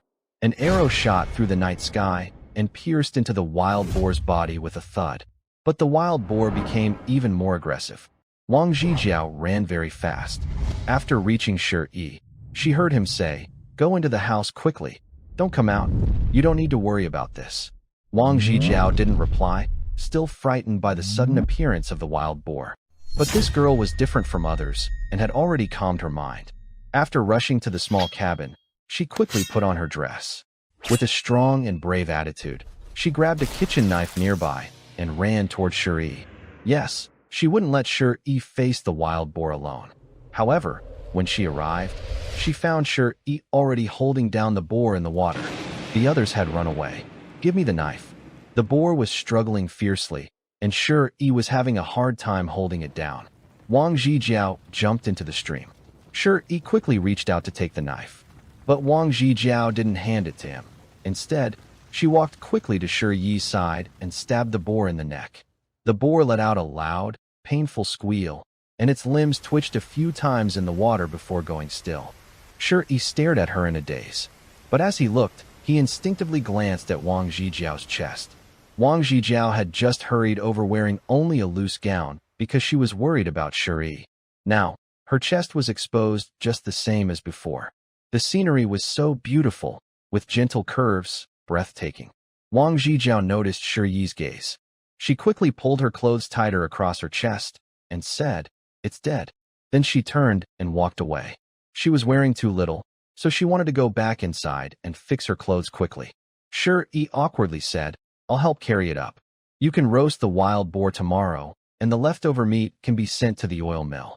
Just arrange everything, no need to tell me." Thinking about how Shi Yi had just stared at her chest, Wang Zhijiao felt very angry.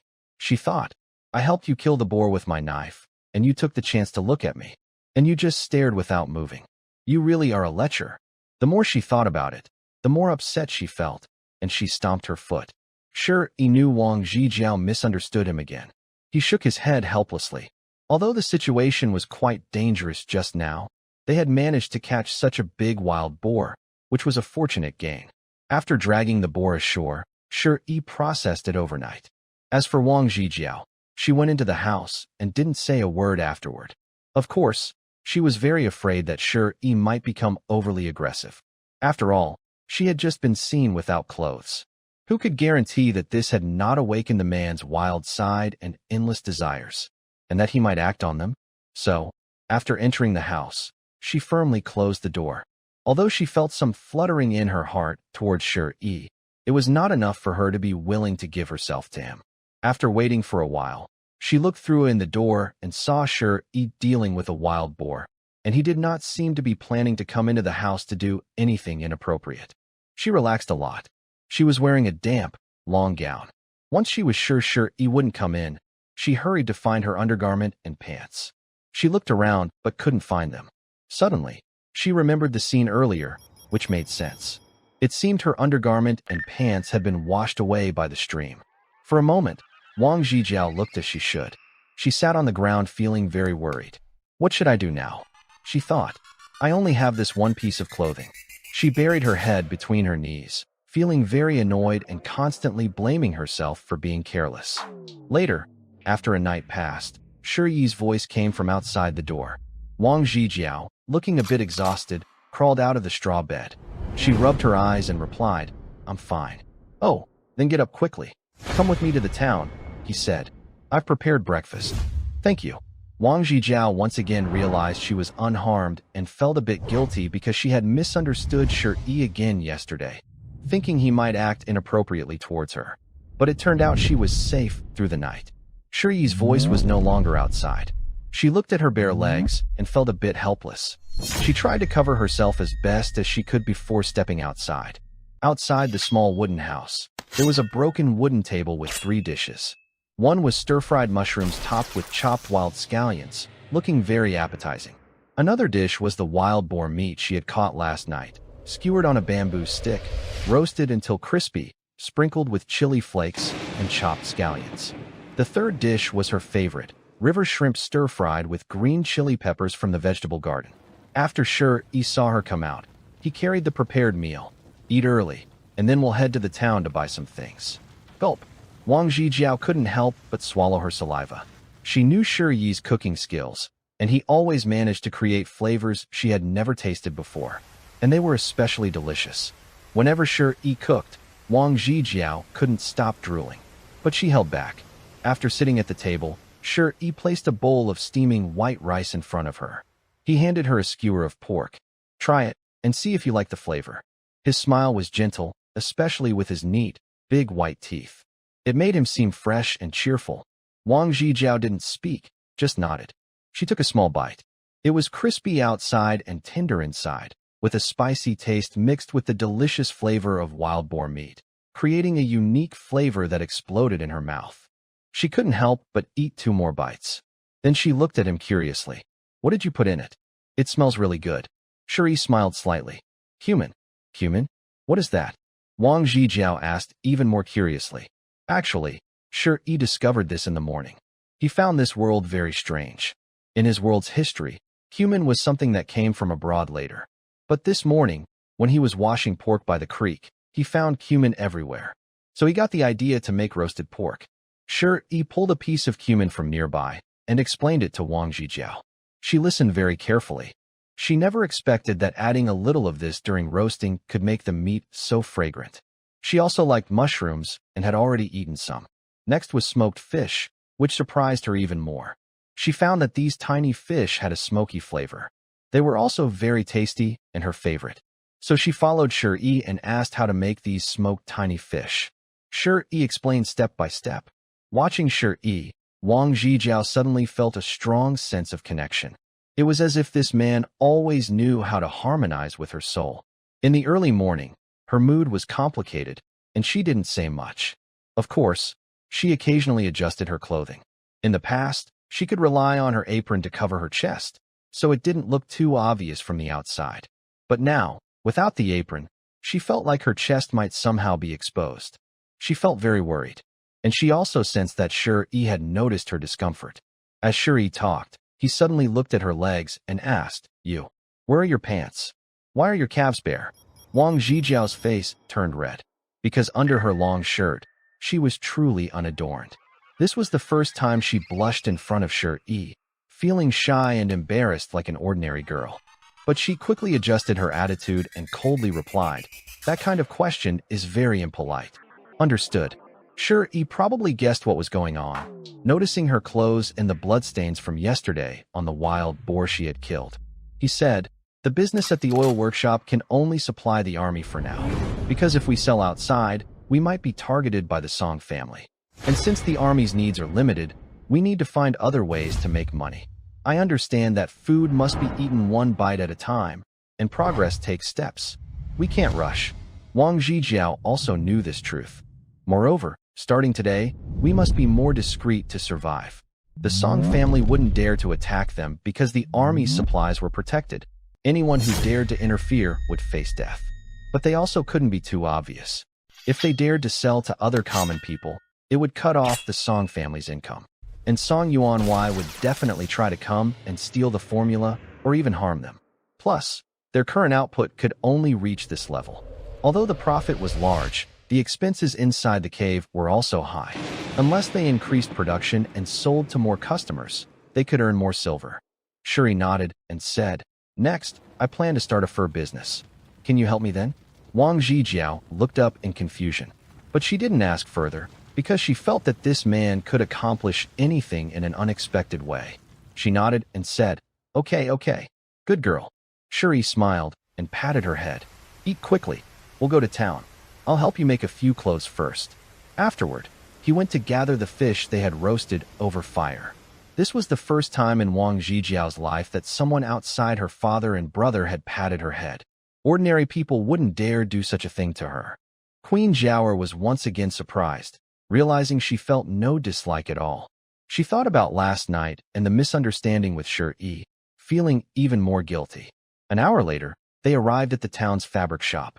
Shiguan town is small, but because it is a border town with a population of 20,000 soldiers from the Western Guard Army, many soldiers' families settle here.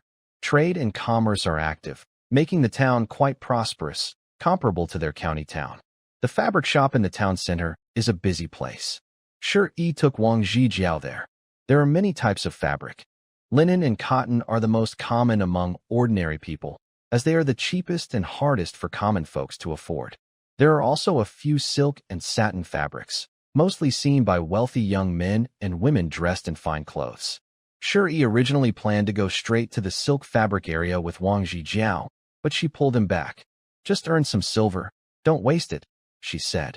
You're in the fur business, so you need capital, she added. Also, the oil mill's daily expenses are high. I don't want to wear fancy silk and satin to work. It's too showy. Shuri felt warm inside listening to her. He looked back at Wang Zhijiao, thinking, she's a girl who knows how to manage a household. The more he looked, the more he liked her. He replied, everything you say goes. They then moved to the cotton fabric area. The shopkeeper held his head high, looking down on others. He often used a wooden ruler to tap people's hands and scolded, "If you damage it, can you pay for it? Just look, don't touch," he said. Among these poor folks, he was very proud and overbearing. No one dared to argue with him. The scene was a bit chaotic. Shi Yi and Wang Zhijiao pushed through the crowd. They roughly learned the prices. Linen was the cheapest, about 300 to 350 won per bolt. Cotton was a bit more expensive, around 500 to 600 won per bolt. Colors and prices varied. The silk and satin fabrics cost about 1 to 2 silver coins per bolt, and that was without embroidery. With embroidery, the price rose to at least 3 silver coins per bolt. Only the 4 noble families in town could afford such fabrics, and probably no one else in the town could. 1 bolt of fabric could make about 5 long robes. Stone, he looked at Wang Zhijiao. Since he bought her back, she has always worn the same clothes. He planned to spend a silver or 2 to buy some cotton fabric and make her a few new outfits. Suddenly, a sarcastic voice sounded from nearby. "Stony, are you making clothes for your wife? Wow, I heard you've been lucky lately and made some money. You're starting to get a bit arrogant and wasting money like crazy." Stone, he turned around. A name immediately appeared in his mind. His younger cousin, Shi Jian, son of second uncle Shi Zhongtian. He's about 3 years younger than Stone Yi, with a cold face. His gaze was sharp and didn't show any respect for his older brother. Instead, he looked proud and aloof. This was also Shi Zhongtian's pride. His son studied under the famous Mr. Chen Hui in the county and was the best student at the county's Wangshan Academy. He studied in the county most of the time and rarely returned to the village. But it wasn't Shi Jian speaking now. It was his servant boy, a Fu. Lu Zhigao used to be Stone Yi's servant boy, but Stone Yi wasn't good at studying, so he often took Lu Zhigao out to hunt birds. A Fu had followed Shi Jian since he was a child. After Stone Yi's father died, a Fu would insult him whenever he returned to the village. Because, when a Fu was 10, he was caught doing something bad at home and was whipped by Stone Yi. Since then, a Fu had held a grudge for life. Now, when he saw the fabric shop, he was sure to humiliate Stone Yi again. However, when a Fu looked at Wang Zhijiao, he froze in place. Although she was thin and weak, her features, "Still looking? Do you believe I'll gouge out your eyes?" While a Fu was staring intently, Wang Zhijiao responded coldly without hesitation. "Try it, and see if I don't slap you." Smack. "How dare you move a single hair on her? Try it, and see what happens." Before he finished speaking, a sharp slap landed firmly on his face. The punch left him stunned. But when he looked up, it was Shi Yi, and for a moment, his mind went blank. Since Shi Yi's family fell on hard times, he had been living in the village like a stray dog.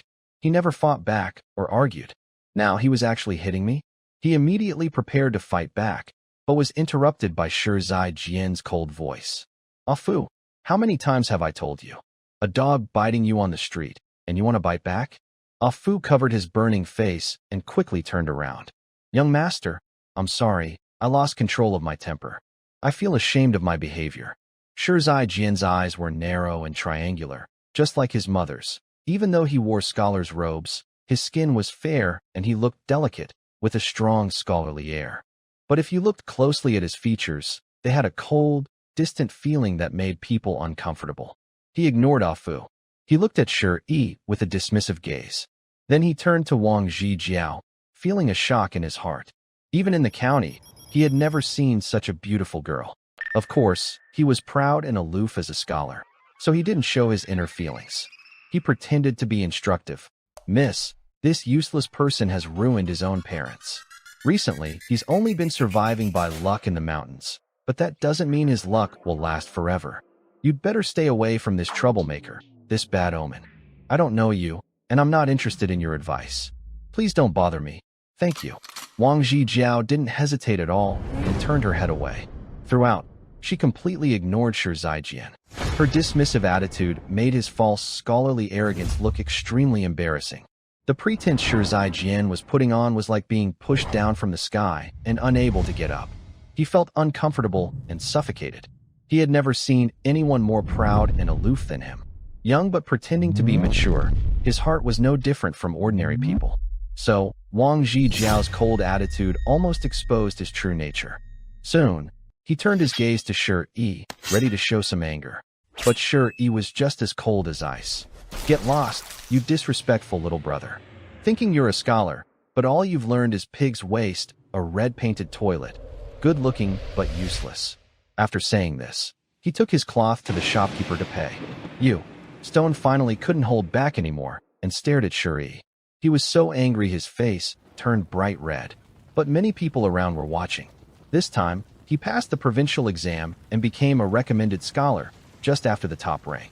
In a few days, the county would announce the results with a loud gong. This was his proud moment, so he couldn't lose his image as a scholar. Finally, he couldn't help but say behind his back, "Country bumpkin, you're not fit to call yourself a brother. Good for nothing, full of bad luck, causing your parents' death, and still unaware of it. Why are you just standing there? Come on, let's go, don't embarrass yourself."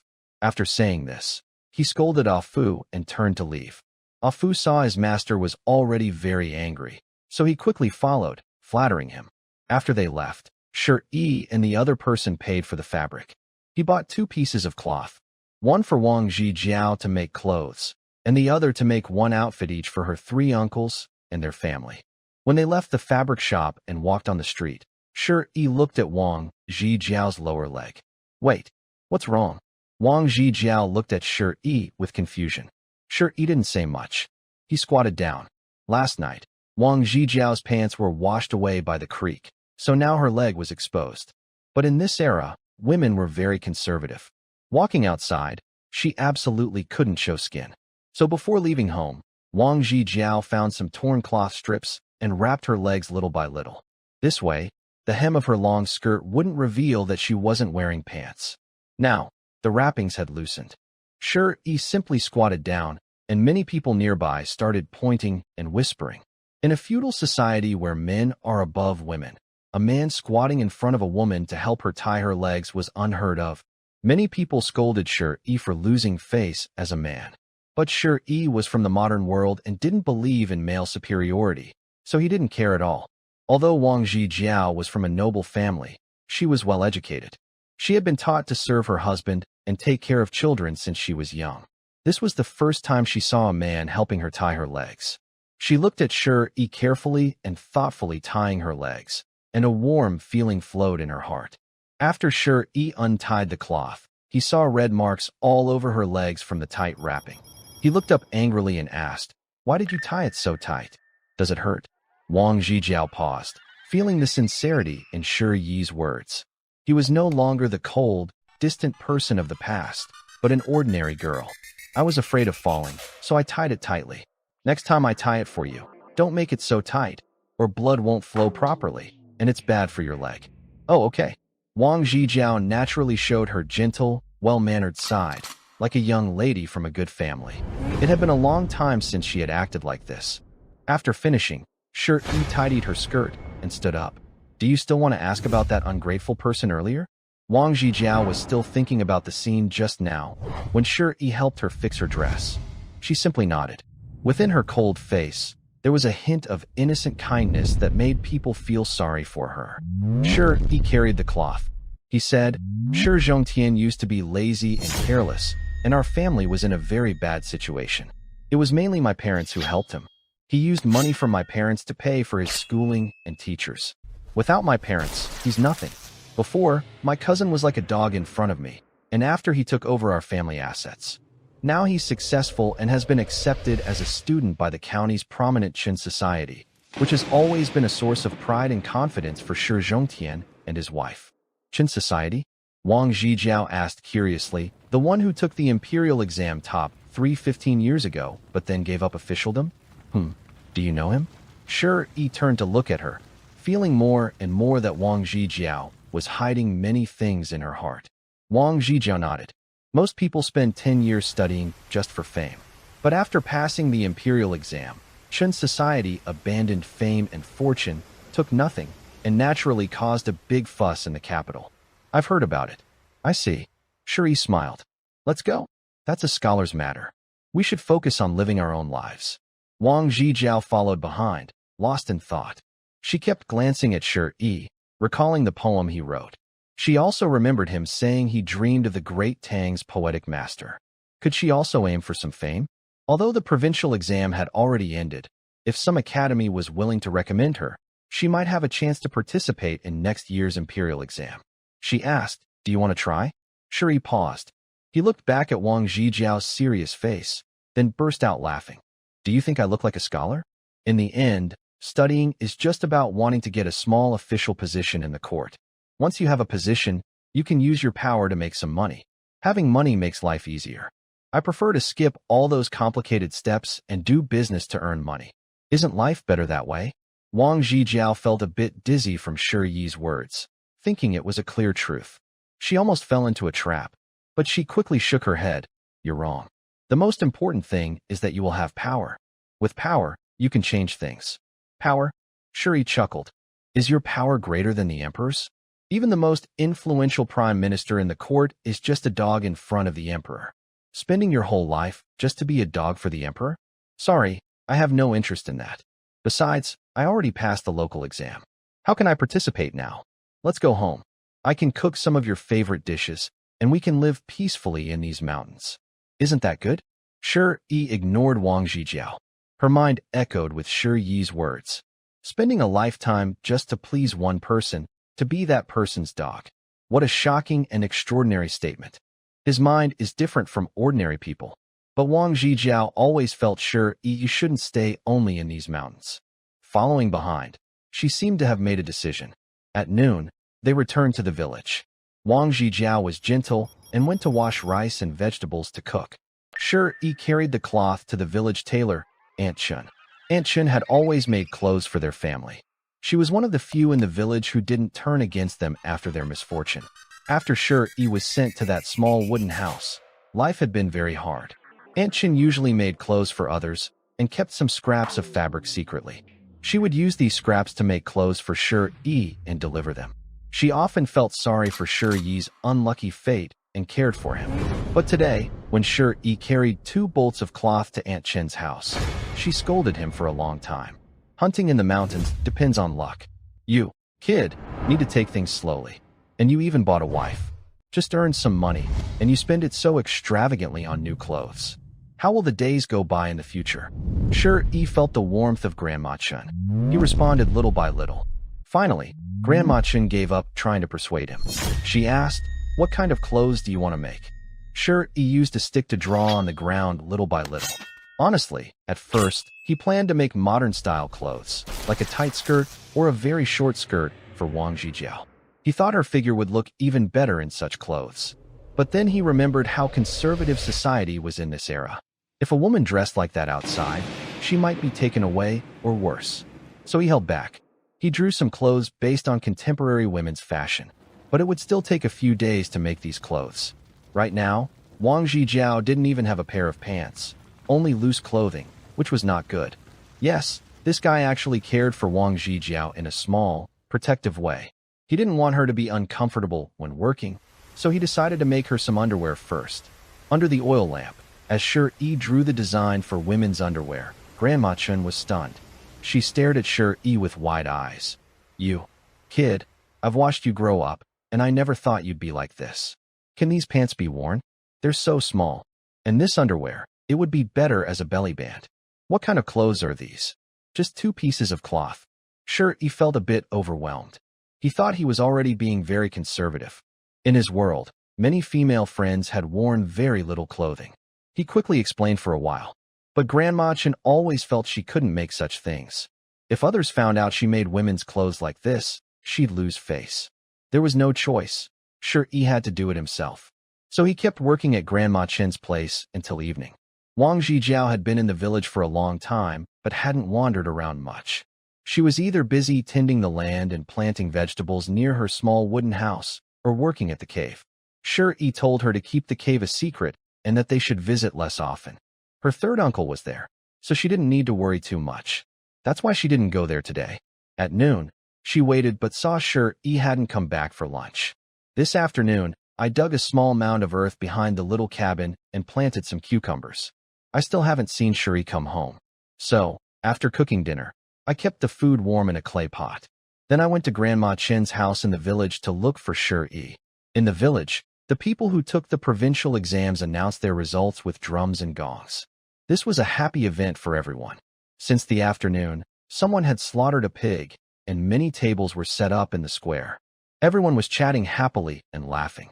When Wang Zhijiao appeared, many people immediately started talking about her behind her back.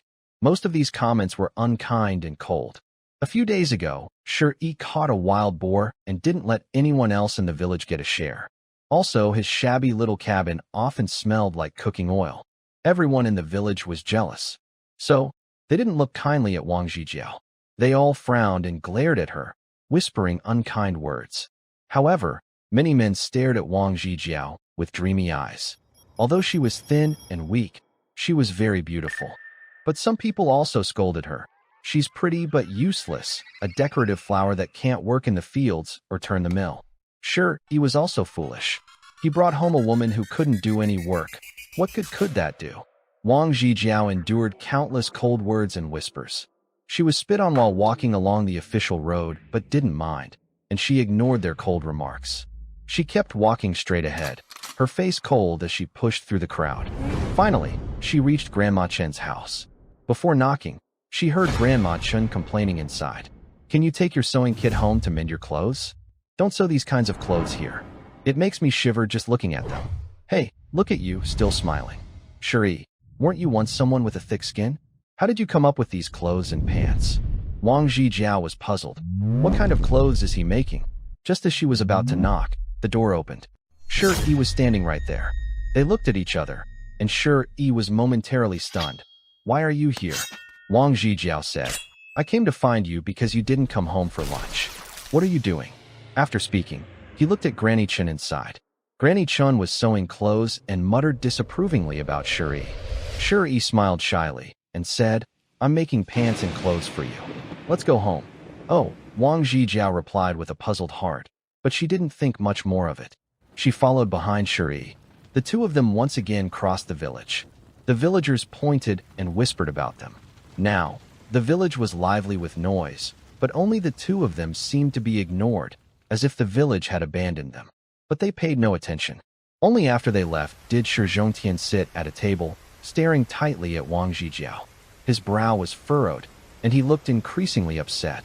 When he first saw Wang Zhijiao, he could tell she was very beautiful. He felt that she disliked Shi, but had no choice but to live near the small wooden house. He was interested in her beauty and wanted to take her as a concubine.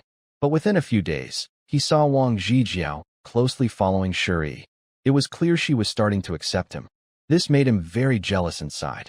His son was also staring hard at Wang Zhijiao. When they were in town at the fabric shop, he thought she was very rare and beautiful. Now, from afar, her figure was still perfect, and he also started to have feelings for her. Zhang Lixiao noticed that the father and son kept looking at Wang Zhijiao. As a woman, she was very sensitive to this. She was angry and sarcastically asked, "What are you two looking at?" The father and son quickly snapped out of it. Shi Zhongtian pretended to change the subject, saying, "I'm wondering what that little troublemaker has been doing these days. Why did Steward Wu say he's cutting off the Song family's finances?" Next to him, Lu Zhigao quickly added, "Master, this is indeed strange. Someone just saw Shi buy 2 bolts of cloth, still cotton cloth. The expenses here are over 1,000 coins, or 1 or 2 silver coins. That day, he shot a wild boar, which I heard only sold for about 500 coins, and he also bought a lot of rice. No one knows where he got the money. Is he suddenly rich?" Shi was surprised to hear this. Zhang Lixia coldly said, "Probably got lucky again, hunting in the mountains. Someone like him will never achieve much in life. Unlike me, no one expected me to rank second in the provincial exam. Next spring, I will definitely pass the imperial exam. When I get a government position, our family will have 2 officials. Now, my brother has become the head of the county patrol, and with Huma Zi, what are we afraid of? Recently, Huma Zi's people haven't come around. Otherwise, Shi Zhongtian wouldn't dare to celebrate so openly today for his son ranking second in the exam. Maybe Huma Zi received some news. They know Zhang Lixiao's brother is now a county patrol officer. They also know her son ranked second in the exam. They understand that this family might soon have another official. Bandits are still bandits. After all, they are afraid of officials. So, They didn't come to bully Shi Zhongtian again. Hearing this, Shi Zhongtian shook off his bad mood and laughed loudly. My father always said my older brother is capable, and I am useless. But this old fool was mistaken. Our family's son is about to bring honor to the family, while my older brother's son is a waste. Today is a good day for Jianer to return home. Let's not talk about these unlucky things. Everyone at the table laughed. Soon, the village was brightly lit and lively.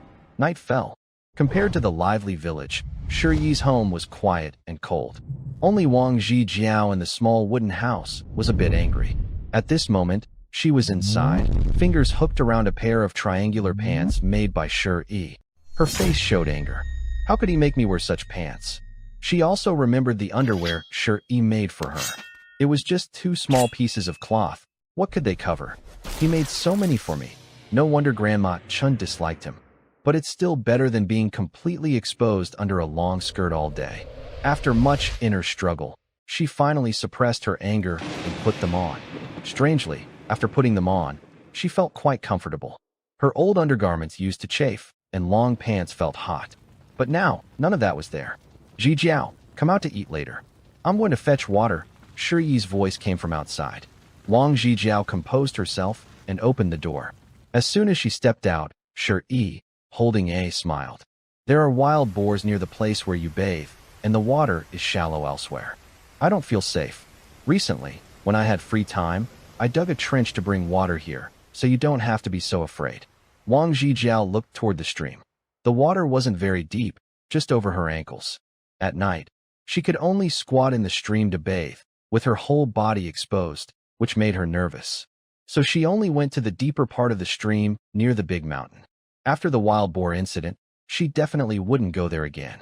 She was angry with Shi Yi at first because he made her wear such plain, simple clothes.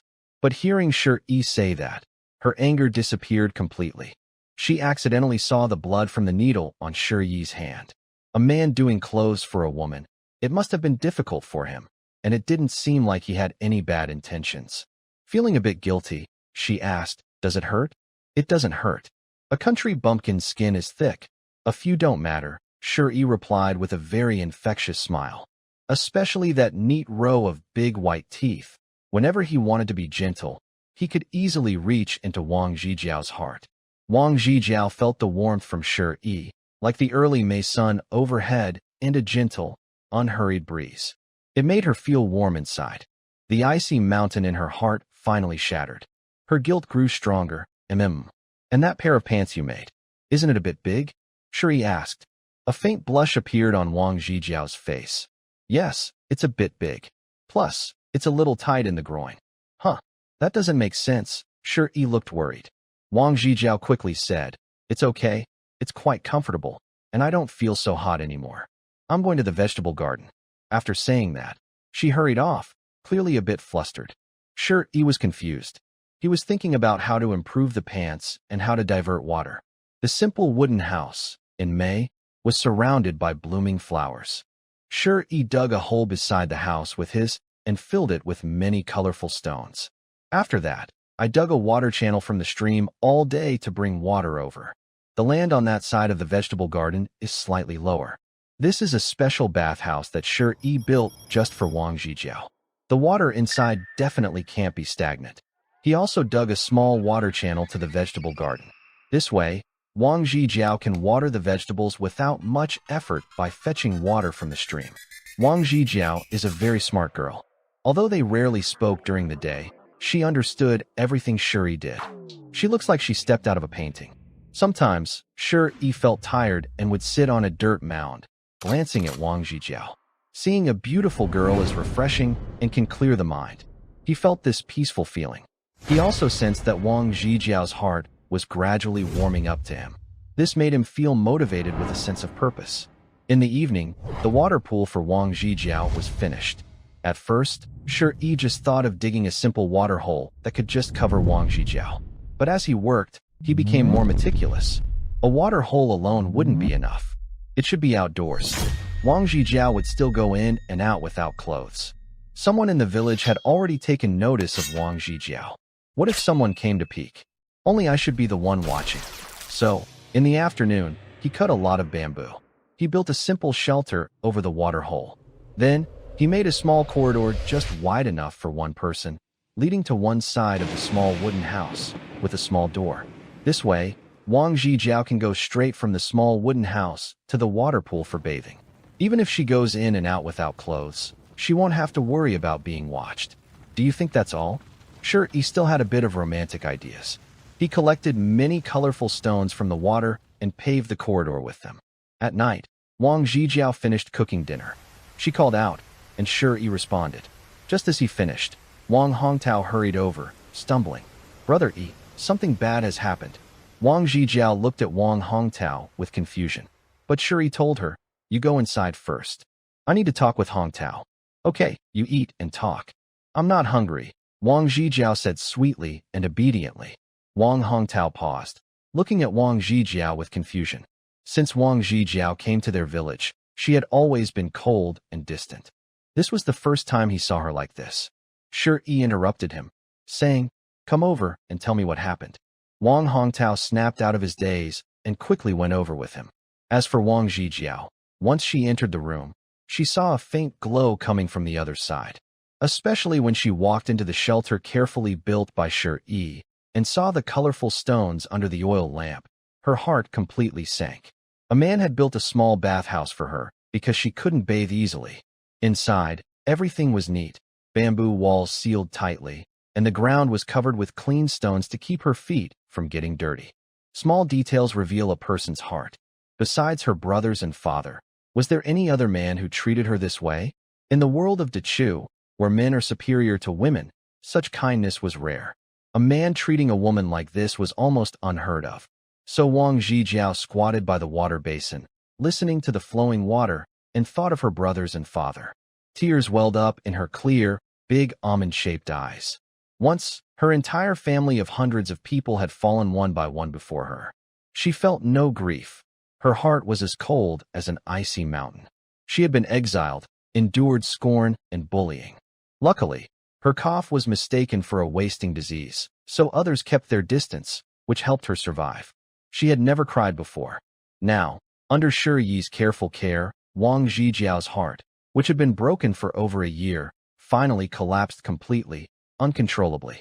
Just as her tears started to fall, creating ripples in the small water basin, Shi Yi's tense voice suddenly came from outside. Zhijiao, hurry and go to the cellar. There's a crossbow inside. Use it. Wang Zhijiao didn't understand at first, quickly wiping away her tears. She forced herself to stay calm. What's going on? She asked. Don't ask so many questions. Just go to the cellar quickly. Hu Mazi's people are coming. Wang Zhijiao snapped to her senses and hurried to hide in the cellar. However, after only a moment inside, her extraordinary strength and resolve gathered. She didn't hesitate. She picked up the Zhuge crossbow Shi Yi had given her for self-defense, loaded an arrow, and through the small gaps in the wall, she stared at the hillside outside. On the hillside, many tall horses arrived, carrying people who held torches. Meanwhile, Shi Yi stood in front of the house, facing those tall horses directly. As for Wang Hongtao, he held a crossbow and lay in the grass nearby, aiming at the approaching horses.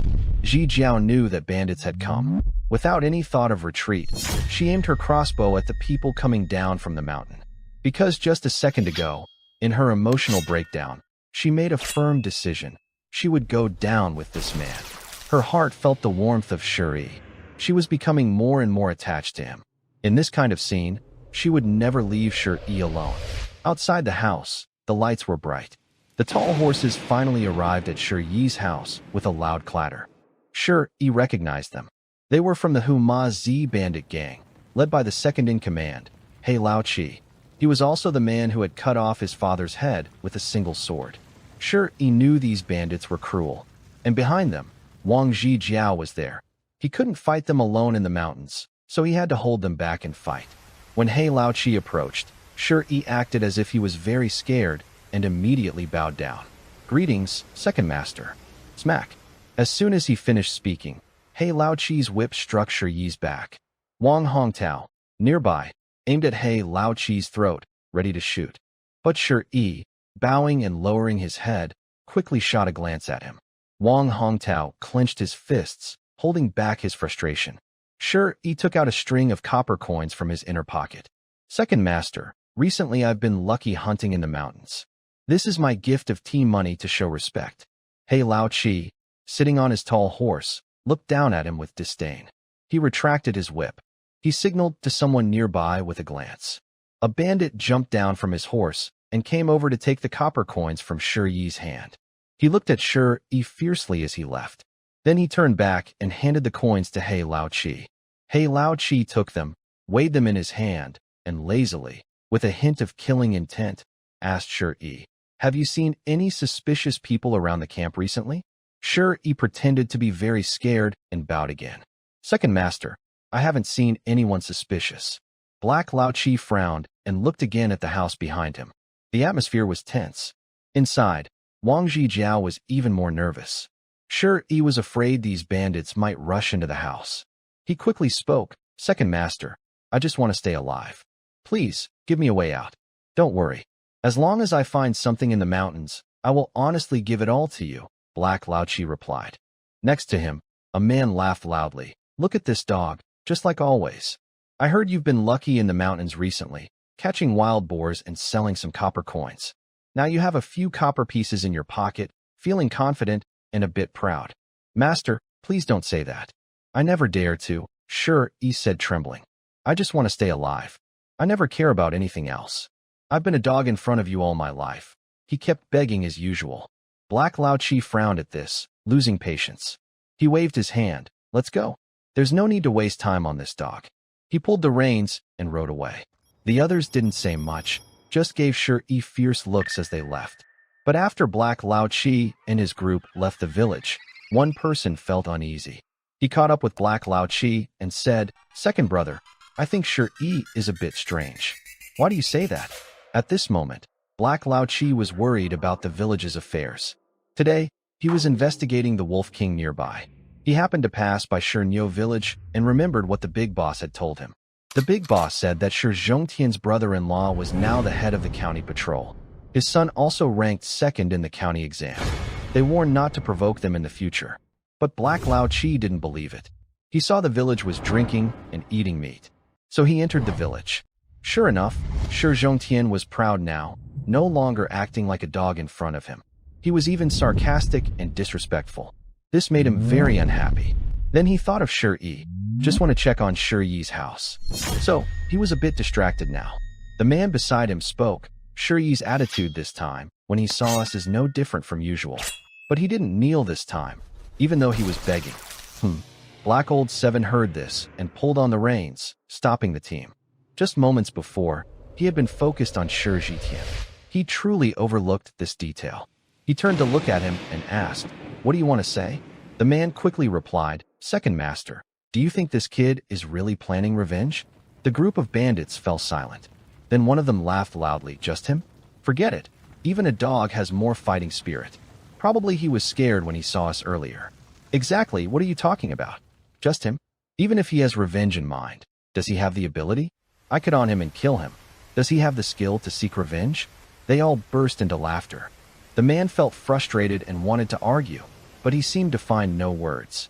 Because Shi Yi really did seem like a dog. Black Old Seven didn't think much more, just glared at him and said, "Stop being so nervous all the time. Don't forget, we still need to find the Wolf King. He's our real enemy. I suspect he will appear again.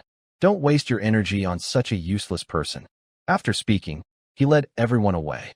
On Shi Yi's side, after Black Old Seven and the others left, he felt a sharp pain. Black Old Seven was ruthless in killing, and his whip was not ordinary. It was embedded with many bronze needles. So every lash on someone's body would cause skin to tear and flesh to open. Wang Hongtao immediately crawled out from the side, looking very displeased. "Brother Yi, they only had 5 or 6 people just now. We too with the Zhuge crossbow could have gone into the mountain and dragged them out to fight. We had the advantage. Why did we hold back?" Shi Yi, feeling the pain, sat down at a nearby table. He retorted, "Killing? Not yet. If we're going to kill, it should be Humatzi himself. Plus, Zhi Jiao is inside the house. What if Black Old Seven sees us entering the mountain and doesn't chase us, but instead goes inside to hurt Zhi Jiao?"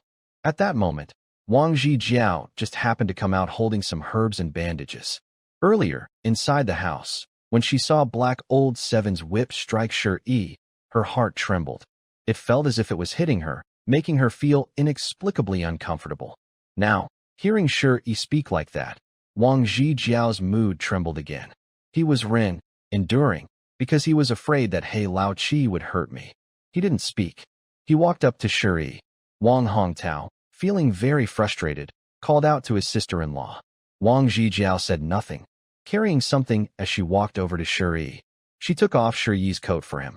A deep, bleeding wound appeared. Wang Zhijiao was very distressed to see it, but she still didn't speak, forcing herself to hide her pain. She carefully treated Shi's wound bit by bit. Throughout this, the atmosphere was a bit strange. Wang Hongtao also didn't say anything. After about an hour, Wang Zhijiao finished treating Shi's wound. Shi put on his clothes. He smiled at her and said, "Thank you. Are you hungry?" Good grief. This deadly gentleness made Wang Zhijiao, whose mood was already very complicated, feel a wave of tears coming to her eyes again. She shook her head slowly and said, "No, I'm not hungry." "Really not hungry?" "No, I'm not." "All right, go rest early. Hong Tao and I will continue talking about the plans later." "Okay, you also go to bed early." Wang Zhijiao actually wanted to tell Shi, "Don't sleep outside tonight, come to the room." But seeing Wang Hongtao there, she held back her words. She turned and went into the house. Wang Hongtao kept staring at her back. After she entered the house, he shivered. "Brother Yi, I feel like she's worried about you." "My wife, she doesn't worry about me." "Who does she worry about?" Shi replied. When Wang Zhijiao heard this, a smile appeared on her stunning face, which Shi couldn't see. This was the first time in years that Wang Zhijiao showed a smile, since their family fell on hard times. She looked around. This broken house couldn't block the wind and rain, but in her heart, it brought some warmth.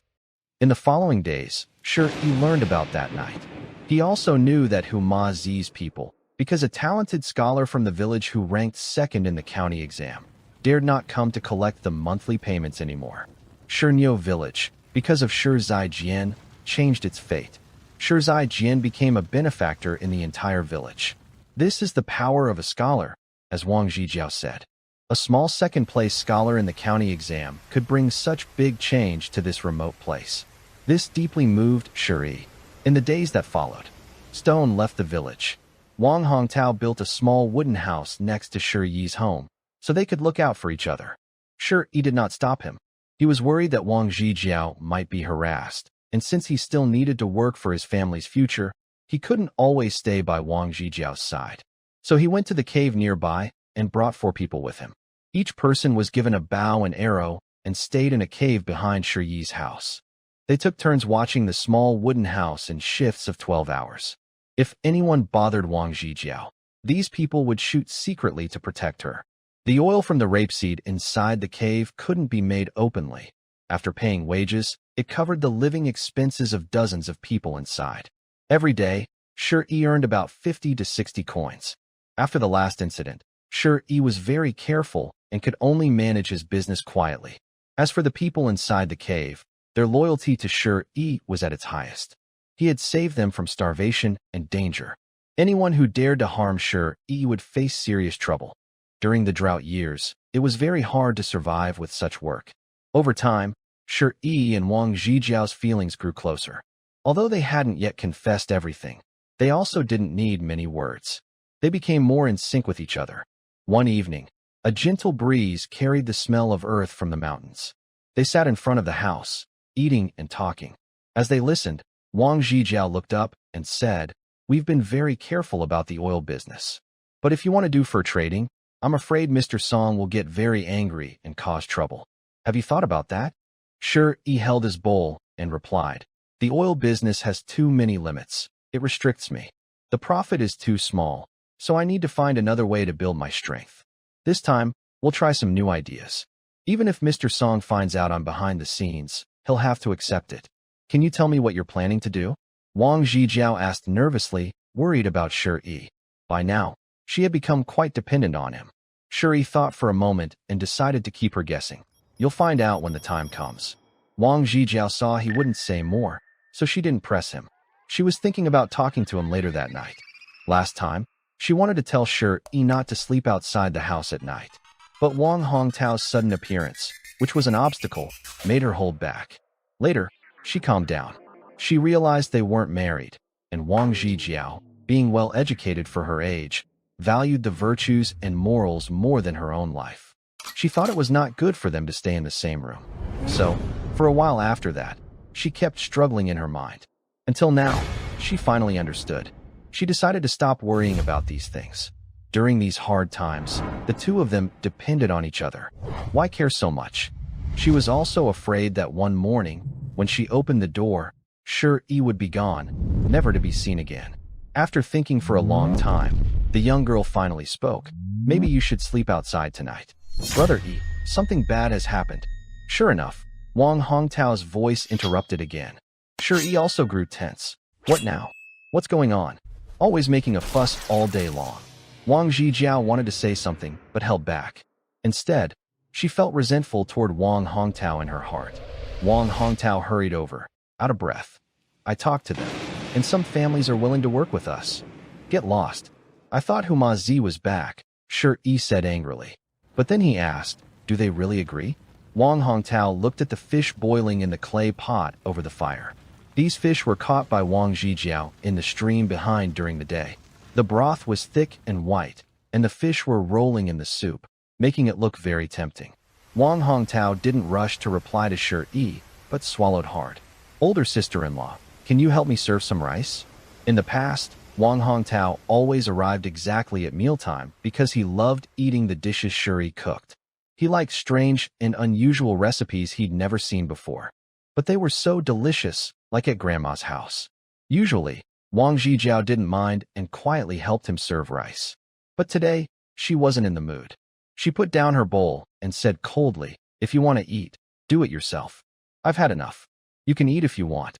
After saying that, she stood up coldly, took her, and went to the vegetable garden. Wang Hongtao felt a bit uncomfortable. Over time, he had also figured out his sister-in-law's personality. Although she seemed cold and distant, she was actually very kind and caring. Why does it feel so cold today? I instinctively asked, Brother Yi, did you upset your sister-in-law? Did I? Shi also felt Wang Zhijiao's coldness. He found it strange because just now, they were talking happily during the meal. Wang Hongtao, being careless, said, it must be that you made her angry. You're just a block of wood. I've told you many times not to always make your sister-in-law angry. He didn't make me angry, Wang Zhijiao replied. When she reached the vegetable garden and heard Wang Hongtao blame Shi again, she couldn't hold back and responded. Wang Hongtao had already served himself another bowl of rice and was eating greedily. It's okay, sister-in-law. Brother Yi is just a block of wood and doesn't understand women's hearts. I'll teach him a lesson for you.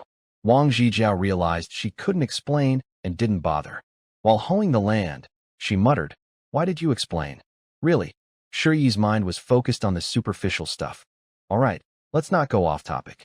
Do they have the resolve? Where are they now? I'll go see them. This is important. We must eliminate all risks and not let Shi Zhongtian and the others find out. Wang Hongtao said, they're all in the bamboo forest over there. Wait for you to go and explain. But Brother Yi, are you so confident? Don't rely on canola oil. It's hard enough to earn a few coins, and if we get cheated again, it'll be even worse than a bad day. No losses. The Song family relies on a few silver coins in their warehouse to do whatever they want, right? All right, I'll make their warehouse run out of silver. No silver left? Let's see how you target me then. Shi Yi's eyes flashed with a murderous intent. The main obstacles on his mind now are, first, Huma Zi. Huma Zi's people didn't kill him last time, and he roughly understood why. Probably because Shi Zhongtian had some backing, giving him confidence. Shi Zhongtian also wanted to understand why the Song family hated him so much and to find out his secret to making money. So he didn't want Shi to die just yet. He saved him for now. No need to worry about him for the moment. Second, there's the wealthy Song magistrate. Compared to Huma Zi, who kills without mercy, the wealthy Song magistrate is easier to deal with. Someone behind your back caused you to lose everything in a business deal. You lost your money, and your family naturally fell apart. Wang Hongtao couldn't understand, and Shi also struggled to explain clearly. because this is a common financial tactic in his world. Short selling, long positions, just like the tides and waves of the market. It's like the waves in the ocean, with people riding the ups and downs. Some can rise to great heights with the waves, while others are wiped out by them. Shi used this method to eliminate Song Yuanwei. Of course, as Wang Zhijiao told him recently, since we don't plan to leave the village, we should take it back. The key is to temporarily set aside hatred and blend into village life.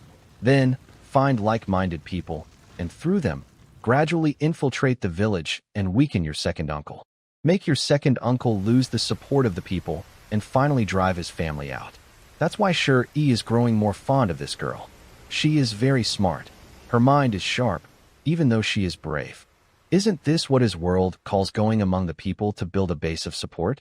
So Shi temporarily put aside his hatred. Then, he and Wang Hongtao went to the bamboo grove behind the village. There, a few of their peers were gathered. They all grew up together with Shi. The moment Shi appeared, they all stood up and called him young master. That one title shows what they truly feel inside.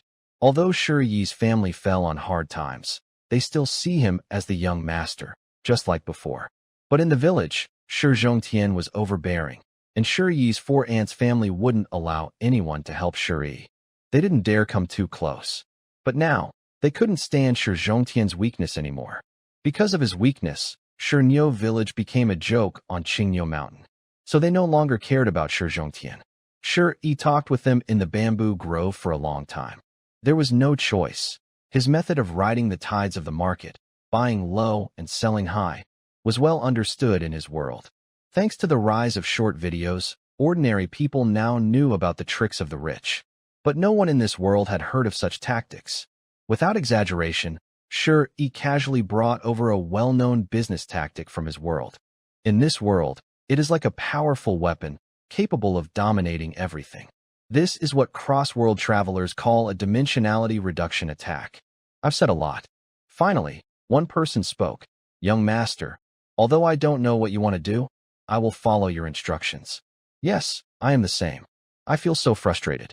Look at how Shirzai has been showing off these past few days. Seriously, he just ranked second in the local exam. What's so impressive about that?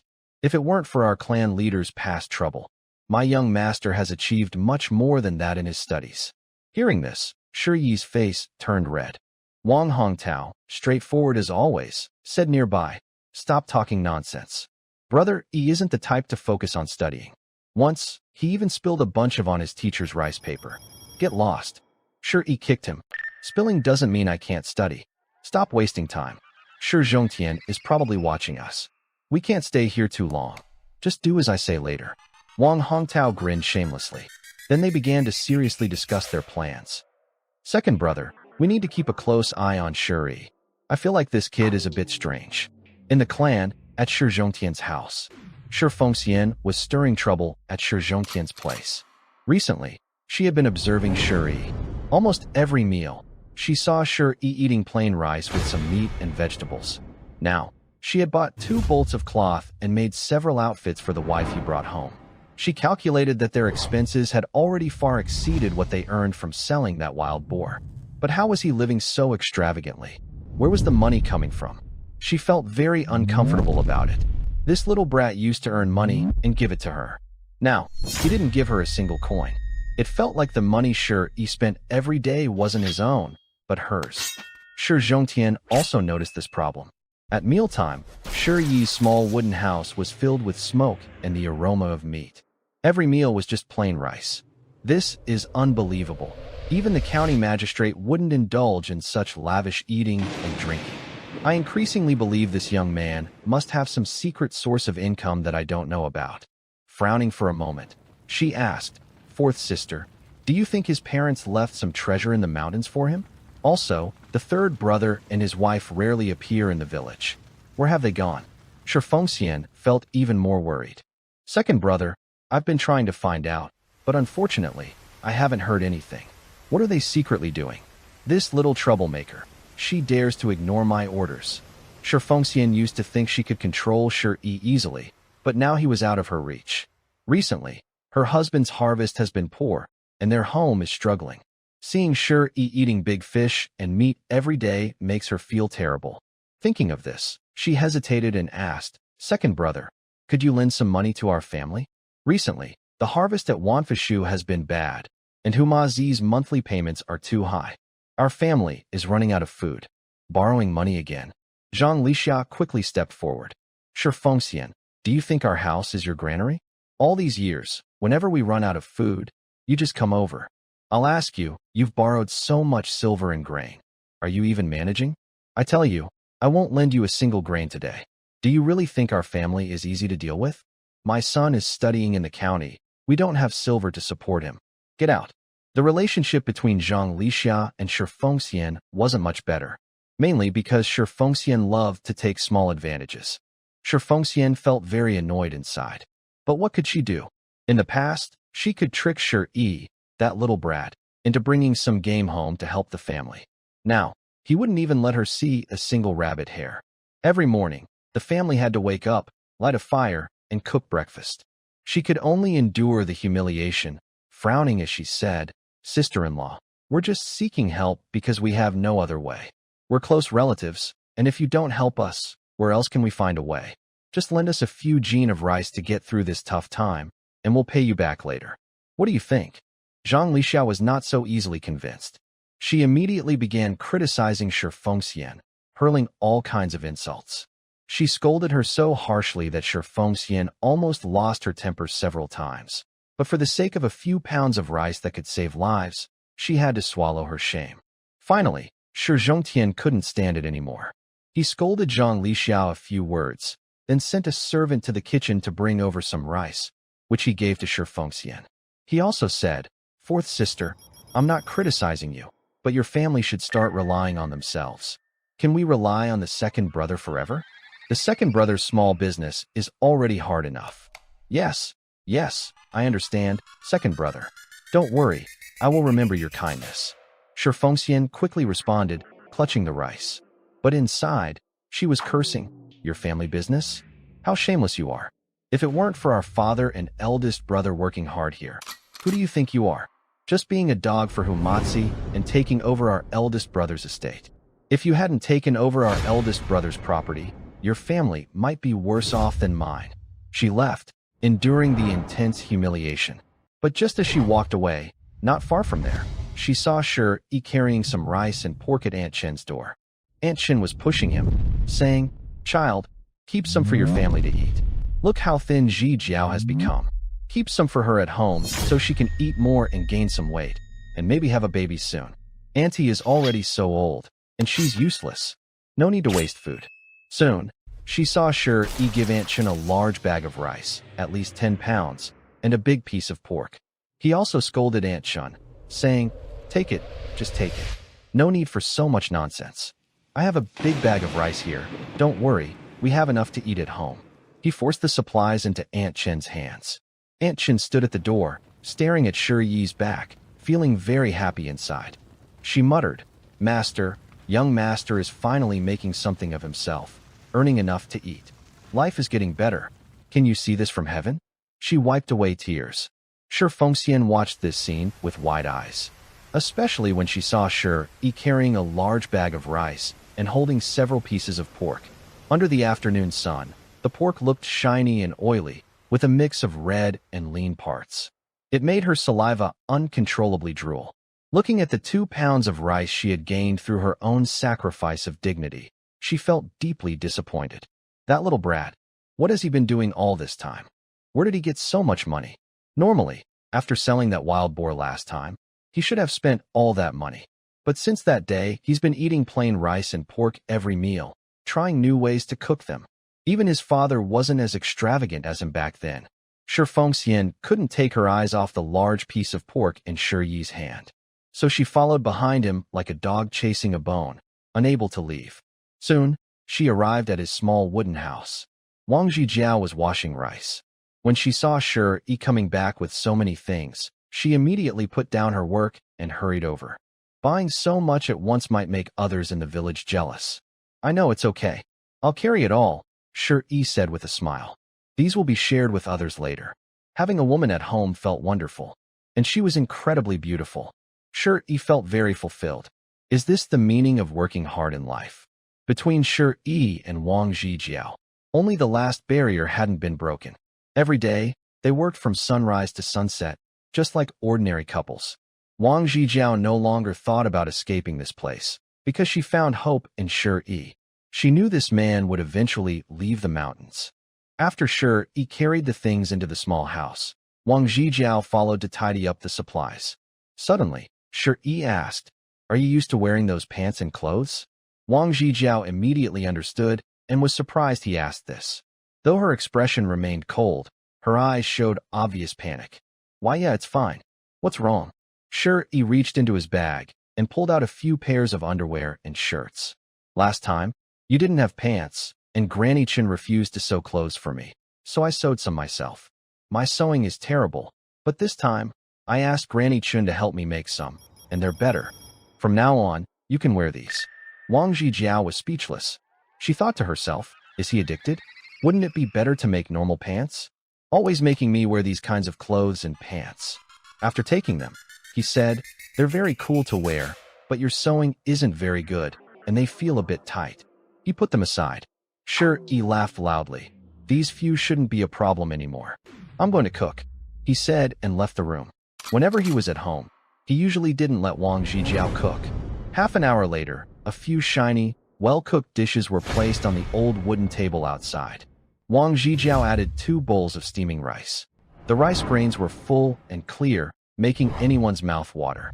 During Shi's cooking, Shi Fengxian had been hiding in the bushes nearby, smelling the delicious oil aroma and swallowing her saliva. Now that they had started eating, she couldn't hold back her shameful feelings. She quickly hid the borrowed rice. Then she got up, pretending to be calm, and forced a fake smile as she said, "Dinner is ready. Why haven't you been talking to Fourth Aunt these days? What have you been doing?" Last time, Fourth Aunt was confused. "You're already married and have your own life now. How can you keep money with me?" The smell was so tempting, really the aroma of pork. In the past, only second brother's house had this kind of meat smell floating around the village. Especially when she saw the dishes on the table, she couldn't help but swallow her saliva eagerly. After saying this, she shamelessly sat at the table as fast as she could and told Wang Zhijiao, "It's normal for a family to have small disagreements. Once we talk openly, everything will be fine. Zhijiao, help Fourth Aunt serve some rice. Let's eat and chat together as a family." Wang Zhijiao remained unmoved, because she knew Shi didn't get along well with this woman. She had heard many times from Aunt Wang Guifeng about how this fourth aunt kept coming to deceive Shi, but she couldn't say anything because she was Shi's real aunt. Shi Fengxian, overwhelmed by the delicious dishes on the table, couldn't hold herself back. She reached out and pinched, pretending to be close, and said, "Child, why are you just standing there? We're all family. Fourth Aunt has thought about this for a long time. I was careless before. From now on, we'll look out for each other," and sound of a slap. Shi directly slapped Shi Fengxian on the back of her hand with a chopstick. Startled by the pain, Shi Fengxian quickly withdrew her hand and was about to scold, "You little brat." But she held back and smiled at Shi, saying, "Child, are you still angry with Aunt Four? I understand, but I am your real aunt and your elder. Your parents have passed away, so I have to. Go away." Wang Zhijiao picked up her chopsticks, expressionless, interrupting. Shi Fengxian was stunned. The meal was already served, and now she was told to leave. Was that worse than being scolded? She had just swallowed several mouthfuls of saliva in the bushes. Seeing Wang Zhijiao's cold attitude, she felt very upset. She slammed the table and said, "Zhijiao, I need to teach you a few words. Since you have entered our family, you should understand how to respect your husband and teach your children. As an elder in the family, you must show respect. Do you act like an elder?" Wang Zhijiao was very blunt, and Shi didn't say anything.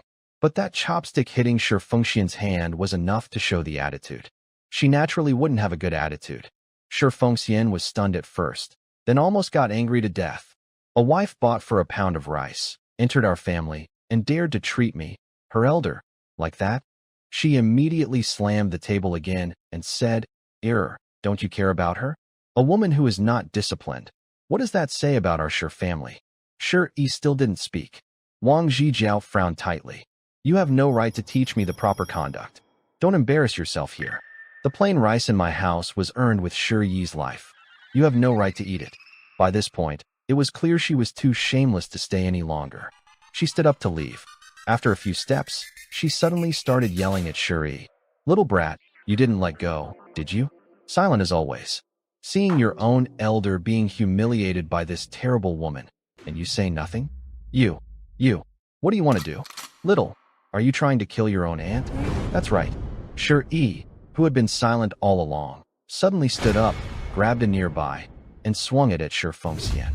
Fortunately, Shi Fengxian reacted quickly, stepped back, and dodged them. Otherwise, her brains might have splattered out. Then she screamed and ran down the mountain, completely frightened. She felt that Shi Yi had the intention to harm her. This little troublemaker. Why? She only wanted to share a meal at his house, but he was chasing her like this.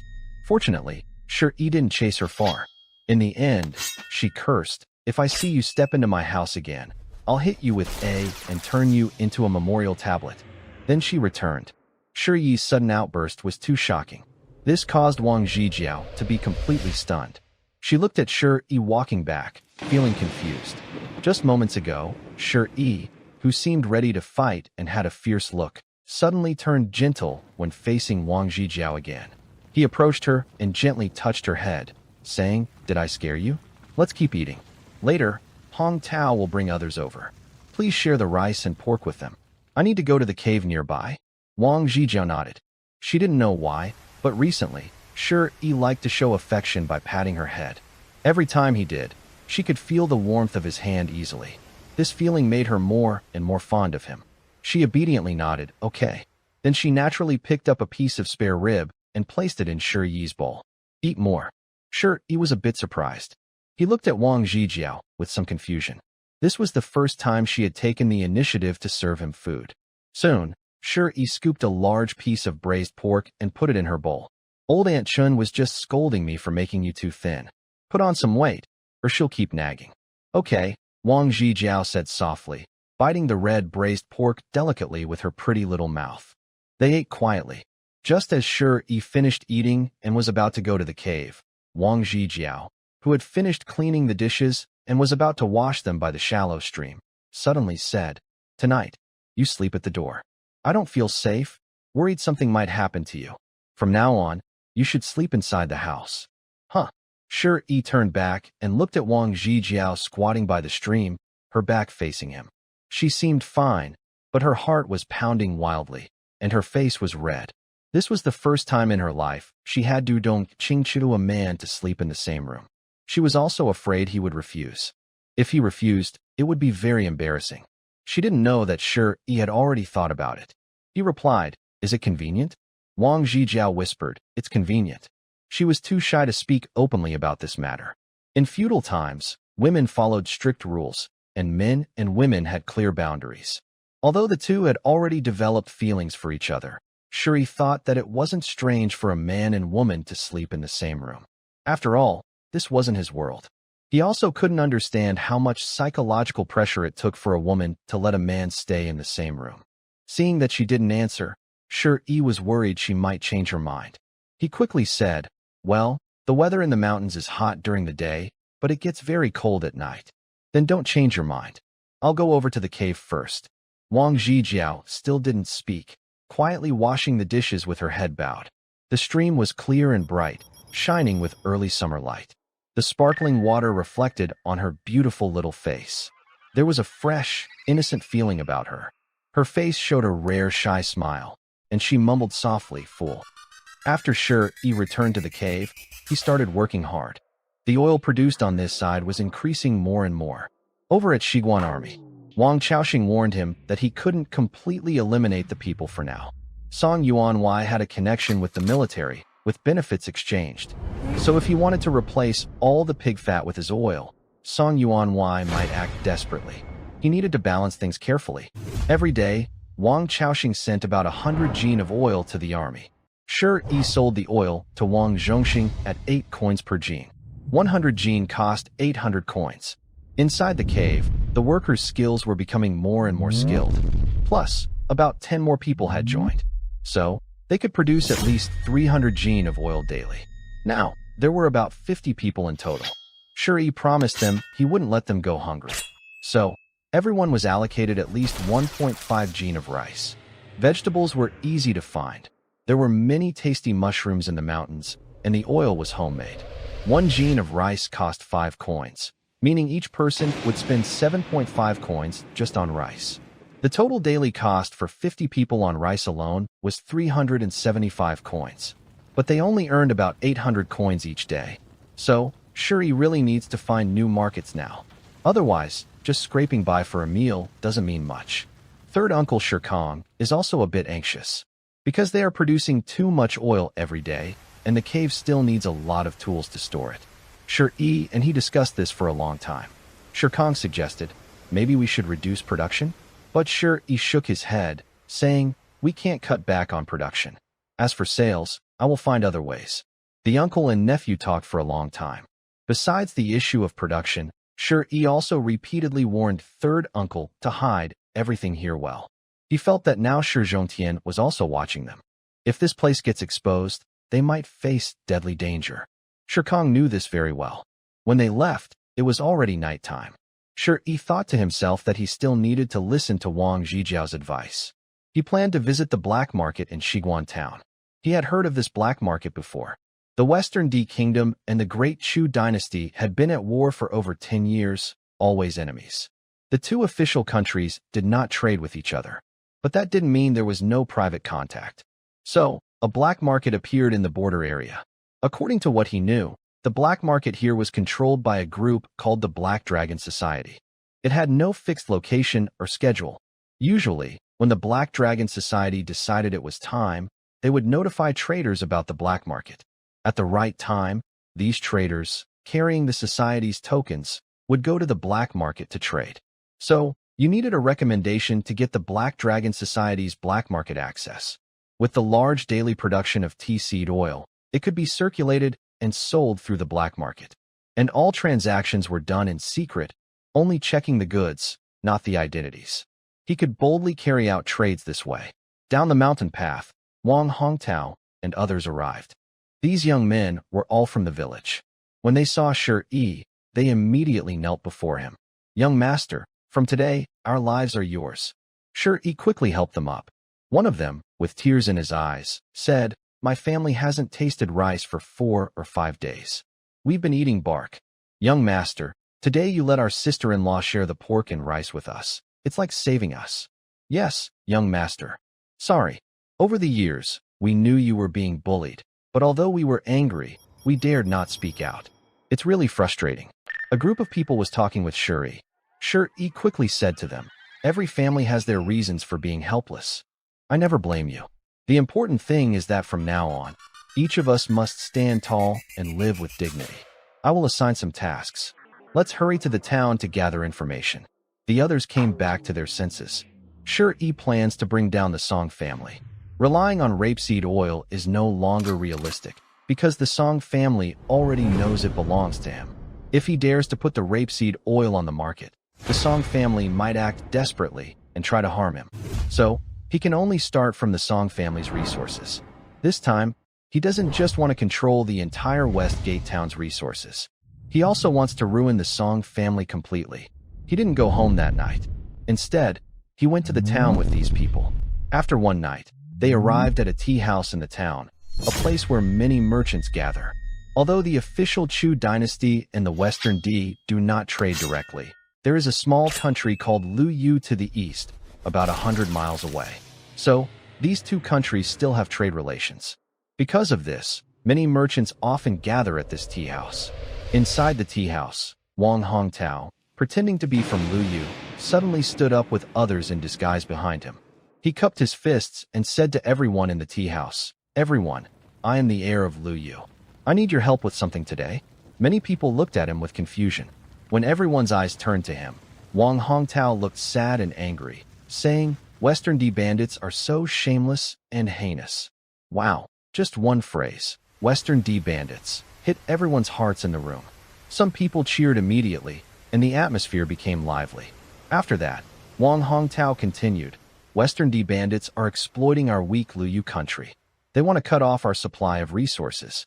Our country is currently short of resources, so my king has sent me here to buy resources from your land. I hope everyone can help spread the word. In 5 days, I will come back with a lot of gold and silver to buy resources in large quantities. 1 jin, half a kilogram. 8 won, small currency units, per unit. How much? Are you joking? From the crowd, a hunter with wide eyes immediately shouted. In the past, they usually sold a rabbit pelt for about 1 jin, which was roughly 4 won. They sold it to the Song family for only 4 won. Now you're offering 8 won? This immediately drew everyone's attention in the tea house. 8 won? Huh? Do you think I, Lu Yuegwa, am poor and sell my pelts too cheaply? Fine, I'll take 10 won. Is that enough? Wang Hongtao, pretending to be Lu Yu's son, looked very angry and sad. No, I mean your price is too high. Brother, why are you covering my mouth? What do you think? Fool, this young master buys at 10 won per jin, and in the end, we're the ones making the profit. Who do you think you are, acting so morally high? 2 people nearby were arguing. Soon, the tea house was bustling with noise. Everyone was ready to fight. 10 won per jin. If I just collect a few jin in the village, I'd make a few won in profit. This kind of business is a sure win. What's the difference from giving us money? They didn't know that behind this so-called Lu Yuegwa young master, there was a man with a big beard on his face. Seeing everyone's reactions, he smiled brightly, because he achieved what he wanted. This man was sure they were all pretending, so staying too long could reveal their flaws. After announcing the 10 won per jin price and seeing that the scene was going as planned, they quickly left. But at the gate, Wang Hongtao, the Lu Yuegwa young master, still looked very angry. He turned back and cursed. I know your Dechu is strong and rich, but don't look down on me. How dare you look down on my noble young master? I'll add 2 more won, 12 won per jin. Ugh, this makes me so angry. How dare they look down on me? Then he turned and walked away. Behind him, the tea house was boiling again. Wow, how could Lu Yuegwa have such a foolish young master? We just mocked him a few times, and he raised the price twice. Shoo, don't talk. Let this fool be the sucker. Why are you just standing there? Forget the tea. Go hunt in the mountains. 12 coins per pound. We're rich. We're rich. Sir, I must take my leave now. Master, our Song family has great luck coming. Congratulations. At the Song family estate, Steward Wu ran in outside, looking very excited. After rushing into the main hall, Song Zhongxing frowned at him. Did your parents die again? Yelling so loudly early in the morning. Steward Wu quickly composed himself and bowed to Song Zhongxing. Master, I am just so happy inside. That's why I lost my composure. Please forgive me, Master. Song Zhongxing's face looked bad. Lately, the young Master Song had become very worn out. He kept thinking about getting the seed oil formula from Shuri. Also, some time ago, the young master asked someone to find a hero from the martial world to help. They did find someone, but that hero was just eating and drinking at their house, waiting on them. It's been a long time, and he still hasn't caught Shuri. That made him very angry. He suppressed his frustration for several days and shouted, "What's the matter? If you have something to say, say it. As the steward of the Song family, how can you be shouting around like this?" Yes, Master. I was wrong. Sorry. Master, there's news from the town. There's some fool prince from Luyu country. He wants to buy pelts here, at 12 coins per pound. Puff. Song Zhongxing spat out his tea and quickly covered his cup. He looked excited. How much? Say it again. His voice grew louder. Steward Wu, like a little dog, replied, 12 coins. Now the town is already in an uproar. Many hunters are holding back their pelts. This means we didn't get many pelts today. Master, the pelt business in town is all handled by us. And now, this great luck has fallen on our Song family. Our ancestors are blessing us. Master, congratulations. Song Zhongxing's mind calmed down. Normally, pelts in town sell for about 5 coins per pound. But suddenly, a fool appears offering 12 coins per pound. He needs to confirm this. While thinking carefully, suddenly a shopkeeper from the Song family ran in. Master, Zhou Bapi is also buying a lot of animal pelts in the town. What? Say that again. Zhou Bapi dares to do that. At this, Song Zhongxing put aside all doubts. Because Zhou Bapi is known as the smartest person in their town. If the news wasn't true, This old fox wouldn't break the usual rules of their families. Several families control the town's food, clothing, and housing. Of course, most of the supplies come from the Western Gate Army. Each family only manages their own supplies. If they started trading with other families, it would be like declaring war. Song Zhongxing didn't want to stay at home anymore. He quickly went to the town. Sure enough, when he arrived at Zhou Bapi's grain shop, he saw a big sign outside. Our shop is buying pelts in large quantities, at 6 coins per pound. The heir of Lu Yuegua, although he spread the word at the tea house, caused a stir. But the hunters in the town knew very well that they couldn't sell their goods directly to Lu Yuegua's people, because the Song family would resort to violence. These families control the town's essentials, and each one is involved in shady dealings. So, this business would still belong to these families. But anyway, 6 coins per pound for pelts was much higher than usual. Some villagers started trading their pelts with Zhou Bapi. Song Zhongxing was angry that Zhou Bapi broke their silent agreement. He rushed to the shop and started shouting loudly. Soon, the Song and Zhou family guards fought in the street. What they didn't know was that, while their families fought, Shi was watching from a nearby shop owned by Wang Chaoxing. He watched the chaos outside like a bystander. Suddenly, a sneaky smile appeared on his face. That smile made Wang Chaoxing sweat and feel a strange fear. Then he looked at Shi and said, "The first time I saw you, I thought you were quite pitiful, struggling to survive. The second time I saw you, I thought you were clever, making this tea seed oil. But now, I feel like you're quite sneaky." "Are you being sneaky?"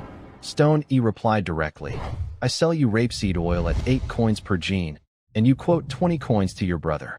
Then you loudly declare in front of your brother that you are loyal and patriotic, saying you don't make money to serve the country. Don't you feel guilty about that?" "Oh well." Wang Chaoxing was speechless after being challenged.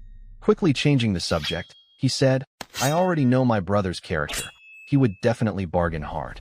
But the truth proves that he really cut me deep." He quickly called out to the clerk at the door, "What are you doing? Haven't brought it yet?" The clerk hurried over with the writing tools. "The foolish heir of Lu Yuegua, collecting fur at 12 coins per gene. I won't sell him for a bankrupt price. Zhou Bapi charges 6 coins per gene. I sell for 8 coins. Write it quickly. Are you also interested?"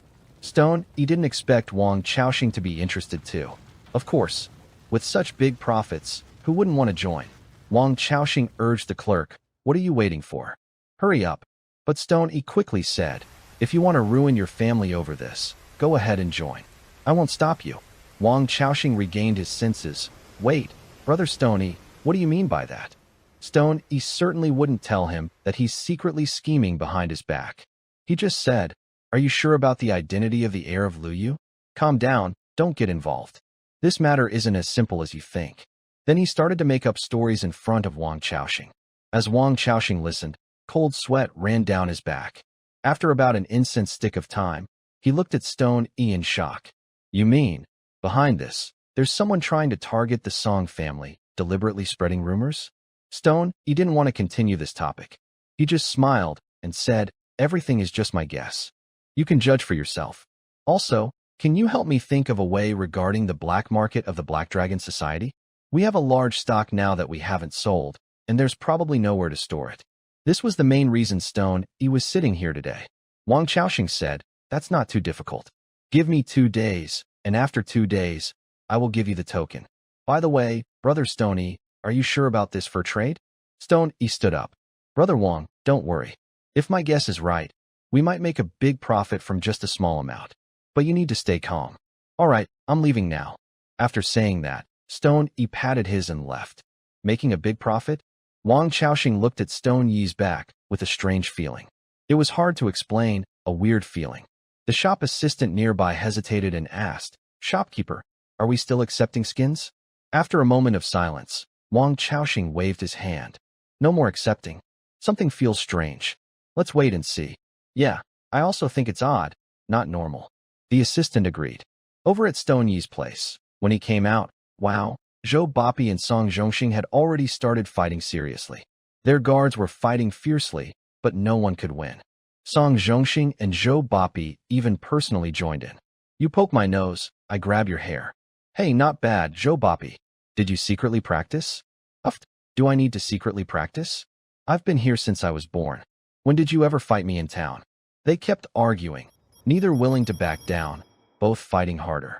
It was like a dog fight, biting and tearing. Stone, he liked watching them like this. Just when they were about to reach a breaking point, someone ran over. Sir, let's stop fighting.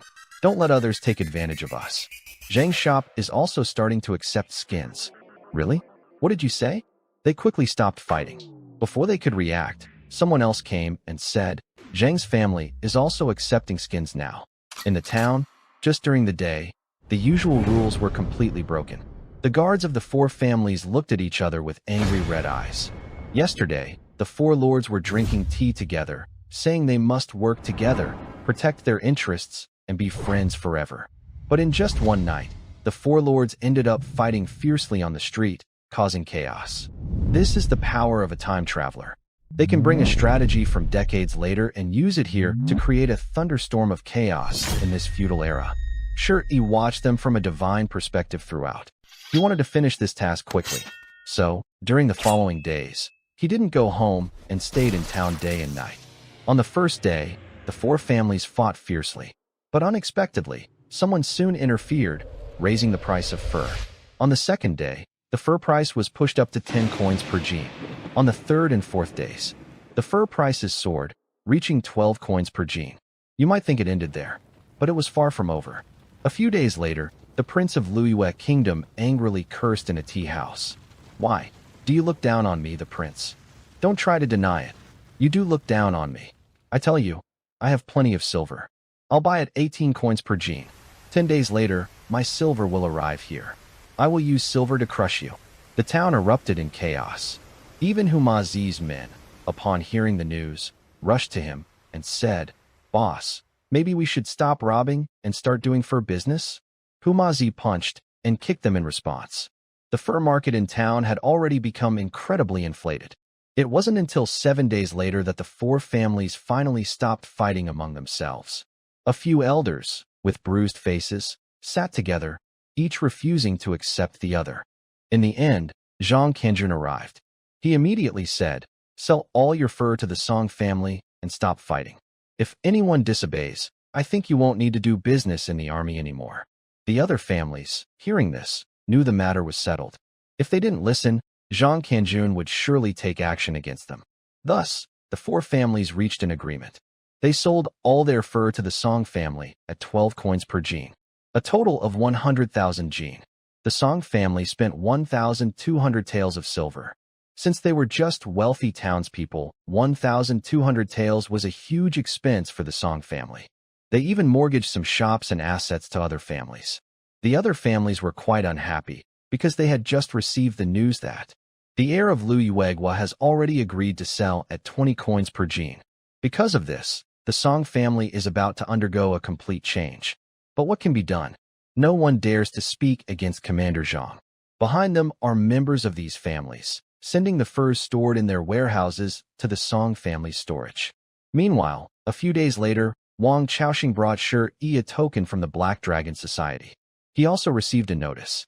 1 day later, in a nearby village, the black market would open for 5 hours. Shi must seize this chance.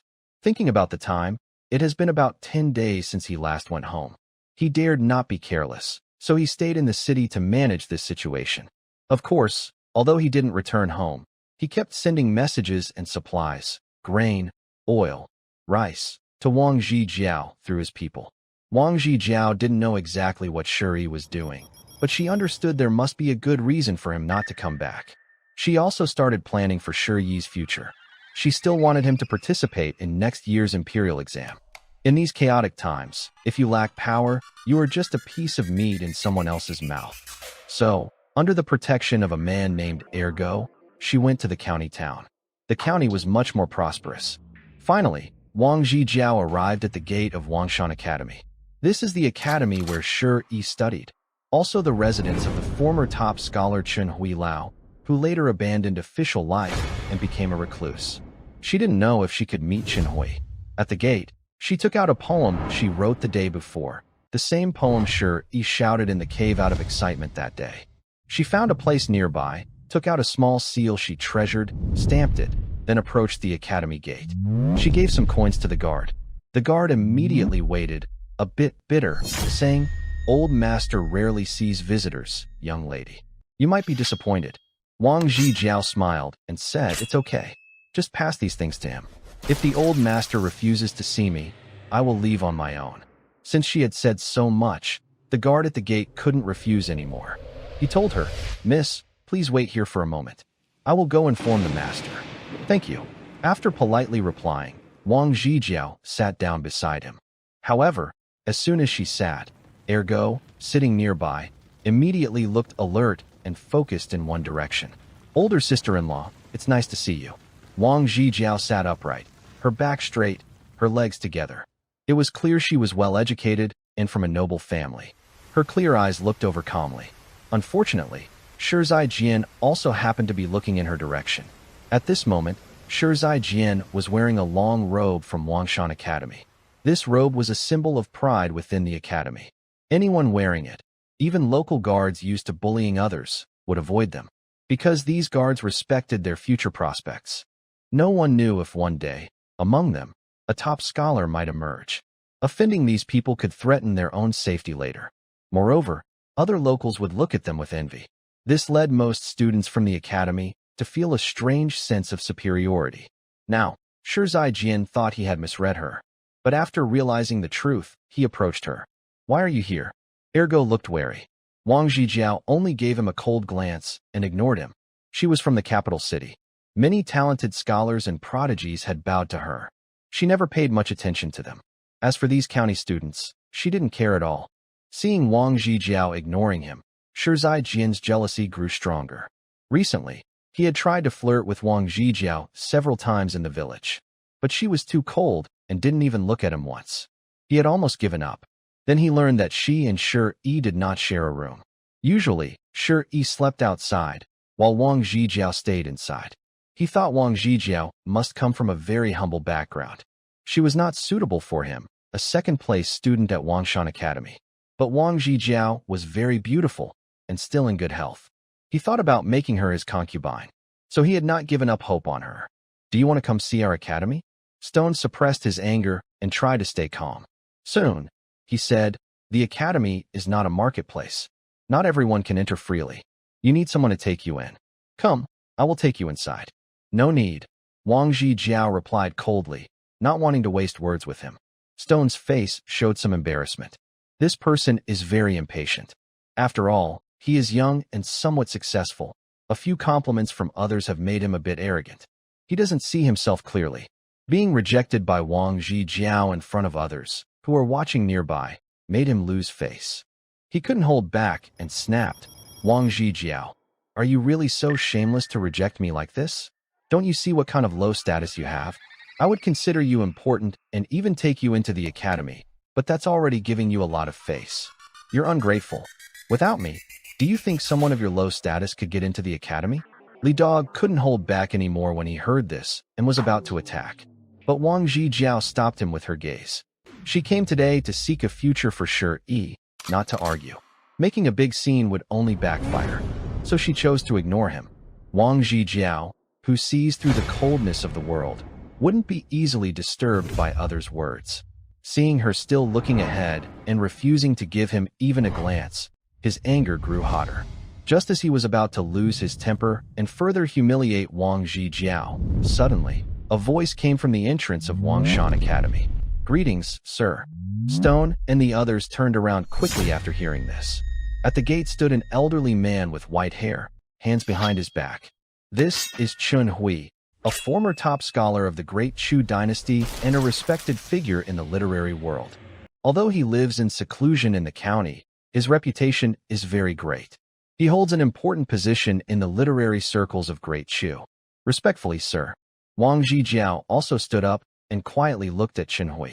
In his icy eyes, no one noticed a trace of sadness about the past. Chun Hui's expression was as steady as Mount Tai. After glancing at everyone, he looked at Wang Zhijiao without emotion and said, "Come with me." After hearing these words, Shirzai thought he had heard wrong.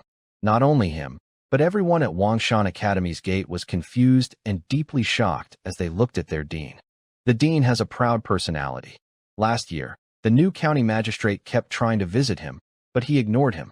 Once, the magistrate was drunk and insisted on meeting him, causing a big fuss at Wangshan Academy. The dean publicly scolded him harshly in front of everyone. The next day, the magistrate sincerely came to apologize. Not only the magistrate, but even the governor himself, if he came, he would not see anyone at the door, let alone personally go out to greet visitors. As for Wang Zhijiao, she was born into a humble background. What right did she have? Wang Zhijiao nodded and followed Chun Hui into Wangshan Academy. Behind them, a crowd started talking. Who is this woman? Why is the dean personally welcoming her? It breaks his long-standing rule of not meeting guests. Shirzai Jian, I saw you seem very displeased with this woman. You must know her. Tell us, who is she? Suddenly, everyone gathered around Shirzai Jian. He also broke out in a sweat on his forehead. But he found it strange. If Wang Zhijiao really had a high status, why was she bought back by his useless cousin with just a pound of rice? And she was also exiled with a lowly background. His mind was becoming very confused. As for Wang Zhijiao, after following Chun Hui through the academy and reaching a room inside, Chun Hui told Ergo, "Wait here at the door." Ergo was worried, but Wang Zhijiao smiled at him and said, "It's okay, wait at the door." Only then did Ergo obediently follow the order. Actually, he was feeling very curious now. What exactly is our sister-in-law's identity? He is from Qingniu Mountain and naturally knows about Wangshan Academy. Those are places they avoid passing by. But their dean personally came out to greet sister-in-law. Does Ichi know about this? His heart was pounding. Inside the room, some light was shining through the wooden window. After Chun Hui closed all the doors and windows, the cold, serious expression he had outside instantly disappeared completely. Then he turned his head and knelt directly before Wang Zhijiao. "Sir." The night slowly unfolded.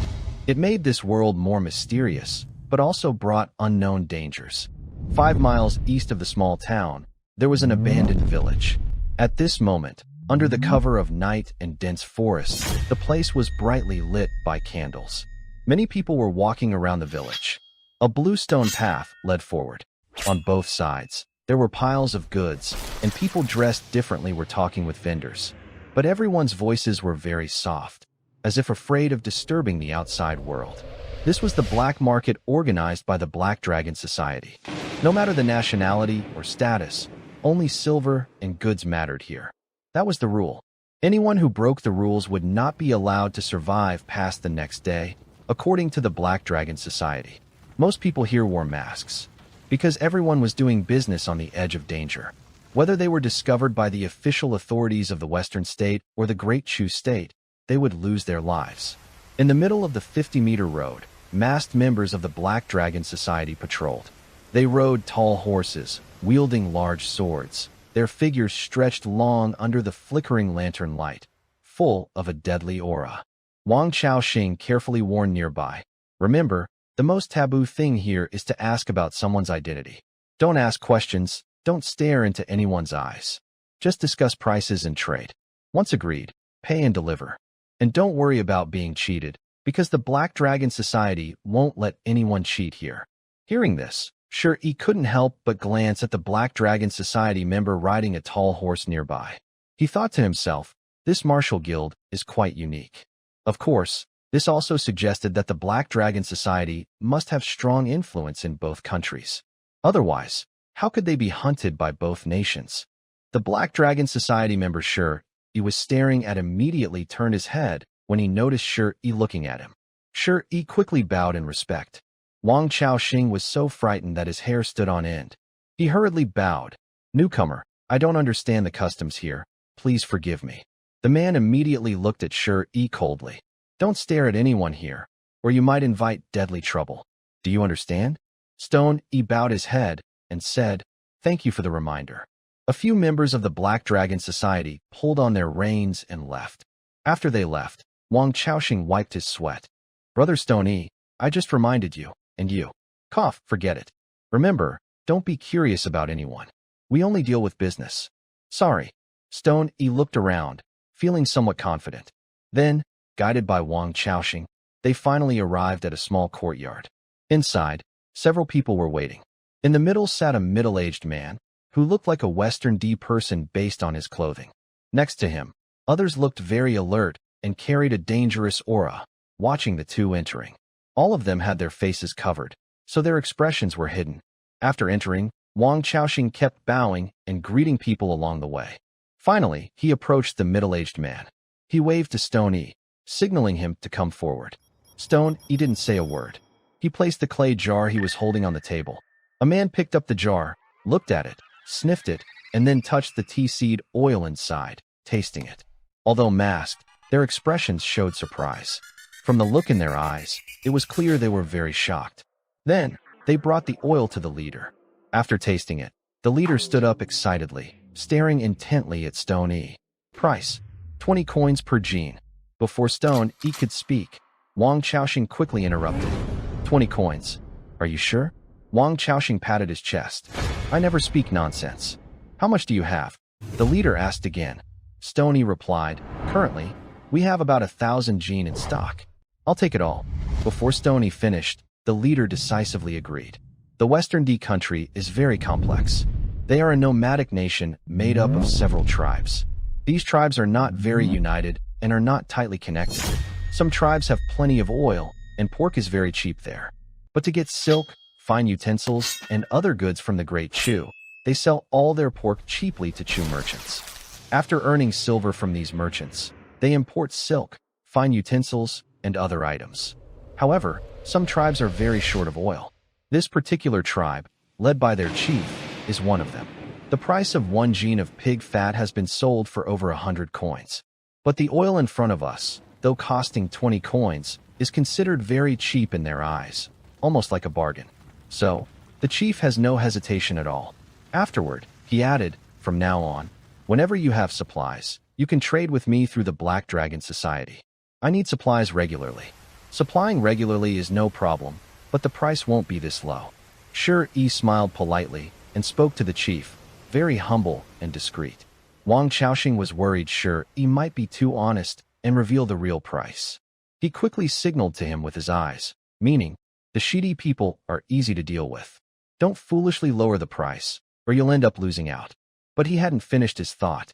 Shi Yi bowed and said, this oil requires over 30 steps to produce. It's not as simple as frying pig fat. The raw materials are cheap, but most of the cost is in the refining process, so the price is 25 coins per gene. Cough, cough, cough. Wang Chaoxing choked on his own saliva and coughed loudly. He looked at Shi Yi with surprise, thinking to himself, I was too subtle. This kid is even more cunning than I am. He's not as simple as he looks, honest and straightforward. A few Shidi people, hearing this price, looked unhappy. After all, they had already given a quote earlier. Wang Chaoxing reacted quickly and said, this item belongs to my younger brother. I am not involved. So I don't know the exact cost. Sorry, heroes, just pretend I just farted. Everything is decided by him. Your Chu people are so tricky, breaking your word. One person, hearing this, looked angry and shouted at them. Raising prices suddenly made people annoyed. Shi Yi ignored him and said to the chief, if you don't want it, there are many other Shidi people in the black market. I think they might fight over it. You just need to tell me, yes or no. If no, I can leave right now. Using the gentlest words to do something that cuts deep. Shi Yi's brief words immediately provoked this group. Soon, a few of them gathered together to discuss quietly. After a while, they reached an agreement. The leader frowned at Shi Yi and said, deal. Bring the commercial bill. The commercial bill is a type of transaction method used in the black market, created by the Black Dragon Society. The black market deals in large transactions. It's not just about buying a single pastry or a candied fruit. In the language of Shi Yi's world, it's import and export trade. The people in the black market are importers and exporters. Their transactions involve very large quantities of goods, making it impossible to exchange money and goods directly on the spot.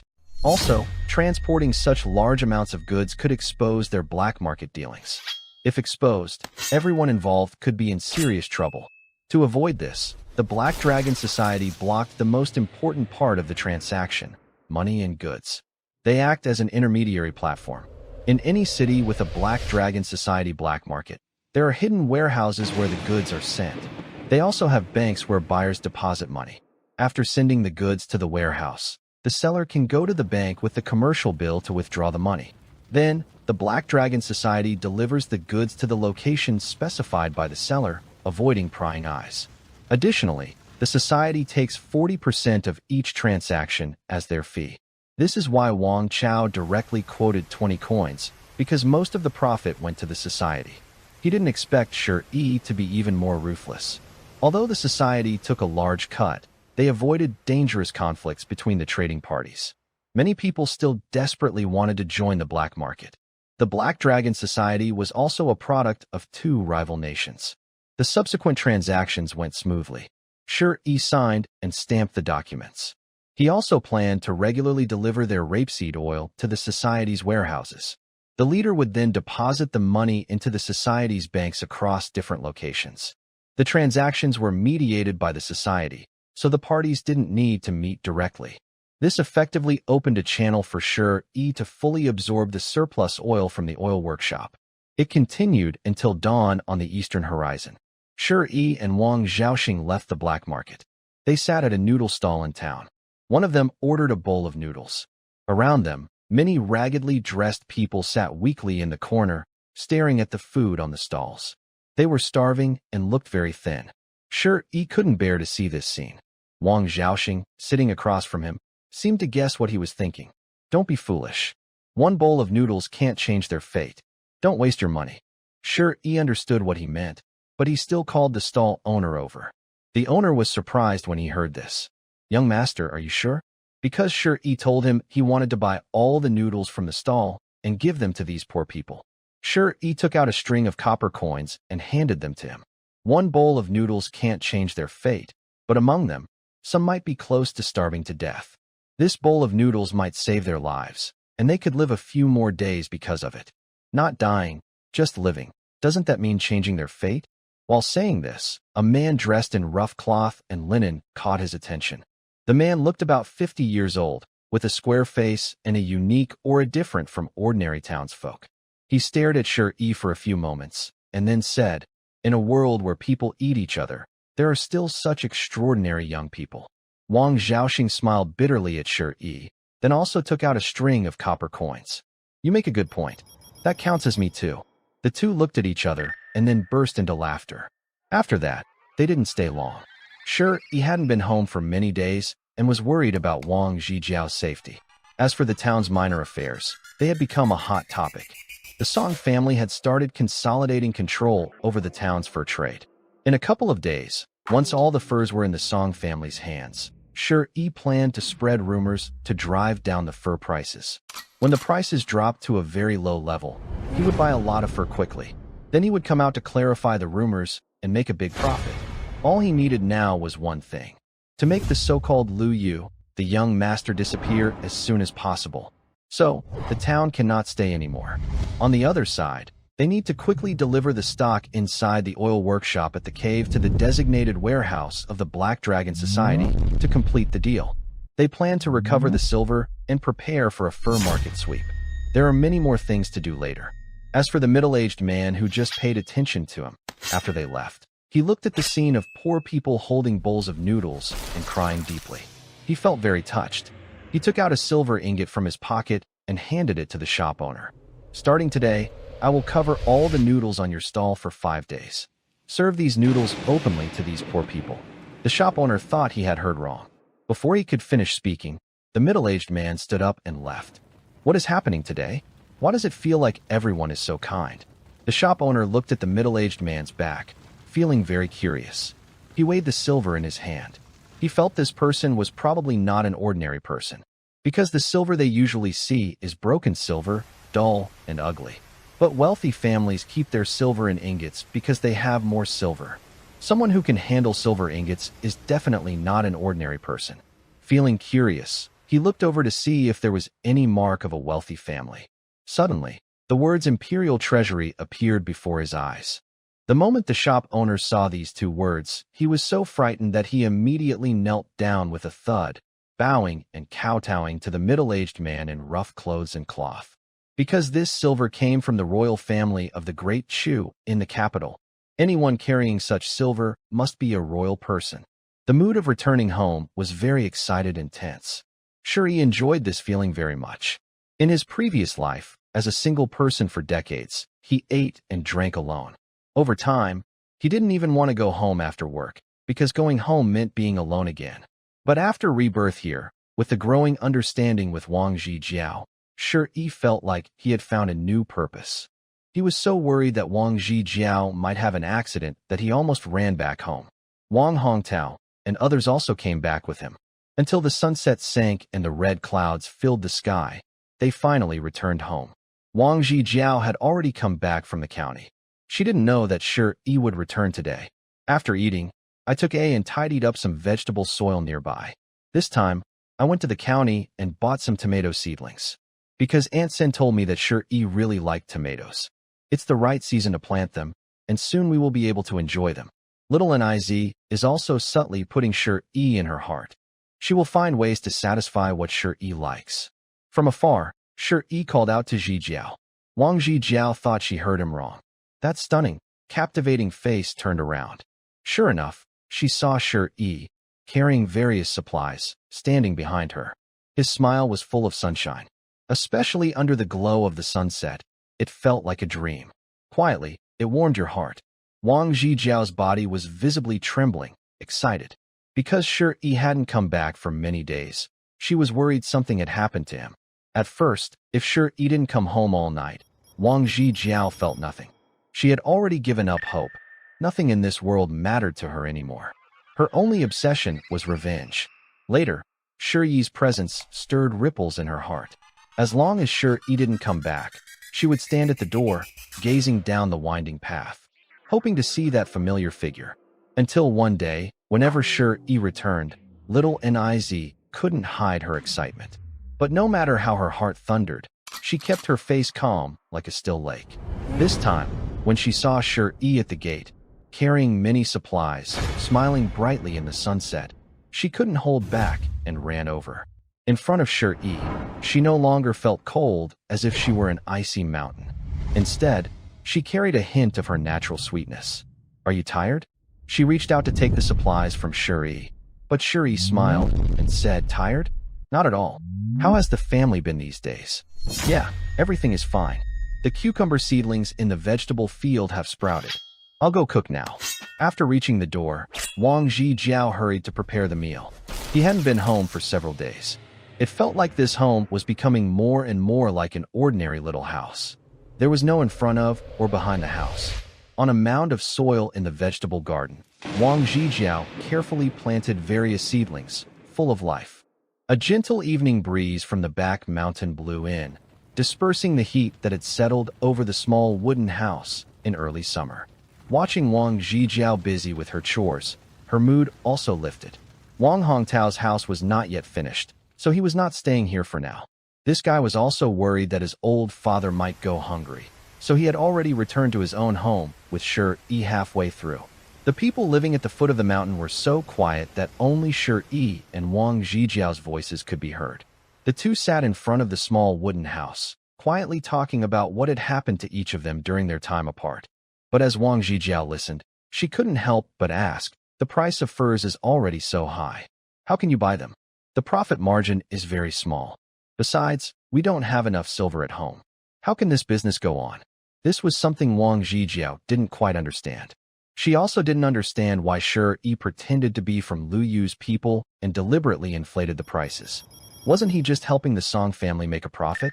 Shuri held his rice bowl and took a bite. Wang Zhijiao had a natural talent for cooking. Her dishes were especially delicious. A grand mansion was not as warm as her humble home, where her wife's hot tea and warm meal made her feel at ease. Shuri experienced this kind of comfort.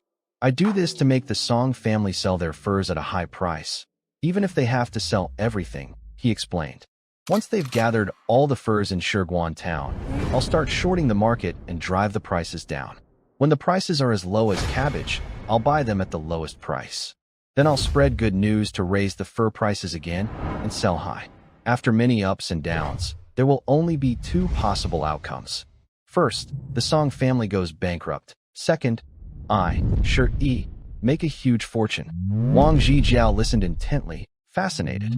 She believed she understood everything in her life.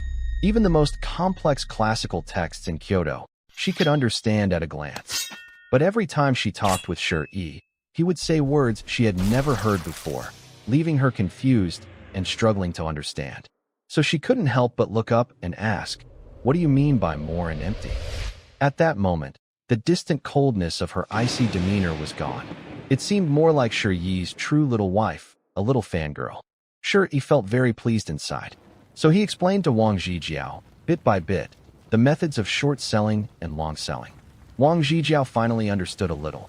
As she listened, she was suddenly overwhelmed by a loud noise. Because just listening casually, she could understand how powerful these tactics were.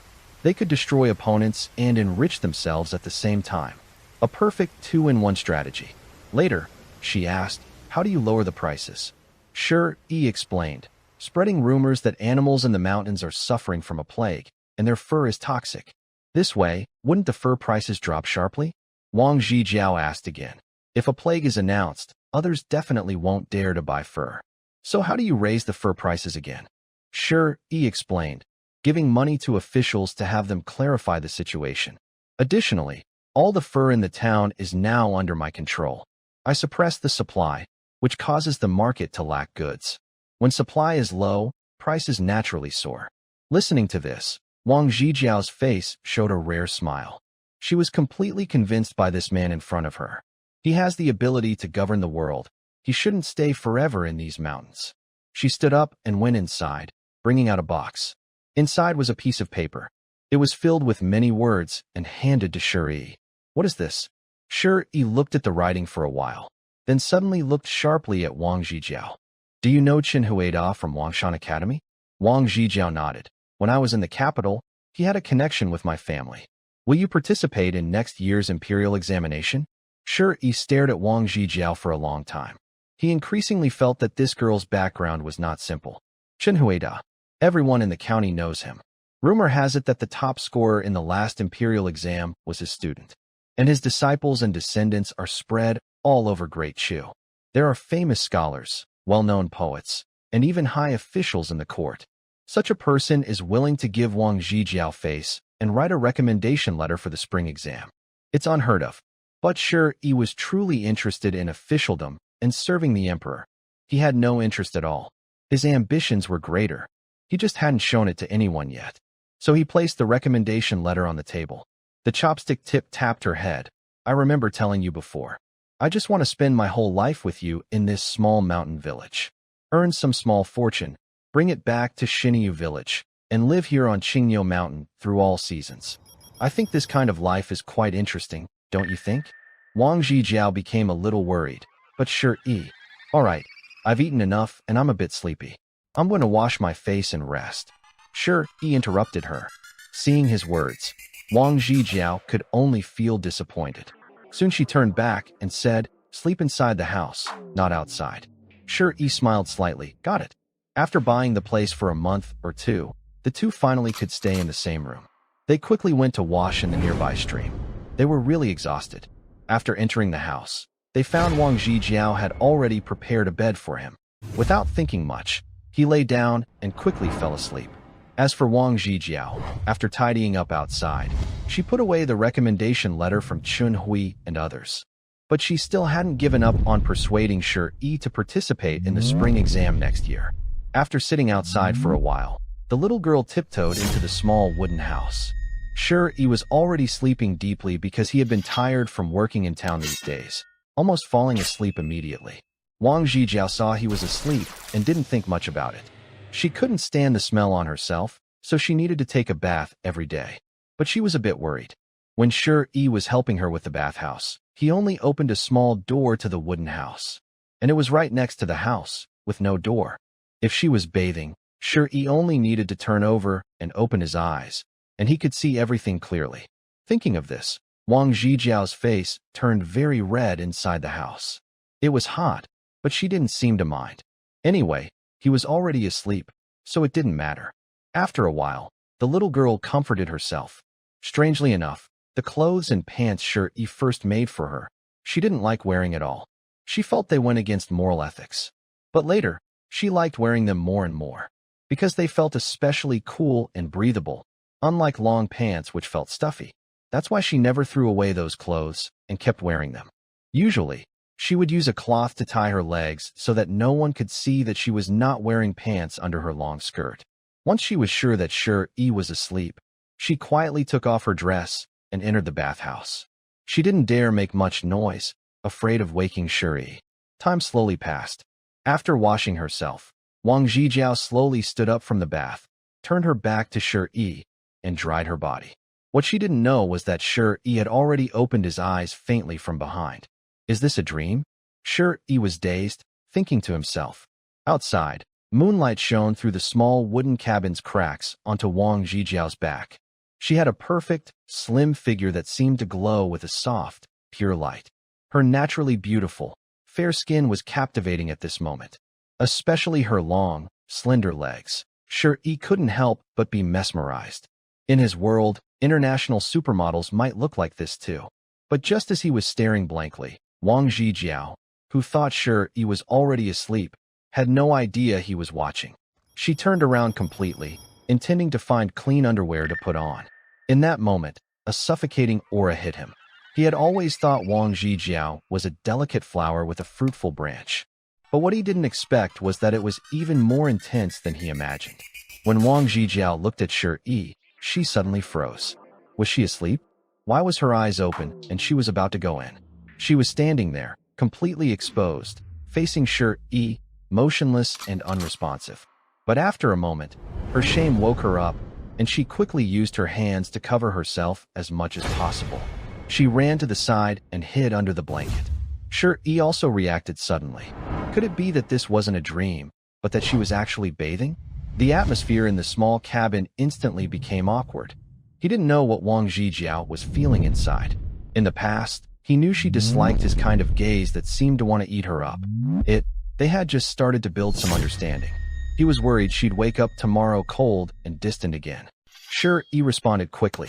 He naturally closed his eyes and pretended to be asleep, snoring softly. Did he just sleepwalk? Wang Zhijiao relaxed completely after hearing the snoring sound. She was completely under the blanket, watching for a while, and noticed that Shi's snoring was very loud.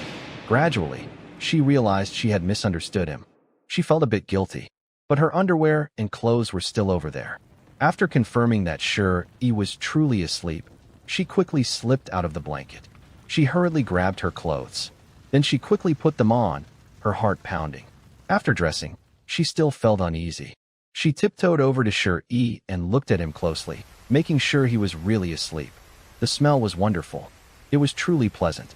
Since crossing into this world, Shi found that everyone, men and women alike, had a certain scent, especially in early summer. Because everyone was poor and almost starving, no one cared if they had a smell. There was no soap or anything similar. But only Wang Zhijiao had a faint, sweet girl's fragrance that made Shi feel deeply enchanted. After confirming Shi was asleep, the girl sighed softly and patted her hair. Good thing he's asleep. If not, I would have been so embarrassed. I wasn't wearing a single piece of clothing. Lying back on her bed, she suddenly remembered the last time she was seen by Shi at the creek. There was no more dislike, only her face turning red and feeling hot all over. Quietly, the night passed. At the entrance of Wangshan Academy, a sedan stopped. Everyone inside the academy hurried out. Then the county magistrate also ran over, sweating heavily. When he reached the sedan, he knelt down immediately. Greetings, Prince Ba. Everyone on the street bowed down as well. Of course, Chen Hui, being a top-ranking official, didn't need to kneel, only bow slightly. After a moment, a man dressed in royal robes stepped out of the sedan. If the shopkeeper from Shiguan Town saw him, he would be very surprised.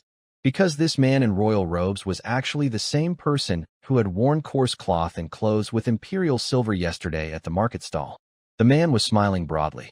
Walking up to Mr. Chun with respect, he said, "Old Mr. Chun, there's no need to be so polite. Let's talk inside." Mr. Chun nodded, and they went inside, leaving the county officials outside. As soon as the door closed, the man spoke directly. "I've been in this county for over a month, and all I see are the bones of starving people by the roadside. It's a big difference from the prosperity and splendor of the capital. It's heartbreaking. Mr. Chun sighed softly. That's just how it is. Only the 8th prince cares about the common people. I'm worried about Great Chu. He felt very sad. The 8th prince nodded. We have no solution and can't change anything. I just hope that someday, a wise and capable official will appear to bring peace. Is that possible? Mr. Chen looked discouraged. Although he was at the border, he knew the court situation well. The roots were rotten. Not wanting to discuss this further, he seemed to guess the 8th prince's purpose. 8th prince, are you here to find someone? The 8th prince looked serious. Yes, that's part of it. My scouts reported that she came to your Wangshan Academy. Well, she said she was saved by someone. Chen Hui then began to tell the story little by little. However, the 8th prince was still disappointed because Chen Hui truly didn't know where she was. But he did provide a clue. He said that when he talked to her before, she mentioned she was about to be exiled. However, a man bought her for a gene of rice, and now she is in a village on Qingyo Mountain. Qingyo Mountain has at least 100 villages of various sizes. As for which village she is in, he has no idea. Hearing this, the 8th prince became very upset. He lost his royal composure. What? Bought with a gene of rice? Which fool would buy her for just a gene of rice? Does he even know who she is? His voice grew louder, filled with strong emotion. The more he thought about it, the more he couldn't stop. He knew he had to take her away. It was almost unbelievable. A simple villager bought a noble lady with just a gene of rice. After leaving Wangshan Academy, he summoned his personal guards. He decided to go to Qingyo Mountain to find her. Of course, he couldn't make a big show or reveal his identity, because he was here secretly, without the royal family's knowledge. If people found out he was searching for her, given the current political situation, it might even harm her. Soon, the 8th prince left Wangshan Academy with his men. He looked urgent when he got into the carriage, being bought by a simple villager for just a gene of rice. If this news reached the capital, it would cause a huge stir across the city. He had to leave with her immediately. If he was late, in this remote village, being tricked by a villager and having children here, what would happen? He had to act quickly. Shuri, are you feeling unwell? Wang Zhijiao looked very tired after sleeping last night, having had a long dream. She dreamed that she was bathing completely in a hot spring. Shuri also took off all his clothes and entered the spring. Then, the two of them were close together in the water, their skin touching. She could clearly feel the solidness of Shuri's body. Their struggle on the brink of life and death for a year or two felt as lonely as falling autumn leaves. So, in her dream, she felt very safe and comforted by Shuri's presence. But that was just the beginning. The key point is that this girl's dreams are quite wild and imaginative. And this was just about taking a bath. Soon after, the two of them had 2 little children. So early in the morning, when the sky was still dim, she blushed and got up to work outside. She couldn't forget that dream all morning, the one where they were both soaking in the bath. Since she was young, at 19, she had never dreamed of any man, and especially not both of them together in the bath. It just didn't make sense. So she felt a strange anger toward Shuri, a kind of inexplicable frustration. She initially wanted to ignore him. After preparing breakfast in the morning, she called out to Shuri a few times outside, but there was no response from inside. Having lived with Shuri for so long, she knew he always got up earlier than the roosters crow. But today, he was completely silent. She called him, but he didn't reply. Maybe he was exhausted from working in town these days. Or perhaps he had a conflict with the Song family and came back injured secretly. And so, she couldn't wake him up. In her worry and uncertainty, she temporarily forgot about the dream from yesterday. She quickly jogged over to check on Shuri. Again, that faint scent of warmth filled her nose. Now, Wang Zhijiao sat by the bed, her delicate face drooping. Her long eyelashes caught the sunlight streaming in from outside, turning them a golden color, beautiful and poetic. Shuri squinted, watching her anxious expression. This feeling was incredibly enjoyable. For someone like him, who had been single in his past life, it was a stunning, overwhelming pleasure. Wang Zhijiao shook his body, clearly very worried. Are you hurt somewhere? At this moment, Wang Zhijiao was no longer cold and distant like at first. Her heart had been slowly warmed by Shuri's care over time. She became even more anxious. But as she kept shaking him, she suddenly saw his eyelids twitch. The girl was very clever and quick to realize something. Suddenly, her expression turned icy. Shuri, do you think teasing people is fun? Is this supposed to be interesting? Before she finished speaking, Shuri suddenly, unexpectedly, hugged Wang Zhijiao tightly when she was caught off guard. She was stunned. It all happened too suddenly. What surprised her even more was that she felt Stone Yi's mouth align with her small, tender lips like a drop of water on a ripe peach. He suddenly kissed her fiercely. The sound of the kiss was loud and clear. The birds on the thatched roof of the small cottage were startled and flew away in a panic. Wang Zhijiao felt like she had been struck by lightning and took a while to recover from her shock. Then she angrily pushed Stone Yi away and quickly ran outside. Stone Yi was very satisfied. Finally, I kissed you. He composed himself, patted his pants, and went out. The morning sun was bright, and it made his mood feel cheerful too. At the clay stove, Wang Zhijiao coldly said, "The food is hot in the pot. You can eat it yourself." She looked very cold on the outside, but inside she was a mess. This was the first time in her life she had been kissed. In this old-fashioned era where women valued their chastity more than life itself, being kissed was like losing her purity. Most importantly, she wasn't mentally prepared at all. He just took her first kiss without warning. For a girl, she had guarded her innocence her whole life, only to be kissed unexpectedly. She felt a big gap inside her heart. Stony acted as if nothing had happened. "Did you eat?" "None of your business," Wang Zhijiao said angrily, thinking more and more about it. She grabbed her and went to the field. She swung her with great force, breaking a worm into 2 pieces with 1 strike. Soon after, Wang Hongtao arrived. He called out twice to Wang Zhijiao in the vegetable garden, "Sister-in-law." He knew she was very cold at first, but after they got to know each other better, she would always respond when he called. But unexpectedly, after Wang Hongtao called her sister-in-law, Wang Zhijiao raised her and struck the ground again. Once more, a worm was cut into 2 pieces. She didn't respond to Wang Hongtao at all. Wang Hongtao sensed something was wrong. He looked at Stone Yi eating by the stove. It smelled so good. Even though it was pork cooked with wild mushrooms from the mountains, these ingredients were developed by Stone Yi. The aroma of pork and wild mountain mushrooms blending together could be smelled from far away. During this time, Wang Hongtao had been eating at their house so often that it was almost natural. Just like at home, I took a ceramic bowl, added rice, and ate quickly. After reaching the edge of the pot, I used a spatula to scoop a pile of meat into the bowl. "Brother E, I feel like my sister-in-law is a bit off today. Did you two have a fight?" After saying that, I quickly finished the pork in my bowl. I was about to scoop more when Shuri kicked me. "You're eating so fast. Aren't you afraid of burning your mouth?" Wang Hongtao smiled shyly. "It's just that your meals are so good. How about sister-in-law?" Shuri looked at Wang Zhijiao. Wang Zhijiao's beauty is the kind that becomes more stunning the longer you look. At first glance, you'll try to find flaws in her features. But after a long search, you'll realize you can't find any. Then, deep inside, you'll feel amazed and moved. Her working appearance, along with the green mountains and clear water and the colorful stones in the shallow stream, all blend perfectly. It's not just her beauty blending into the scenery. It feels like the whole mountain landscape is there to set her off. A deep sense of satisfaction fills your heart. You feel that everything in your life is meaningful. Taking a deep breath, I said, "It's nothing, just her little temper acting up." "Her little temper?" "Sister-in-law doesn't seem like someone who throws tantrums." "Brother E, what did you do to make her angry?" "I'm telling you, don't follow my dad's example. Look at him. He's always getting slapped by my mom at home. I feel bad for him. My dad always says he regrets not setting rules for my mom before they got married.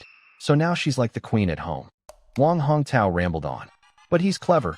He used this topic to grab Shiyi's attention. In just a few seconds, he changed the subject. Soon after, he put down his bowl, touched his stomach, and let out a burp. "Brother E, I'm full. Let's talk about the real stuff." The brothers are ready. Shuri looked back at the pot, which now only had broth left. He was quite annoyed and kicked him again. "Didn't I give you 3 gene of pork yesterday when I came back? You good for nothing. Didn't you eat it all? I wanted to save some for your sister-in-law. You ate it all without a second thought." Wang Hongtao grinned shamelessly. "That meal my mom made was so good, I almost died eating it.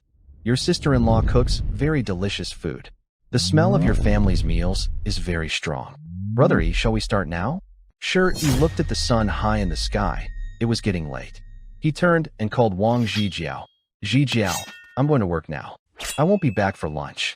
When Wang Zhijiao heard that Sure he wouldn't be coming home for lunch, she felt a little anxious and looked back uncertainly. But Sure he had already left with Wang Hongtao, heading down the mountain. Why are you walking so fast? Wang Zhijiao muttered unhappily. Without Sure he here, she could think more clearly. She put down her, sat on a stone, rested her face in her hands, and looked at the village below the mountain. As she thought, she suddenly understood. Forget it, I won't argue with him. Anyway, I dreamed yesterday that we took a bath together and had a few children. A simple kiss is fine. Thinking about it, her situation seemed less terrible. Wang Zhijiao comforted herself in her own way. But did Sure he really only kiss her once? She thought too much. In the following days, Wang Zhijiao was awakened every morning by a gentle kiss in her sleep. She was sleeping soundly each night when suddenly her mouth was covered, and a soft kiss sounded loudly. At first, she was very angry.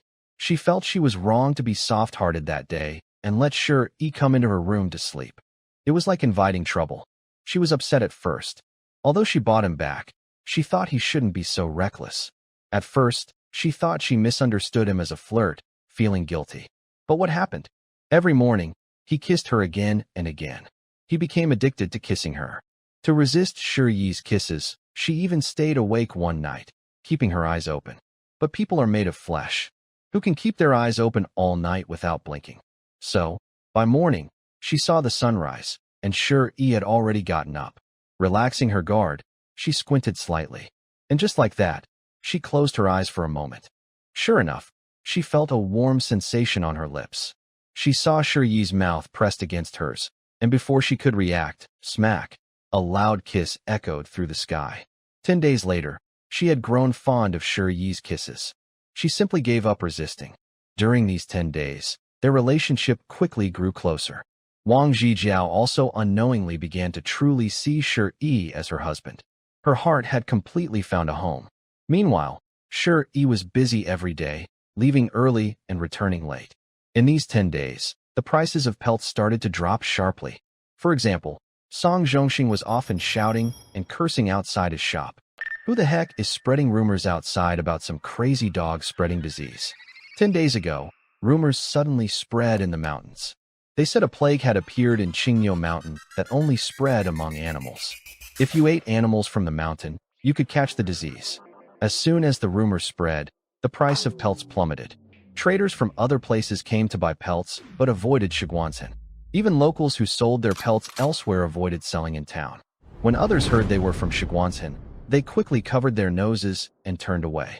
In feudal times, even a small infection could be deadly. Getting sick was like facing death itself. Because medical skills were very poor, everyone was afraid of catching the plague. This was a matter of life and death. So, suddenly, pelts from Shiguansen couldn't be sold anymore. Until today, Master Song sat grimly in the main hall of his house, surrounded by other family elders. They pointed fingers and cursed him loudly. Master Song, return my silver within 3 days. Debt must be repaid. It's the right thing to do. If not, we will make sure you can't survive in town. You're such a disgrace. After cursing for a while, the elders left the house. Now, the Song family was in deep trouble. In less than half a month, Master Song had previously mortgaged all his land and property to control the pelt supply in Shiguansen. He borrowed a lot of silver at high interest. At first, pelts sold for 6 coins per gene, weight unit. But Wang Zhixing opposed him, and the cost of buying pelts rose to 18 coins per gene. There were rumors in town about Lu Yuegua's son, saying he couldn't get any pelts at all, and was furious. They prepared 30 pieces of fur to show off their family's wealth in the Great Chu Kingdom. If you still look down on my Liu country, I will add more. What do you mean? Why won't you sell me the fur? Are you looking down on me? It's not that hunters are foolish and refuse to sell. First, they dare not sell because no one in the city would bypass the Song family. The Song family servants would come knocking. Second, some brave ones want to trade secretly with the heir of Liu country, but they can't find anyone to do so. Third, the only one willing to sell is Wang Chaoxing, who opposes Song Yuanwei. But Wang Chaoxing is controlled behind the scenes by Shi.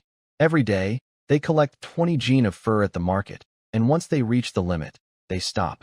Hunters think, what if I get there first tomorrow and get bought? So, these brave hunters refuse to sell. They hold on to hope. And so it goes. The Song family had to raise the price to buy the fur. Under these circumstances, Song Zhongxing has already taken over the entire family business and borrowed hundreds of taels of silver, buying a large amount of fur. But just as he controlled the supply and planned to take advantage of the Luyu heir later, a rumor of a plague suddenly spread. Not only did the Luyu heir disappear, but other merchants also avoided their fur completely. Song Zhongxing, who was once powerful, ended up failing today. How could he not be angry? Right after the creditors left, Steward Wu rushed in. Master, I just heard that the market price has dropped to 2 coins per gene. Song Zhongxing trembled. His face turned pale. 2 coins per gene. He did some quick calculations. Some of the fur was bought at 6 coins per gene, others at over 10 coins. The average purchase price was 14 coins. He spent 1,600 taels of silver, buying over 110,000 gene of fur. It was almost a mountain of fur. Now, suddenly, the price dropped to 2 coins, making the fur worth only 220,000 coins. 1,000 coins equal 1 tael of silver. This means his 1,600 taels of silver have already lost 220 taels. He lost a total of 1,400 taels. He also borrowed another 200 or 300 taels from others. So, even if he sells the fur now, he won't even be able to pay back his debts. The Song family is doomed. At this moment, he looked into the distance with a pale face. Butler Wu saw he was silent and said, Master, there are some words I shouldn't say, but I must tell you. The weather is hot, and we have collected too many furs recently. Many of them haven't been processed in time. If we don't deal with them soon, they might rot. Servant, do you think I need you to remind me? Master Song looked at him with anger. Frightened, Butler Wu quickly knelt on the ground. Master, I am just worried about our Song family. Get out of here. Master Song didn't want to waste more words. Suddenly, he had an idea to borrow money from the Heavenly Bank. In this world, there are many banks everywhere, but the government doesn't have the same financial awareness as in Shi Yi's world. So, these banks are privately run. Some are run by martial arts sects, some by merchants, and some by the most respected local people. The Heavenly Bank is a bank that ordinary people can't usually access because it's backed by the Black Dragon Society. They aren't interested in taking in common people's silver. This bank mainly serves their black market dealings in different countries. Ordinary people can borrow money there, but the interest is extremely high. Borrowing from the Black Dragon Society usually ends badly for everyone. He was already pushed to the edge, with no way out. Just when he was feeling overwhelmed and unsure what to do, someone outside ran in nervously. Master, the people from Luyu Kingdom. They've come, and they want to talk to you. Luyu Kingdom people? Master Song's eyes lit up at these words, as if he had found a lifeline. He was very happy and hurriedly went to the servant. He grabbed his collar. Where are they? Where are they now? Outside the door. Master, they're right outside. Our family finally has hope. This is such good news. Master, we've been anxious for the past half-month. The servant, overwhelmed with emotion, started to cry. Master Song was ecstatic. He didn't care about his subordinate and rushed outside. It was as if he was welcoming his ancestors. Outside the door, 2 people were waiting. It was fine to have Wang Hongtao pretend to be the heir of Luyu Kingdom. This guy is a real show-off. He's very good at intimidating others. However, during the negotiations later, he was not good at dealing with tricky situations, so he still needed Shi Yi to go in person. At this moment, Shi Yi had a full beard and was dressed in the clothing of the foreign tribe from Luiyue. He stood confidently at the gate of the Song family with his hands behind his back. Next to him was a person called Xiao Wu, who was one of his followers from their village. Xiao Wu was very nervous. He was an honest person from the village. In the past, when he saw old Master Song on the street, he hardly dared to look up. Now, standing calmly at the gate of the Song family, he felt nervous. Sure, he seemed to notice his fear. He said to him, Xiao Wu, remember one thing. For people like the Song family, they are just bullies who are afraid of the strong. Don't see them as real people. That way, you might even earn their respect. Got it. Xiao Wu still looked worried. Brother Yi, if we get caught, we'll definitely die, he said. Don't worry, you'll see. Song Zhongxing will come out to greet me like a dog. If you're really scared, just stand nearby and watch. Don't say a word. Sure, he looked back at him. Xiao Wu thought brother, he was talking nonsense. Everyone knew who Old Master Song was. There was no way he would come out to greet us like a dog. Time slowly passed. After a while, Old Master Song ran out of the house. He was in such a hurry that he almost fell when he reached the door. But he didn't care about that. He ran like a lapdog straight to Shuri. Then, with the cunning of a fox, he spoke. Young master, you finally arrived. I've heard that you want to show Lo Yue's wealth. We, the Song family, are very impressed. Is that so? How impressed are you? Shuri, disguised as a Lu Yue person, with a thick beard, looked coldly at him, exuding a sense of superiority and seriousness. Old Master Song was stunned. He didn't know how to respond to Shuri's words. He hesitated for a long time, unable to speak.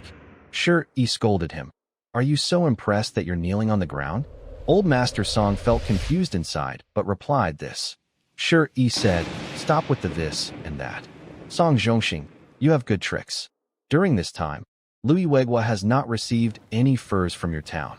My young master is wise. After a long search, I found out it was your Song family causing trouble. I want to ask you, what exactly do you want to do? Are you specifically targeting my young master? Aren't you the young master?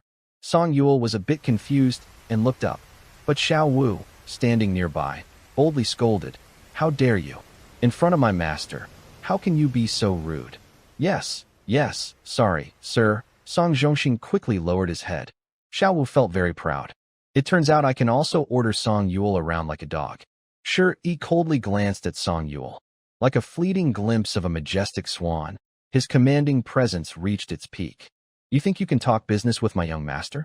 I came here to speak with someone like you, a country bumpkin, only because I lowered myself. Do you understand? Song Yule was like a trapped old turtle, because he easily sensed this person's contempt. Every gesture and word felt like an insult. No matter what, I am a major figure in Shiguan Town. You come to my territory and humiliate me like this. Aren't you afraid I might do something to your young master? Even if the Emperor of Lu Yuegua came here, I wouldn't care about you. What can you do to me? I am from the Great Chu Dynasty. I don't care about Lu Yuegua, but right now, I urgently need to deal with these furs. I have to suppress the humiliation in my heart. In the end, he was like a green-haired turtle, holding back his anger. When he spoke, his mouth was twisted with frustration. Yes, the young master of Lu Yuegua is of high status. Someone like me, can't compare. So, sir, you came here today? Shuri simply turned his back and walked toward the door, saying, your Song family's actions are shameful, disgraceful, trying to block my young master's business. But we are noble and broad-minded, capable of holding a big heart, like a chancellor who can carry a boat. Do you think someone like you, a country bumpkin, can understand? Now we need to return to Lu Yuegua quickly. We don't care about your plague-like furs, since you've hoarded all of them. So let's talk. When Song Yule heard this, his face lit up with joy. The mood of the green-haired turtle, who had been forced into a corner earlier, vanished in an instant. Hurry and follow behind him. I see. Your arrival brings honor to our Song family. Wrong. It is your ancestors' good deeds that caused the family grave too. That's why I came. Shuri corrected him seriously. Although the oppressive aura of this Lu Yu person was unpleasant, compared to the family crisis, those things no longer mattered. So, Mr. Song, like a loyal dog, gently touched his own mouth in front of Shuri. Sorry, sir. You're right. It is our ancestors' virtue. Please, sir, this way. Take your time. There are steps here. Someone, remove this piece of blue stone. Don't you know it nearly tripped the honorable guest? Sir, I will pour tea for you. Song Zhongxing kept flattering him all the way. The originally nervous Wu, seeing how Song Zhongxing acted like a dog in front of Shuri, suddenly felt a bit amused. It turns out that the high and mighty Lord Song is just like this. Thinking of this, he straightened his back a little. Mr. Song is a shrewd old fox in the city. Otherwise, he wouldn't be where he is today. On the surface, he looks like a loyal dog, but in reality, he is trying to deceive Shuri with sweet words. Sure enough, the two entered the main hall and sat down. Shuri asked him what price he planned to set. Mr. Song revealed his cunning side. He said, 20 coins per gene. Suddenly, the atmosphere in the hall fell into dead silence. Wu, the butler nearby, sweatily worried for his master. He also thought his master was being too greedy.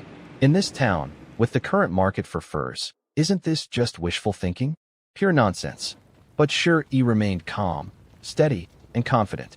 Holding his cup, he used his other hand to scrape the rim, then blew on the tea, took a sip. He didn't even look at Song Zhongxing directly and said, 1 coin for 5 gene. Mr. Song, it seems you are a bit confused about the situation. All the furs from Shiguan town are plague-ridden. Do you think anyone would want them? You're talking about 20 coins per gene? Do you really think I am a 3-year-old child? This made Mr. Song furious. He stared fixedly at Shi, thinking, everyone in town says that these Luoyu foreigners are just rich and stupid, easy to cheat. But the person in front of him was so cunning. Even if the market was bad, it shouldn't be this low. Only 1 coin for 5 gene. His muscles twitched for a while. A cruel glint flashed in his eyes. But he quickly forced a smile and said, Sir, you're joking. How could 1 coin buy 5 gene of fur? This has never happened before. If you deal sincerely with me, I can make a fair adjustment. Maybe 19 coins for 10 gene for 1 coin. Before he finished, Shi blew on his hands and spoke calmly, without doubt. You. He suddenly stepped back. Master Song couldn't bear it anymore and stood up. Then, he put his hands behind his back and paced around the hall. At this moment, he was extremely frustrated and wanted to shout at Shi. But he knew he couldn't do that. Because even if the local market price was 2 coins per gene, no one could buy such a large amount of fur at once. Only this Luoyu person could. It was hot, and preserving the fur was also a problem. If he didn't deal with it soon, and the fur rotted, he wouldn't get even 1 coin back. As he kept pacing, Shi looked up at him and continued to put pressure on him. Master Song, let me be honest with you. Yesterday, I met with your county magistrate. I also told him that there was a plague outbreak on Qingyo Mountain. Your Song family has stored too much fur. If you don't deal with it, the plague might spread, and no one will be able to take responsibility. Unless something unexpected happens, the county officers will come to handle your fur before tomorrow noon. What did you say? Master Song was completely overwhelmed. His voice was sharp and cracking as he stared wildly at Shi. Shi looked at him carefully and said, I told you, your county magistrate will come to burn your fur to stop the spread of the plague. So, you have less than half an hour to think about it. After that, even if we reach an agreement, our heir will need to quickly arrange for someone to transport the fur before the officers arrive.